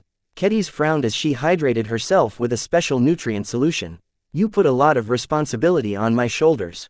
I dare not slack off and disappoint your expectations. That's why you need to cleanse your mind. Once you face off against the stronger Heavenswarders, I don't want you to enter the arena while you are tired and fatigued. The opponents you will meet in the future are so good that you can't afford to make too many mistakes. This is because their scientific understanding of swordsmanship has reached such a high level that all of them are freaks in their own rights. Under Sendra's continued persuasion, Kedis eventually acquiesced and took the afternoon off in order to explore some of the local sites. Out of safety precautions, she decided to let a small squad of Infinity Guards escort her around. The mercenaries hadn't been doing much so far, but they could definitely make life easier in several ways. When Angelique Harcourt heard about the outing, she immediately invited herself. You didn't have to come. I can manage on my own, Kedis said to the smartly dressed journeyman. Angelique wore a blue coat over a fashionable ensemble that made it clear that she was a woman of means. In comparison, Kedis opted to wear a simple brown outfit while wearing her favorite beret to cover her horns. The other woman approached and linked her arms with the reluctant sword maidens. You don't know this planet as well as I do. I know a lot of good places that will interest you. The Greater Omandari Festival encompasses more than just the tournaments. While the exciting matches are certainly the centerpieces of this celebration period, there are many other interesting events that are not as intense. Come on, it will be fun. The two women along with their escorts boarded a vehicle and headed into the city. During the short ride, Kedis looked out of the window and beheld the large amount of low-rise white structures interspersed with lots of greenery. Scabbard City was the capital planet of Omandari III and one of the main venues of the festival. As the site where the tournaments were being held, millions of tourists and participants had arrived, causing the city to become more boisterous than any other moment. Despite the huge draw of visitors, Scabbard City still offered plenty of space for more despite the lack of high-rise structures. Only a handful of districts featured any structures that were taller than Mech's. Omandari III is not an industrial planet, Harcourt explained. It's meant to be a haven for swordmasters and swordsman Mech pilots. Scabbard City is especially geared towards accommodating their needs. Some of our finest Mech academies and swordsmanship schools are headquartered here. If you need any consulting, you can approach one of the many companies that are specialized in helping you improve. Whether you want to solve a problem with your swordsmanship, need some advice on the direction of your design philosophy and so on, there is definitely a service provider who can fulfill your needs. Kedis looked very intrigued at the options. I didn't know you could do all of that. Are these services open to foreigners such as myself? Of course, I wouldn't have mentioned them otherwise. Unlike the LRA, we don't believe in keeping most of the good stuff to ourselves. We welcome visitors who are earnest in advancing the development of swordsmanship. We're not afraid of competition. In fact, it would be better if the rest of the star sector catches up in this area so that we will be able to experience more sword styles. That said, business is booming right now due to all of the tournament participants looking to obtain some extra help. You will need to wait at least a week before a slot opens up due to the previous clients dropping off. Next time, you should make a reservation in advance. The Sword Maiden Mech designer lost interest once she heard that. There won't be a next time. Their vehicle soon arrived at its destination. Kedis, Angelique and their bodyguards soon came out and ventured alongside the broad avenues that were lined with trees and different monuments. Due to the current celebration, the locals put up a lot of festive decorations. Lots of flags, banners and projected visuals caused the city to turn into a huge draw for tourists. While most of the visitors came from other parts of the Heavensward Association, Kedis also spotted some Hexers and Fredamen. There were remarkably few lifers around, but these people rarely ventured outside of their state to begin with.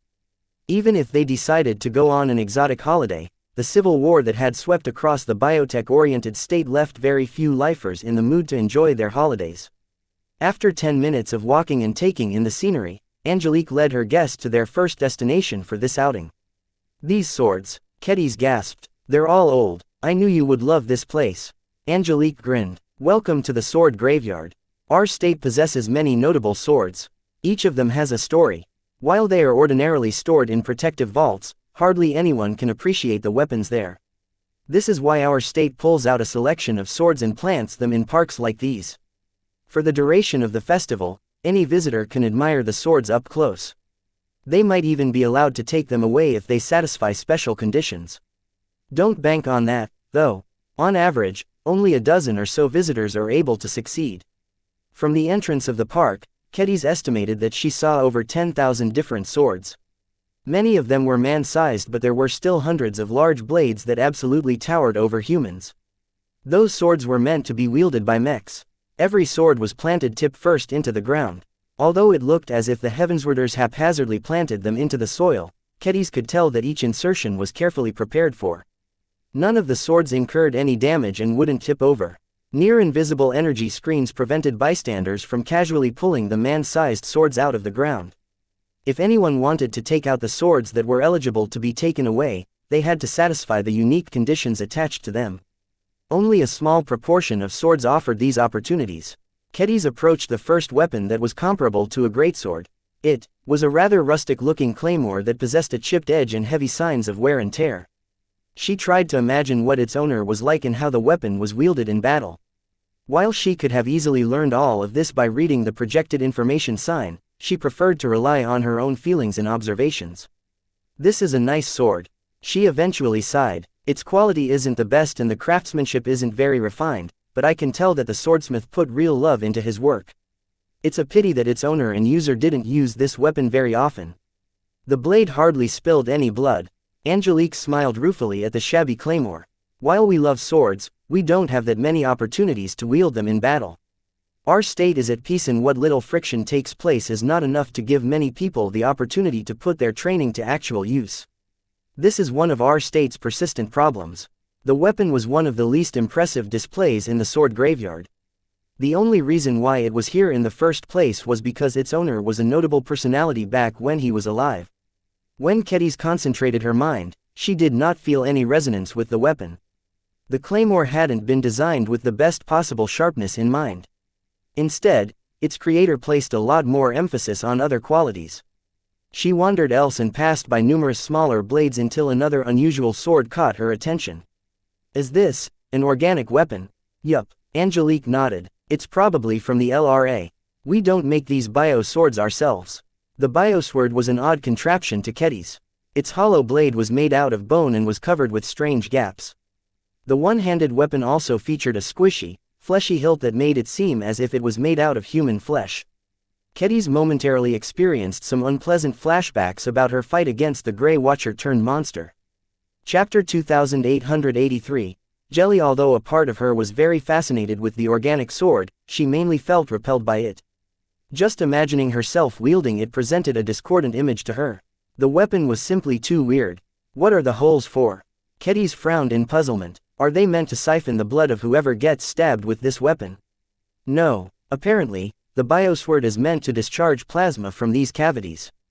The entire reason why the hilt is so fleshy and elaborate is because it houses the mechanism that generates and releases the plasma energy. A plasma weapon. Kedis gained a lot more respect for the weapon. I don't think this weapon saw much use. It's still in good condition and it's also fairly recent to boot. The ages of the weapons planted in the sword graveyard varied. Some of them were less than a decade old, but there were also numerous blades that had gained fame a century ago. While the older swords were not necessarily the better ones, Kedis felt more drawn to them for some reason. It might have been due to the influence of Vase. Under his tutelage and guidance, she gained a greater appreciation for durable products that grew stronger and more personal over time. It was a pity that none of the weapons she encountered were alive, especially in the same way as her personal greatsword. After years of getting spoiled by living mechs and living products, Kedis found it difficult to muster too much enthusiasm for lifeless and unresponsive objects. Angelique clearly noticed her restrained mood as they inspected various exotic-looking weapons. What's the matter? Are the swords here not to your liking? There are more exciting and exclusive ones when we get closer to the center of the sword graveyard. It's not that. Many of these swords are all respectable in their own way. It's just that they don't quite have what I'm looking for. I sort of expected more given what I've heard from the Heavensward Association. The swordmasters of the state were truly dedicated to the sword. Kedis thought that translated into taking great care of their weapons. She heard stories of legendary swordsmen trying to develop such a close relationship with their blades that they even carried them into their beds. According to Ves's teachings, any person was able to inspire some life and develop a bond with a closely cherished object. In practice, it was a lot harder than it sounded to achieve anything significant.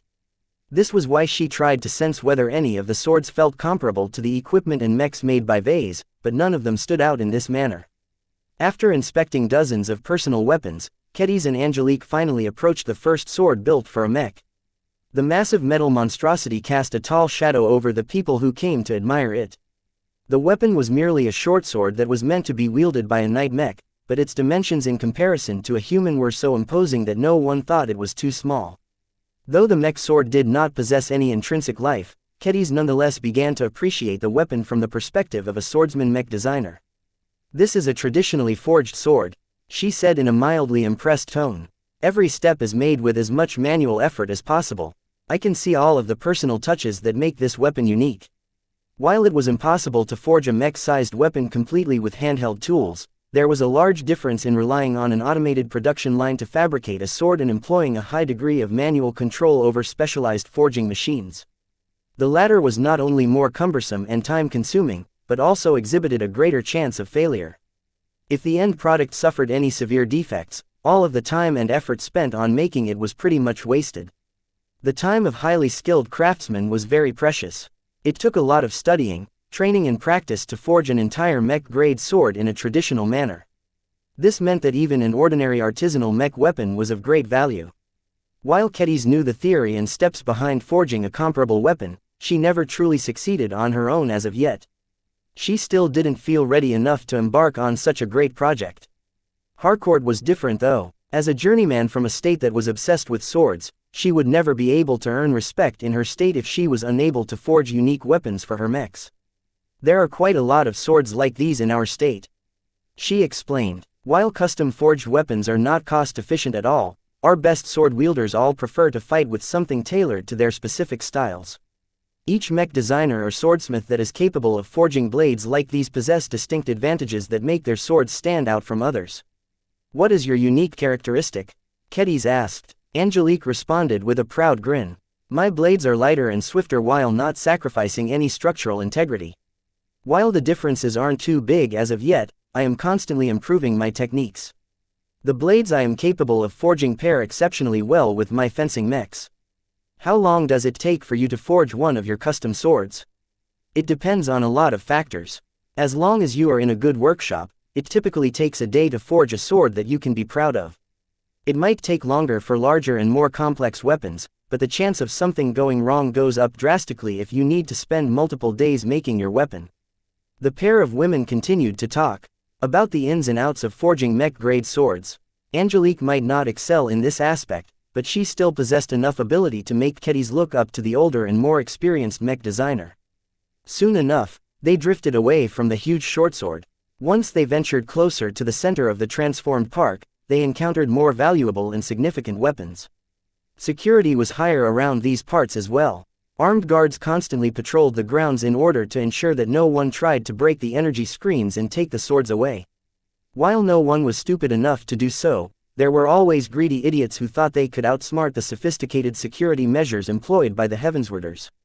Each time Kedis inspected a different bladed weapon, whether it was a longsword, a saber or a dagger, she gained a new appreciation for those types of swords. We don't adopt a strict definition of a sword, Angelique said after Kedis asked why knives and daggers were included in the sword graveyard. We love all weapons that share the same characteristics.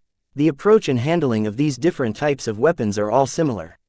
This is the criteria we use to judge whether a weapon is a sword or not. It might not be the most precise definition, but it is one that works. Kedis found herself agreeing with her companion's opinion. The concept of a sword is broad enough to include many different forms. It doesn't make sense to toss them all aside. In fact, Kedis became attracted to a knife. She spotted a small crowd forming at a wooded location. The pair of mech designers moved closer and saw that there was some kind of contest in progress. A hopeful-looking teenager took hold of a composite practice sword and chopped it into a large block of jelly-like material. The composite sword possessed a broad edge, which made it very hard to make a small cut mark. The broadness of the blade caused the practice sword to dig a thick groove in the jelly. An old man in the uniform of a mech pilot shook his head. Fail. Your technique is too crude. You need to cleave through the testing substance, not shove through it. Look at how wide and rough these marks look. The so-called testing substance slowly restored itself to its old condition. Once it turned back into a straight and even block of jelly, someone else took over with the practice sword. The result was no better than the last one. Kedis shook her head at the sight. Awful. The blade might not be sharp, but they can still adjust their technique so that the cut becomes cleaner. If you think you can do better, why not try? Angelique suggested. All right, but you try as well. I'm curious how good you actually are with wielding a sword. You only told us that you aren't great at swordsmanship. I wasn't lying, Kedis. I'm afraid I'll make you laugh. The two women patiently stood in line. Despite their higher status compared to the other people that had gathered here, neither of them thought about cutting the line. The presence of the old and likely retired mech pilot who administered the test was enough to deter anyone from acting improperly. Even if his personal strength wasn't great, his bearing and attitude made him a little more special. Once the two women finally received their turn, Angelique decided to go first. Unlike the others, she opted to perform a sharp and vigorous stab. From the moment she stepped forward to the moment she retracted the tip of the practice sword, she had momentarily acquired a sharper and more intense demeanor. All of that quickly faded once she stepped back. The hole she managed to pierce through the testing substance was quite impressive. Kedis could see that Angelique possessed enough skill to perform a clean and efficient stab. Fail. You are supposed to chop the testing substance, not poke holes in them. Get out of the way and let the next young lady make her attempt. Despite the old man's rudent remark, Angelique merely shrugged and handed over the weapon. Kedis frowned when she grasped the practice weapon. It was made out of heavy composites, but the feel and weight of it was incomparable to a genuine metal sword. She looked towards the old man. Chop the testing substance while trying to make the cleanest cut possible. I will be evaluating your attempt by looking at the cleanness of the cut, the thickness of the displaced testing substance, the technique you employ and the ease in which you wield your weapon. What do I get if I score high enough? The old mech pilot grew subdued. I'll allow you to inherit the personal knife of my closest friend and battle comrade. He loved his combat knife. It accompanied him throughout his military service. In his will, he stated his desire to pass it on to a younger warrior who can wield it to its true potential. She grew hopeful, yet when she shifted her gaze to the knife that was half planted into the soil, her anticipation quickly faded. The personal weapon that the old man's comrade supposedly cherished over many decades was just a high-quality service weapon without any signs of life. It didn't matter if it had acquired numerous marks of age, or if it showed signs of loving and caring maintenance. Without sensing anything that made it special to her, Kedis didn't really care for the weapon. She just wanted to see how sharp of a cut she could make with an imitation weapon. Once she took some deep breaths, Kedis concentrated while lifting the practice blade. In order to prevent her capabilities from leaking to any potential tournament adversaries, Kedis did not draw upon Sharpie's help, much to the living sword will's disappointment. Instead, she tried to rely on her base superpower, which she considered was sufficient for the job. Cut. The one-handed weapon chopped straight through the top of the testing subject and smoothly descended further. While her cut looked simple, the practice blade seemed to glide through the testing subject. The weapon acquired so much sharpness that it was as if she was wielding a thinner sword. When her practice blade finally reached the table where the testing subject rested upon, the sword finally stopped after colliding against the metal surface. Once Kedis pulled out the sword, the old mech pilot looked astonished when he saw the clear-cut mark on the surface. A weapon as blunt as the one he handed out should have never made such a mark. It was too weak. The old man's eyes suddenly turned fiery. He quickly stepped forward and grabbed Katiza's shoulders. You are it. You are it. You are the heir that I am looking for. You are the chosen one who I have been looking for. Only a swordsman or swordswoman who can cut this cleanly is qualified to further the legacy of my sword school. Wait, what? Kedis brushed away the old man's arms and took a few steps back. That's not what you said earlier. I just wanted to cut that funny jelly stuff, that's all. I didn't come here to inherit any legacy. Nonsense. From today onwards, you are my heir. Chapter 2884, Sword Schools, you. Get away from me. Your breath stinks. Kedis complained as the old mech pilot who conducted the test. No, I have spent over 3 decades to find a suitable inheritor for my legacy and the legacy of my brother. I will not let you go. Not after I am close to fulfilling my late brother's wish. I didn't sign up for this nonsense. I just want to win that old knife of yours. Oh, that piece of junk. A cunning smile appeared on the old man's face. That's not really a storied weapon. There is no grand owner or story behind it. I just bought it from a flea market a week ago for the price of a restaurant meal. It's an ordinary surplus blade. There's nothing special about it. I just banged it up a bit before polishing it in a way that makes it look like it has a history. What? The knife was a fake antique. You scammer. Hey, as long as I can reel you in, it's worth it. Do you know how long I've waited to find a swordsman who can make a cut as smooth as yours? The sword maiden mech designer frowned deeper and deeper as the old man kept harassing her. She was quickly reminded of one of Vess's sayings. Stubborn old people were extremely troublesome. This was especially the case for those with ambition or those who were looking to pass on their legacies. Their desperation, their lack of fear towards their looming death and their intense desire to leave a mark of their existence behind turned them into some of the most unscrupulous people in the galaxy. According to Vase, The best way to handle these people was to either let them talk until they tired themselves out or get away from them as fast as possible. No matter what benefits they offered, they always came with a lot of strings attached. There was no free lunch. I'm not interested. I'm just a visitor here. I already trained in another sword style, and I have no intention of turning my back on it. The fact that you're even suggesting me to change it is a grave insult. Kedis tried to brush away the creepy old man who clung to her arms. Though she possessed more than enough strength to push away the stranger, she was afraid of harming someone and getting into trouble. If she hurt someone and got caught, then she would undoubtedly face sanctions. This was bad because the Heavensward Association adopted a zero-tolerance policy for the duration of the Greater Omandari Festival. If any guest committed a crime that was more severe than littering, then they would lose the qualifications to attend or participate in any of the events, including the tournaments. Though Kedis already felt that the man who attempted to solicit her was a trained warrior, his wiry, skinny body belied his age. Even the strongest warriors grew feeble after the ravages of time aged their bodies and worsened their lingering injuries. Therefore, she dared not to exert too much of her prodigious strength. She tried to be as gentle as possible in pushing the insistent man away, but the problem was that he wasn't taking the hint. Fortunately, her bodyguards finally stepped in. Two of them strode forward and gently grabbed the old man by the arms before carefully dragging him back. "No, don't take me away, just listen to me. You're a great fit for our sword style. Do you know what kind of opportunity you are missing? As long as you accept my appointment, you will immediately take over my position as the interim director of an officially recognized sword school. If you're a swordmaster, then that's even better. You can become the head of our sword school and evolve our sword style to suit your own tastes." Kedis grew confused. She turned to Angelique. "What is this geezer talking about? What's this about sword schools?" The journeyman mech designer took on a disgusted expression. "It's nothing. You don't need to be concerned about this matter. People like him are merely the remnants of a fallen club. There are many sword schools in the Heavensward Association that have risen and fallen over the years. Some of the latter aren't able to recognize reality and try to do anything to scam random people into taking over their troubled schools.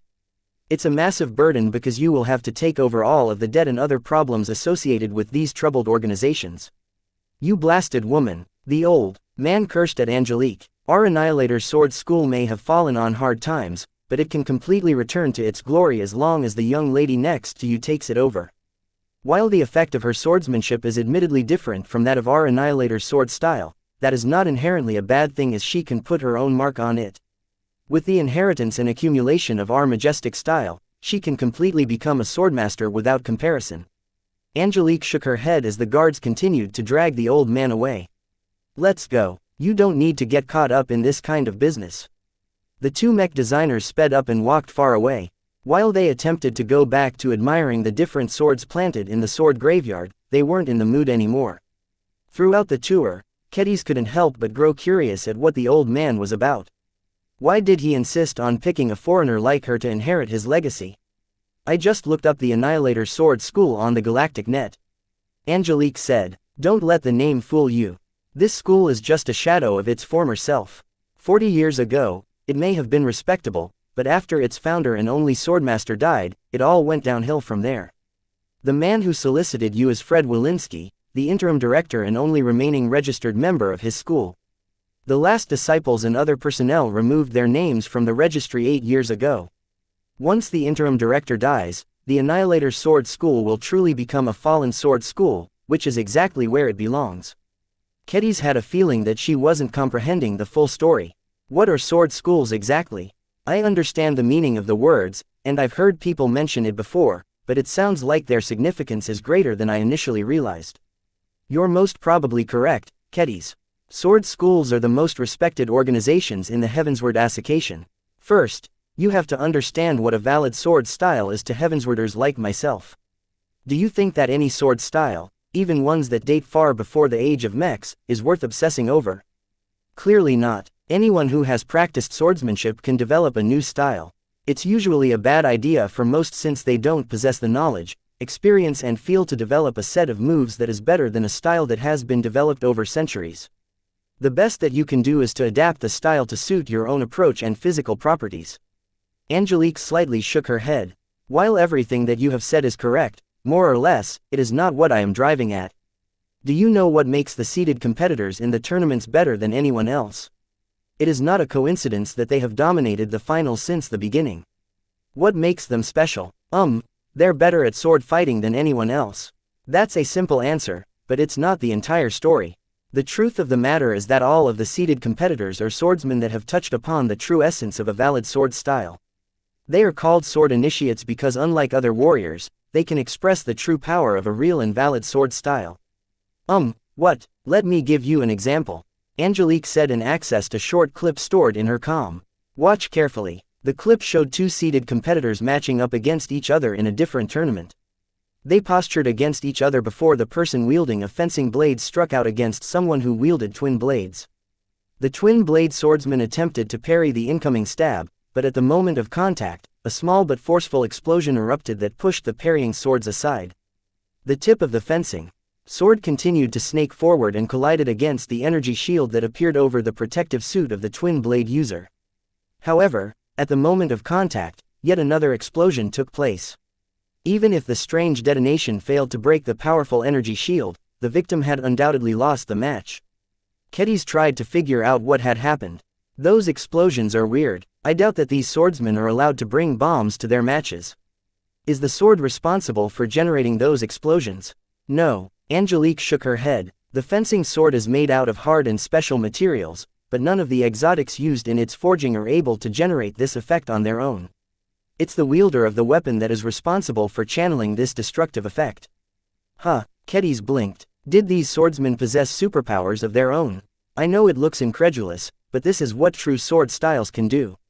Our Heavensward Association wouldn't exist if swordsmanship was merely about technique and nothing else, Angelique stated. What we care about is the essence of swordsmanship. Every earnest swordsman seeks to attain enlightenment. Practicing a strong and remarkable sword style is the best way to do so. While it is a bit complicated to explain, you can basically say that every sword style that can achieve an effect beyond what is possible in reality is enough to support the establishment of a sword school. So this Annihilator Sword School teaches a powerful sword style. The journeyman laughed. There are good sword schools and bad sword schools. Those that are popular and good at making their disciples stronger are the core institutions of our state. All of the seeded competitors come from these top schools. There are only hundreds of good schools in our state. These are the ones that every Heavenswarder looks up to. Billions of young and hopeful sword students apply to them every year, but even the biggest schools only accept thousands of them per year. They are extremely selective and only accept the best. That sounded like a big deal to Kedis. What about the other schools? The ones that fall outside this category usually have problems. There are millions of schools like this, many of which have long been forgotten. Perhaps their sword style is weak. Perhaps it is stronger, but difficult to pass on. Perhaps their sole founder and swordmaster has perished without anyone in the school qualified to step up. This happens to be the case for the Annihilator Sword School. From what I've read on the Galactic Net, the Annihilator sword style is the real deal, but it is difficult to master. At its strongest, it can reverse a battle, but only one person truly mastered it in the history of the school. Those who were capable of developing a sword style with notable effects were usually expert pilots. Their extraordinary powers easily allowed them to form techniques that conform to their strong characteristics. What was remarkable about these sword styles was that others could learn them as well. Kedis widened her eyes when she learned of this. Are you telling the truth? Non-expert pilots can channel powers like these as well. That's why they are called swords masters. Angelique responded with a smile. A good sword style not only teaches a set of moves, but also passes on the dogma behind them. As long as swordsmen with talent are compatible with the dogma, they can channel the sword style in a way that allows them to perform moves like the one I showed earlier despite not being expert pilots themselves. There are more ways to become a god besides becoming extremely good at piloting mechs. This is a heritage that predates the age of mechs. Before humans aspired to become god pilots, they dreamt of becoming sword gods. Sword gods. This was the first time that Kedis became exposed for this term. Her heart and sword will shook as she tried to wrap her mind around the concept. Chapter 2885. Swordsmanship Tradition. While Kedis heard some fantastical claims about the Heavensward Association, she always dismissed them as rumors and exaggerations. Even though she found a way for her to develop her own superpower, she gradually learned she was the exception rather than the rule.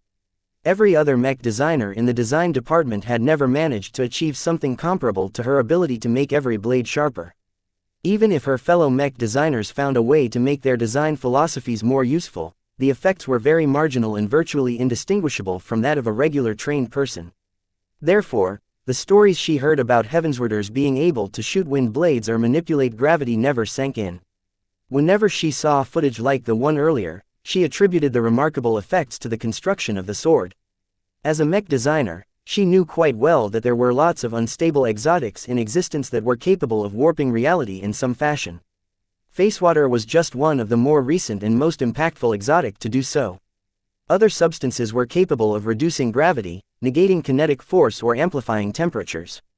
Of course, utilizing those materials was very hard. Most of them were fairly fragile and easy to break.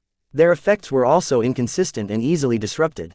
Material scientists like Master Katzenberg dedicated their lives to invent new alloys and composites that were capable of replicating the effects of raw exotics in a stable and usable package. However, according to Angelique, it turned out that the Heavensward association eschewed these kinds of weapons. Just like how a mech must always remain under the control of its mech pilot, a sword cannot do all of the work on behalf of its wielder. What is the point of becoming a swordsman when any random person on the street can hold a blade that can tear through the fabric of space? Using such blades is considered cheating because it devolves the practice of swordsmanship.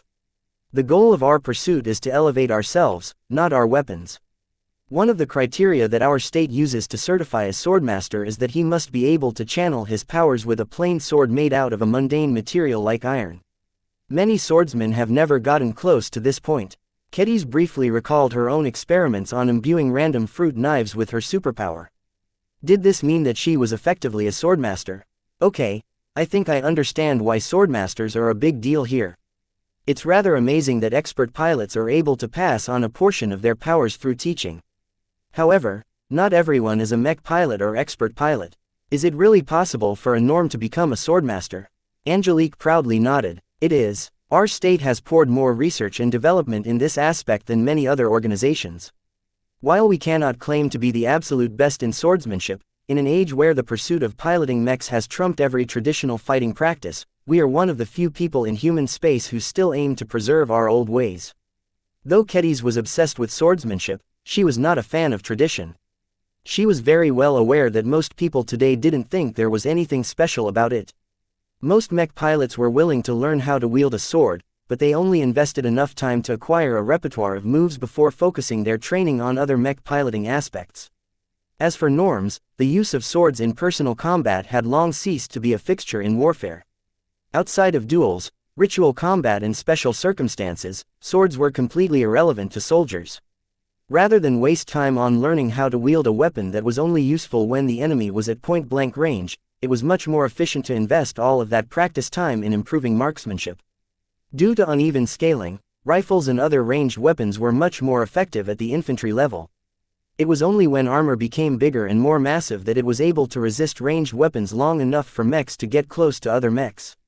In this scenario, a mech that wielded a sword could easily butcher a rifleman mech. This was why mechs that wielded primitive swords and other melee weapons were not a joke, and why swordsmanship was still a somewhat serious discipline. Yet to take it as far as the Heavenswarders sounded ridiculous even to Kedis. While she was aware that the Swordmaidens were also obsessive about swordsmanship, this was more of a means to bring sisters closer together while instilling discipline in them.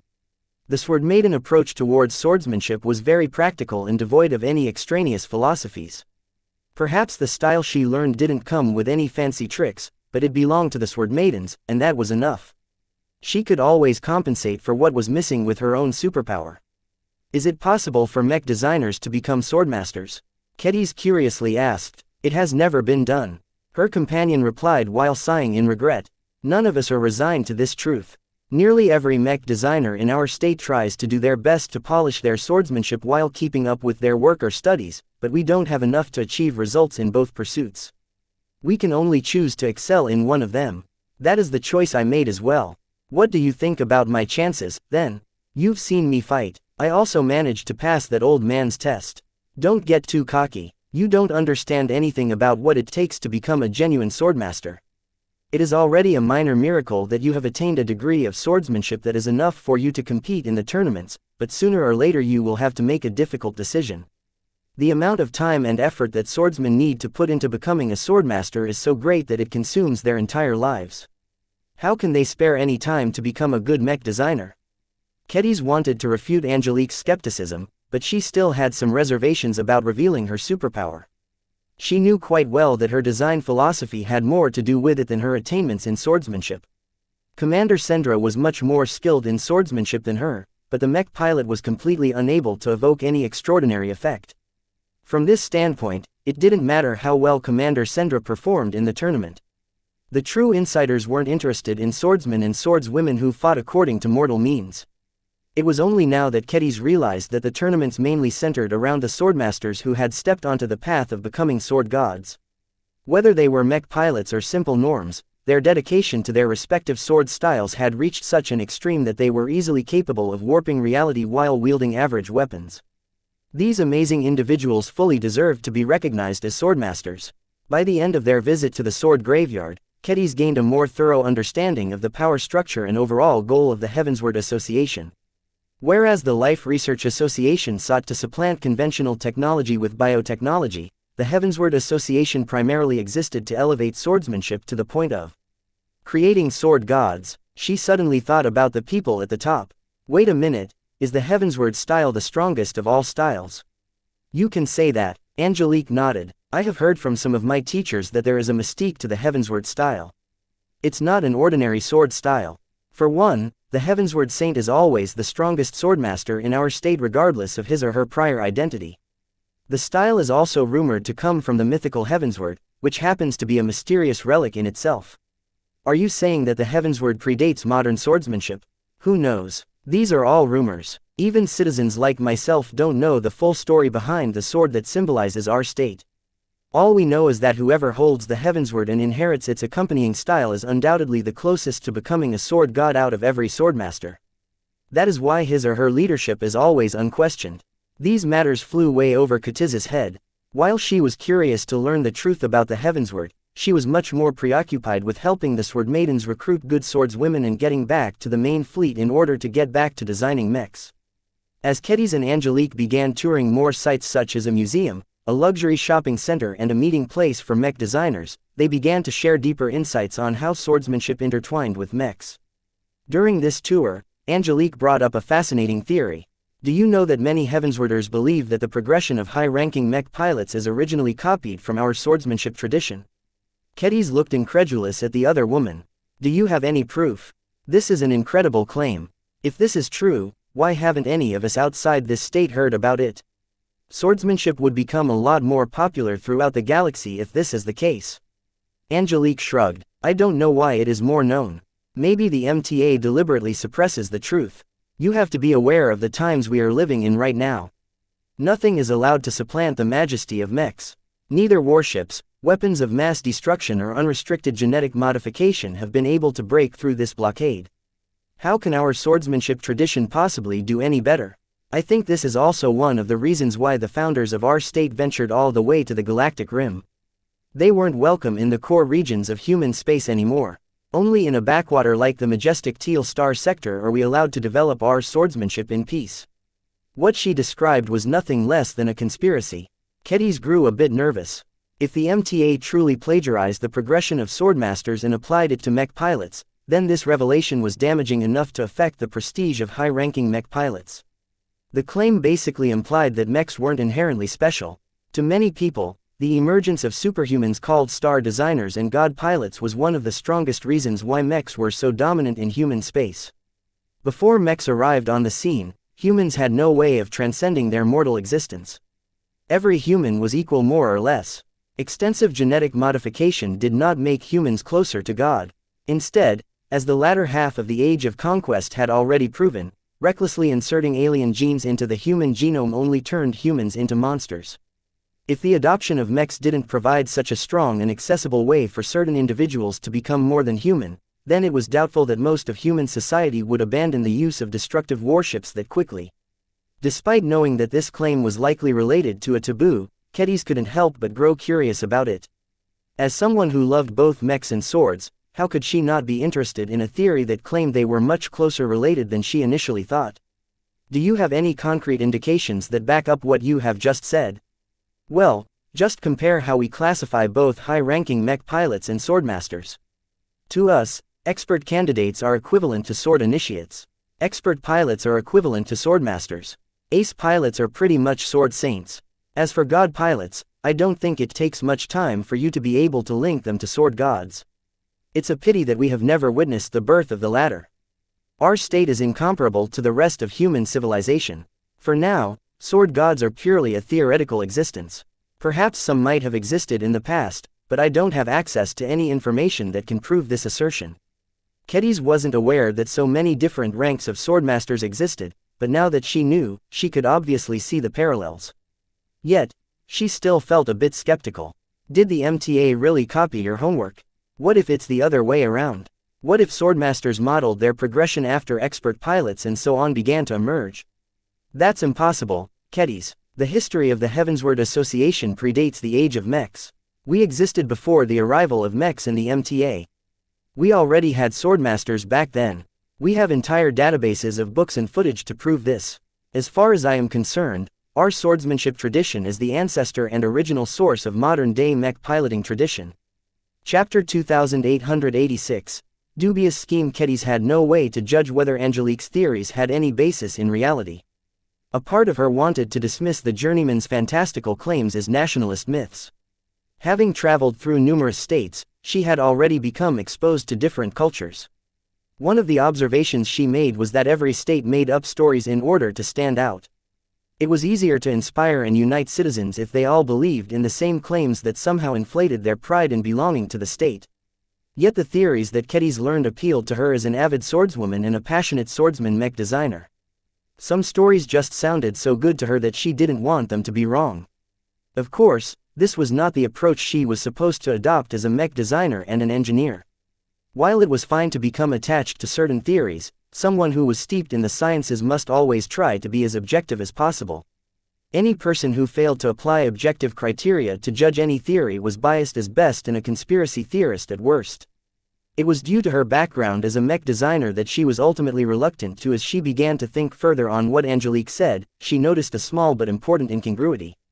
In one instance, she claimed that the MTA based its mech piloting tradition on swordsmanship tradition. Once the mechers got what they wanted, they suppressed the swordmasters and pushed them away from the center of human civilization in order to marginalize the truth. While all of this sounded plausible, Kedis couldn't help but recall that the Heavensward Association indeed predated the rise of mechs in the MTA. How could the Heavenswarders be exiled to the edge of human space when the MTA didn't formally exist as of yet? Even if mechs already existed before the age of mechs, they were still obscure at the time. Before entering the mainstream, the early supporters of mechs shouldn't have been powerful at all. How could they ever exert enough pressure to kick swordmasters out of the galactic center? This strange and obvious inconsistency caused Kedis to grow more cautious about embracing the nice-sounding claims. She had spent enough time with Vase to know that if something sounded too good to be true, it was usually a scam. Kedis began to suspect that the Heavenswarders weren't honest and upright as their public image attested. Perhaps Angelique Harcourt had more in common with the old man than she thought. The Heavenswarders obsessed too much over how special they were compared to other humans. While swordmasters sounded like amazing people, Kedis was deeply aware of how irrelevant they were in modern society. So what if swordmasters could employ superpowers? Were they capable of defeating a mech? No. If any swordmaster was foolish enough to challenge even the cheapest mech, the latter could easily end the battle by squashing its foot on the puny human. If a swordmaster just happened to be powerful enough to pose a threat to a mech, then he or she could still be defeated with ease by getting shot by a mech-grade rifle. Even if Kedis was generous enough to assume that there were some rare individuals who could do the impossible like the Heavensward Saint, that still didn't change the point. How many of them were there in the Heavensward Association? Probably no more than 10, and that was a generous estimate. Compared to the paltry number of swordmasters who were capable of challenging mechs, the amount of mechs and mech pilots was much greater. Any random outfit could easily slay a legendary figure like the Heavensward Saint despite the immense disparity in importance and significance between the two. Swordmasters were simply too far behind the times to stay relevant. Maybe that is the true reason why the swordsmanship tradition has never been able to rise again. Kedis guessed. It takes a disproportionate amount of time and effort for an entire population to produce a single swordmaster. If that person is also an expert pilot, then he can at least defeat hundreds of mechs in battle, but if he doesn't possess any genetic aptitude, then there is hardly any point. She was well aware that her own pursuit of swordsmanship could be described in the same light. She had it easier than other people, though. Not only did the candies allow her to retain both of her pursuits without falling behind, her attainments in swordsmanship directly improved her ability as a mech designer. In this context, she believed she successfully distinguished herself from the foolish Heavenswarders. Her thinking eventually caused her to voice a declaration. I am a mech designer first and a swordswoman second. From the moment she said those words, she felt that everything was right in the cosmos. For a long time, she tried to be good at both in equal measures. It was only after she began to focus more on the latter that she recognized that this was her true calling. Even though she liked to become good at wielding swords, if she truly had to make a choice, she could live without using her sword in battle ever again. What I can't imagine is never designing another mech in my life. If she was in Angelique Harcourt's position, she would have made the same choice. Becoming a good swordswoman sounded nice, but if she was better at designing mechs, then it was a smarter idea to focus on the latter. It's just like how mech pilots never try to become mech designers and vice versa. No human in the galaxy can possibly be good at both. Even without the hurdle of genetic aptitude, mech designers would still be reluctant to waste too much time in becoming an excellent mech pilot. The most likely outcome was that they would become mediocre and forgettable in both professions. Kedis had always been aware that she was in danger of suffering a similar fate. Though she already affirmed that she would never let her swordsmanship pursuit affect her mech design career, now her unique circumstances gave her the luxury to have it both ways. That might change once she became a journeyman or senior and had to devote more time on her mech designs in order to keep up with Vase. She never forgot about her goal of catching up with her mentor.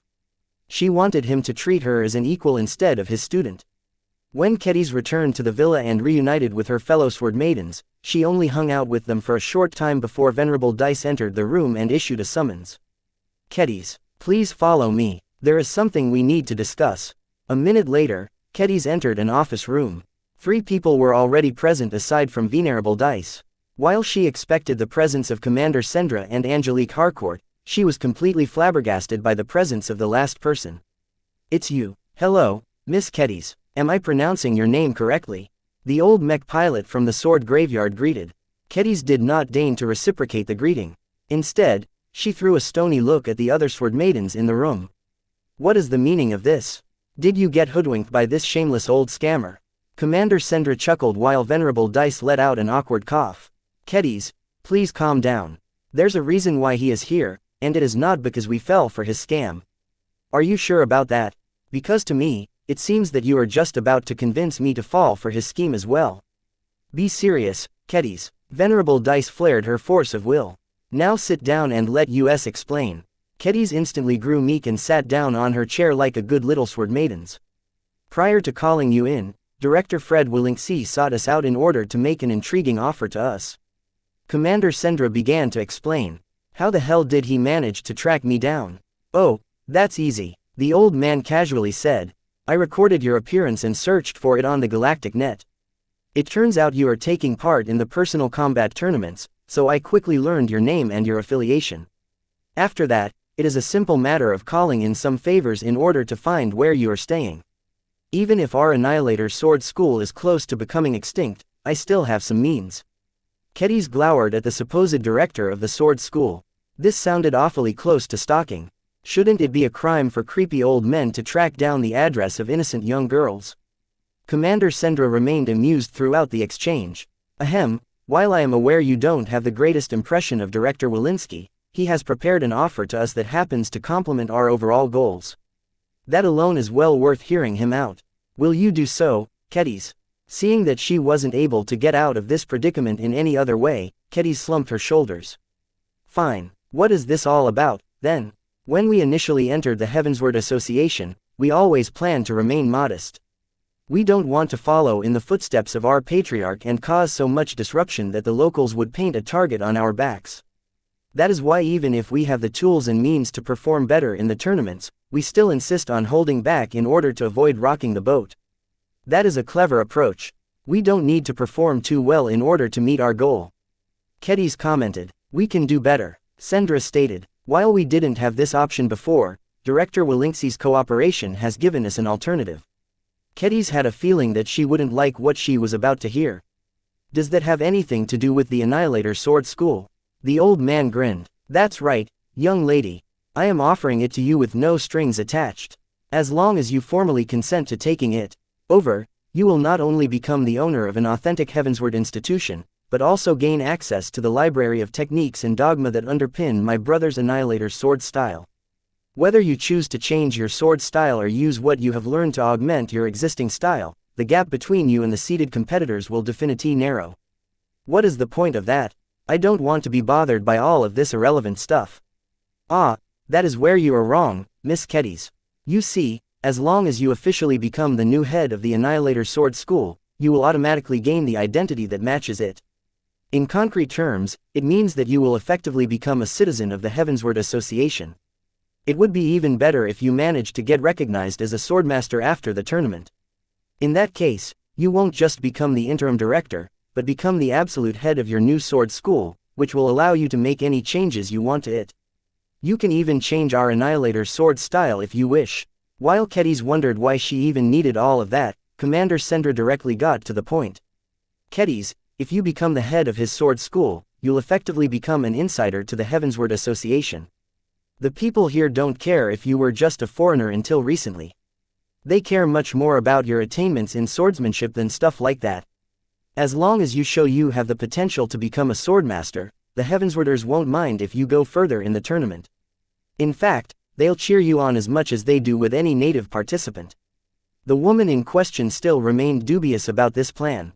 All of this sounds nice and well, but I have seen some of the skill employed by those who can make it this far. They are extremely good swordsmen and I don't have the confidence to perform well at this level. You are being too modest. Have you forgotten about the Annihilator sword style? I'm sure that it can teach you a thing or two if you go over its scriptures. Even so, with your special greatsword and your battle-tested skills, it is not impossible for you to reach the later stages of the tournament. As long as you get in the top 100, you'll not only be able to attract more recruits for us, but also raise the quality of applicants, which will help us make the Sword Maidens stronger on a much shorter timeline. You don't understand the attraction of a successful sword school yet, the old man said with a taunting smile. As long as you perform well and defeat a couple of seeded competitors, you will undoubtedly be able to signal the rejuvenation of our Annihilator Sword School. While I don't expect your performance to attract billions of applicants like the top sword schools, it should not be a problem to convince 10,000 or so swordsmen to approach our sword school. Think about how the Larkinson clan would react if we came back with thousands of swordsmen, mech pilots and elite infantry soldiers. Wouldn't that be a sight? We would instantly turn from the weakest mech force to the strongest one in the clan. Sendra exclaimed. What an ambitious dream. So this was why Venerable Dice and Commander Sendra supported this dubious scheme. While Kedis could understand the logic behind the plan, it sounded way too shaky to her. All this nonsense about taking over a derelict sword school and performing well in the tournament might actually help the Sword Maidens to become great again. Chapter 2887. Kedis the Skeptic. The proposal that Fred Walensky put on the table offered a lot of potential benefits to the Sword Maidens. Currently, Kedis and the rest of her sisters were merely foreign participants in the tournaments organized under the umbrella of the Greater Omendary Festival. This was a low identity. Regardless of their accomplishments in other battles such as the highly notable Battle of Reckoning, the Heavenswarders hardly heard of it. They were much more preoccupied with domestic matters and only cared about news that was directly related to swordsmen and swordmasters. Only a small proportion of the domestic audience knew there was more to the Sword Maidens than other foreign participants. The Heavenswarders and tourists that applied to join their ranks were always those that had done their research or knew of the Larkinson clan beforehand. The numbers were too paltry. Even though hundreds of women had already sent in their applications, their overall quality fell short of what Commander Sendra was looking for. Her plan called for attracting a huge crowd of aspiring recruits, employing harsh criteria to filter out the elite among the hopeful women before putting them in a hellish bootcamp that would quickly mold them into proto-sword maidens. It didn't matter if few of them were accustomed to wielding great swords. Commander Sendra felt it was okay to diversify a bit and begin to field swordsman mechs that wielded lighter and more flexible blades in order to cover different roles. For example, the Sword Maidens were very lacking in terms of defense. It might be helpful if they could field night mechs that also happened to be decent at leading charges. Light mechs also paired badly with large, two-handed weapons. It would be handy if the Sword Maidens acquired some mech pilots that specialized in wielding shorter blades. It was an extremely bad idea to equip great swords to slender mechs that tried to maximize their speed and acceleration. While diversification was definitely on the agenda, Commander Sendra never lost sight of the core identity of the Sword Maidens. All of these extra additions should never come at the cost of losing their main purpose as an assault mech force. They were the sword of the Larkinson clan. All of these women had to come from somewhere, though. The most important requirements for this recruitment plan to work was to raise the quantity and quality of applicants. The more women applied, the greater the probability of encountering compatible warriors. The greater the average qualifications of the crowd, the easier it was to meet their quotas. Kedis thought that the approach that Venerable Dice and Commander Sendra adopted before would have been sufficient. They could have done better, but their shaky foundations and lack of backing in the Heavensward Association caused the leaders to err on the side of caution. Yet the ambitious new direction that Commander Sendra just presented increased the risk factor by at least 10 times. "I can't believe this," Kedis uttered with a shocked expression. "Are you mad? Not even Vase is this crazy. We are only capable of fielding a single mech company at this time. How can we possibly digest thousands of Heavenswarders and other foreigners at a time? Our stomachs will burst apart from overeating. Don't undersell yourselves. While I have only come into touch with you Sword Maidens for less than a day, your rustic martial tradition is quite solid. With an expert pilot presiding over your organization, no Heavenswarder will dare to act too presumptuously." The old man reassured. Kedis frowned deeper. "Why don't you put Venerable Dice in charge of your crappy sword school, then? She's a much more impressive swordswoman than I. As far as I'm concerned, I'm the last person who should be put in charge." "It won't work." Sendra shook her head, fully realized expert pilots and swordmasters aren't allowed to compete in the tournaments. The events are held in order to put the focus on the younger generations of swordsmen who have the most to prove. Fred Wilinski nodded in agreement. "It's not that wise for swordmasters to show off too much. Also, I have briefly experienced Venerable Dice's swordsmanship. While her martial prowess is truly comparable to some of the swordmasters that I know, her style is not a good fit with the Annihilator's sword style. I vowed to my dying brother that I would seek an inheritor that can further his legacy, and throughout my 3-decade-long search, you are the only swordswoman that has ever come this close to matching our style. I already have a sword style. It's the same one that every sword maiden trained in. I will not give up the teachings I grew up with in order to adopt something completely different." "Kedis," Venerable Dice gently spoke up, "while I appreciate your loyalty to our sword style, you don't have to be so possessive about it. It is a standard style that is plain and distilled to a repertoire of essential moves. You can do far more with a sword than what we have taught. Every sword maiden expands her initial repertoire with additional techniques that suit their own physiques and preferred approach. You don't have to abandon the sword maiden sword style to adopt another one. Who said that swordsmen and swordswomen are only allowed to practice a single style? My brother's wish is for his style and teachings to be passed on to the younger generations." Wilinski said, "While I would prefer it if the Annihilator's sword style is able to continue in its purest form, after waiting so long for a successor, I can live with a future where you incorporate the most useful essence of my brother's sword style in your own fighting style. As long as his legacy continues to be passed on in some form or another, his existence and hard effort is not wasted." Kedis still did not feel comfortable with the situation. Both her leaders and the old man were putting a lot of pressure and responsibility on her shoulders. She had never participated in an undertaking as massive as this. How could she possibly bear all of this weight on her shoulders? "I'm not a full-time swordswoman. I'm a mech designer. That doesn't matter to me." The old man shook his head. "According to Miss Harcourt here, you are a rare multi-talented individual. With the talent and ability that you have already shown, I am sure you can learn the essence of the Annihilator's sword style in a short amount of time. I can't run an entire sword school. I don't have the time or inclination to do so. I suck at management. Many swordsmen are bad at management." Wilinski easily replied, "That is why you leave most of the work to others. No swordmaster spends the majority of his time on administrative work. There are deputy directors and elders who can take care of the actual business of running a sword school. I can effectively take care of this as long as you take over my original position. I don't want to stay in the Heavensward Association. The Sword Maidens and I are part of the Larkinson clan, and we have already embarked on an expedition to the Red Ocean. We'll be traveling hundreds of thousands of light years away from this state. This time, Wilinski looked a bit troubled. Yes, I have heard that from your leaders. This is an inconvenient condition, but not an unworkable one to me. As long as you retain at least a part of the structure of our sword school in your fleet, it will be all right. I think it is quite helpful if your sword maidens begin to incorporate multiple separate sword styles.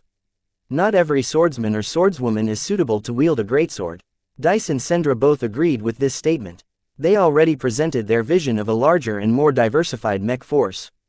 The amount of objections grew less and less. As Kedis continued to voice her doubts, the supporters of the new plan continually shot her down. There was one glaring issue left. Fine. Kedis sighed in resignation. I can see that the many ways in which this can go wrong hasn't deterred you at all. I'm curious though. You and your brother are obviously men. How can we possibly integrate you and your stupid sword school in the Sword Maidens? Commander Sendra smirked. That's not a big deal. We can set up the school under the Larkinson clan instead of the Sword Maidens. That way, both men and women can become its teachers and students. We'll essentially offload all basic and fundamental swordsmanship training to this new branch organization. Any promising women that stand out during sword training will receive an invitation to join our sisterhood. As for the men, they can pick from any of the other mech forces in the clan.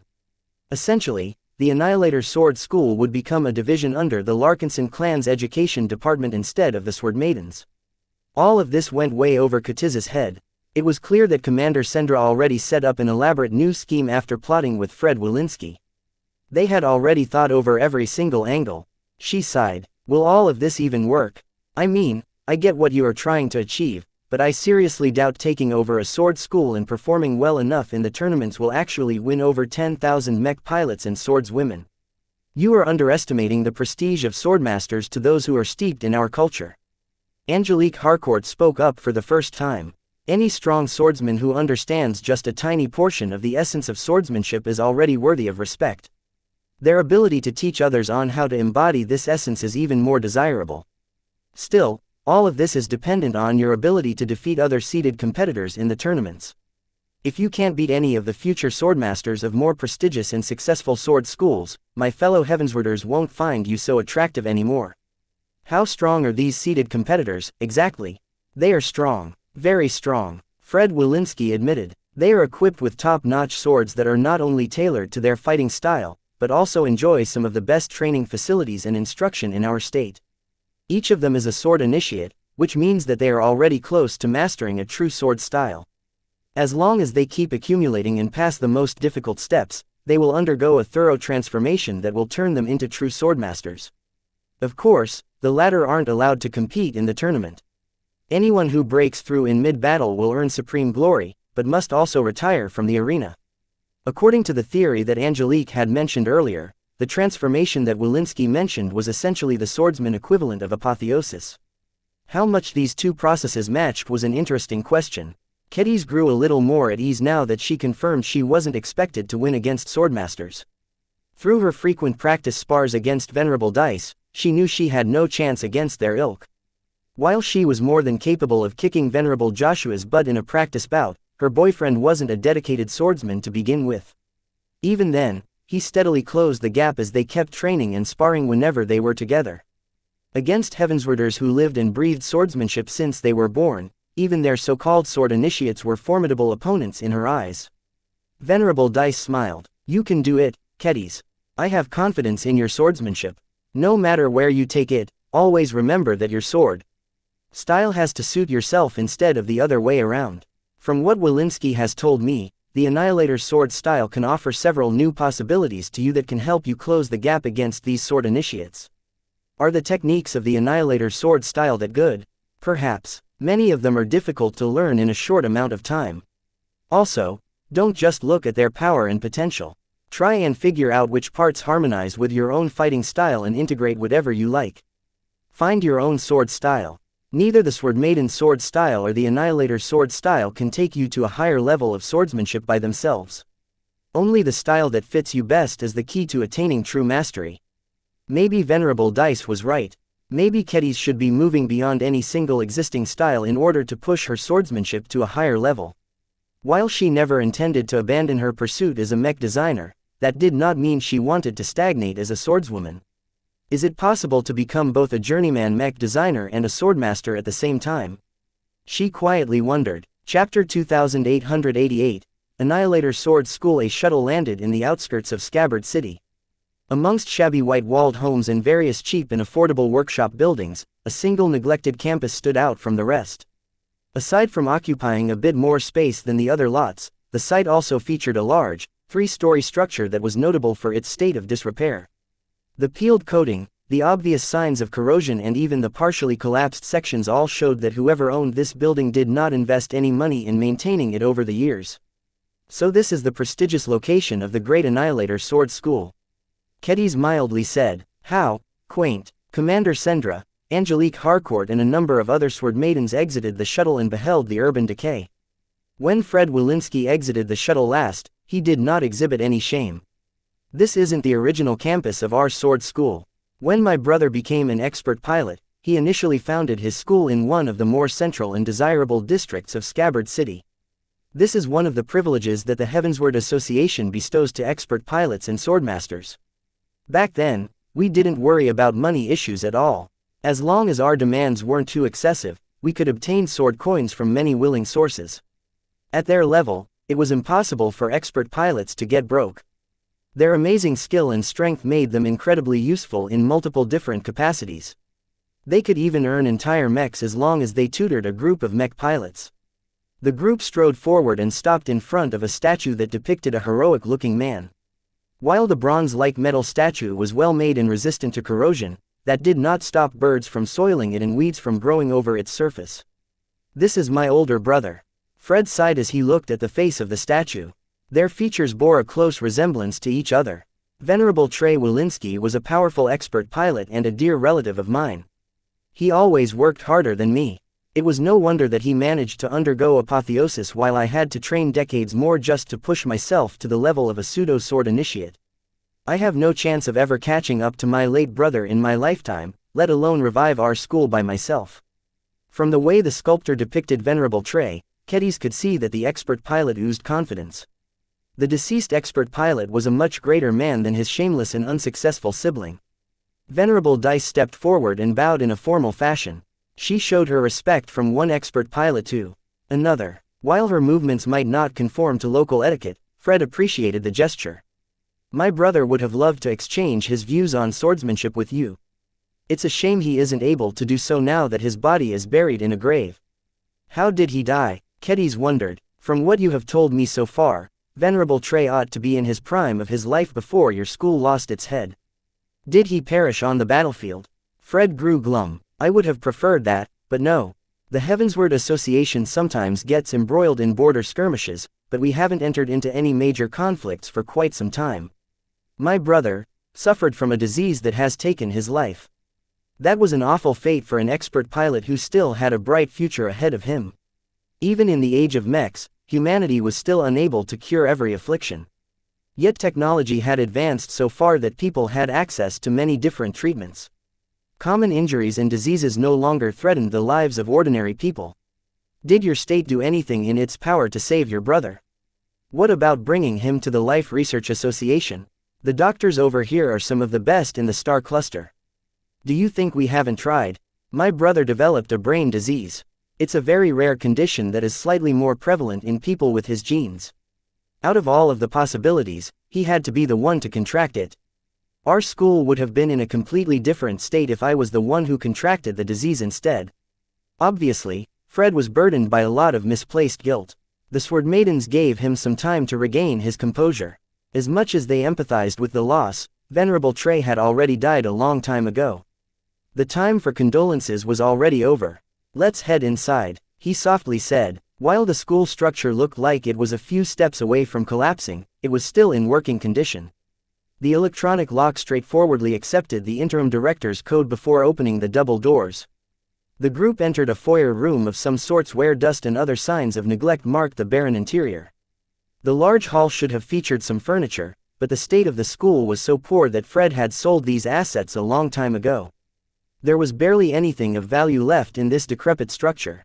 Kedis scrunched her nose as she looked back. Their footsteps left obvious marks on the carpet of dust. Couldn't you have acquired a cleaner bot or something? Even the cheapest ones can keep the dust away. I can't. The school organization is burdened by a lot of debt. I have tried to keep the Annihilator's sword school aloft for 3 decades without its swordmaster, and I could have never kept it going if I was any looser with spending what little money I can gather. I can't even power most of this building. The only working power lines make sure that the security system is up and running. I can't allow anyone to burgle the life's work of my brother, though I doubt that any thief is courageous enough to despoil the teachings of a swordmaster. Not even the cruelest thief in the Heavensward Association dared to steal the belongings of a swordmaster. The status of the latter was too high among the locals. After passing through some empty and unused rooms and corridors, they finally reached a traditional-looking hall that should have exhibited the splendor of the Annihilator's sword school.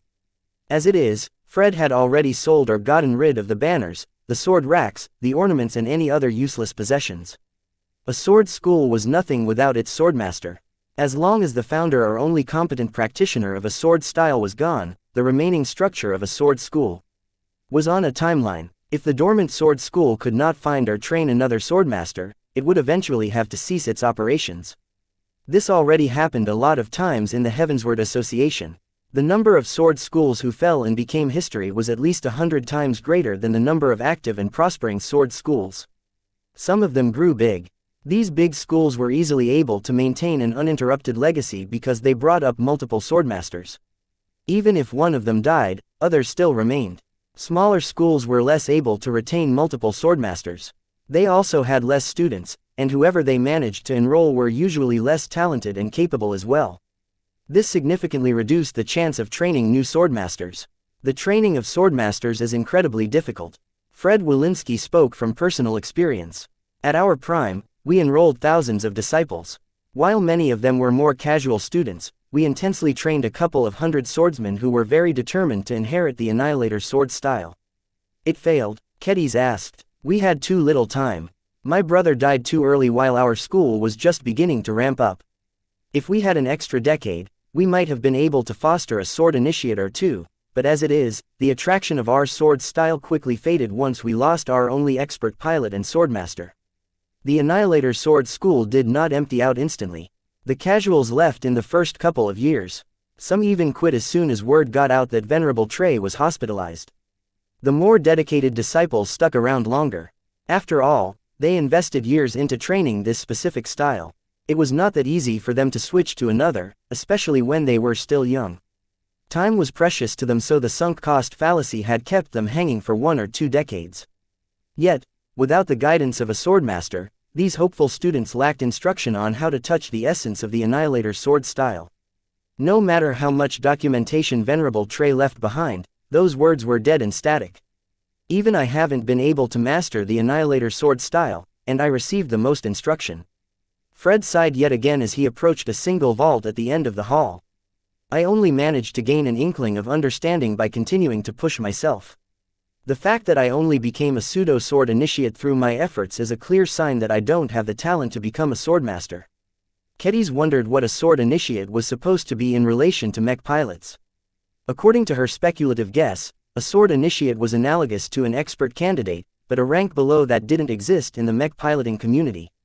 Fred spent a minute to unlock the old but sturdy vault.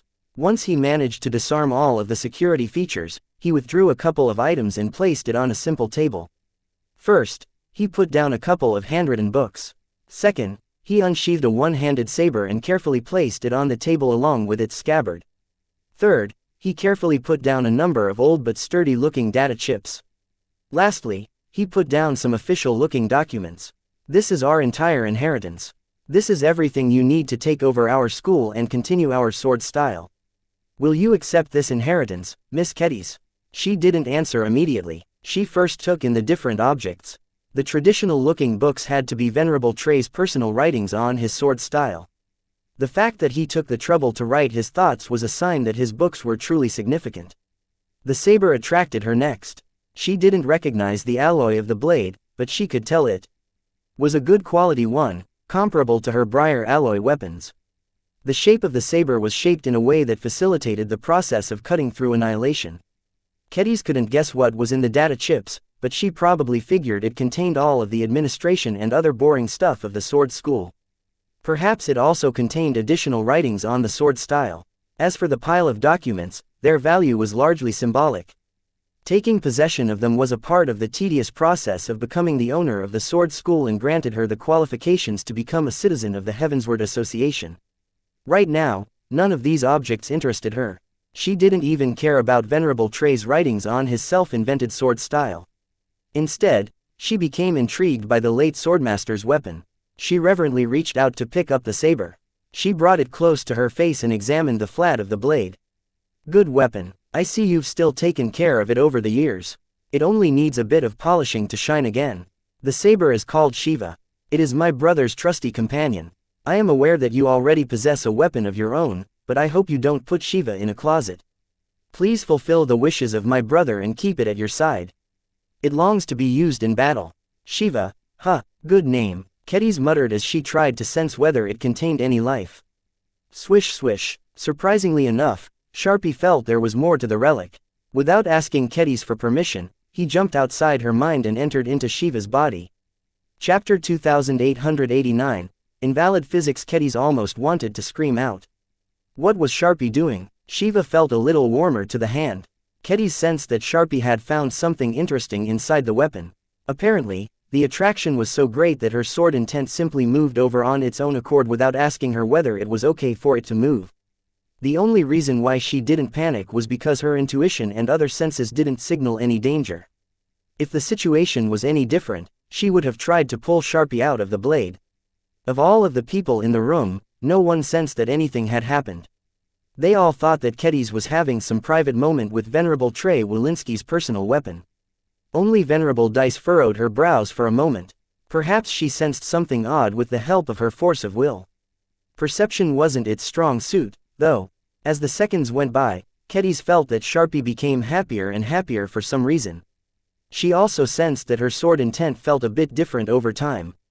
Was it changing? That wasn't supposed to happen. Her sword intent should reflect her swordsmanship. Even if Vase made it alive for some reason shouldn't be a reason for it to change without her input. Fortunately, Sharpie soon ended its little jaunt. It jumped back into her mind with a satisfied feeling. Kedis grew suspicious. She attempted to probe her sentient sword intent, but it largely felt the same aside from some indescribable differences. What had happened? What had changed? Even though Kedis tried really hard to express her puzzlement at Sharpie, her darned sword intent acted as if nothing was wrong. She gave up on questioning her insubordinate sword will and turned her attention back to Shiva. The saber did not look any different from before, but as she stared into its surface, she felt a bit different about it than before. A moment ago, Shiva was just a curious weapon to Kedis. She did not feel any intimacy with the weapon because she knew it used to belong to someone else. Furthermore, it wasn't a greatsword, which seriously reduced her interest in owning it. She even hesitated whether she should refuse to carry it on her person despite Fred Walensky's wishes. Her upgraded CFA greatsword was her true weapon of choice. Even though it was rather inconvenient to bring it everywhere, she didn't want to part with it. She had fought so many battles with it and spilled so much blood. Even after enhancing it with unending alloy, she completely felt as if it was an extension of her body. When Kedis initially picked up Shiva, she completely lacked that sense of closeness and ownership. Yet after Sharpie rummaged through its interior, some of that changed. While she still felt a lack of intimacy, she somehow had the impression that the saber belonged to her now. This was confusing to her. Whatever Sharpie had done caused Shiva to recognize Kedis as its rightful owner and wielder. At the same time, Kedis also felt as if the weapon belonged to her hand. While her sense of ownership of Shiva wasn't as strong as her CFA greatsword, it was still remarkable how comfortable it felt in her hand. Strange, she did not recklessly swing the weapon or do anything fancy with it. All of that could wait. She carefully put Shiva back onto the table and directed her attention to the pile of books. These books contain the unfiltered and unedited thoughts and ideas of my late brother. Fred Walensky noticed where she directed her gaze. The words inside can be a bit disorganized, but as long as you spend some effort into deciphering them, you will be able to learn the theory behind the Annihilator's sword style. Of course, that is just the first step to mastering it. I cannot count the amount of times that I have read my brother's scriptures. His recorded thoughts are too profound for me even after decades of study and experimentation. Kedis grew intimidated by what she heard. I won't necessarily be able to do any better, you know. If the contents of these books don't click with me, I seriously doubt whether it is useful for me to dedicate my time to puzzle out the ramblings of an expert pilot. One of the lessons that Vase had taught to her was that expert pilots were only good at fighting and little else. These brutes were geniuses on the battlefield but dunces everywhere else. She had no expectations about how the former head of the sword school structured his writings. Even so, she still picked up the book at the top. Once she flipped it open, she quickly realized that it was specifically written to introduce newcomers to the Annihilator sword style. At least that was good. The opening quote immediately captured her imagination. Swords exist to kill. We exist to destroy. Although Venerable Trey Walensky wasn't creative enough to come up with a more dramatic phrase, the motto he invented for his sword school was quite bold. Kedis kind of liked it. The words were simple and direct. Do you know why this saying represents our sword style? Fred asked. Please explain. As you undoubtedly know, swords can inflict damage in a number of ways. Due to their propensity for slashing, the most ubiquitous form of damage they deal comes in the form of cuts. Certain swords can also be thrust onto a target, thereby leaving a nasty puncture behind. In rare and special occasions, you can also use the flat or the pommel of a bladed weapon in order to bash a surface. I already know all of that. Every sword style tries to find a good way to deliver as many of these wounds to the target as possible. Swords exist to kill, and they rely on these different types of damage to do their jobs. Fred nodded in approval. Good. You have a good grasp on the true nature of a sword. I'm glad you aren't one of those delusional idiots who think that swords exist to create peace or that they are meant to protect. Swords are killing implements and nothing else. Now, what if you could make them even better at killing? Is this the part where you explain to me what Annihilator stands for? Kedis interrupted the pattern of the conversation. The old man gave her a wry smile. Well, since you are a mech designer, you probably know what the word stands for. In short, my brother was really good at destroying things. So good in fact that he even used it as the basis for successful advancement to expert pilot. To him, the sharpness and sturdiness of the sword didn't matter too much for him. Whereas other swordsmen seek to rely on those two properties to cut or pierce into a target as deeply as possible, my brother sought to inflict damage in a different manner, annihilation. This was where Kedis grew skeptical again. Are you serious? You know what annihilation means, do you? I may be the only remaining member of this sword school, but I know the basics. In physics, annihilation is a reaction where a particle and its antiparticle collide. For some reason, pushing them together causes them to disappear. In their place, the energy that is equivalent to their mass gets released. This was indeed a short but succinct description of annihilation. When described in this fashion, the reaction sounded innocuous. In truth, annihilation was much greater than anyone who heard about it realized. It was not only an essential component in how the cosmos took on its current shape, but also served as the core of many powerful and destructive processes. From lighting up enormous balls of gases into stars to allowing humans to destroy entire continents and planets, the power of annihilation was one of the most destructive natural phenomena that both nature and civilization wielded. To claim that someone trained in a single sword style could harness this destructive power sounded extremely absurd to someone as well versed in the sciences as Kedis. I wouldn't be surprised if you pair annihilation with a positron beam weapon. After all, that's how these weapons pretty much work. Yet I can't imagine how you can possibly apply it to a sword of all objects, especially plain ones like Shiva. Seeing that Kedis remained unconvinced, Fred knew he had to show her that the Annihilator sword style wasn't an exaggeration. May I demonstrate our sword style with Shiva? Be my guest. I mean, the weapon used to be yours. Fred reverently picked up the saber from the table and held it in a comfortable grip. He looked around and approached a solid wooden pillar, one of many that spruced up the ceremonial hall. The pillar was as thick as a cow. Kedis had no doubt that the wood material was extra solid as well. Perhaps with a sword as sharp as her CFA greatsword, she might be able to cut deep into it, but she doubted she possessed the strength to make her blade go all the way through. Once Fred entered into range, he took a few calming breaths before adopting a serious stance. His eyes turned sharp and his expression became serious. The vibe he exuded had clearly changed from a harmless old man to a swordsman who possessed a little bite. Kedis briefly turned to Venerable Dice. The expert pilot looked at Fred with some respect. He's a swordsman, all right. He hasn't wasted all these years. Even Kedis had the impression that Fred could give her a run for her money if he was still in his prime. Sadly, he was 50 years too old. His body had already aged to such an extent that his current display was merely an echo. Fred did not seem to pay any notice, though. After making some sufficient mental preparations, he finally lashed out with Shiva. For a moment, Kedis had the illusion that an explosion of darkness had struck the pillar. This faint impression disappeared in an instant though. Immediately, she realized that something was missing. There's hardly any sound. A sword, regardless of its properties, should have elicited some sounds when it was cut into a solid wooden pillar. The fact that Kedis didn't hear anything was very disturbing to her. Outside of vacuum environments, this shouldn't happen. She soon directed her attention to the aftermath of the attack. A wooden pillar exhibited a thin, precise cut that went a quarter of the way through its width. While this did not sound like much at first, Kedis was deeply impressed. Even if Fred was a trained swordsman, someone in his physical condition should have never been able to drive a saber like Shiva this deep through such a large and solid object.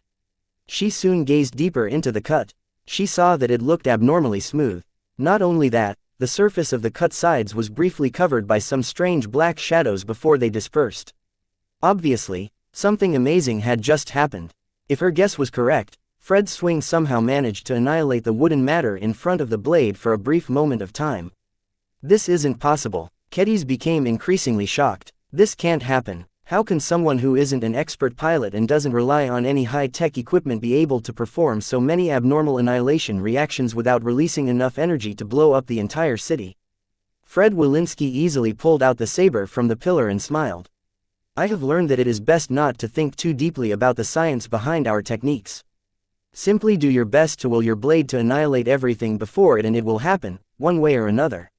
It's a pity that most people are incapable of performing even a fraction of what I just did.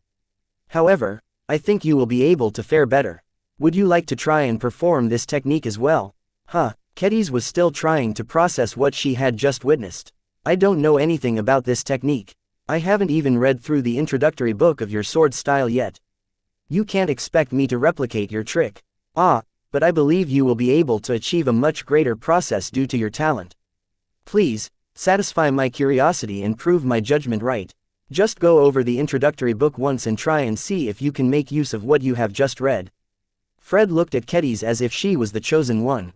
At this point, he had invested so much faith in her that he was already convinced that she exceed his result in the first day. Chapter 2890, Swish Swish. It made no sense. That was what Kedis thought after reading and skimming through Venerable Trey Wilinski's scriptures. Obviously, the deceased Heavenswarder expert pilot was not a scientist. Yet every decent mech pilot had to study at least some level of physics in order to gain an essential understanding on how mechs actually worked and how to fight in various environments. Mech pilots who understood not just how, but why mechs that moved faster always consumed more energy faster would always be able to manage their energy reserves better. Mech pilots who understood the basics of orbital mechanics and knew the difference between acceleration and velocity would be able to maneuver much more skillfully in space. Mech pilots who understood the concept of heat capacity and knew how rapidly a mech dispersed its heat in vacuum, air and water environments would be able to keep their mechs cooler. In short, learning just a little bit of scientific knowledge could comprehensively improve the judgment and subsequently the performance of any mech pilot. Therefore, Kedis expected that a prosperous and well-run second-rate raid like the Heavensward Association would surely emphasize the basic sciences. While it was too much to ask for mech pilots to learn as much as mech designers, they should at least be able to master high school-level physics. Yet when Kedis read through Venerable Trey's chaotic and unedited ramblings, she sensed the man had probably forgotten at least 80% of what he learned. Sure, the late expert pilot and swordmaster showed some indication of understanding. Venerable Trey readily referred to the concept of potential energy and kinetic energy. However, that was where the science part ended. Just as Kedis thought that Venerable Trey's writing would make actual sense, the scriptures went into a completely different direction. For example, the books constantly emphasized the accumulation of energy, only to unleash it in a manner that completely defied conventional science. According to the expert pilot's own words, the essence of the Annihilator's sword style laid in destroying every obstacle in the path of the sword. At its peak, the scriptures claimed that the sword style should even be able to cut through neutron stars, one of the densest and hardest objects in the galaxy. Kedis almost fainted when she read this claim. What a shameless boast. Any mech that came close to such a dense and heavy star would probably fall apart due to the enormous gravitational stresses affecting its frame. It's like I have to turn my brain off in order to appreciate these scriptures. The problem was that she couldn't. She was a mech designer. She learned enough science and engineering to know how reality was put together by a myriad of physical laws and phenomena. Even though humanity still possessed a shallow and incomplete understanding of reality worked, she was quite sure that a layman like Venerable Trey was absolutely wrong on many matters. She listed a couple of glaring impossibilities. First, where did all of the potential energy come from? Merely holding the sword did not magically charge it up with enough energy to generate antiparticles in an environment that was filled with conventional matter. Second, how could a swordsman possibly generate antiparticles without any advanced technology? By wishing it into existence. Third, how come those antiparticles didn't annihilate with the material of the blade or the molecules in the air and release a massive amount of energy, thereby causing an explosion that was violent enough to destroy an entire city? Fourth, how could a swordsman ensure those antiparticles only annihilated the matter immediately in front of the blade and prevent the release of so much energy? These were just a fraction of the many inconsistencies and impossibilities that Kedis stumbled upon. She grew increasingly more convinced that Venerable Trey didn't even know what he was talking about. It can't be antiparticles. It's impossible. His sword style must be doing something else. Yet try as she might, she couldn't even begin to guess at the truth of the Annihilator's sword style. The best guess she could come up with was that Venerable Trey was able to form some kind of mystical force field that had the effect of erasing matter from existence. This also matched with what she observed from Fred Walensky's impressive demonstration. It made no sense for him to create antimatter out of thin air. Generating an energy field was much easier, though still questionable considering the lack of advanced equipment. However, the reason why she preferred this alternate theory was because she had already managed to accomplish this herself. Only superpowers were able to defy physics, and Kedis had successfully demonstrated this ability many times. Even though the effects were different, the process was roughly the same. Kedis obsessed over sharpness while Venerable Trey focused on a more direct form of destruction. There were differences, though. As a mech designer, her thorough understanding of the sciences granted her a very realistic outlook on what sharpness meant and how it could be achieved. At most, she chose to invest herself in a couple of unproven assumptions that could be made real as long as she furthered her research over the course of her mech design career. Mech designers wish to prove their assumptions real. In contrast, expert pilots like Venerable Trey Walensky didn't see reality this way. They instead made bold claims that had no basis in reality and essentially utilized their transcendental strength to make it happen anyway. This basically sounded like expert pilots possessed superpowers, but this sounded weird, because mech designers also possessed superpowers. Are we more similar to each other than we thought? She wondered. Vase had never taught her much about his own secrets, so Kedis lacked the knowledge to rationalize this question. She vaguely felt that mech pilots and mech designers might actually be two sides of a coin rather than two completely separate entities. If this is so, can I drill a hole in the coin and connect the two sides? She shook her head. This was a stupid metaphor. High-ranking mech pilots and mech designers were much more complicated than she could possibly figure out at the moment. After turning her attention back to the Annihilator's sword style, she eventually concluded that she lacked the mindset to accept it. So many assumptions were so objectively untrue that she couldn't put it in herself to believe them at face value. I'm a mech designer, not an idiot. Mech pilots didn't necessarily know any better. Their shallow education in the sciences caused them to lack the background and critical thinking that was necessary to know what was plausible. However, it was exactly because mech pilots didn't know the limitations that they were able to surpass the limitations of the laws of physics and develop superpowers for some reason. Kedis grew increasingly more doubtful and confused. She knew that Vase had a hobby in figuring out the nature of expert pilots and how to facilitate their breakthroughs, but she had never touched upon this subject until recently. It helped that she already knew a thing or two about expert pilots. Her regular interaction with Venerable Joshua allowed her to learn how he regarded his own abilities. Joshua told me that he simply saw reality in a different way than others. He constantly viewed everything in the perspective of life. He also believed that everything had the potential to become alive, and that he could resonate with them if that was the case. To be honest, Kedis thought that Joshua was kind of silly a lot of times, but somehow he made all of it work. His absolute confidence and conviction in his own views grew stronger when his superpower affirmed his flawed theories. Do I have to do the same? She had a feeling that this was how every expert pilot and swordmaster worked. They all developed silly notions that somehow came true because they turned into superpowers. The problem she had was that this was a completely opposite approach from that of a mech designer. One based their superpowers on science while the other based their superpowers on fantasy. If Kedis was just an ignorant sword maiden, then she would have been able to accept the scriptures. Yet because of her abundant knowledge and sound logic, she struggled to accept even the most basic assumption. Everything that's written in these books breaks the law of conservation of energy. This is impossible, not even my sharpness superpower can do that. She looked around. After Fred Walensky challenged her to learn the Annihilator sword style, she chose to study the books in private. The office used to be filled with dust, but opening the window and sweeping the barren floor quickly took care of that. It did not do much to spruce up the faded and decaying wall decorations. Right now, she had already spent 2 hours on this endeavor.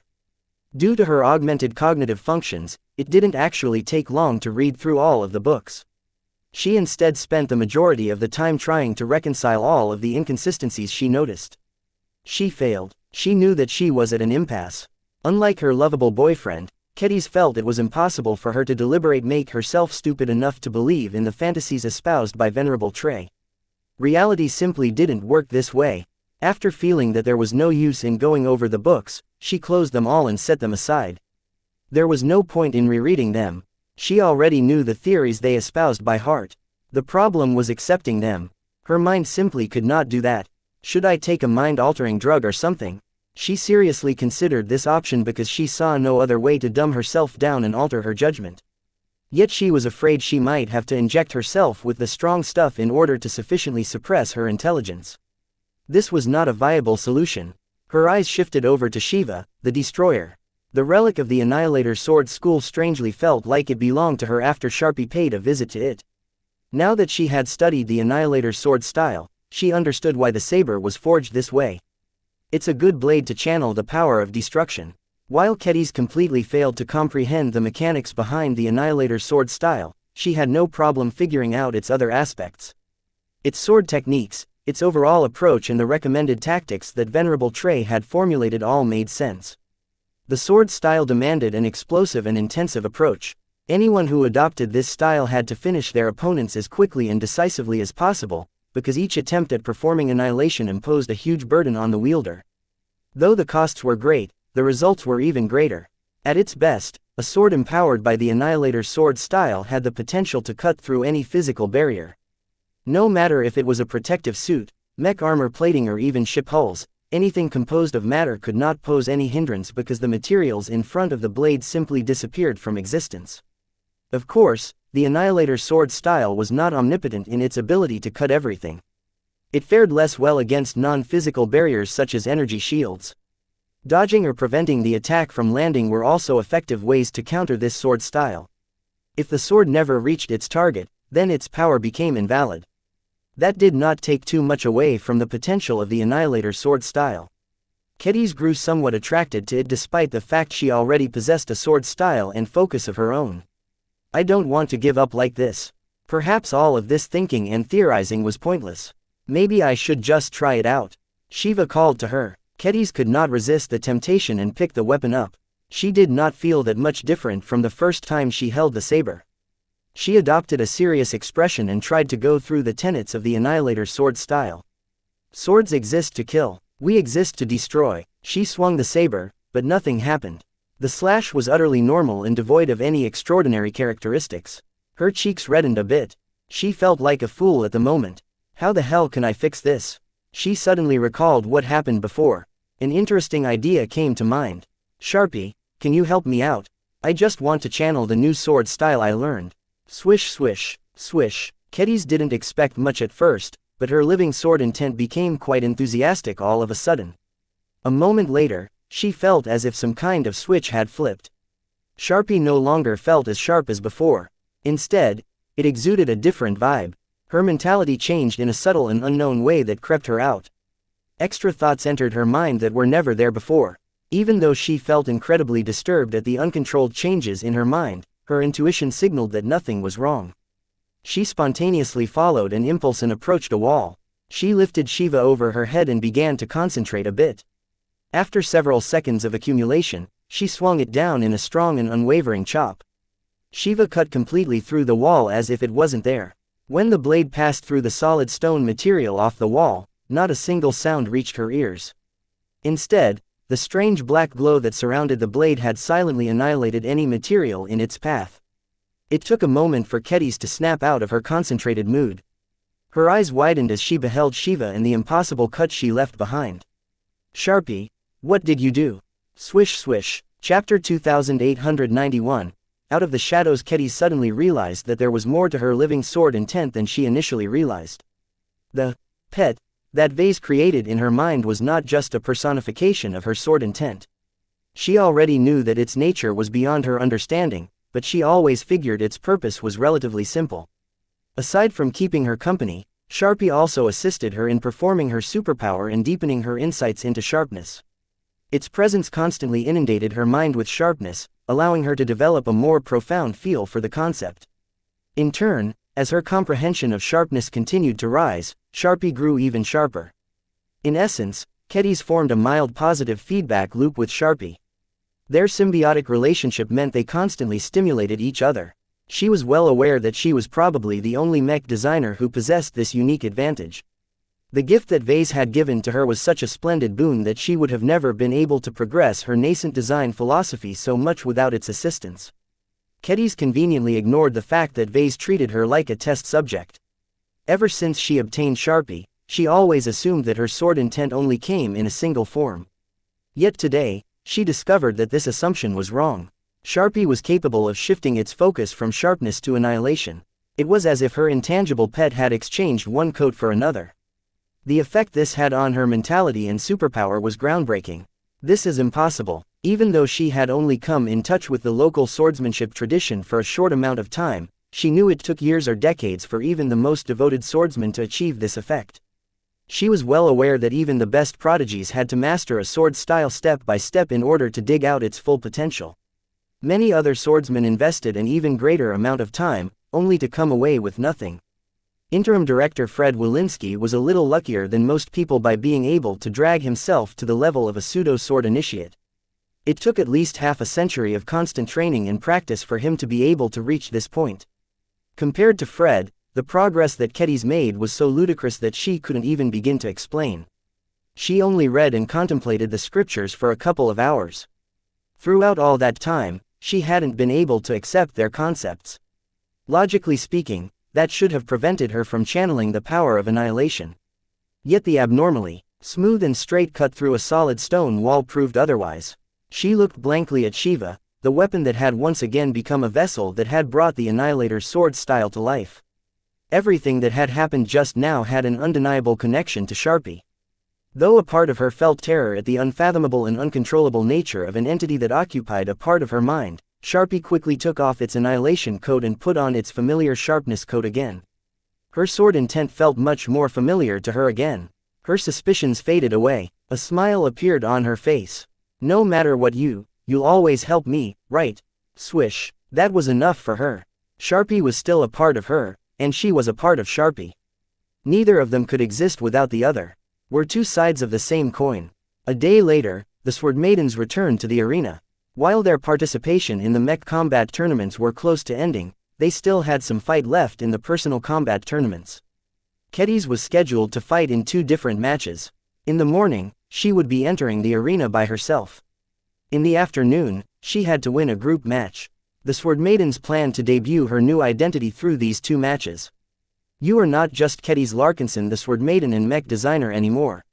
Your battle garb should reflect that, Fred Wilinski said as he tapped the protective suit issued by the arena and caused it to project an image over the chest area. The emblem depicted a planet that had been cleaved apart by an enormous sword. Kedis stared dazedly at the symbol that represented the Annihilator's sword school. She had only seen projected emblems like these on the protective suits of other seated competitors. Hey, don't be nervous. You are the interim director of the Annihilator's sword school and a citizen of the Heavensward Association. I called in every single favor I had left in order to rush the applications. Everything is official and final now. While I haven't been able to convince the government that you're qualified to be a sword initiate, you can take care of that yourself by showing off your power in the arena. The public will decide. Commander Sendra came close and patted Kedis on the shoulder. Don't forget our plan. You're the star now, so act like it. People won't take you seriously if you don't have the swagger to back up your new identity. I will try my best. The transition was too abrupt. Kedis didn't have enough time to process all of the rapid changes. For so long, Kedis always viewed herself as a background character. Compared to more brilliant personalities such as Vase and Gloriana, she was merely the mech designer obsessed with swords. Now that she was asked to step into the spotlight, she felt the light was unbearable. She wasn't used to facing the galaxy by her own merits. This isn't me, she said. Her nerves were already starting to get to her. I'm not cut out to be famous. I'd rather just be one sword maiden among many. Hey, Sendra pulled her in a bear hug. There's nothing to be afraid about. You're a fighter, not a coward. You wouldn't have become a sister of ours if you only knew how to hide behind others. Didn't you kill dozens if not hundreds of enemies with your sword? You never showed any fear back when you fought against pirates and other dangerous scum. That's different. I trained for that. This is different. I never thought I would become a public personality. Well, tough luck, Kedis, because you can't avoid this battle. Do you want to hide behind the Patriarch's shadow forever? Grow up, girl, you'll become a journeyman soon. Do you think you can continue to stay unnoticed forever when you have gained enough qualifications to design mechs? Alongside the lead designers of the Larkinson clan, we need you to stand your ground if you want to secure more benefits for our fellow sisters. She snapped out of her daze. She realized she bore more responsibility now that she had accepted the inheritance of the Annihilator Sword School. While she still held many questions about the sword school and her ability to channel its distinctive sword style, she knew that there were more important priorities to worry about. Everything that happened to her was only a means to an end. The goal had always been to empower the sword maidens. As long as she did her best to follow the new plan, she could single-handedly reverse their sorry condition and make them stronger than ever before. Just thinking about meeting Commander Sendra's ambitious goal of recruiting 10,000 high-quality swordswomen caused her heart to pump faster. She wanted to make this dream come true. She wanted every sword maiden to grow less lonely and rid themselves of the trauma they still suffered from after losing hundreds of sisters over the years. With the infusion of so many enthusiastic women, Kedis could definitely foresee a future where the sword maidens became a strong and indispensable part of the Larkinson clan. No longer would Vase treat her sisters like endangered animals that needed to be coddled. With thousands of mech pilots, the sword maidens would be fully qualified to fight on the front lines. All of this was contingent on her upcoming performances. Having witnessed Vase stepping up and becoming greater than life in public, she attempted to channel some of his swagger, as Sendra called it earlier. I'm a big girl, I can do this. Her mentality shifted. Suddenly, she didn't feel so nervous anymore. She possessed enough courage to charge a group of soldiers and hack them apart with her sword. Why should she fear standing out and attracting more attention to her? No matter what all of those people thought about her, she was much stronger than nearly all of them. None of them would last a second in front of her blade. Commander Sendra closely paid attention to Katiz's demeanor and smirked. She liked what she saw. You're truly ready to step out of the shadows now. Now go show them what you can do now that you have mastered a new sword style. Her turn soon came up. After receiving the encouragement of her fellow sword maidens, she walked out into the arena ground while armed with two very different swords. Her unending greatsword was holstered and attached to her back while Shiva hung from her waist. While it was unusual for competitors to bring multiple primary weapons into the arena, the rules did not disallow it. There were plenty of dual wielders and swordsmen who wanted to bring in backup weapons to the field. The only reason why his phenomenon was fairly rare was that carrying extra weapons was cumbersome enough to affect someone's battle performance. Even though Kedis knew that she was making it harder for herself by carrying a massive greatsword on her back, she did not wish to part with her favorite weapon. She wanted to make the audience accustomed to seeing her with her greatsword. This way, it wouldn't be a surprise when she finally pulled out her best sword. For now, she had different plans in mind. Once she reached her assigned starting position, she straightened her back and adopted a confident posture while slowly pulling Shiva out of its sheath. Now this is a surprise. One of the announcers spoke. My producers have just informed me that Kedis Larkinson of the Sword Maidens has just taken over the previously dormant Annihilator Sword School. Now that she bears the emblem of one of our sword schools, how will she fare in her matches? If her previous performance is indicative of how she will fight in the future, she will not be able to restore her sword school. On the other hand, if she is able to display a new sword style, then we might witness the emergence of a new sword initiate. Sword initiate. The public, who had only paid a modest amount of attention to ordinary matches, suddenly became energized. The status of sword initiates were much greater than average swordsmen. While their strength and prestige were incomparable to that of swordmasters, they still represented the future of swordsmanship in the state. Since this woman managed to take over a sword school, she should definitely be able to back up her new identity. The swordswoman standing opposite to Ketty's happened to be a foreigner. She did not care too much about the implications of fighting the leader of a sword school. An average Heavenswarder would have been much more cautious about facing someone like Ketty's. Commence the match. Ketty stood her ground while her opponent stormed forward. This time, the enemy wielded an ordinary longsword. Despite that, the older and taller woman held in such an adept manner that it was clear that she possessed an abundant amount of skill. When the two swordswomen were about to clash, Ketty's closed her eyes for a moment and began to concentrate. Shiva's grew a little darker. Once her opponent came close enough to launch an attack, Ketty's opened her eyes and swung her saber, heedless of the fact that there was a longsword in the way. Swish! Empowered by her expanded superpower, Shiva's blade passed right through the solid structure of the longsword and continued on to impact an energy shield. Although the Annihilator's sword style fared less well against non-physical barriers, Shiva was empowered to such an extent that the shield could no longer hold the weapon back. The saber cut through the energy shield and sank into the tough but flexible protective suit. This time, the weapon experienced no hindrance at all. The blade continued to cut right through the suit materials before passing through the shoulder of Katiza's opponents. Even before Shiva amputated the woman's entire arm, the victim had already lost battle effectiveness. Two separate thumps sounded across the arena. An arm and the body it used to be attached to had both collapsed less than half a minute after the match had begun. This was a domineering result. What did I just see? That woman, she's actually a sword initiate. Wait, that cut was way too strong. Isn't she a swordmaster? I don't think so. Someone would have disqualified her if this was the case.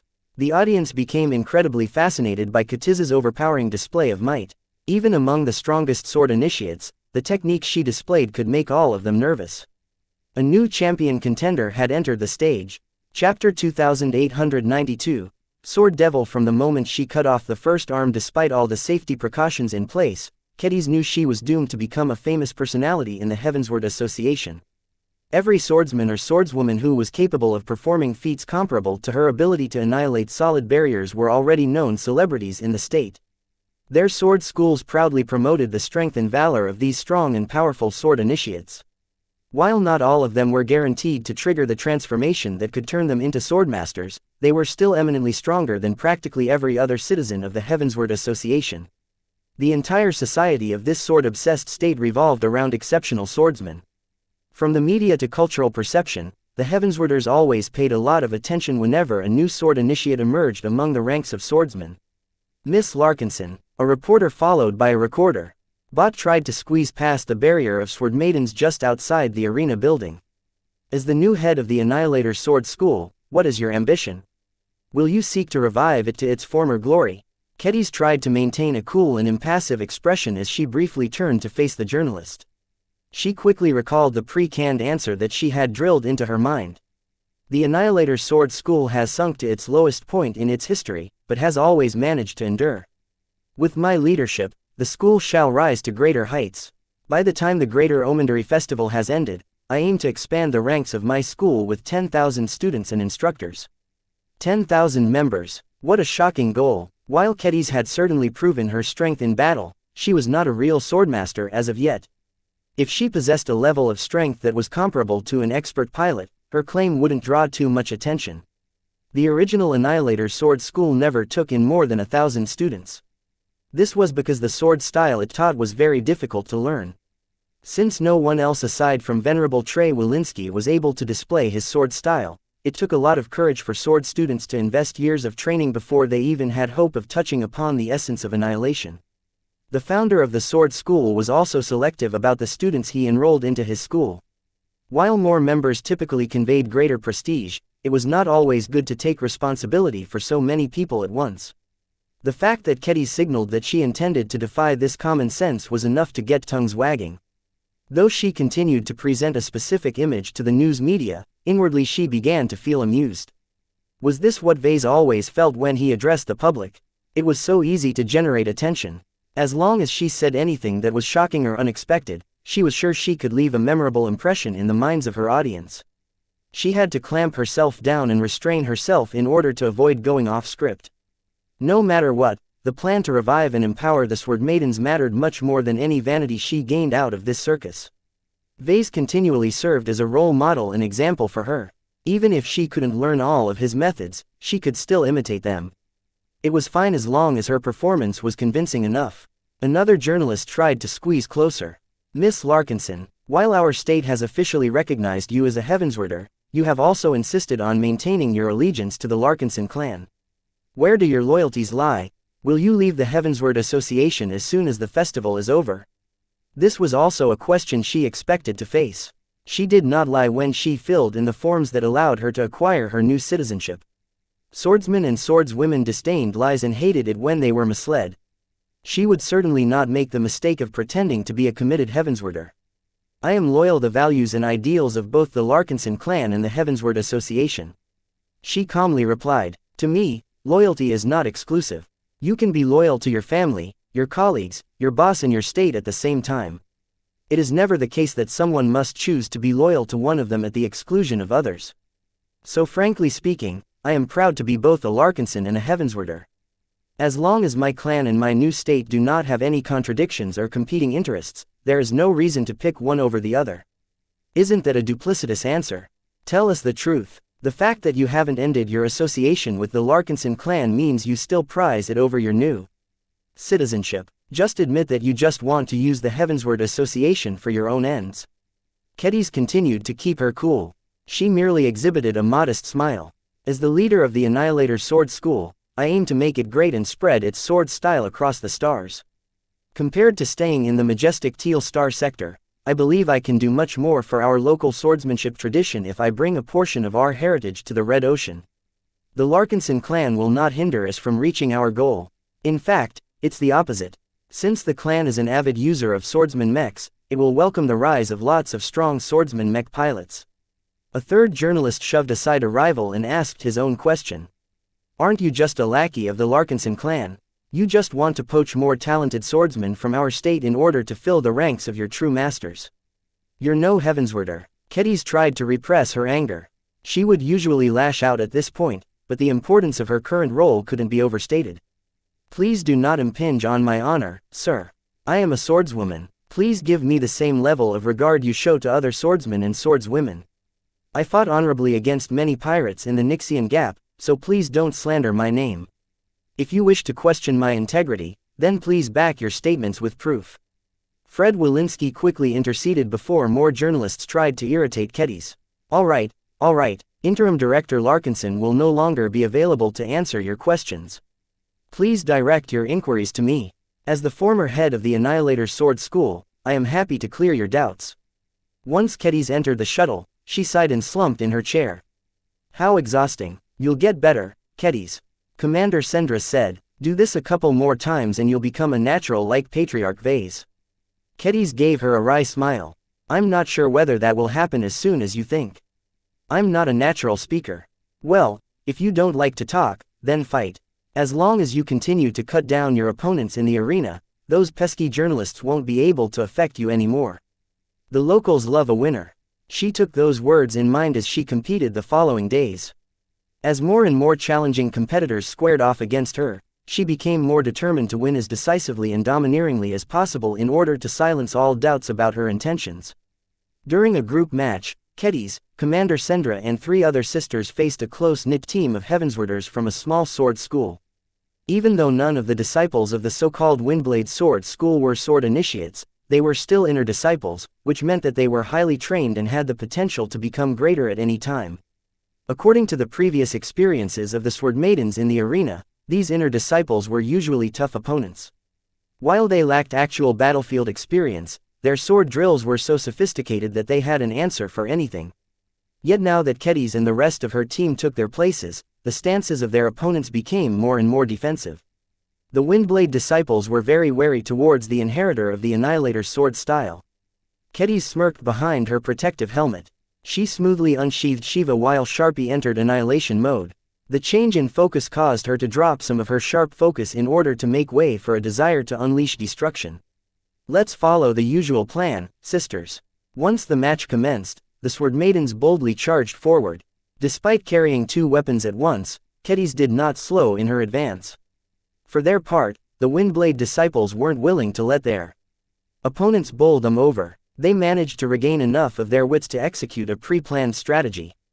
They're splitting up. 3 of the Windblade disciples moved to the left while 2 moved to the right. This put the Sword Maidens in a slightly difficult spot. If Kedis decided to split up their team as well, then their opponents might be able to stall her, thereby preventing her from aiding other Sword Maidens. If the Sword Maiden team decided to stick together and pursue just one of the enemy pincers, then the other pincer would undoubtedly attack their flanks. However, Kedis possessed enough confidence in her fellow sisters to be able to hold their ground regardless of the clever maneuvering of her opponents. The Sword Maidens were not fragile vases that collapsed at the first blow. Since these Windblade disciples have taken the liberty to line themselves up, let's gobble them up piece by piece. Attack the right pincer. The team of 5 Sword Maidens openly changed direction and charged faster towards the pair of Windblade disciples that had split up from their comrades. Damn, there was no way that the 2 swordsmen would dare to clash head-on against 5 opponents. The pair continued to run away in order to delay the moment of contact as long as possible. Meanwhile, the left pincer had already turned around in order to close in on the rear of the Sword Maiden formation. Right now, the match looked a bit silly to the spectators. The multi-level chase did not lead to any immediate excitement, so the crowd was quite upset. Stop running, the enemy is in the other direction.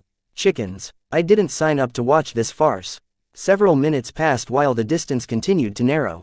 This was because the circular arena did not allow anyone to run in a straight line forever. As the 3 separate groups of people grew closer, it appeared as if the Windblade disciples were about to sandwich the Sword Maidens from 2 opposite directions. Yet just when people thought that a chaotic melee would ensue, Kedis stopped running forward and began to charge in the opposite direction by herself. Ah, it's the Sword Devil, don't tangle against her by yourself. The reputation that Kedis had acquired was so notorious that the 3 Windblade disciples did not dare to parry any of her attacks. Instead, they spread out and prepared to evade as many attacks as possible. Everyone already knew that blocking her attacks was an exercise in futility. The only way for them to avoid losing their limbs was to not get hit in the first place. Kedis grinned. She already anticipated this response. She chased after them for a couple more seconds before turning around to intercept the other 2 Windblade disciples. She tricked us. What a devil. Go after her. Don't let the Sword Maidens gang up on our brothers. It was too late. The 2 pincer strategy was of no use as long as the Sword Maidens pried them apart from each other. Due to her positioning, Kedis was able to approach her new targets from another angle and corner her 2 disciples. Seeing that they were about to be sandwiched themselves, the desperate Windblade disciples concluded that their tournament run would probably end unless they took out Kedis. Attack the Sword Devil. As long as the fight is 2-1, we still stand a chance. As Kedis was about to clash against the 2 oncoming opponents, her grin had grown wide. Even as her opponents spread out a bit and launched a simultaneous attack from 2 sides, she whirled her body and cut both incoming swords in half. As the upper halves of the blades clattered to the ground, Kedis fearlessly stepped into one of the disciples and made a low cut that sent a leg flying. Ah, even as the other disciple attempted to run away, Kedis ran after him like a shark that smelled blood. She drew more on her augmented body, allowing her to close in remarkably quickly. Seeing that he was about to be overtaken, the remaining disciple boldly turned around in order to make a last-ditch effort at defeating the intimidating sword initiate. Don't underestimate the Windblade sword school. The disciple's damaged sword began to flicker a bit. An almost imperceptible bright blue glow briefly covered the shortened edge. Yet before it could do anything more, a saber that oozed darkness brutally cut through the pathetic display and went on to slice off an arm below the elbow. The Sword Devil has harvested yet another limb. Kedis twitched when she heard that. She hated that name. Chapter 2893. Cloudstrider's Sword School. As her brutal and vicious fighting approach continued to reappear in the tournaments, the press and public increasingly insisted on calling her by her new moniker. The sword devil has spilled more blood. Does the sword devil's bloodthirst know no bounds? Just admit defeat in front of her. It's not worth losing your limbs. Each time she entered the arena, she always took every opponent a bit seriously. Even if they were clearly outmatched or mentally defeated, she was always wary of being fooled. Underestimating a weak opponent might work 99 times out of 100, but if Kedis happened to encounter a deceitful snake with a venomous bite, then she might suffer a preventable defeat. This could never happen. The future of the Sword Maidens rested on her shoulders. She could not afford to make any mistake, especially when the press had a penchant of amplifying every single mistake. The losers in the Heavensward Association were either forgotten or lampooned. This was because the competition between swordsmen and sword schools was especially fierce. Since it was illegal to duel to the death in this state, many powerful swordmasters and their networks focused instead on trying to pull down their rivals in other ways. Being called a sword devil was just one of those tricks. It wasn't even an inventive name. Whoever came up with it clearly looked at the name of her mentor and made a lazy adjustment. Don't let the media pressure get to you, Miss Kedis, Fred Walensky told her as she tried to recover back at Angelique's villa. They all want to get in your mind and disturb your confidence. The moment you start to doubt yourself, they've already achieved your goal. Just focus on winning, nothing else. That is the only way you can prove the critics wrong. While Vase might be able to brush off bad press like it was nothing, Kedis was less experienced in these kinds of situations. While she could live with being vilified, she constantly worried whether the Sword Maidens could bear the consequences. I thought it would be different. I haven't made any enemies as far as I know. I've been careful not to do or say anything that will implicate the Sword Maidens. Fred smirked and crossed his arms. Your battle prowess and your newly acquired status is also threatening enough to rile up the more sensitive sword schools. Before, you were just a foreign swordswoman who didn't show enough strength to make it into the top 1,000. Now that you have not only inherited the Annihilator sword style, but shown that you mastered it to a surprising extent, it's different. They see a competitor in you that can potentially squeeze into the top 100.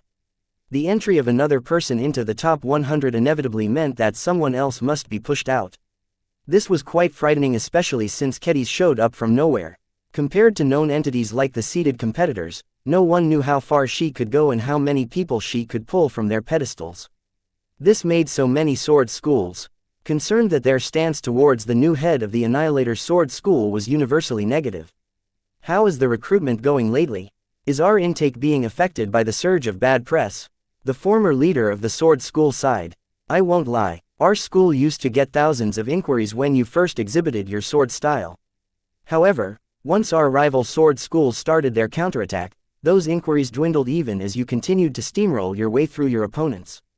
Yesterday, we only received less than 100 inquiries, and most of them are merely exploratory in nature. Kedis pinned Fred with a glare. I thought you said that everything would go better if I keep winning. Why are we going backwards?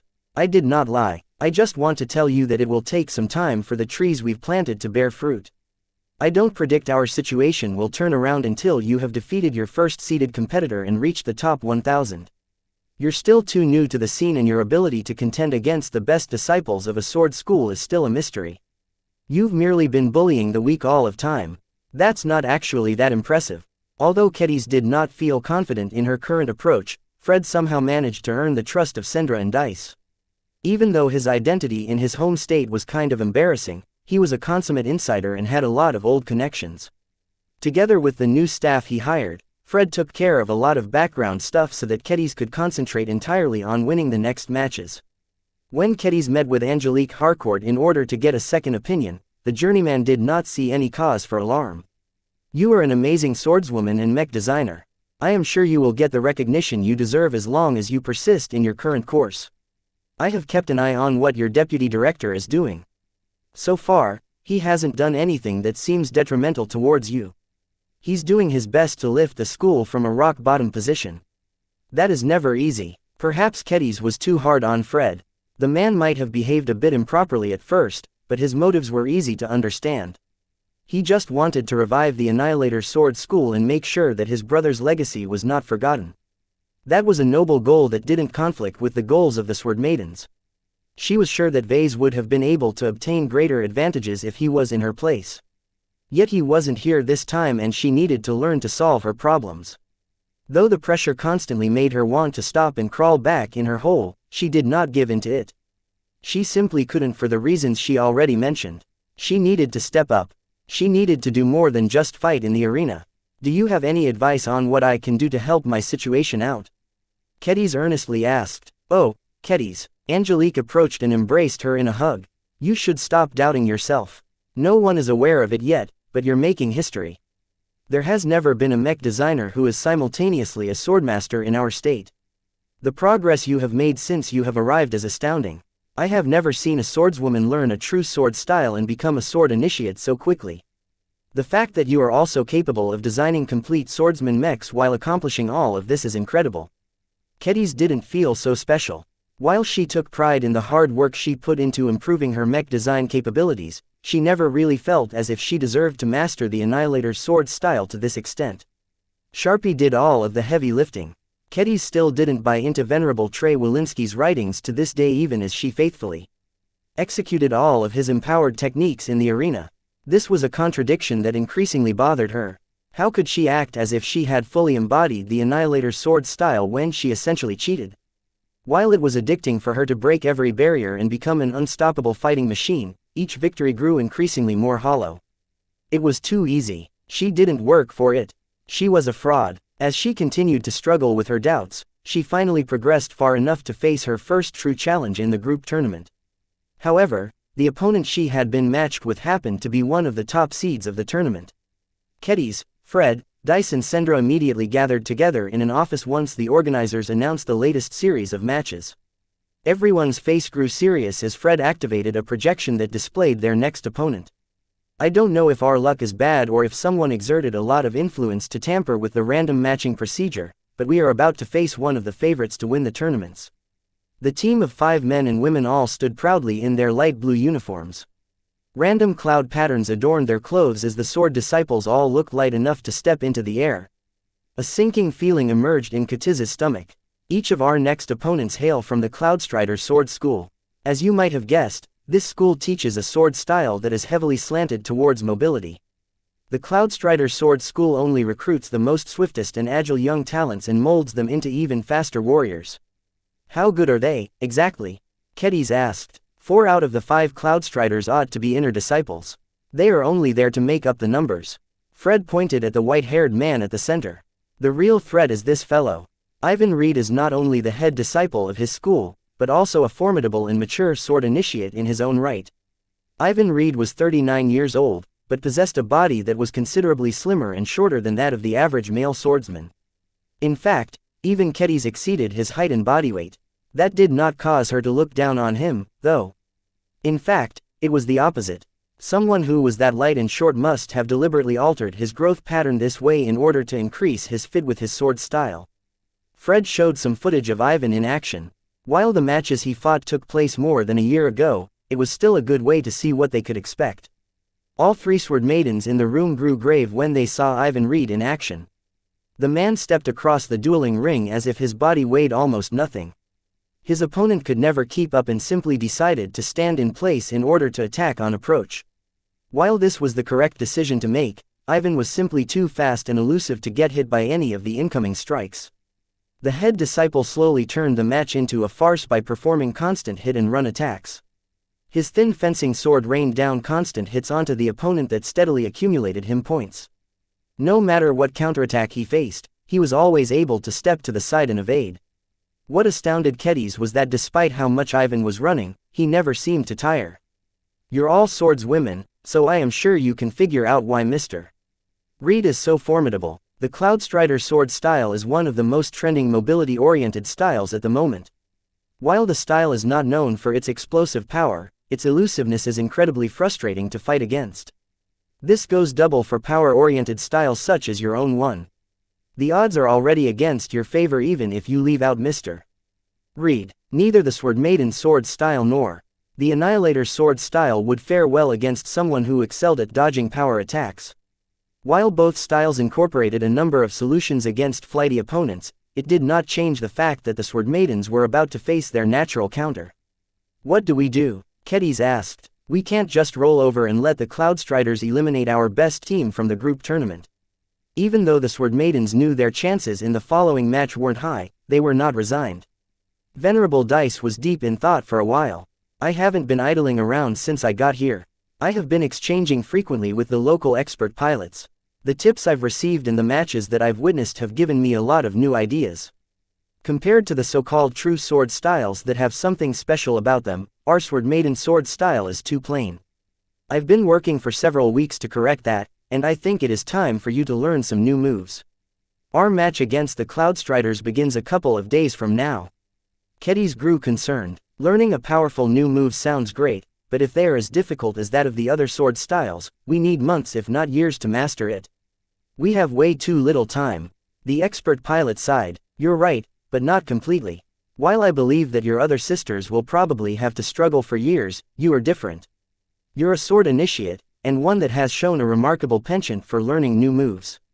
If any Sword Maiden can master my new technique, it's you, Kedis.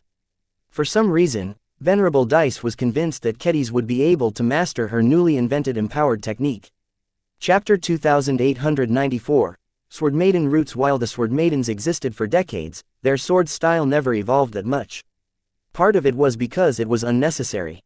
Most of the opponents they faced were frontier pirates, who rarely put up a great resistance when attacked up close. Another part of it was because of the limited learning capacities of the Sword Maidens. Even if Commander Lydia set up a brutal training regime to forge desperate young girls into fearless Sword Maidens, she could not change the fact that they were not particularly smart or clever. The third reason why the Sword Maiden's sword style was kept simple was because the third-class swordsman mechs they piloted for most of their history did not allow for more. Myra had to design mechs under all kinds of limitations. The mech industry in the frontier was so barren and primitive that the mechs that emerged from this region were quite simplistic. In short, the Sword Maidens adopted a sword style that allowed them to become more formidable by endlessly drilling the same set of basic techniques. There was no need for them to do anything fancy. As long as they mastered the essentials, they could already outduel most enemy swordsmen or swordsman mechs in their way. All of this changed once the Sword Maidens joined the Larkinson clan. The previous circumstances no longer applied. The Larkinson clan's greatest threats were no longer shabby pirates and thugs. The Larkinsons had already fought a ruinous battle against an allied military force. Anyone with the courage to go after the clan would certainly dispatch something stronger. The Sword Maidens had also implemented drastic improvements to their training programs. Their ample budget allowed them to invest in cranial implants and gene mod templates that increased the learning capabilities of the Sword Maidens. They also spent a lot of money on better and more sophisticated training facilities that allowed them to do more with their recruits. Their mech pilots also had access to drastically better mechs. The difference between a third-class swordsman mech and its second-class equivalent was a huge jump. They had access to a lot more possibilities after they started to pilot the Bright Warrior version Bs, and they were waiting for Kedis to become a journeyman so she could deliver an even better swordsman mech model. All of these changing factors gradually caused the Sword Maiden's sword style to look more and more inadequate. While the Sword Maidens didn't suddenly become weak due to their basic style, it became increasingly clear that it did not convey them any strong advantages. Venerable Dice took it upon herself to take the sword style taught by the late Commander Lydia and upgrade it. This was not an easy endeavor and required much thought and experimentation in order to formulate an expanded set of moves along with revising the ideology behind the sword style. Although she initially invested her time in expanding the sword style's repertoire of ordinary techniques, her exposure to the empowered sword styles of the Heavensward Association caused her to change her direction. The expert pilot had become extremely impressed at how people such as Kedis and Fred were able to annihilate everything their sword was cutting by performing an empowered technique. The Sword Maiden's sword style had to reach this level as well. Otherwise, it wouldn't do their sisters justice. In order to put something special together, Venerable Dice not only consulted with local expert pilots and swordmasters, but also read through the scriptures of the Annihilator sword style. Even though Venerable Trey's swordsmanship did not fit her at all, she only needed to learn the model of a true sword style in order to get her bearings. This is all new to us, the expert pilot said as she pulled Kedis to a training room. Visiting the Heavensward Association has been the best decision that we have ever made. The unique traditions we became exposed to has revealed that there is much more depth to swordsmanship than we have ever realized. Kedis nodded. From what I have seen and experienced myself, I'm becoming more convinced that the mech piloting tradition is definitely related to the local swordsmanship tradition. The parallels are too great, and the fact that expert pilots like you are equivalent to swordmasters is conclusive evidence. I wouldn't say that, Kedis. Expert pilots aren't necessarily swordmasters and vice versa. There are still differences between the two. In fact, I cannot claim to be a swordmaster myself. Is it because of the shortcomings of our sword style? Venerable Dice nodded. The difference between an ordinary sword style and a true sword style is that the latter can put its practitioners on the path of becoming a sword god. It is not enough for it to include a few loosely related empowered moves or two. There has to be an ideology that ties it all together. Have you made any progress? Some. The expert pilot modestly said. I'm far from transforming our current method into a true sword style that is not any weaker than those from the Heavensward Association, but I have figured out a couple of useful aspects. Before I teach them to you, first you need to know the intent behind them. What is the purpose of our sword style? To help us survive and overcome our adversaries. Kedis answered from her heart. To defeat our opponents by overwhelming them with might and ferocity. By going on the attack so that we will never have to be put on the defensive. Those are good words. Never forget our roots. We struggled against adversity and sought to carve a place for ourselves in a region where any possible enemy could wipe us out. Showing weakness of any kind could be fatal. Although our circumstances have changed, our fighting approach must never become soft. While I appreciate the reminder, what does this have to do with your new moves? Desperation has always pushed us further, Kedis. I believe that the essence of our Sword Maiden sword style lies in this quality. We are not stronger, faster or more exquisite than other swordsmen. There are many sword schools in the Heavensward Association that frankly teach more superior sword styles. However, what styles such as the Annihilator's sword style lack is the unique background that has caused us to develop our ferocious fighting approach. This is our roots, and this is the basis in which I hope that sword gods will one day emerge from our gathering. Kedis automatically disregarded the latter. What Venerable Dice was talking about went way over their heads. Not even expert pilots dared to say that they would be able to become god pilots. The difficulty of attaining this level of strength was unimaginable. Still, she appreciated Venerable Dice's sentiment.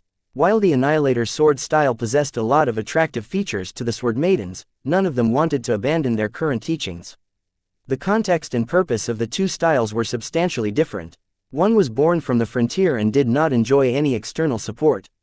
The other emerged in a state that was steepled with a rich swordsmanship tradition. All of the original veteran Sword Maidens still had enough of the frontier in their bones to feel more at home with the former rather than the latter. Kedis was a little different, though.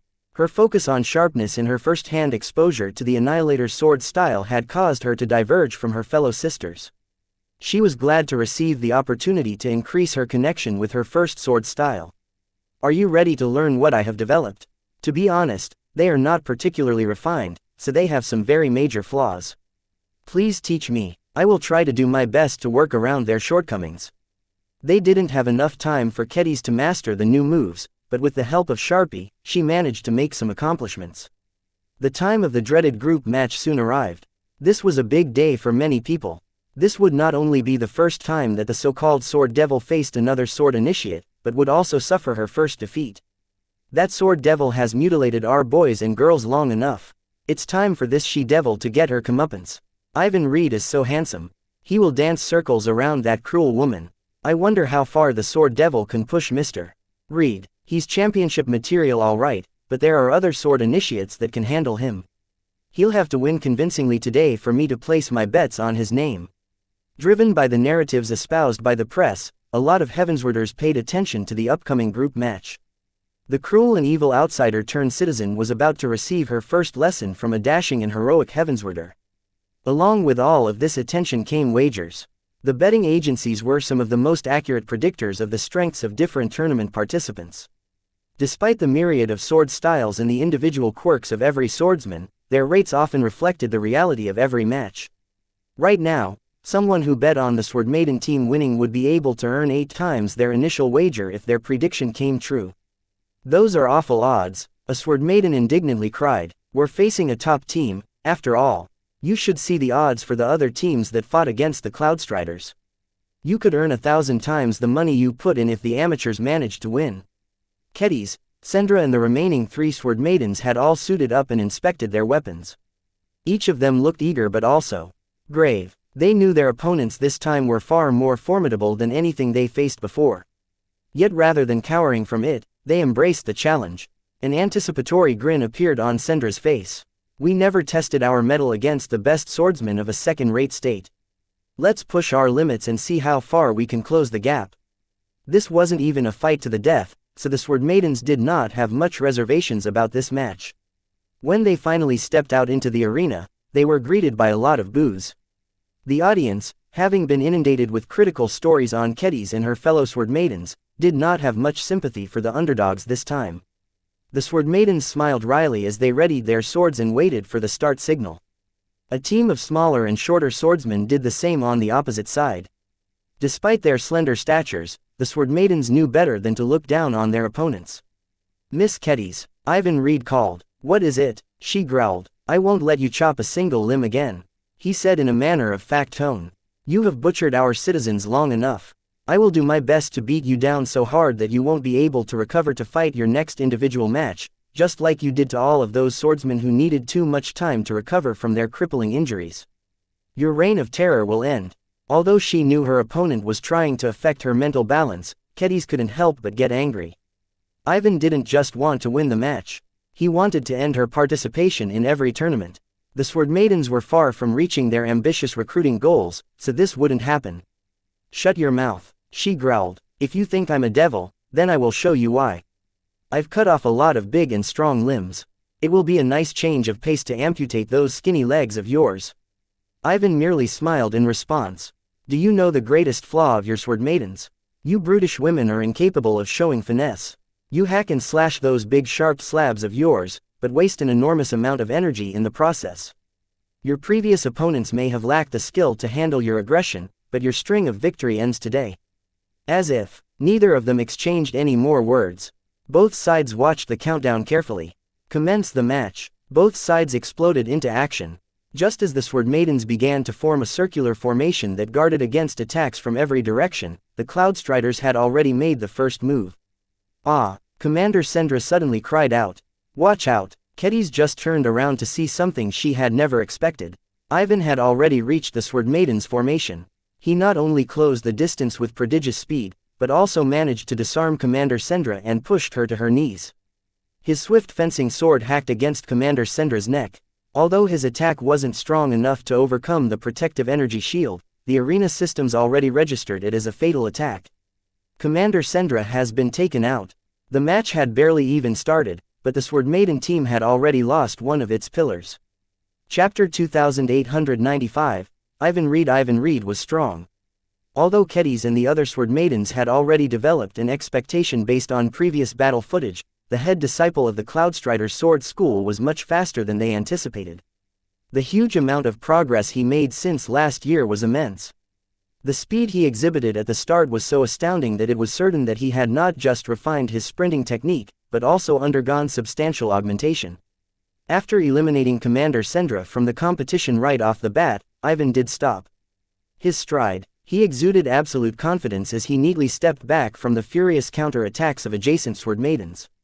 Kedis did not make the mistake of tunnel visioning on Ivan. This was still a group match, so she had to maintain constant awareness of what Ivan's teammates were doing. However, when she observed the other four Cloudstriders, she saw to her utter disbelief that they sat down on the arena floor while letting go of their slender swords. They were mocking the Sword Maidens. They were openly saying that Ivan alone was enough to defeat an entire team. This is too much. Previous encounters between teams that boasted a strong individual swordsman was that the generals would fight against generals while the soldiers squared off against their own kind. In essence, neither side bothered to employ any brilliant maneuvers or clever tactics. They tacitly turned the group matches from a contest of teamwork into a contest of individual prowess. While part of this had to do with the desire of strong swordsmen to test their mettle against their rivals, the main reason was that the main combatants were simply too strong. If both of them were sword initiates, then they could easily butcher each other's rank-and-file teammates with ease. Rather than waste time on cleaning up each other's grunts, it was much more preferable for the sword initiates to seek each other out right away. Since the match commenced, Kedis had already adopted a defensive stance in order to await Ivan's first move. The fact that he completely disregarded her and came after Commander Sendra took everyone by surprise. However, the audience quickly cheered for Ivan even if he blatantly broke the unspoken rules. Go ahead, Cloudstrider. Clean up the trash before you beat up the sword devil. I knew these sword maidens were pathetic, but I didn't expect them to fold this quickly. Leave the sword devil for last and make it hurt. Kedis ignored the ramblings of the crowd and tried to focus on capturing Ivan's movement. The sword initiate had rapidly faded back after completing his frontal assassination. The remaining 4 sword maidens had become utterly serious. The fact that none of them had been able to react in time to stop Ivan meant that they faced a greater horror than they ever imagined. Steady, sisters. Kedis tried to take over from Commander Sendra. Ivan is fast, but not to the point where we can't react. Now that we know what he's capable of, we won't get caught off guard again. What she said was technically true, but it was still a question whether the sword maidens could react in time. The most astounding part of all of this was that all 5 sword maidens in the team had eaten a lot of candy beforehand. Their strength, endurance and other physical parameters had reached an insanely high level. However, for all of the advantages bestowed by the candies that Vase had given out, they were not particularly focused or coherent. One candy straightforwardly increased someone's strength. Another candy directly made someone tougher. While the increase in basic attributes was useful, there was no way to exert more control over the direction of the physical improvement. Another obvious shortcoming was that the sword maidens didn't receive any candy that directly increased their speed. Sure, one candy was able to increase their dexterity, but only a couple of people like Kedis got it. While it helped a bit with increasing her reaction time, it ultimately did not provide a boost to her mobility. Even though the sword maidens were not burdened by the need to guard against the other 4 Cloudstrider disciples, they still didn't relax. Ivan Reed was already fast and skilled enough to threaten all of them at once. After leisurely circling around a bit, Ivan abruptly turned inwards and charged forth yet again. He's coming. Get ready. Although Ivan approached just as fast as before, the sword maidens were mentally prepared this time. They not only formed a solid formation, but also began to swing their great swords in time to cover every dangerous approach. Even Kedis swung her saber in a wide sweep that would certainly pose a serious threat to Ivan if he strayed in her direction. However, Ivan did not wish to tangle with her at first. He approached the opposite side and somehow managed to evade every greatsword coming in his way before rapidly moving away. I'm out. Kedis barely caught how Ivan slammed the tip of his fencing sword against the chest of another sword maiden. Although the Cloudstriders weren't known for their power moves, speed was a powerful amplifier. Against opponents who weren't able to block his charge attacks, one hit was enough to eliminate an opponent from the tournament. In the next minute, the remaining sword maidens tried their best to land a hit on Ivan, but the sword initiative contemptuously mocked their failed attempts as he used his prodigious momentum to eliminate them one by one. Ha ha ha, Ivan tauntingly laughed. Do you see the difference between rabble like you and refined swordsmen like us? You can forget about touching me. I have made greater attainments in my breeze stride than ever before. Only the swordmasters that I look up to are faster. Kedis had witnessed enough attack passes from Ivan to understand that there was some sort of pattern behind his stride. The fact that it had a special name only confirmed her suspicion. The problem she had was that it shouldn't make sense. As a mech designer, Kedis was well versed in the optimal ways that humans and humanoid mechs were able to move. The mech industry had long developed several sets of movement patterns that were optimized for walking, jogging, sprinting, evasion and other movement actions. Although she didn't study too deeply into this field, she was pretty sure that there were lots of inefficient aspects about Ivan's specific stride. However, these oddities didn't seem to affect Ivan. His considerable physical augmentation and shorter than average stature helped a lot, but that shouldn't be the entire story. She slightly shook her head. There was no point in trying to decipher Ivan's illogical movement technique. She just needed to take it into account and prepare to fend him off next. Sharpie, please help me out. Swish swish. Her living sword intent knew that the situation was quite bad this time. It vibrated in her mind while changing to annihilation mode. Once Sharpie changed its coat, Kedis began to feel the urge to chase after Ivan and annihilate his precious legs. She wanted to see how this Cloudstrider could still outpace her after he had lost the basis of his speed. Kedis snarled. She couldn't listen to this stupid impulse. Mindless destruction wouldn't avail her in this match, especially when Ivan was more than agile enough to evade her empowered attacks with ease. The only way she even had a chance of touching him was to let him take the initiative to attack. Only when he did the opposite of avoiding him would she be able to reverse this situation. Ivan wasn't in a hurry to attack, though. He smirked and deliberately relaxed his posture. In any case, he was distant enough that Kedis had no way of landing a hit on him before he could respond. Your teammates are weaker than I expected. While I can respect their decision to take great swords into the field, they are idiots if they think that large and heavy weapons will take them further in this tournament. Pursuing power to its extreme never works. You need to achieve balance. Most sword styles advocate this as the only way you can defeat any opponent is to combine both power and finesse. Kedis was getting tired of this fellow's frequent insults. How we fight is none of your business. We train to fight against monsters and mechs, not take part in duels where killing isn't allowed. No one talks as much as you on an actual battlefield. If you have spilled blood and fought against hordes of enemies who wish to spill your blood in return, you would know better than to turn a fight into a game. She keenly sensed that Ivan Reed and the rest of the Cloudstriders weren't blooded warriors. To be sure, that did not make them weak. They drilled so much and mastered the Cloudstrider sword style to such an impressive extent that they could outfight pretty much every veteran. What Kedis was actually aiming for was trying to poke at one of his psychological weaknesses. A true swordsman always dreamt of achieving glory in battle. The fact that Kedis had several battles to her name while the majority of sword initiates in the Peaceful Heavensward Association never fought a battle to the death was a glaring discrepancy. Ivan no longer had a playful smile on his face. Oh, you've angered me, woman. I was willing to be somewhat merciful with you on account of your ignorance, but I will not allow you to impinge on my honor. Before Kedis could make a snarky response, Ivan utilized his breeze steps to dart forward at a slightly oblique angle. The confusing steps, the slightly off-center angle and the unexpected timing of his approach caught Kedis slightly off guard. Still, Shiva already began to swing in order to block Ivan's approach. She had managed to respond fast enough to ensure that her new saber would likely be able to cut through Ivan's fencing sword if the man insisted on pressing his attack. She expected him to back off. The Cloudstrider sword style was known for its hit-and-run attacks. Its practitioners possessed plenty of endurance and could keep gnawing at their opponents for a long time. Yet to her utter surprise, Ivan did not stop or alter his trajectory in any way. His fencing sword swiped forward at rapid speed as if it was about to offer itself up to be chopped by Ketiz's annihilation blade. Clang! Sparks flew and a small explosion of different lights briefly spread from the sword collision. Kedis widened her eyes. Ivan managed to block her unstoppable attack. My wind slice can fend off all of your attacks no matter how much you empower it. Your annihilation trick can't work if it goes against the wind. He ran around and began to charge at Kedis again. When Shiva got blocked by Ivan's sword yet again, she knew that her greatest reliance was much more constrained this time. There was no way for her to cut her opponent's weapon unless she banked on tiring him out.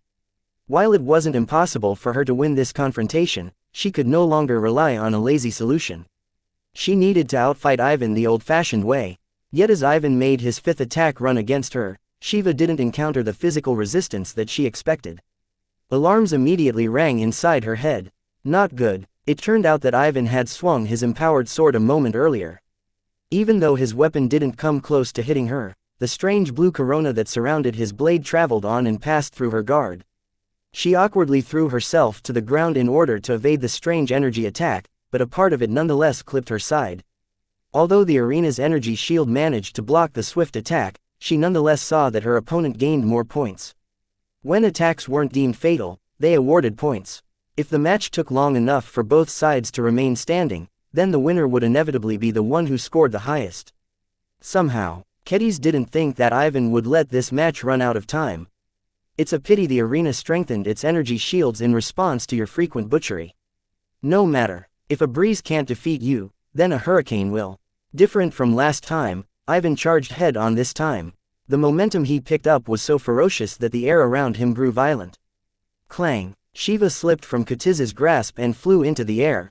Chapter 2896. Foil. The Cloudstrider Sword School was a sword school founded by an expert pilot who excelled at piloting light mechs. Unlike many other sword styles, the Cloudstrider sword style did not center around the manner of attack. Instead, its starting point was mobility. In other words, the usage of the sword came secondary to how to move on the battlefield. The breeze steps that Ivan Reed had consistently demonstrated up until now could be performed without ever swinging the sword. Through some unknown means, Ivan's will surrounded his body and began to distort his body and the immediate environment in a way that allowed him to run faster without the aid of any special equipment. This was incredible. Kedis and the Sword Maidens completely didn't expect that sword initiates were capable of channeling so much power. They were completely unlike expert candidates, who merely became a lot more skilled at piloting mechs but weren't capable of doing anything extraordinary. As the hurricane rush swept over Kedis, her suited body stepped back again and again in order to bleed off the kinetic energy that had collided against her. She completely didn't expect that a light and airy sword style could deliver such a solid impact. A clattering sound echoed in the air as Shiva disgracefully landed on the arena floor. Kedis failed to maintain her hold over her weapon. Such a loss was not only shameful, but also a sign that she was outmatched. It was not easy to wrench a sword away from its wielder, but Ivan did so in an overpowering fashion. After losing her weapon, Kedis panicked a bit. She was keenly aware that the loss of her weapon left her open to follow-up attacks. Even if Ivan needed to recover from his great exertion, his speed was beyond her capability to defend against. Fortunately, she possessed another weapon. She never chose to leave her upgraded CFA greatsword behind even as she became more accustomed to wielding Shiva. The latter may be a powerful tool, but the former was always the weapon that accompanied her life. Since she received it as a reward from the Starlight Megalodon, she had already fallen in love with it. The large weapon built with outdated first-class materials and design principles might not seem much to an organization as powerful as the Common Fleet Alliance, but to a small figure like her, it was like the weapon of a god. Through several different battles, its blade had tasted the blood of pirates and other scum. With each fight, she grew more intimate with the weapon. A major change happened when Vase incorporated the greatsword with a layer of unending alloy. The mass, balance and dimensions of her weapon had changed. It couldn't be helped as Vase and Kedis didn't possess enough high-end equipment to make a more thorough modification of the weapon. Even so, such a problem did not deter Kedis. She patiently relearned how to fight with her transformed weapon. Soon enough, she was able to wield the larger blade with as much proficiency as before. In fact, with the help of all of the candies she digested recently, her stronger physique allowed her to wield the heavy weapon with greater ease and fluency than before. As soon as she finished drawing out her CFA greatsword, she felt as if she had finally returned home after enjoying a long vacation. The exotic Shiva and its accompanying Annihilator sword style may have given her the power to annihilate anything, but she never felt she was meant to fight this way. The greatsword had always been the Sword Maiden weapon of choice. Kedis was no different in this regard. The greater heft and reach of her favorite weapon quickly grounded her, allowing her to clamp down her panic and regain her composure.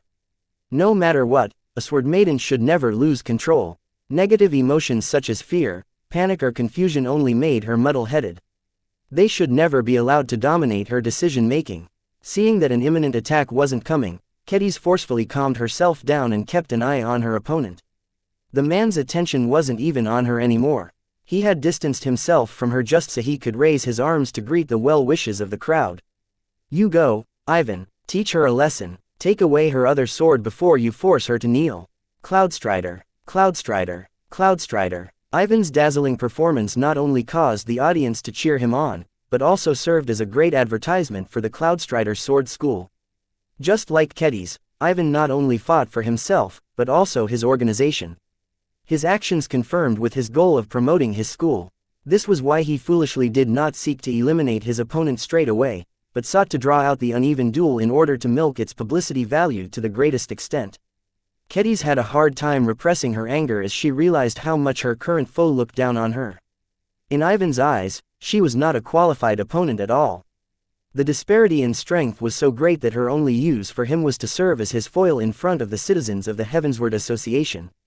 Even though this kind of approach was foolish to the extreme in an actual battle, Kedis had to admit that the Cloudstrider head disciple had the luxury to treat her with contempt. "Have you understood the might of the Cloudstrider sword style?" Ivan teasingly asked. Although he ostensibly posed this question to Kedis, his words were actually directed towards the audience in the arena and those watching at home. Trillions of Heavenswarders had just witnessed a dazzling spectacle. Up until this point, the seeded competitors never encountered an opponent that was strong enough to merit so much effort. They were only scheduled to meet each other in the later stages of the tournaments, so it was quite hard for them to stand out before that time. Ivan actually felt fortunate that he was able to bump into a dark horse as strong as Kedis so early. With the timing advantage of this match, he became assured that he would become the first sword initiate to truly stand out from his rivals. Though Kedis felt contemptuous at Ivan's approach, his strength could not be denied. As a swordswoman, she did not wish to lie even if doing so would play into her opponent's intentions. Your sword style is considerably more comprehensive than I realized. Our Cloudstrider Sword School is an institution that has existed for over a century.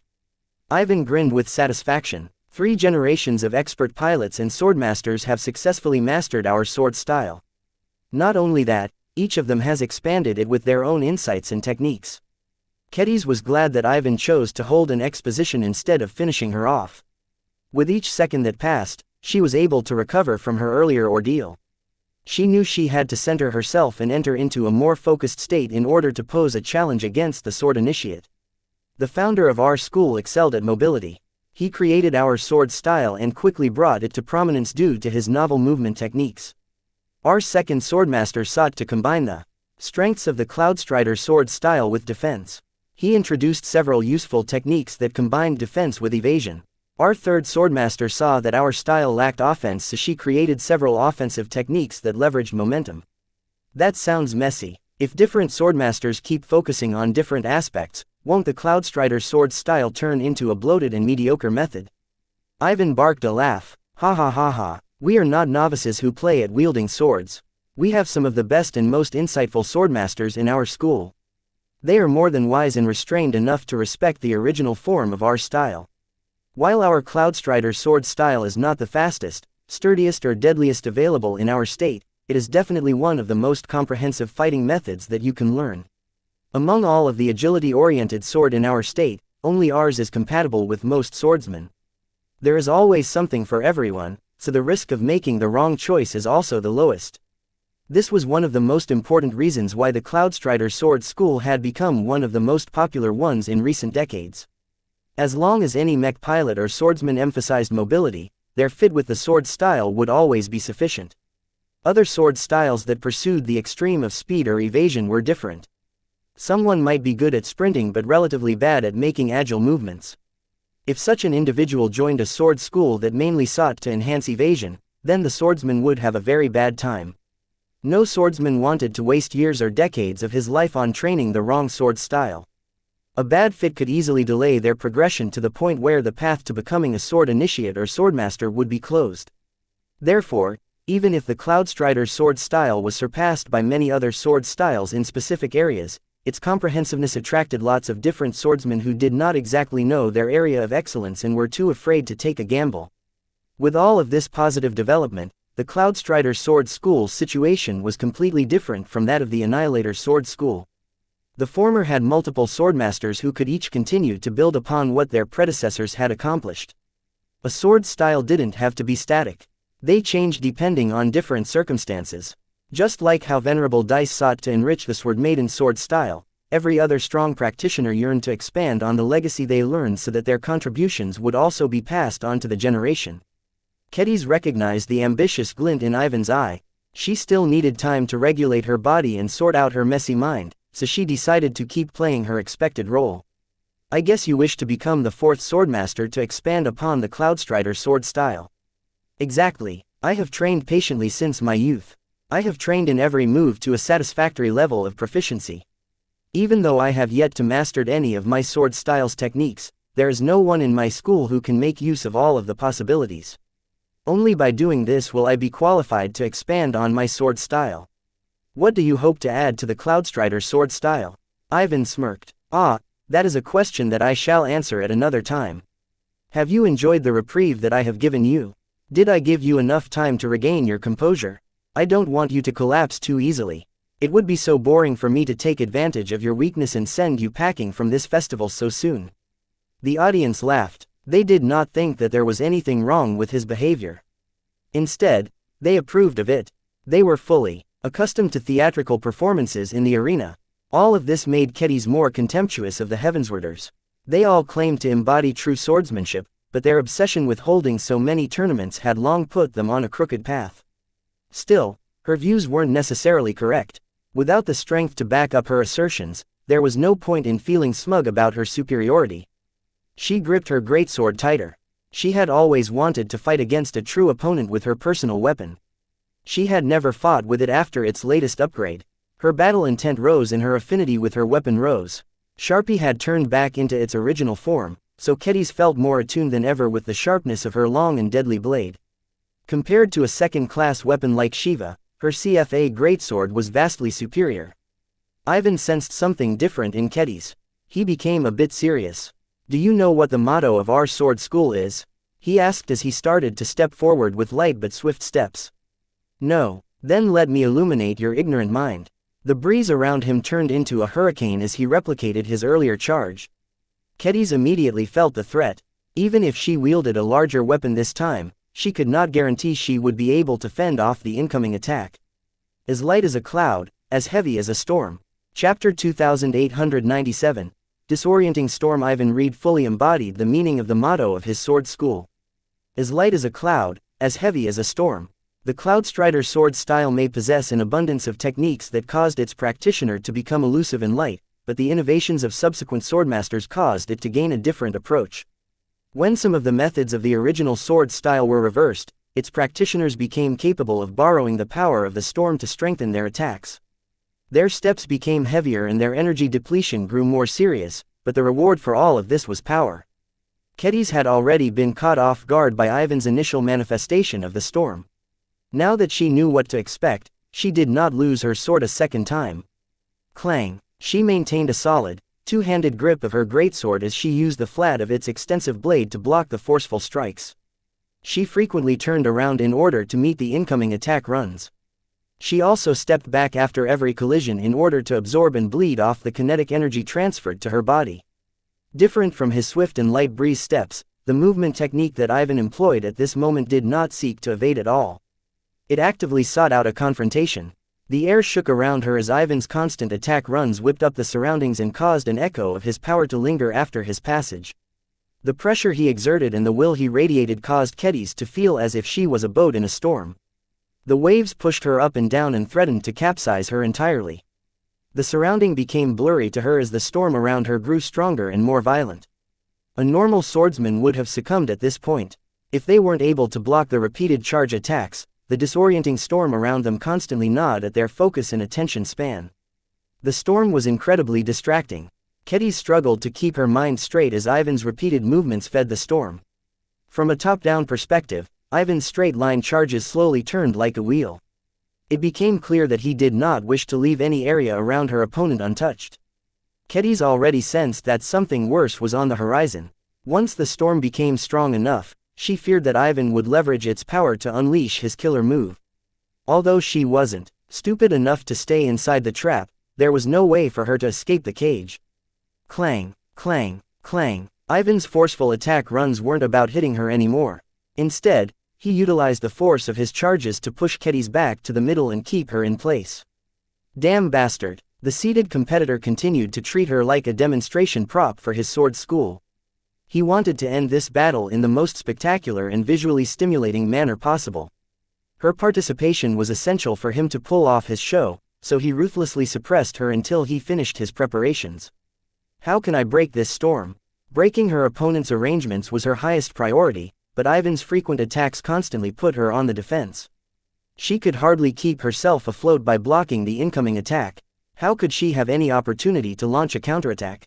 This couldn't go on. She needed to do something quickly or get completely overtaken by Ivan. Though the storm around her constantly pounded her mind with disorienting effects, Kedis was no slouch when it came to her mental fortitude. As an apprentice mech designer who was close to becoming a journeyman, she had already condensed the beginnings of a design philosophy. Her core obsession and research focus kept a part of her mind stable and in control. She relied on it to remain sober so that she could figure out a countermeasure to her current predicament. What the hell is this storm? How come someone running around can induce such a drastic change in this environment? The storm wasn't literal. It was impossible for a single human to stir up the wind to such an extent that they become strong and chaotic. It simply did not conform to science. The reason why Kedis felt so pressured and burdened was because there was a mental component to the storm. She only had to look at Ivan when he was charging to recognize the source of this phenomenon. His body exuded a sensation that felt very familiar to Kedis. Having spent a lot of time in close proximity with Joshua, she recognized that Ivan had somehow managed to strengthen and empower his will in a way that allowed him to leverage it in a concrete fashion. Just this realization alone was enough to upend her views about sword initiates. While they weren't necessarily capable of piloting mechs, their personal combat prowess was much greater than that of expert candidates and even expert pilots. With just a small amount of willpower, they managed to develop several sophisticated means to channel it in a way that allowed them to alter reality in an inexplicable means. These guys are much further ahead than me when it comes to developing and expressing their superpowers. Compared to her original superpower, Kedis was too far behind. She was like a novice who started off from scratch, while Heavenswarders like Ivan benefited from a comprehensive inheritance. Although it felt a bit depressing to her to recognize this disparity, she couldn't afford to lose her focus. She did not look at Ivan just to get demoralized. Instead, she sought to grasp some clues that would allow her to break his game. Seeing that much of her current predicament had to do with the willpower that Ivan actualized, Kedis rapidly started to think how she could use this knowledge to come up with a countermeasure. She recalled her interactions and sparring sessions with Venerable Dice and Venerable Joshua. She dug up some of the lessons she learned from Vase. She thought back on her prior encounters against unfathomable opponents such as the Grey Watcher. Different from other mech designers or swordswomen, Kedis had already become exposed to the more extraordinary side of reality. She even fought against an avatar of a dark god. Willpower is the key to their battle prowess. Every expert pilot and every swordmaster is very determined when it comes to their own purpose. The only true way to contend against Ivan was to leverage her own willpower. However, there was one major problem. Her will wasn't as powerful and condensed as that of Ivan. In fact, her willpower was only moderately stronger than the average soldier. Every veteran sword maiden possessed similar wills. While they were very determined in their own way, there was nothing special about it compared to true transcendence.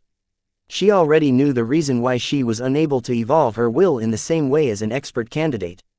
I'm a mech designer. It was common sense that mech designers couldn't simultaneously be mech pilots and vice versa. This was especially true at the higher ranks.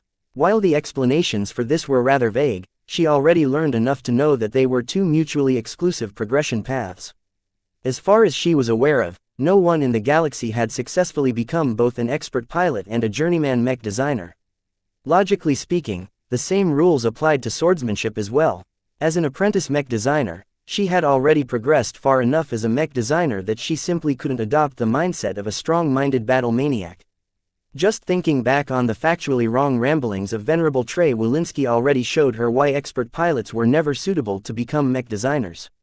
That put her in a difficult situation.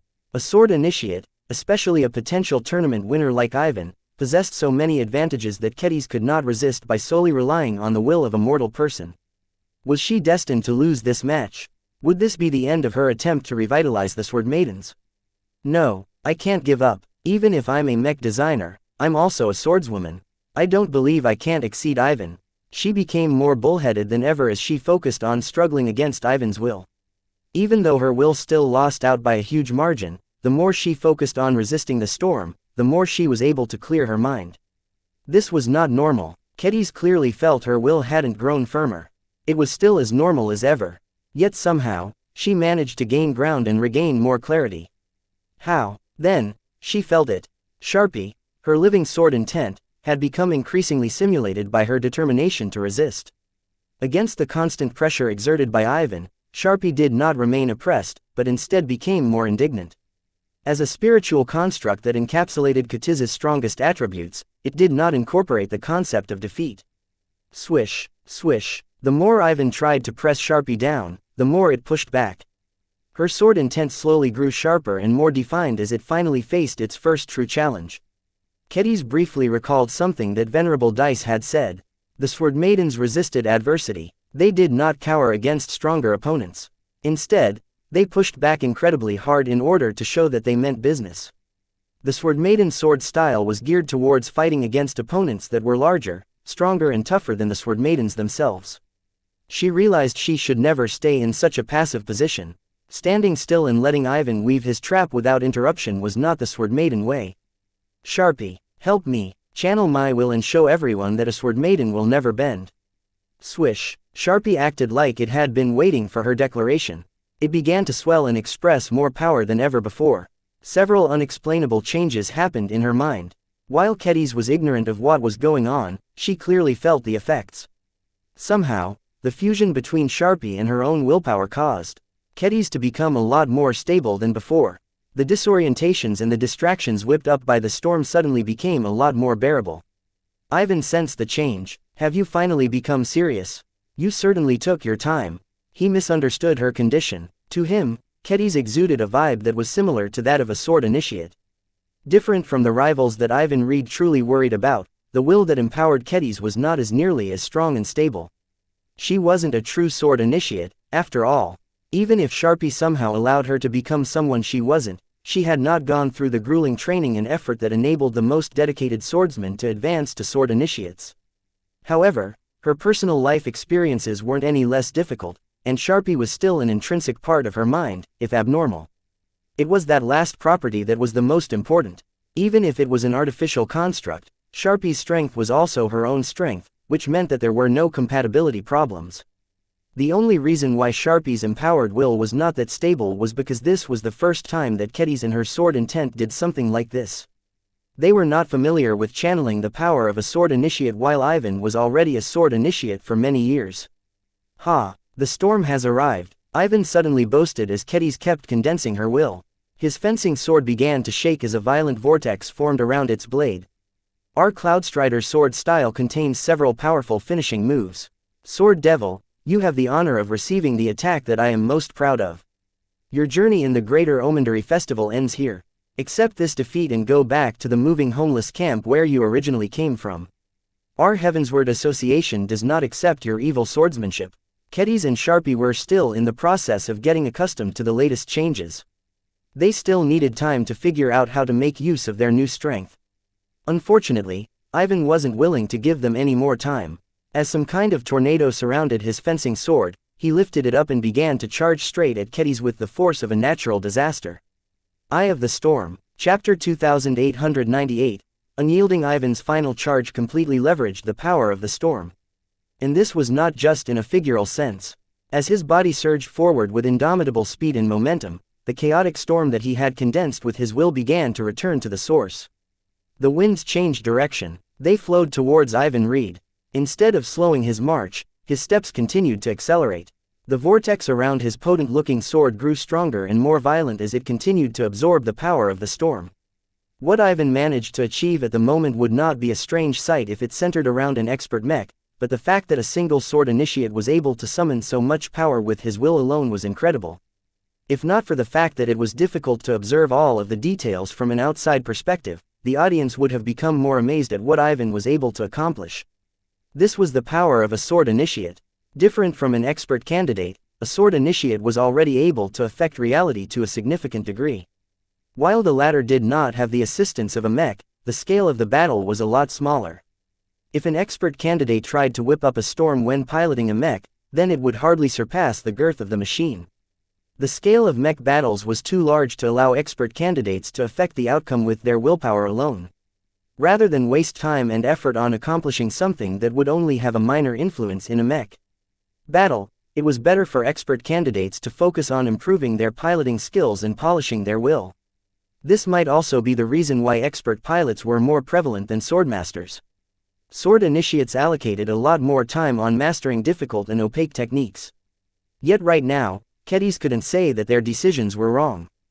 The power that Ivan was able to demonstrate in a personal combat match was beyond anything she had ever faced. It was so easy for her to give up and accept the loss. As long as she lowered her weapon and signaled her surrender, she could end this nightmare in an instant.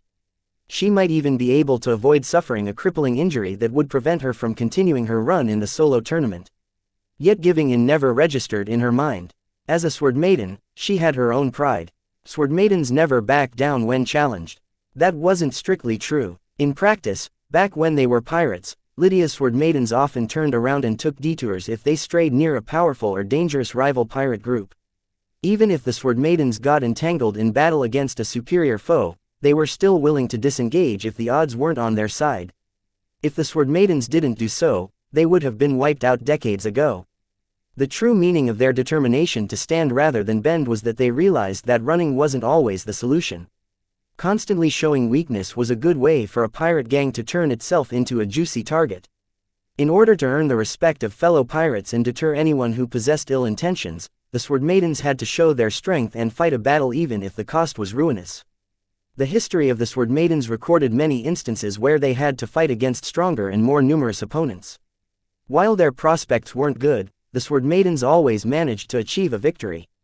How? By fighting harder, more recklessly and more ferociously than the opponent. By fighting to the death without any regard for escape, the Sword Maidens turned themselves into rabid warriors. They already exhibited this determination to fight rather than surrender on the surface of Aeon Corona 7. Of course, the reason why Sword Maidens never considered surrender in the first place was that their end would not be good if they fell into enemy hands. Rather than suffer death or humiliation, it was always better to fight to the end. While the circumstances were vastly different this time, Kedis felt that she was drawing upon the bitter determination of the Sword Maidens. A beast woke up in her heart. A determination to cut her adversary surged from her spirit. Her confidence surged as Sharpie continued to condense her will. Even as Ivan absorbed so much energy from the storm that his fencing sword was surrounded by a violent tornado, she no longer felt oppressed by his prowess. Instead, she became swept by the urge to resist. No matter how much more power Ivan was able to leverage, she could not allow herself to get defeated without launching a counterattack. We are unyielding. There wasn't much time for her to think, let alone make a move. She recalled one of the new techniques that Venerable Dice attempted to teach her. The tutoring session did not go well as Kedis hadn't been able to pull off the moves.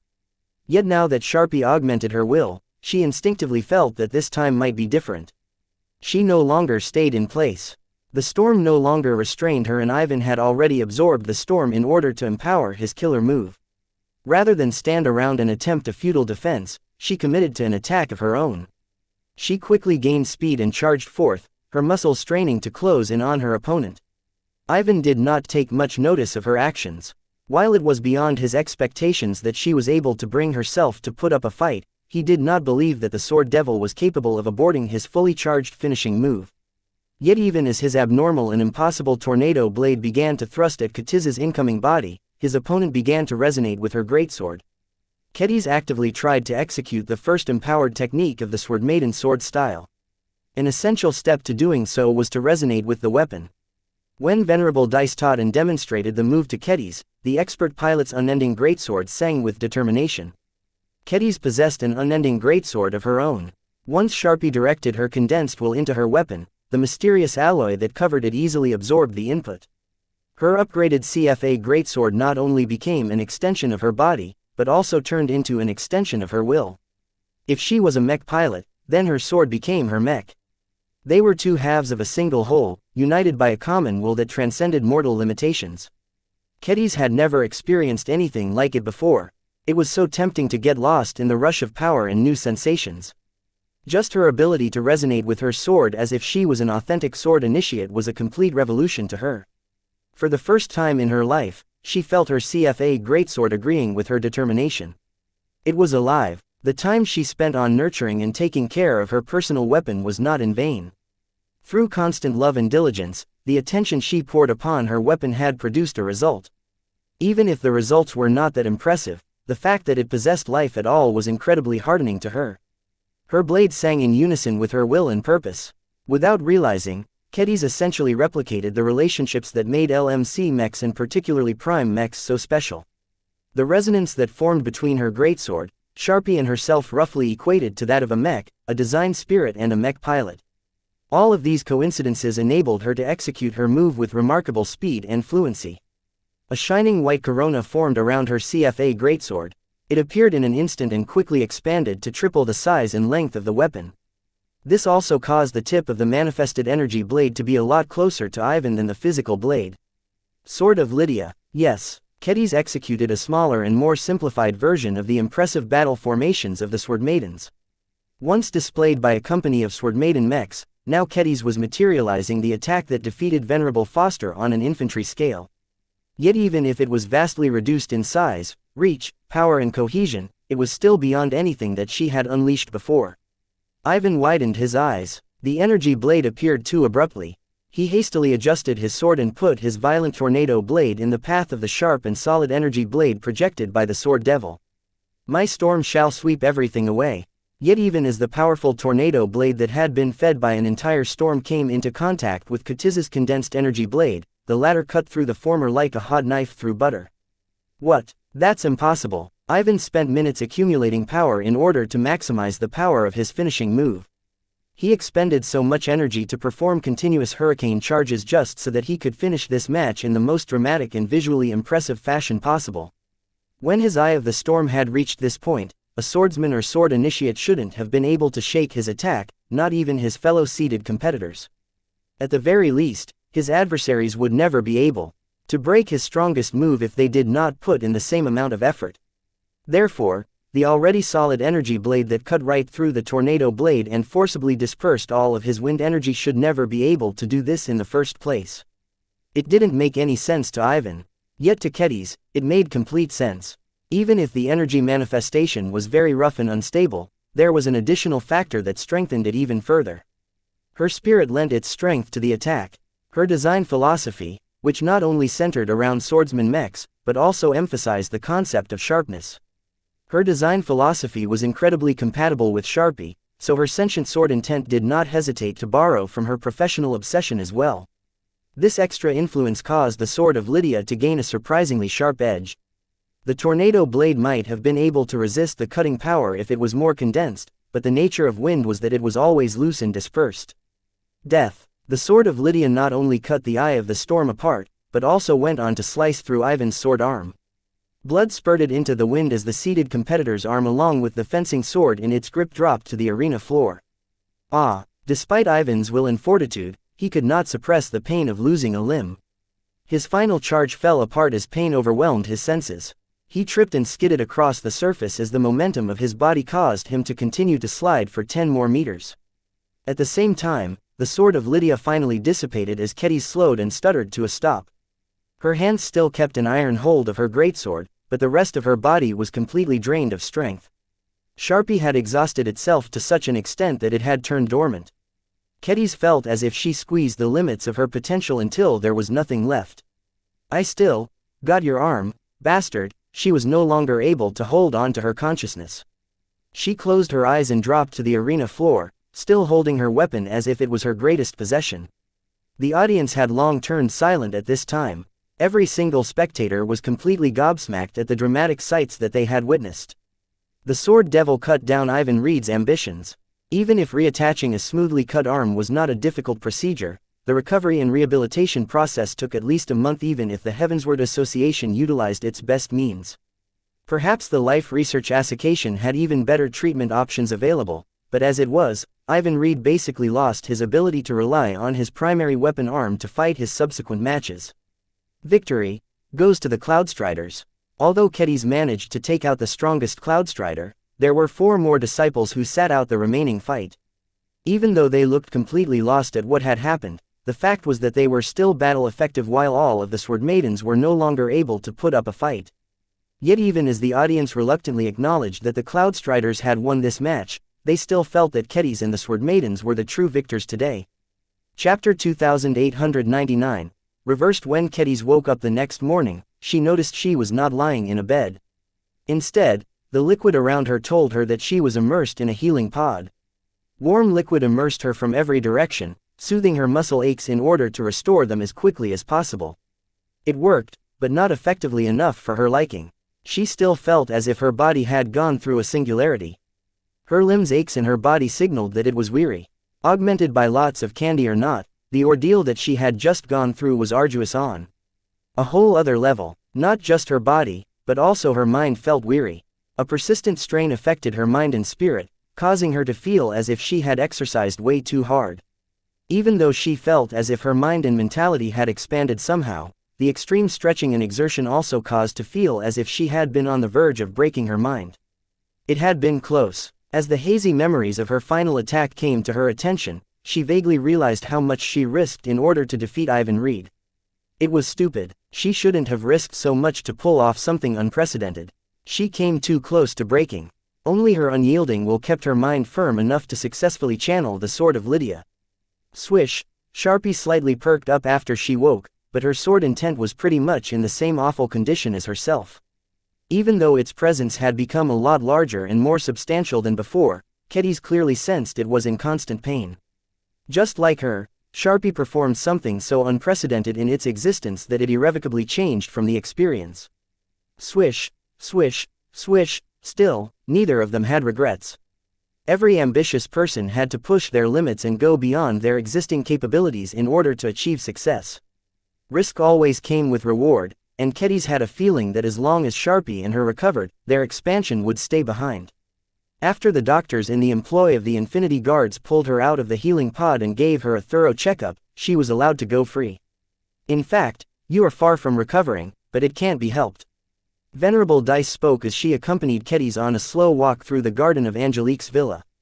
Your participation in the group tournament may have come to an end yesterday, but you still have a chance to go further in the solo tournament. I don't want to make a decision on your behalf. You should be the one to decide how you wish to go forward. On one hand, the condition of her body was bad. The endurance candies along with her other physical augmentations may have helped a lot, but any other person would have been bedridden for months if they hadn't outright died already. As it was, she was already straining her physical body to the limits by going on a walk. Each step sent another jolt of pain through her body. Her breathing grew heavier and it became more difficult to keep herself upright. She had been pulled out of her treatment program too early. If she had a few more days to recover, her enhanced physique would have made enough progress for her to run without causing her body collapse right afterwards. Her next match was scheduled to begin in just a couple of hours, but the deadline to inform her willingness to make an appearance was only 10 minutes away.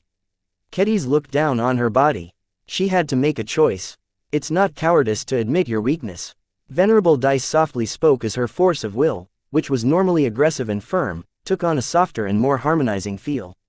No one is immortal and no one is invincible. You have already done the improbable and defeated the heir of the Cloudstrider Sword School. The entire Heavensward Association is abuzz about your stellar performance against one of the best sword initiates in the state. Even if you have technically lost the group match, the Heavenswarders all acknowledge you now. There can be no other outcome. The Heavenswarders were steeped in a culture that worshipped strong swordsmen. Although they were more strict about the moral character of their warriors, as long as someone showed off enough strength to surpass the vast majority of swordsmen in the state, that person automatically became an idol to the people. Kedis didn't care too much about this. The press and public vilified her so much that she never developed an affection for them. Why should she welcome their praise? The only reason why she didn't intend to insult them at the first opportunity was because this development was favorable to the Sword Maidens in the Annihilator Sword School. Venerable Dice smiled. Our organizations are doing very well now. You not only fought splendidly, but truly debuted as a new sword initiate who truly possesses the strength to fight against the potential champions of the tournament. Many swordsmen and swordswomen have become enchanted by the unyielding spirit you have shown. Many more wish to be able to manifest the sword of Lydia and cut through everything. She spoke those last words in jest. Both Dice and Kedis knew that it was practically impossible for other sword maidens to replicate such an attack. Sword initiates and swordsmasters were very rare in the Heavensward Association for a reason. Too many people simply lacked the talent to become anything more than a regular swordsman. Only the most persevering among them might be able to push themselves to a pseudo-sword initiate by force, but that took decades of training. At least Fred Walensky was lucky enough to achieve some results while he still had some years left in his lifespan. Even though it was rather deceptive to dangle the hope of being able to fight like Kedis when the odds were so small, many swordsmen nonetheless wished to try. Even if they ultimately fell short in the end, they still benefited from the journey. How many people did we scam this time? Kedis asked with a wry smile. You can't imagine how many Heavenswarders and foreigners have observed your match. We have already been flooded with hundreds of thousands of inquiries. While the vast majority of them are not serious, we estimate that we can absorb at least several hundred high-quality mech pilots and 1,000 more swordswomen. Of course, each of them will need to undergo at least a few months of intensive training to convert them into sword maidens. This was quite a lot of progress. The Sword Maidens mech pilot roster only consisted of a single mech company, so the immediate addition of hundreds of female mech pilots who met Venerable Dice's standard was a crucial injection of strength. Since the Heavensward Association was a second-rate state, its mech pilots were extremely well trained and could easily pilot any second-class swordsman mech in battle. What about the Annihilator Sword School? Kedis asked. As the supposed head of this school, she had a responsibility to revive it. Even if she wasn't obliged to do so in order to fulfill her promise to Fred Wilinski, her honor and sense of duty did not allow her to neglect this responsibility. Your sword school is much more popular than our mech force. Not everyone is a mech pilot, after all, and the Heavenswarders are much more familiar with the structure and benefits of sword schools. While you're not a swordmaster, the strength that you have shown has already indicated that you are qualified to teach the styles you know. There are thousands of swordsmen who are interested in learning how to annihilate obstacles. I'm not fully up to date with the numbers, and I don't determine how strict the thresholds should be. You should talk to Fred to know the details, but last I met him, he was bursting with joy. Those poor sods, Fred is about to hoodwink all of them.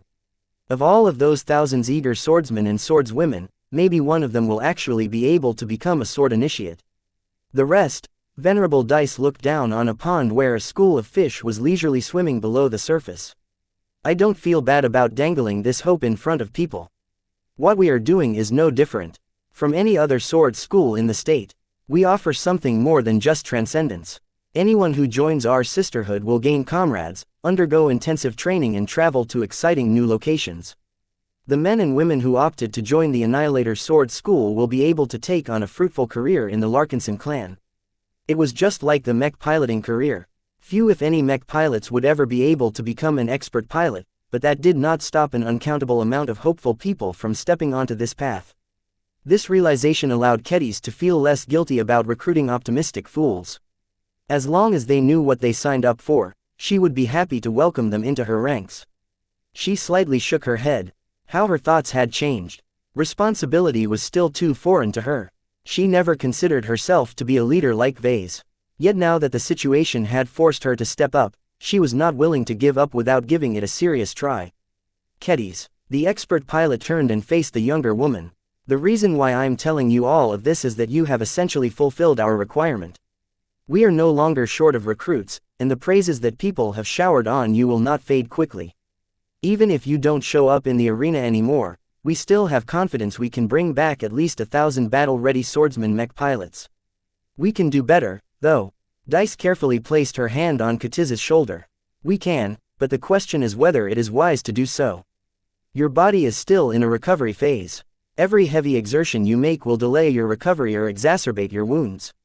There is also the possibility of suffering permanent ailments, particularly if you put excessive strain on your brain. Mech pilots are especially prone to suffering neural damage, but the doctors say that you are at risk of suffering similar damage. Time was running out. Kedis had to make a decision quickly. She looked down at her hands and tried to imagine swinging a sword again. The illusion evoked both pain and anticipation in her. Her hand clenched into a fist.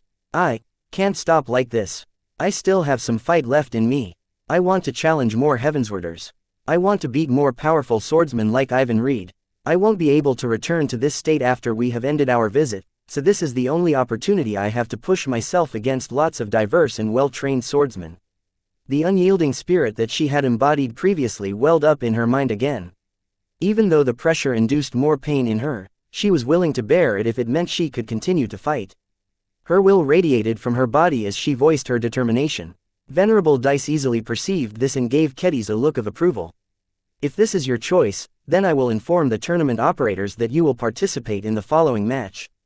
You're lucky that your next opponent in the solo tournament is just a regular swordsman. While he's not a pushover in your current state, I hope you can quickly solve him in order to reduce the strain on your body and mind as much as possible. Kedis nodded. Understood. The solo tournament schedule was not kind to those who suffered severe injuries. Even if she was able to defeat today's opponent, she would have to fight another one tomorrow and the day after. Failure was only one stumble away. Chapter 2900. Horvast Tryon. There was no time to undergo physical therapy or undergo any serious treatment. Kedis and the Sword Maidens had to board their shuttle and move to the arena in order to prepare for the next match. At this point, there were still a few Sword Maidens left in the tournaments, but the average caliber of opponents that made it this far was quite formidable. Even if some of the Sword Maidens had been lucky enough to draw weaker opponents, their luck would eventually run out, just like what happened yesterday. The chance of bumping into strong swordsmen like the seeded competitors had become a lot bigger. There were dozens more sword initiates like Ivan Reed in contention and hundreds more who were not that much weaker. Even if notable veteran sword maidens such as Commander Sendra were very skilled at swordsmanship, their shallow heritage and tradition eventually lost out against the richer traditions of the sword schools. The sword maidens weren't fighting against single swordsmen. They instead had to struggle against the entire swordsmanship tradition of the Heavensward Association. Entire institutions along with a strong reinforcing culture pushed up the level of swordsmanship in the state to an amazing height. The sword maidens could only look up to that in awe. In fact, the model of the Heavensward Association already gave their leader a lot of inspiration. Commander Sendra and some other sword maiden officers were constantly taking notes in their mind. When we go back, we should definitely foster a similar environment in the Larkinson clan. Kedis muttered as she reluctantly suited up and got ready for her next appearance. This was the first time she wanted to enact a large and substantial change in the clan. Previously, she was too preoccupied with progressing her mech design capabilities to care about any of that boring political stuff. Yet now that she had become aware of how far the Sword Maidens was behind compared to a fantastic state like the Heavensward Association, she yearned to bring a part of it back to the Larkinsons. While she did not expect Vase to convert his entire clan into a sword cult just because she asked nicely, she at least wanted to carve out a place for her fellow swordsmen. The ambitious and hopeful glints in the eyes of the other sword maidens indicated that she was not the only person to hold these thoughts. The sword maidens were previously content to stay in their own corner in the Larkinson clan. They already knew they were too different to blend in with other Larkinsons. Now, they were no longer satisfied with remaining isolated. Having tasted some of the benefits of living in a large society of sword fanatics, how could they not try to recreate their own little kingdom when they returned home? Every single sword maiden that took part in this visit was willing to stand up and become politically active in order to achieve this new dream. Fred Walensky walked up to her. "You're up soon, Kedis. Have you studied the details about your next opponent? I already watched some footage of Horvath Tryon in action. While I wasn't able to catch everything, I have a good idea how he fights. He's a solid swordsman but not a particularly inspiring one. I should be able to handle him if he fights in the same way as before. Don't look down on him too much. Horvath managed to make it this far without losing, so that counts for something. It is also possible that he has been hiding his strength up until now. You need to end this battle fast enough to minimize the damage to your body, but you also have to be careful enough to prevent falling into any traps." This was a difficult balance to achieve. It all depended on how much force she was willing to utilize and how much resistance Horvath Tryon put up. If Kedis wasn't able to finish the battle in time, she might have to end her tournament run with a whimper. "I can't fold now." She was fighting for more than just the sword maidens now. Within her heart, her unyielding will pushed her onwards. She wanted to push herself forward and make it as far as she could go. Even if her body screamed at her to take a rest, she did not wish to end this rare and unique opportunity to temper her swordsmanship. "Let's go, Sharpie." Swish. When she stepped onto the arena, she was greeted by more welcoming cheers. It was a drastic change from the jeers and insults she received before. "The Sword Devil is back. I knew she would get up again. Ivan Reed is trash compared to her. No one has been able to display two separate sword styles as proficiently as her. She's a true genius. Where is your big sword?" Different from before, Kedis opted to bring a single weapon this time. Her current condition was so awful that every single gram of equipment counted. While she couldn't do anything about the weight of her protective suit, she had made the hard decision to forego her favorite CFA greatsword. Unending alloy may be unimaginably tough, but its mass and density were not low by any means. "I'll be relying on you this time, Shiva." She slowly unsheathed her weapon and held it point downwards with both her hands. The weight of the saber was bearable to her for now, but she knew that could easily change as long as the fight dragged out. She estimated that she wouldn't be able to maintain her combat effectiveness after just 2 or 3 minutes of intensive fighting. Her opponent eventually showed up. Her eyes widened as she saw that Horvath Tryon broke his pattern. In his previous matches, Horvath wielded a typical longsword. He fought with a balanced sword style that emphasized both power and finesse in equal measure. However, the Mandair sword school he belonged to did not just teach how to fight with a longsword. The school specialized in teaching basic but solid sword styles to mech pilots.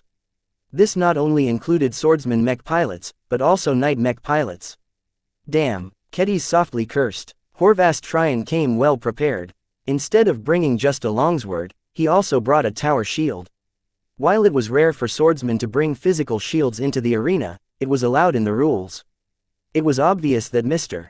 Tryon took full advantage of this provision that was originally meant to ensure that night mech specialists weren't excluded. Horvath carefully kept his body behind his thick and massive shield. The tall and curved metal slab was so heavy that he couldn't help but rest it on the arena floor when stationary. The man heroically pointed his sword forward even as he only revealed a sliver of his head from the side of his protective barrier. Sword Devil, you may have vanquished Ivan Reed, but today you shall fall before my blade.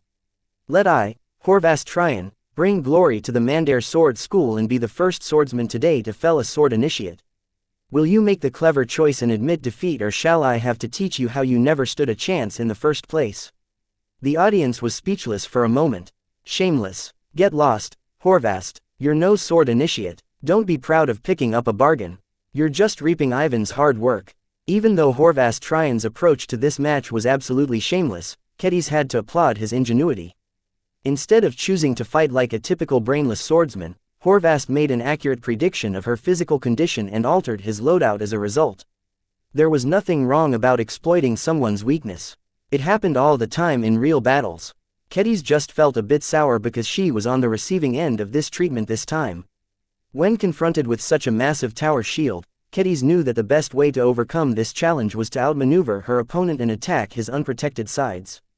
This was why no one brought any tower shields in the single personal combat tournament up until now. While it had some tactical use in group combat, in a solo duel it was too easy for enemies to outflank its carrier. Yet this time, Kedis did not have the ability to circle around Horvath's guard. She couldn't even run with all of the weight pressing down on her injured and overstrained body.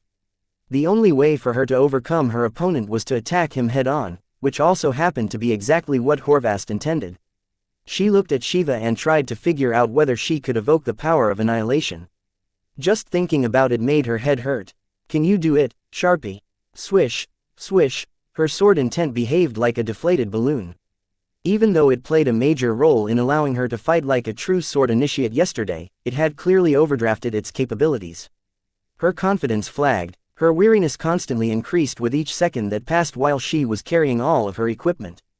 The combination of physical and mental weariness constantly depleted her condition and continually sapped her will to fight. Commence the match. No one moved. Kedis blinked for a time before she realized that she was in the rare position of being the lighter of the two combatants. Previously, every opponent she faced beforehand carried lighter equipment than her.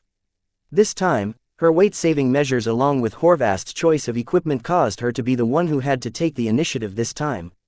Despite Horvath's wild boasts, he treated Kedis extremely seriously this time.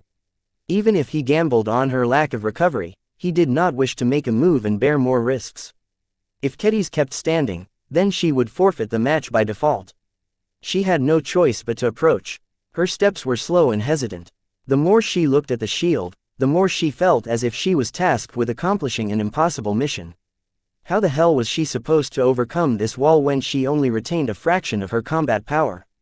She knew that as long as she exposed her weakness, Horvath would definitely pounce and finish her off once her body started to droop. No, I can't think like this. A true sword maiden never folds this easily. She wasn't willing to accept defeat so quickly. She still had some fight left in her. As her determination surged, so did her will. As her will started to revive, Sharpie became a bit more energetic. So it's like this. Even as Kedis resisted the impulses that persuaded her to give up, she carefully sensed the changes in her mind. Even though she was unable to perceive as much as Vase, she still noticed that her willpower had a very strong effect on her condition. Even the most desperate weaklings could unleash a surprising degree of strength when their willpower peaked. Willpower also played a central role in enabling expert pilots to channel so much strength. My flesh may be weak, but my will is unyielding. Kedis purposefully aroused the same feelings and emotion as yesterday. Whatever she was doing was working. Her body felt a bit less weary than before and she felt as if she could put up an actual fight this time. Swish swish swish, even Sharpie became a bit more energetic than before. However, even as she drew upon her willpower, Kedis felt she couldn't sustain this state for long. Nothing came for free. Even willpower had a price. As her steps accelerated a bit, she looked down on Shiva yet again. She winced. Maybe I brought the wrong weapon. Right now, her unyielding will was most compatible with the Sword Maiden's sword style and her obsession for sharpness. That meant she was in the right state to empower her greatsword. Shiva was different. Due to Venerable Trey Walensky's influence, the heirloom weapon was only supposed to channel the Annihilator's sword style. Damn it, how will I solve this problem? Chapter 2901. False honor. As Kedis faced a dilemma, she tried to think about the nature of her new power. She only went through an upgrade a short time ago. Her mental state in the last match was vastly different and she couldn't recall all of the details. She only remembered that she had set aside most of her logic and forethought and relied completely on her will to see her through her fight against Ivan Reed. Willpower was obviously the key to fueling her abilities as a sword initiate. A swordsman without a will was merely a dummy who collapsed at the first blow. The problem right now was that her will largely matched the sword maiden's sword style. This was not good news to her because it was the wrong choice to employ against Horvath Tryon. She not only lacked a greatsword, but also lacked the confidence to cut through the thick shield by relying on sharpness alone. Different from Annihilation, the power of sharpness still relied heavily on physical force to create a cut. With her lacking strength, there was a significant chance that Shiva's blade would merely leave a chip on Horvath's tough and dense tower shield. What she needed to do right now was to switch to the Annihilator's sword style and try her best to leverage Shiva in the few minutes she had left. How do I do this? She then recalled the pivotal role that Sharpie played beforehand. Her sword intent unveiled several new abilities that completely changed the way she fought. It was rather difficult for her to determine whether she was relying on an external source in order to accomplish the impossible or whether she was just harnessing her own capabilities. Regardless, Sharpie opened a lot of new options to her that others didn't have. Sharpie, if you can, please enter Annihilation mode. Swish. Although Sharpie was not in a good condition, the will that Kedis channeled slightly injected some strength in the spiritual construct. It was a lot different than before. What happened yesterday represented a breakthrough. As a living entity, Sharpie grasped the opportunity to evolve beyond the confines of its initial design. It had grown and changed in a way that Vase would no longer be able to recognize. Now, Sharpie altered its form and focus with much more ease than before. Katiz's mindset changed. Her will still remained unyielding, but it had gained a different accent. It was a bit difficult for her to explain everything that had changed in her mind. This was the disadvantage of relying on Sharpie. The strength it exhibited was not under her control. It was a black box that magically did what she wanted but did not explain how it was able to accomplish its effect. She didn't care. Sharpie was more than just a pet or a mascot. It was an indivisible part of herself. She could not imagine living without its presence ever since it came into existence. Her trust in Sharpie was so complete that she never thought about the possibility of betrayal. Unlike Vase, she simply couldn't imagine this possibility. For now, her unrestricted trust in Sharpie paid off. Without any restraint on her part, Sharpie was able to affect her entire mind, causing her to become swept by the urge to destroy the shield that Horvath thought would deliver him victory. Shiva began to take on a darker sheen. As Kedis and Sharpie continued to work together, a field formed around her that somewhat resembled a glow. Previously, Ivan exhibited the capability of distorting his immediate surroundings with his will. Now, Kedis and Sharpie replicated this feat. Even if the actual effect was barely noticeable, Kedis still showed off one of the powers of a sword initiate. Any other sword initiate or swordmaster observing this match in person would definitely be able to perceive her empowered will. Horvath Tryon was no exception. While he was just an average disciple, he came in touch with several powerful swordsmen in the Mandar Sword School. His confidence shook, but he stubbornly forced himself to remain put. Unless Kedis definitely showed she was able to defeat him, the opportunist insisted on trying to see if he could outlast his weakened opponent. "Are you going to attack or not? My shield is waiting for you to unleash your futile blows. I bet you won't be able to scratch its coating." The comment infuriated Kedis. No one liked to be belittled, but she especially disliked it.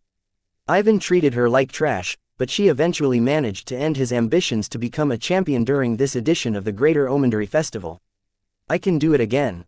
There is no reason why I should back off against this turtle." She wanted to punch Horvath's smug grin off his face. She wanted to shatter the tower shield he invested so much confidence in. She wanted to inflict such a decisive defeat on him that her subsequent opponents would not dare to take her lightly anymore. "Let me show you that you should never underestimate a sword maiden." Despite her muscles screaming at her, she accelerated her pace and closed in. She did not bother to circle around in order to attack Horvath's flank. Instead,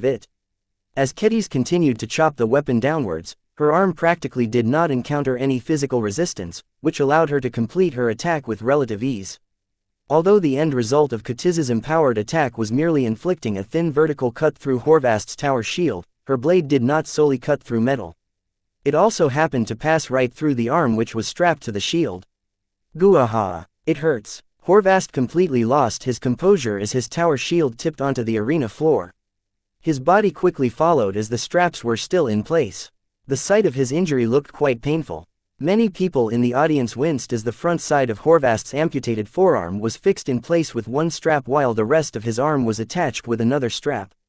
This caused his affected limb to look disturbingly whole despite the very obvious gap in between. Kedis had won the match with ease. Despite her exhaustion, despite her interrupted recovery process, despite her overstretched mind, in the end she only had to summon enough willpower to channel the power of annihilation. Kedis frowned even as the audience celebrated her easy victory. As she relaxed her mind and sheathed her saber, she puzzled over what had happened. While this was not the first time she utilized the power of the Annihilator's sword style, she never channeled it with so little effort. Something had definitely changed. She had grown more powerful than she realized. Sharpie's degree of change was beyond her expectation. It was not just the ease that confounded her. The strength of her attack also came as a surprise. Every manifestation cost energy. Before she visited the Heavensward Association, she frequently exercised her superpower. She utilized normal butter knives and other weapons to cut through solid metal in order to master this power and gain a better feel for sharpness. She was only able to cut through a couple of metal bars before she exhausted herself for the day. Even a single attack was enough to drain her if she attempted to cut through something as solid and thick as Horvast's tower shield.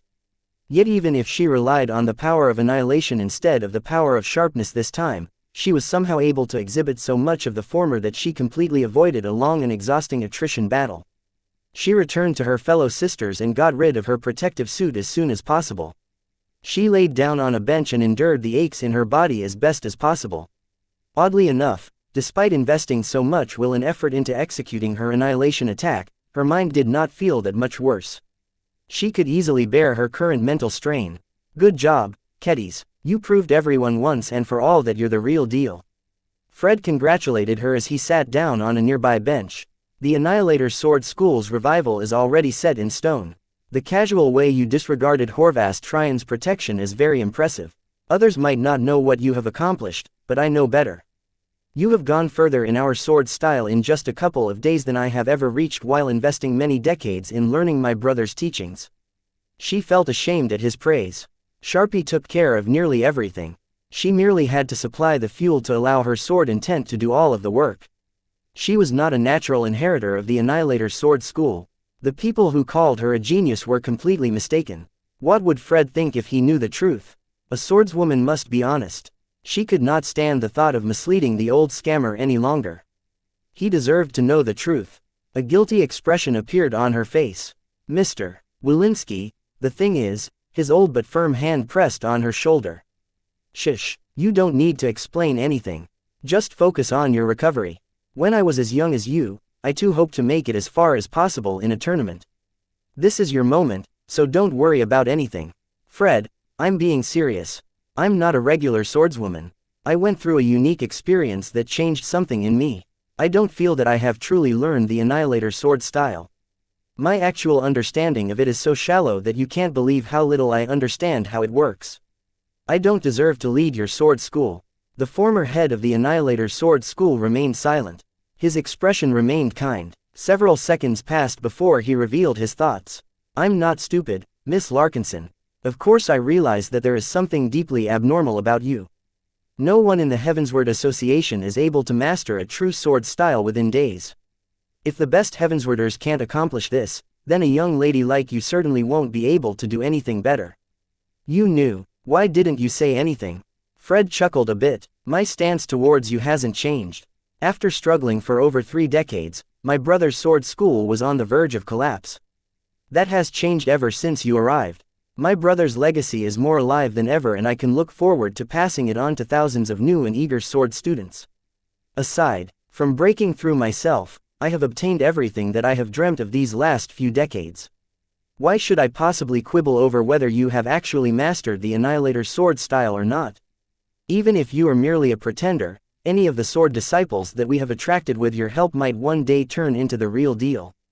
That is enough for me to die with peace knowing that I have not spent my life in vain." The old man's tolerance and acceptance warmed her heart. As their eyes continued to meet, she felt as if she had gained a true accord with the caretaker of the Annihilator Sword School. She knew now that she could trust him. Perhaps she might even be able to enlist his help into figuring out her new abilities.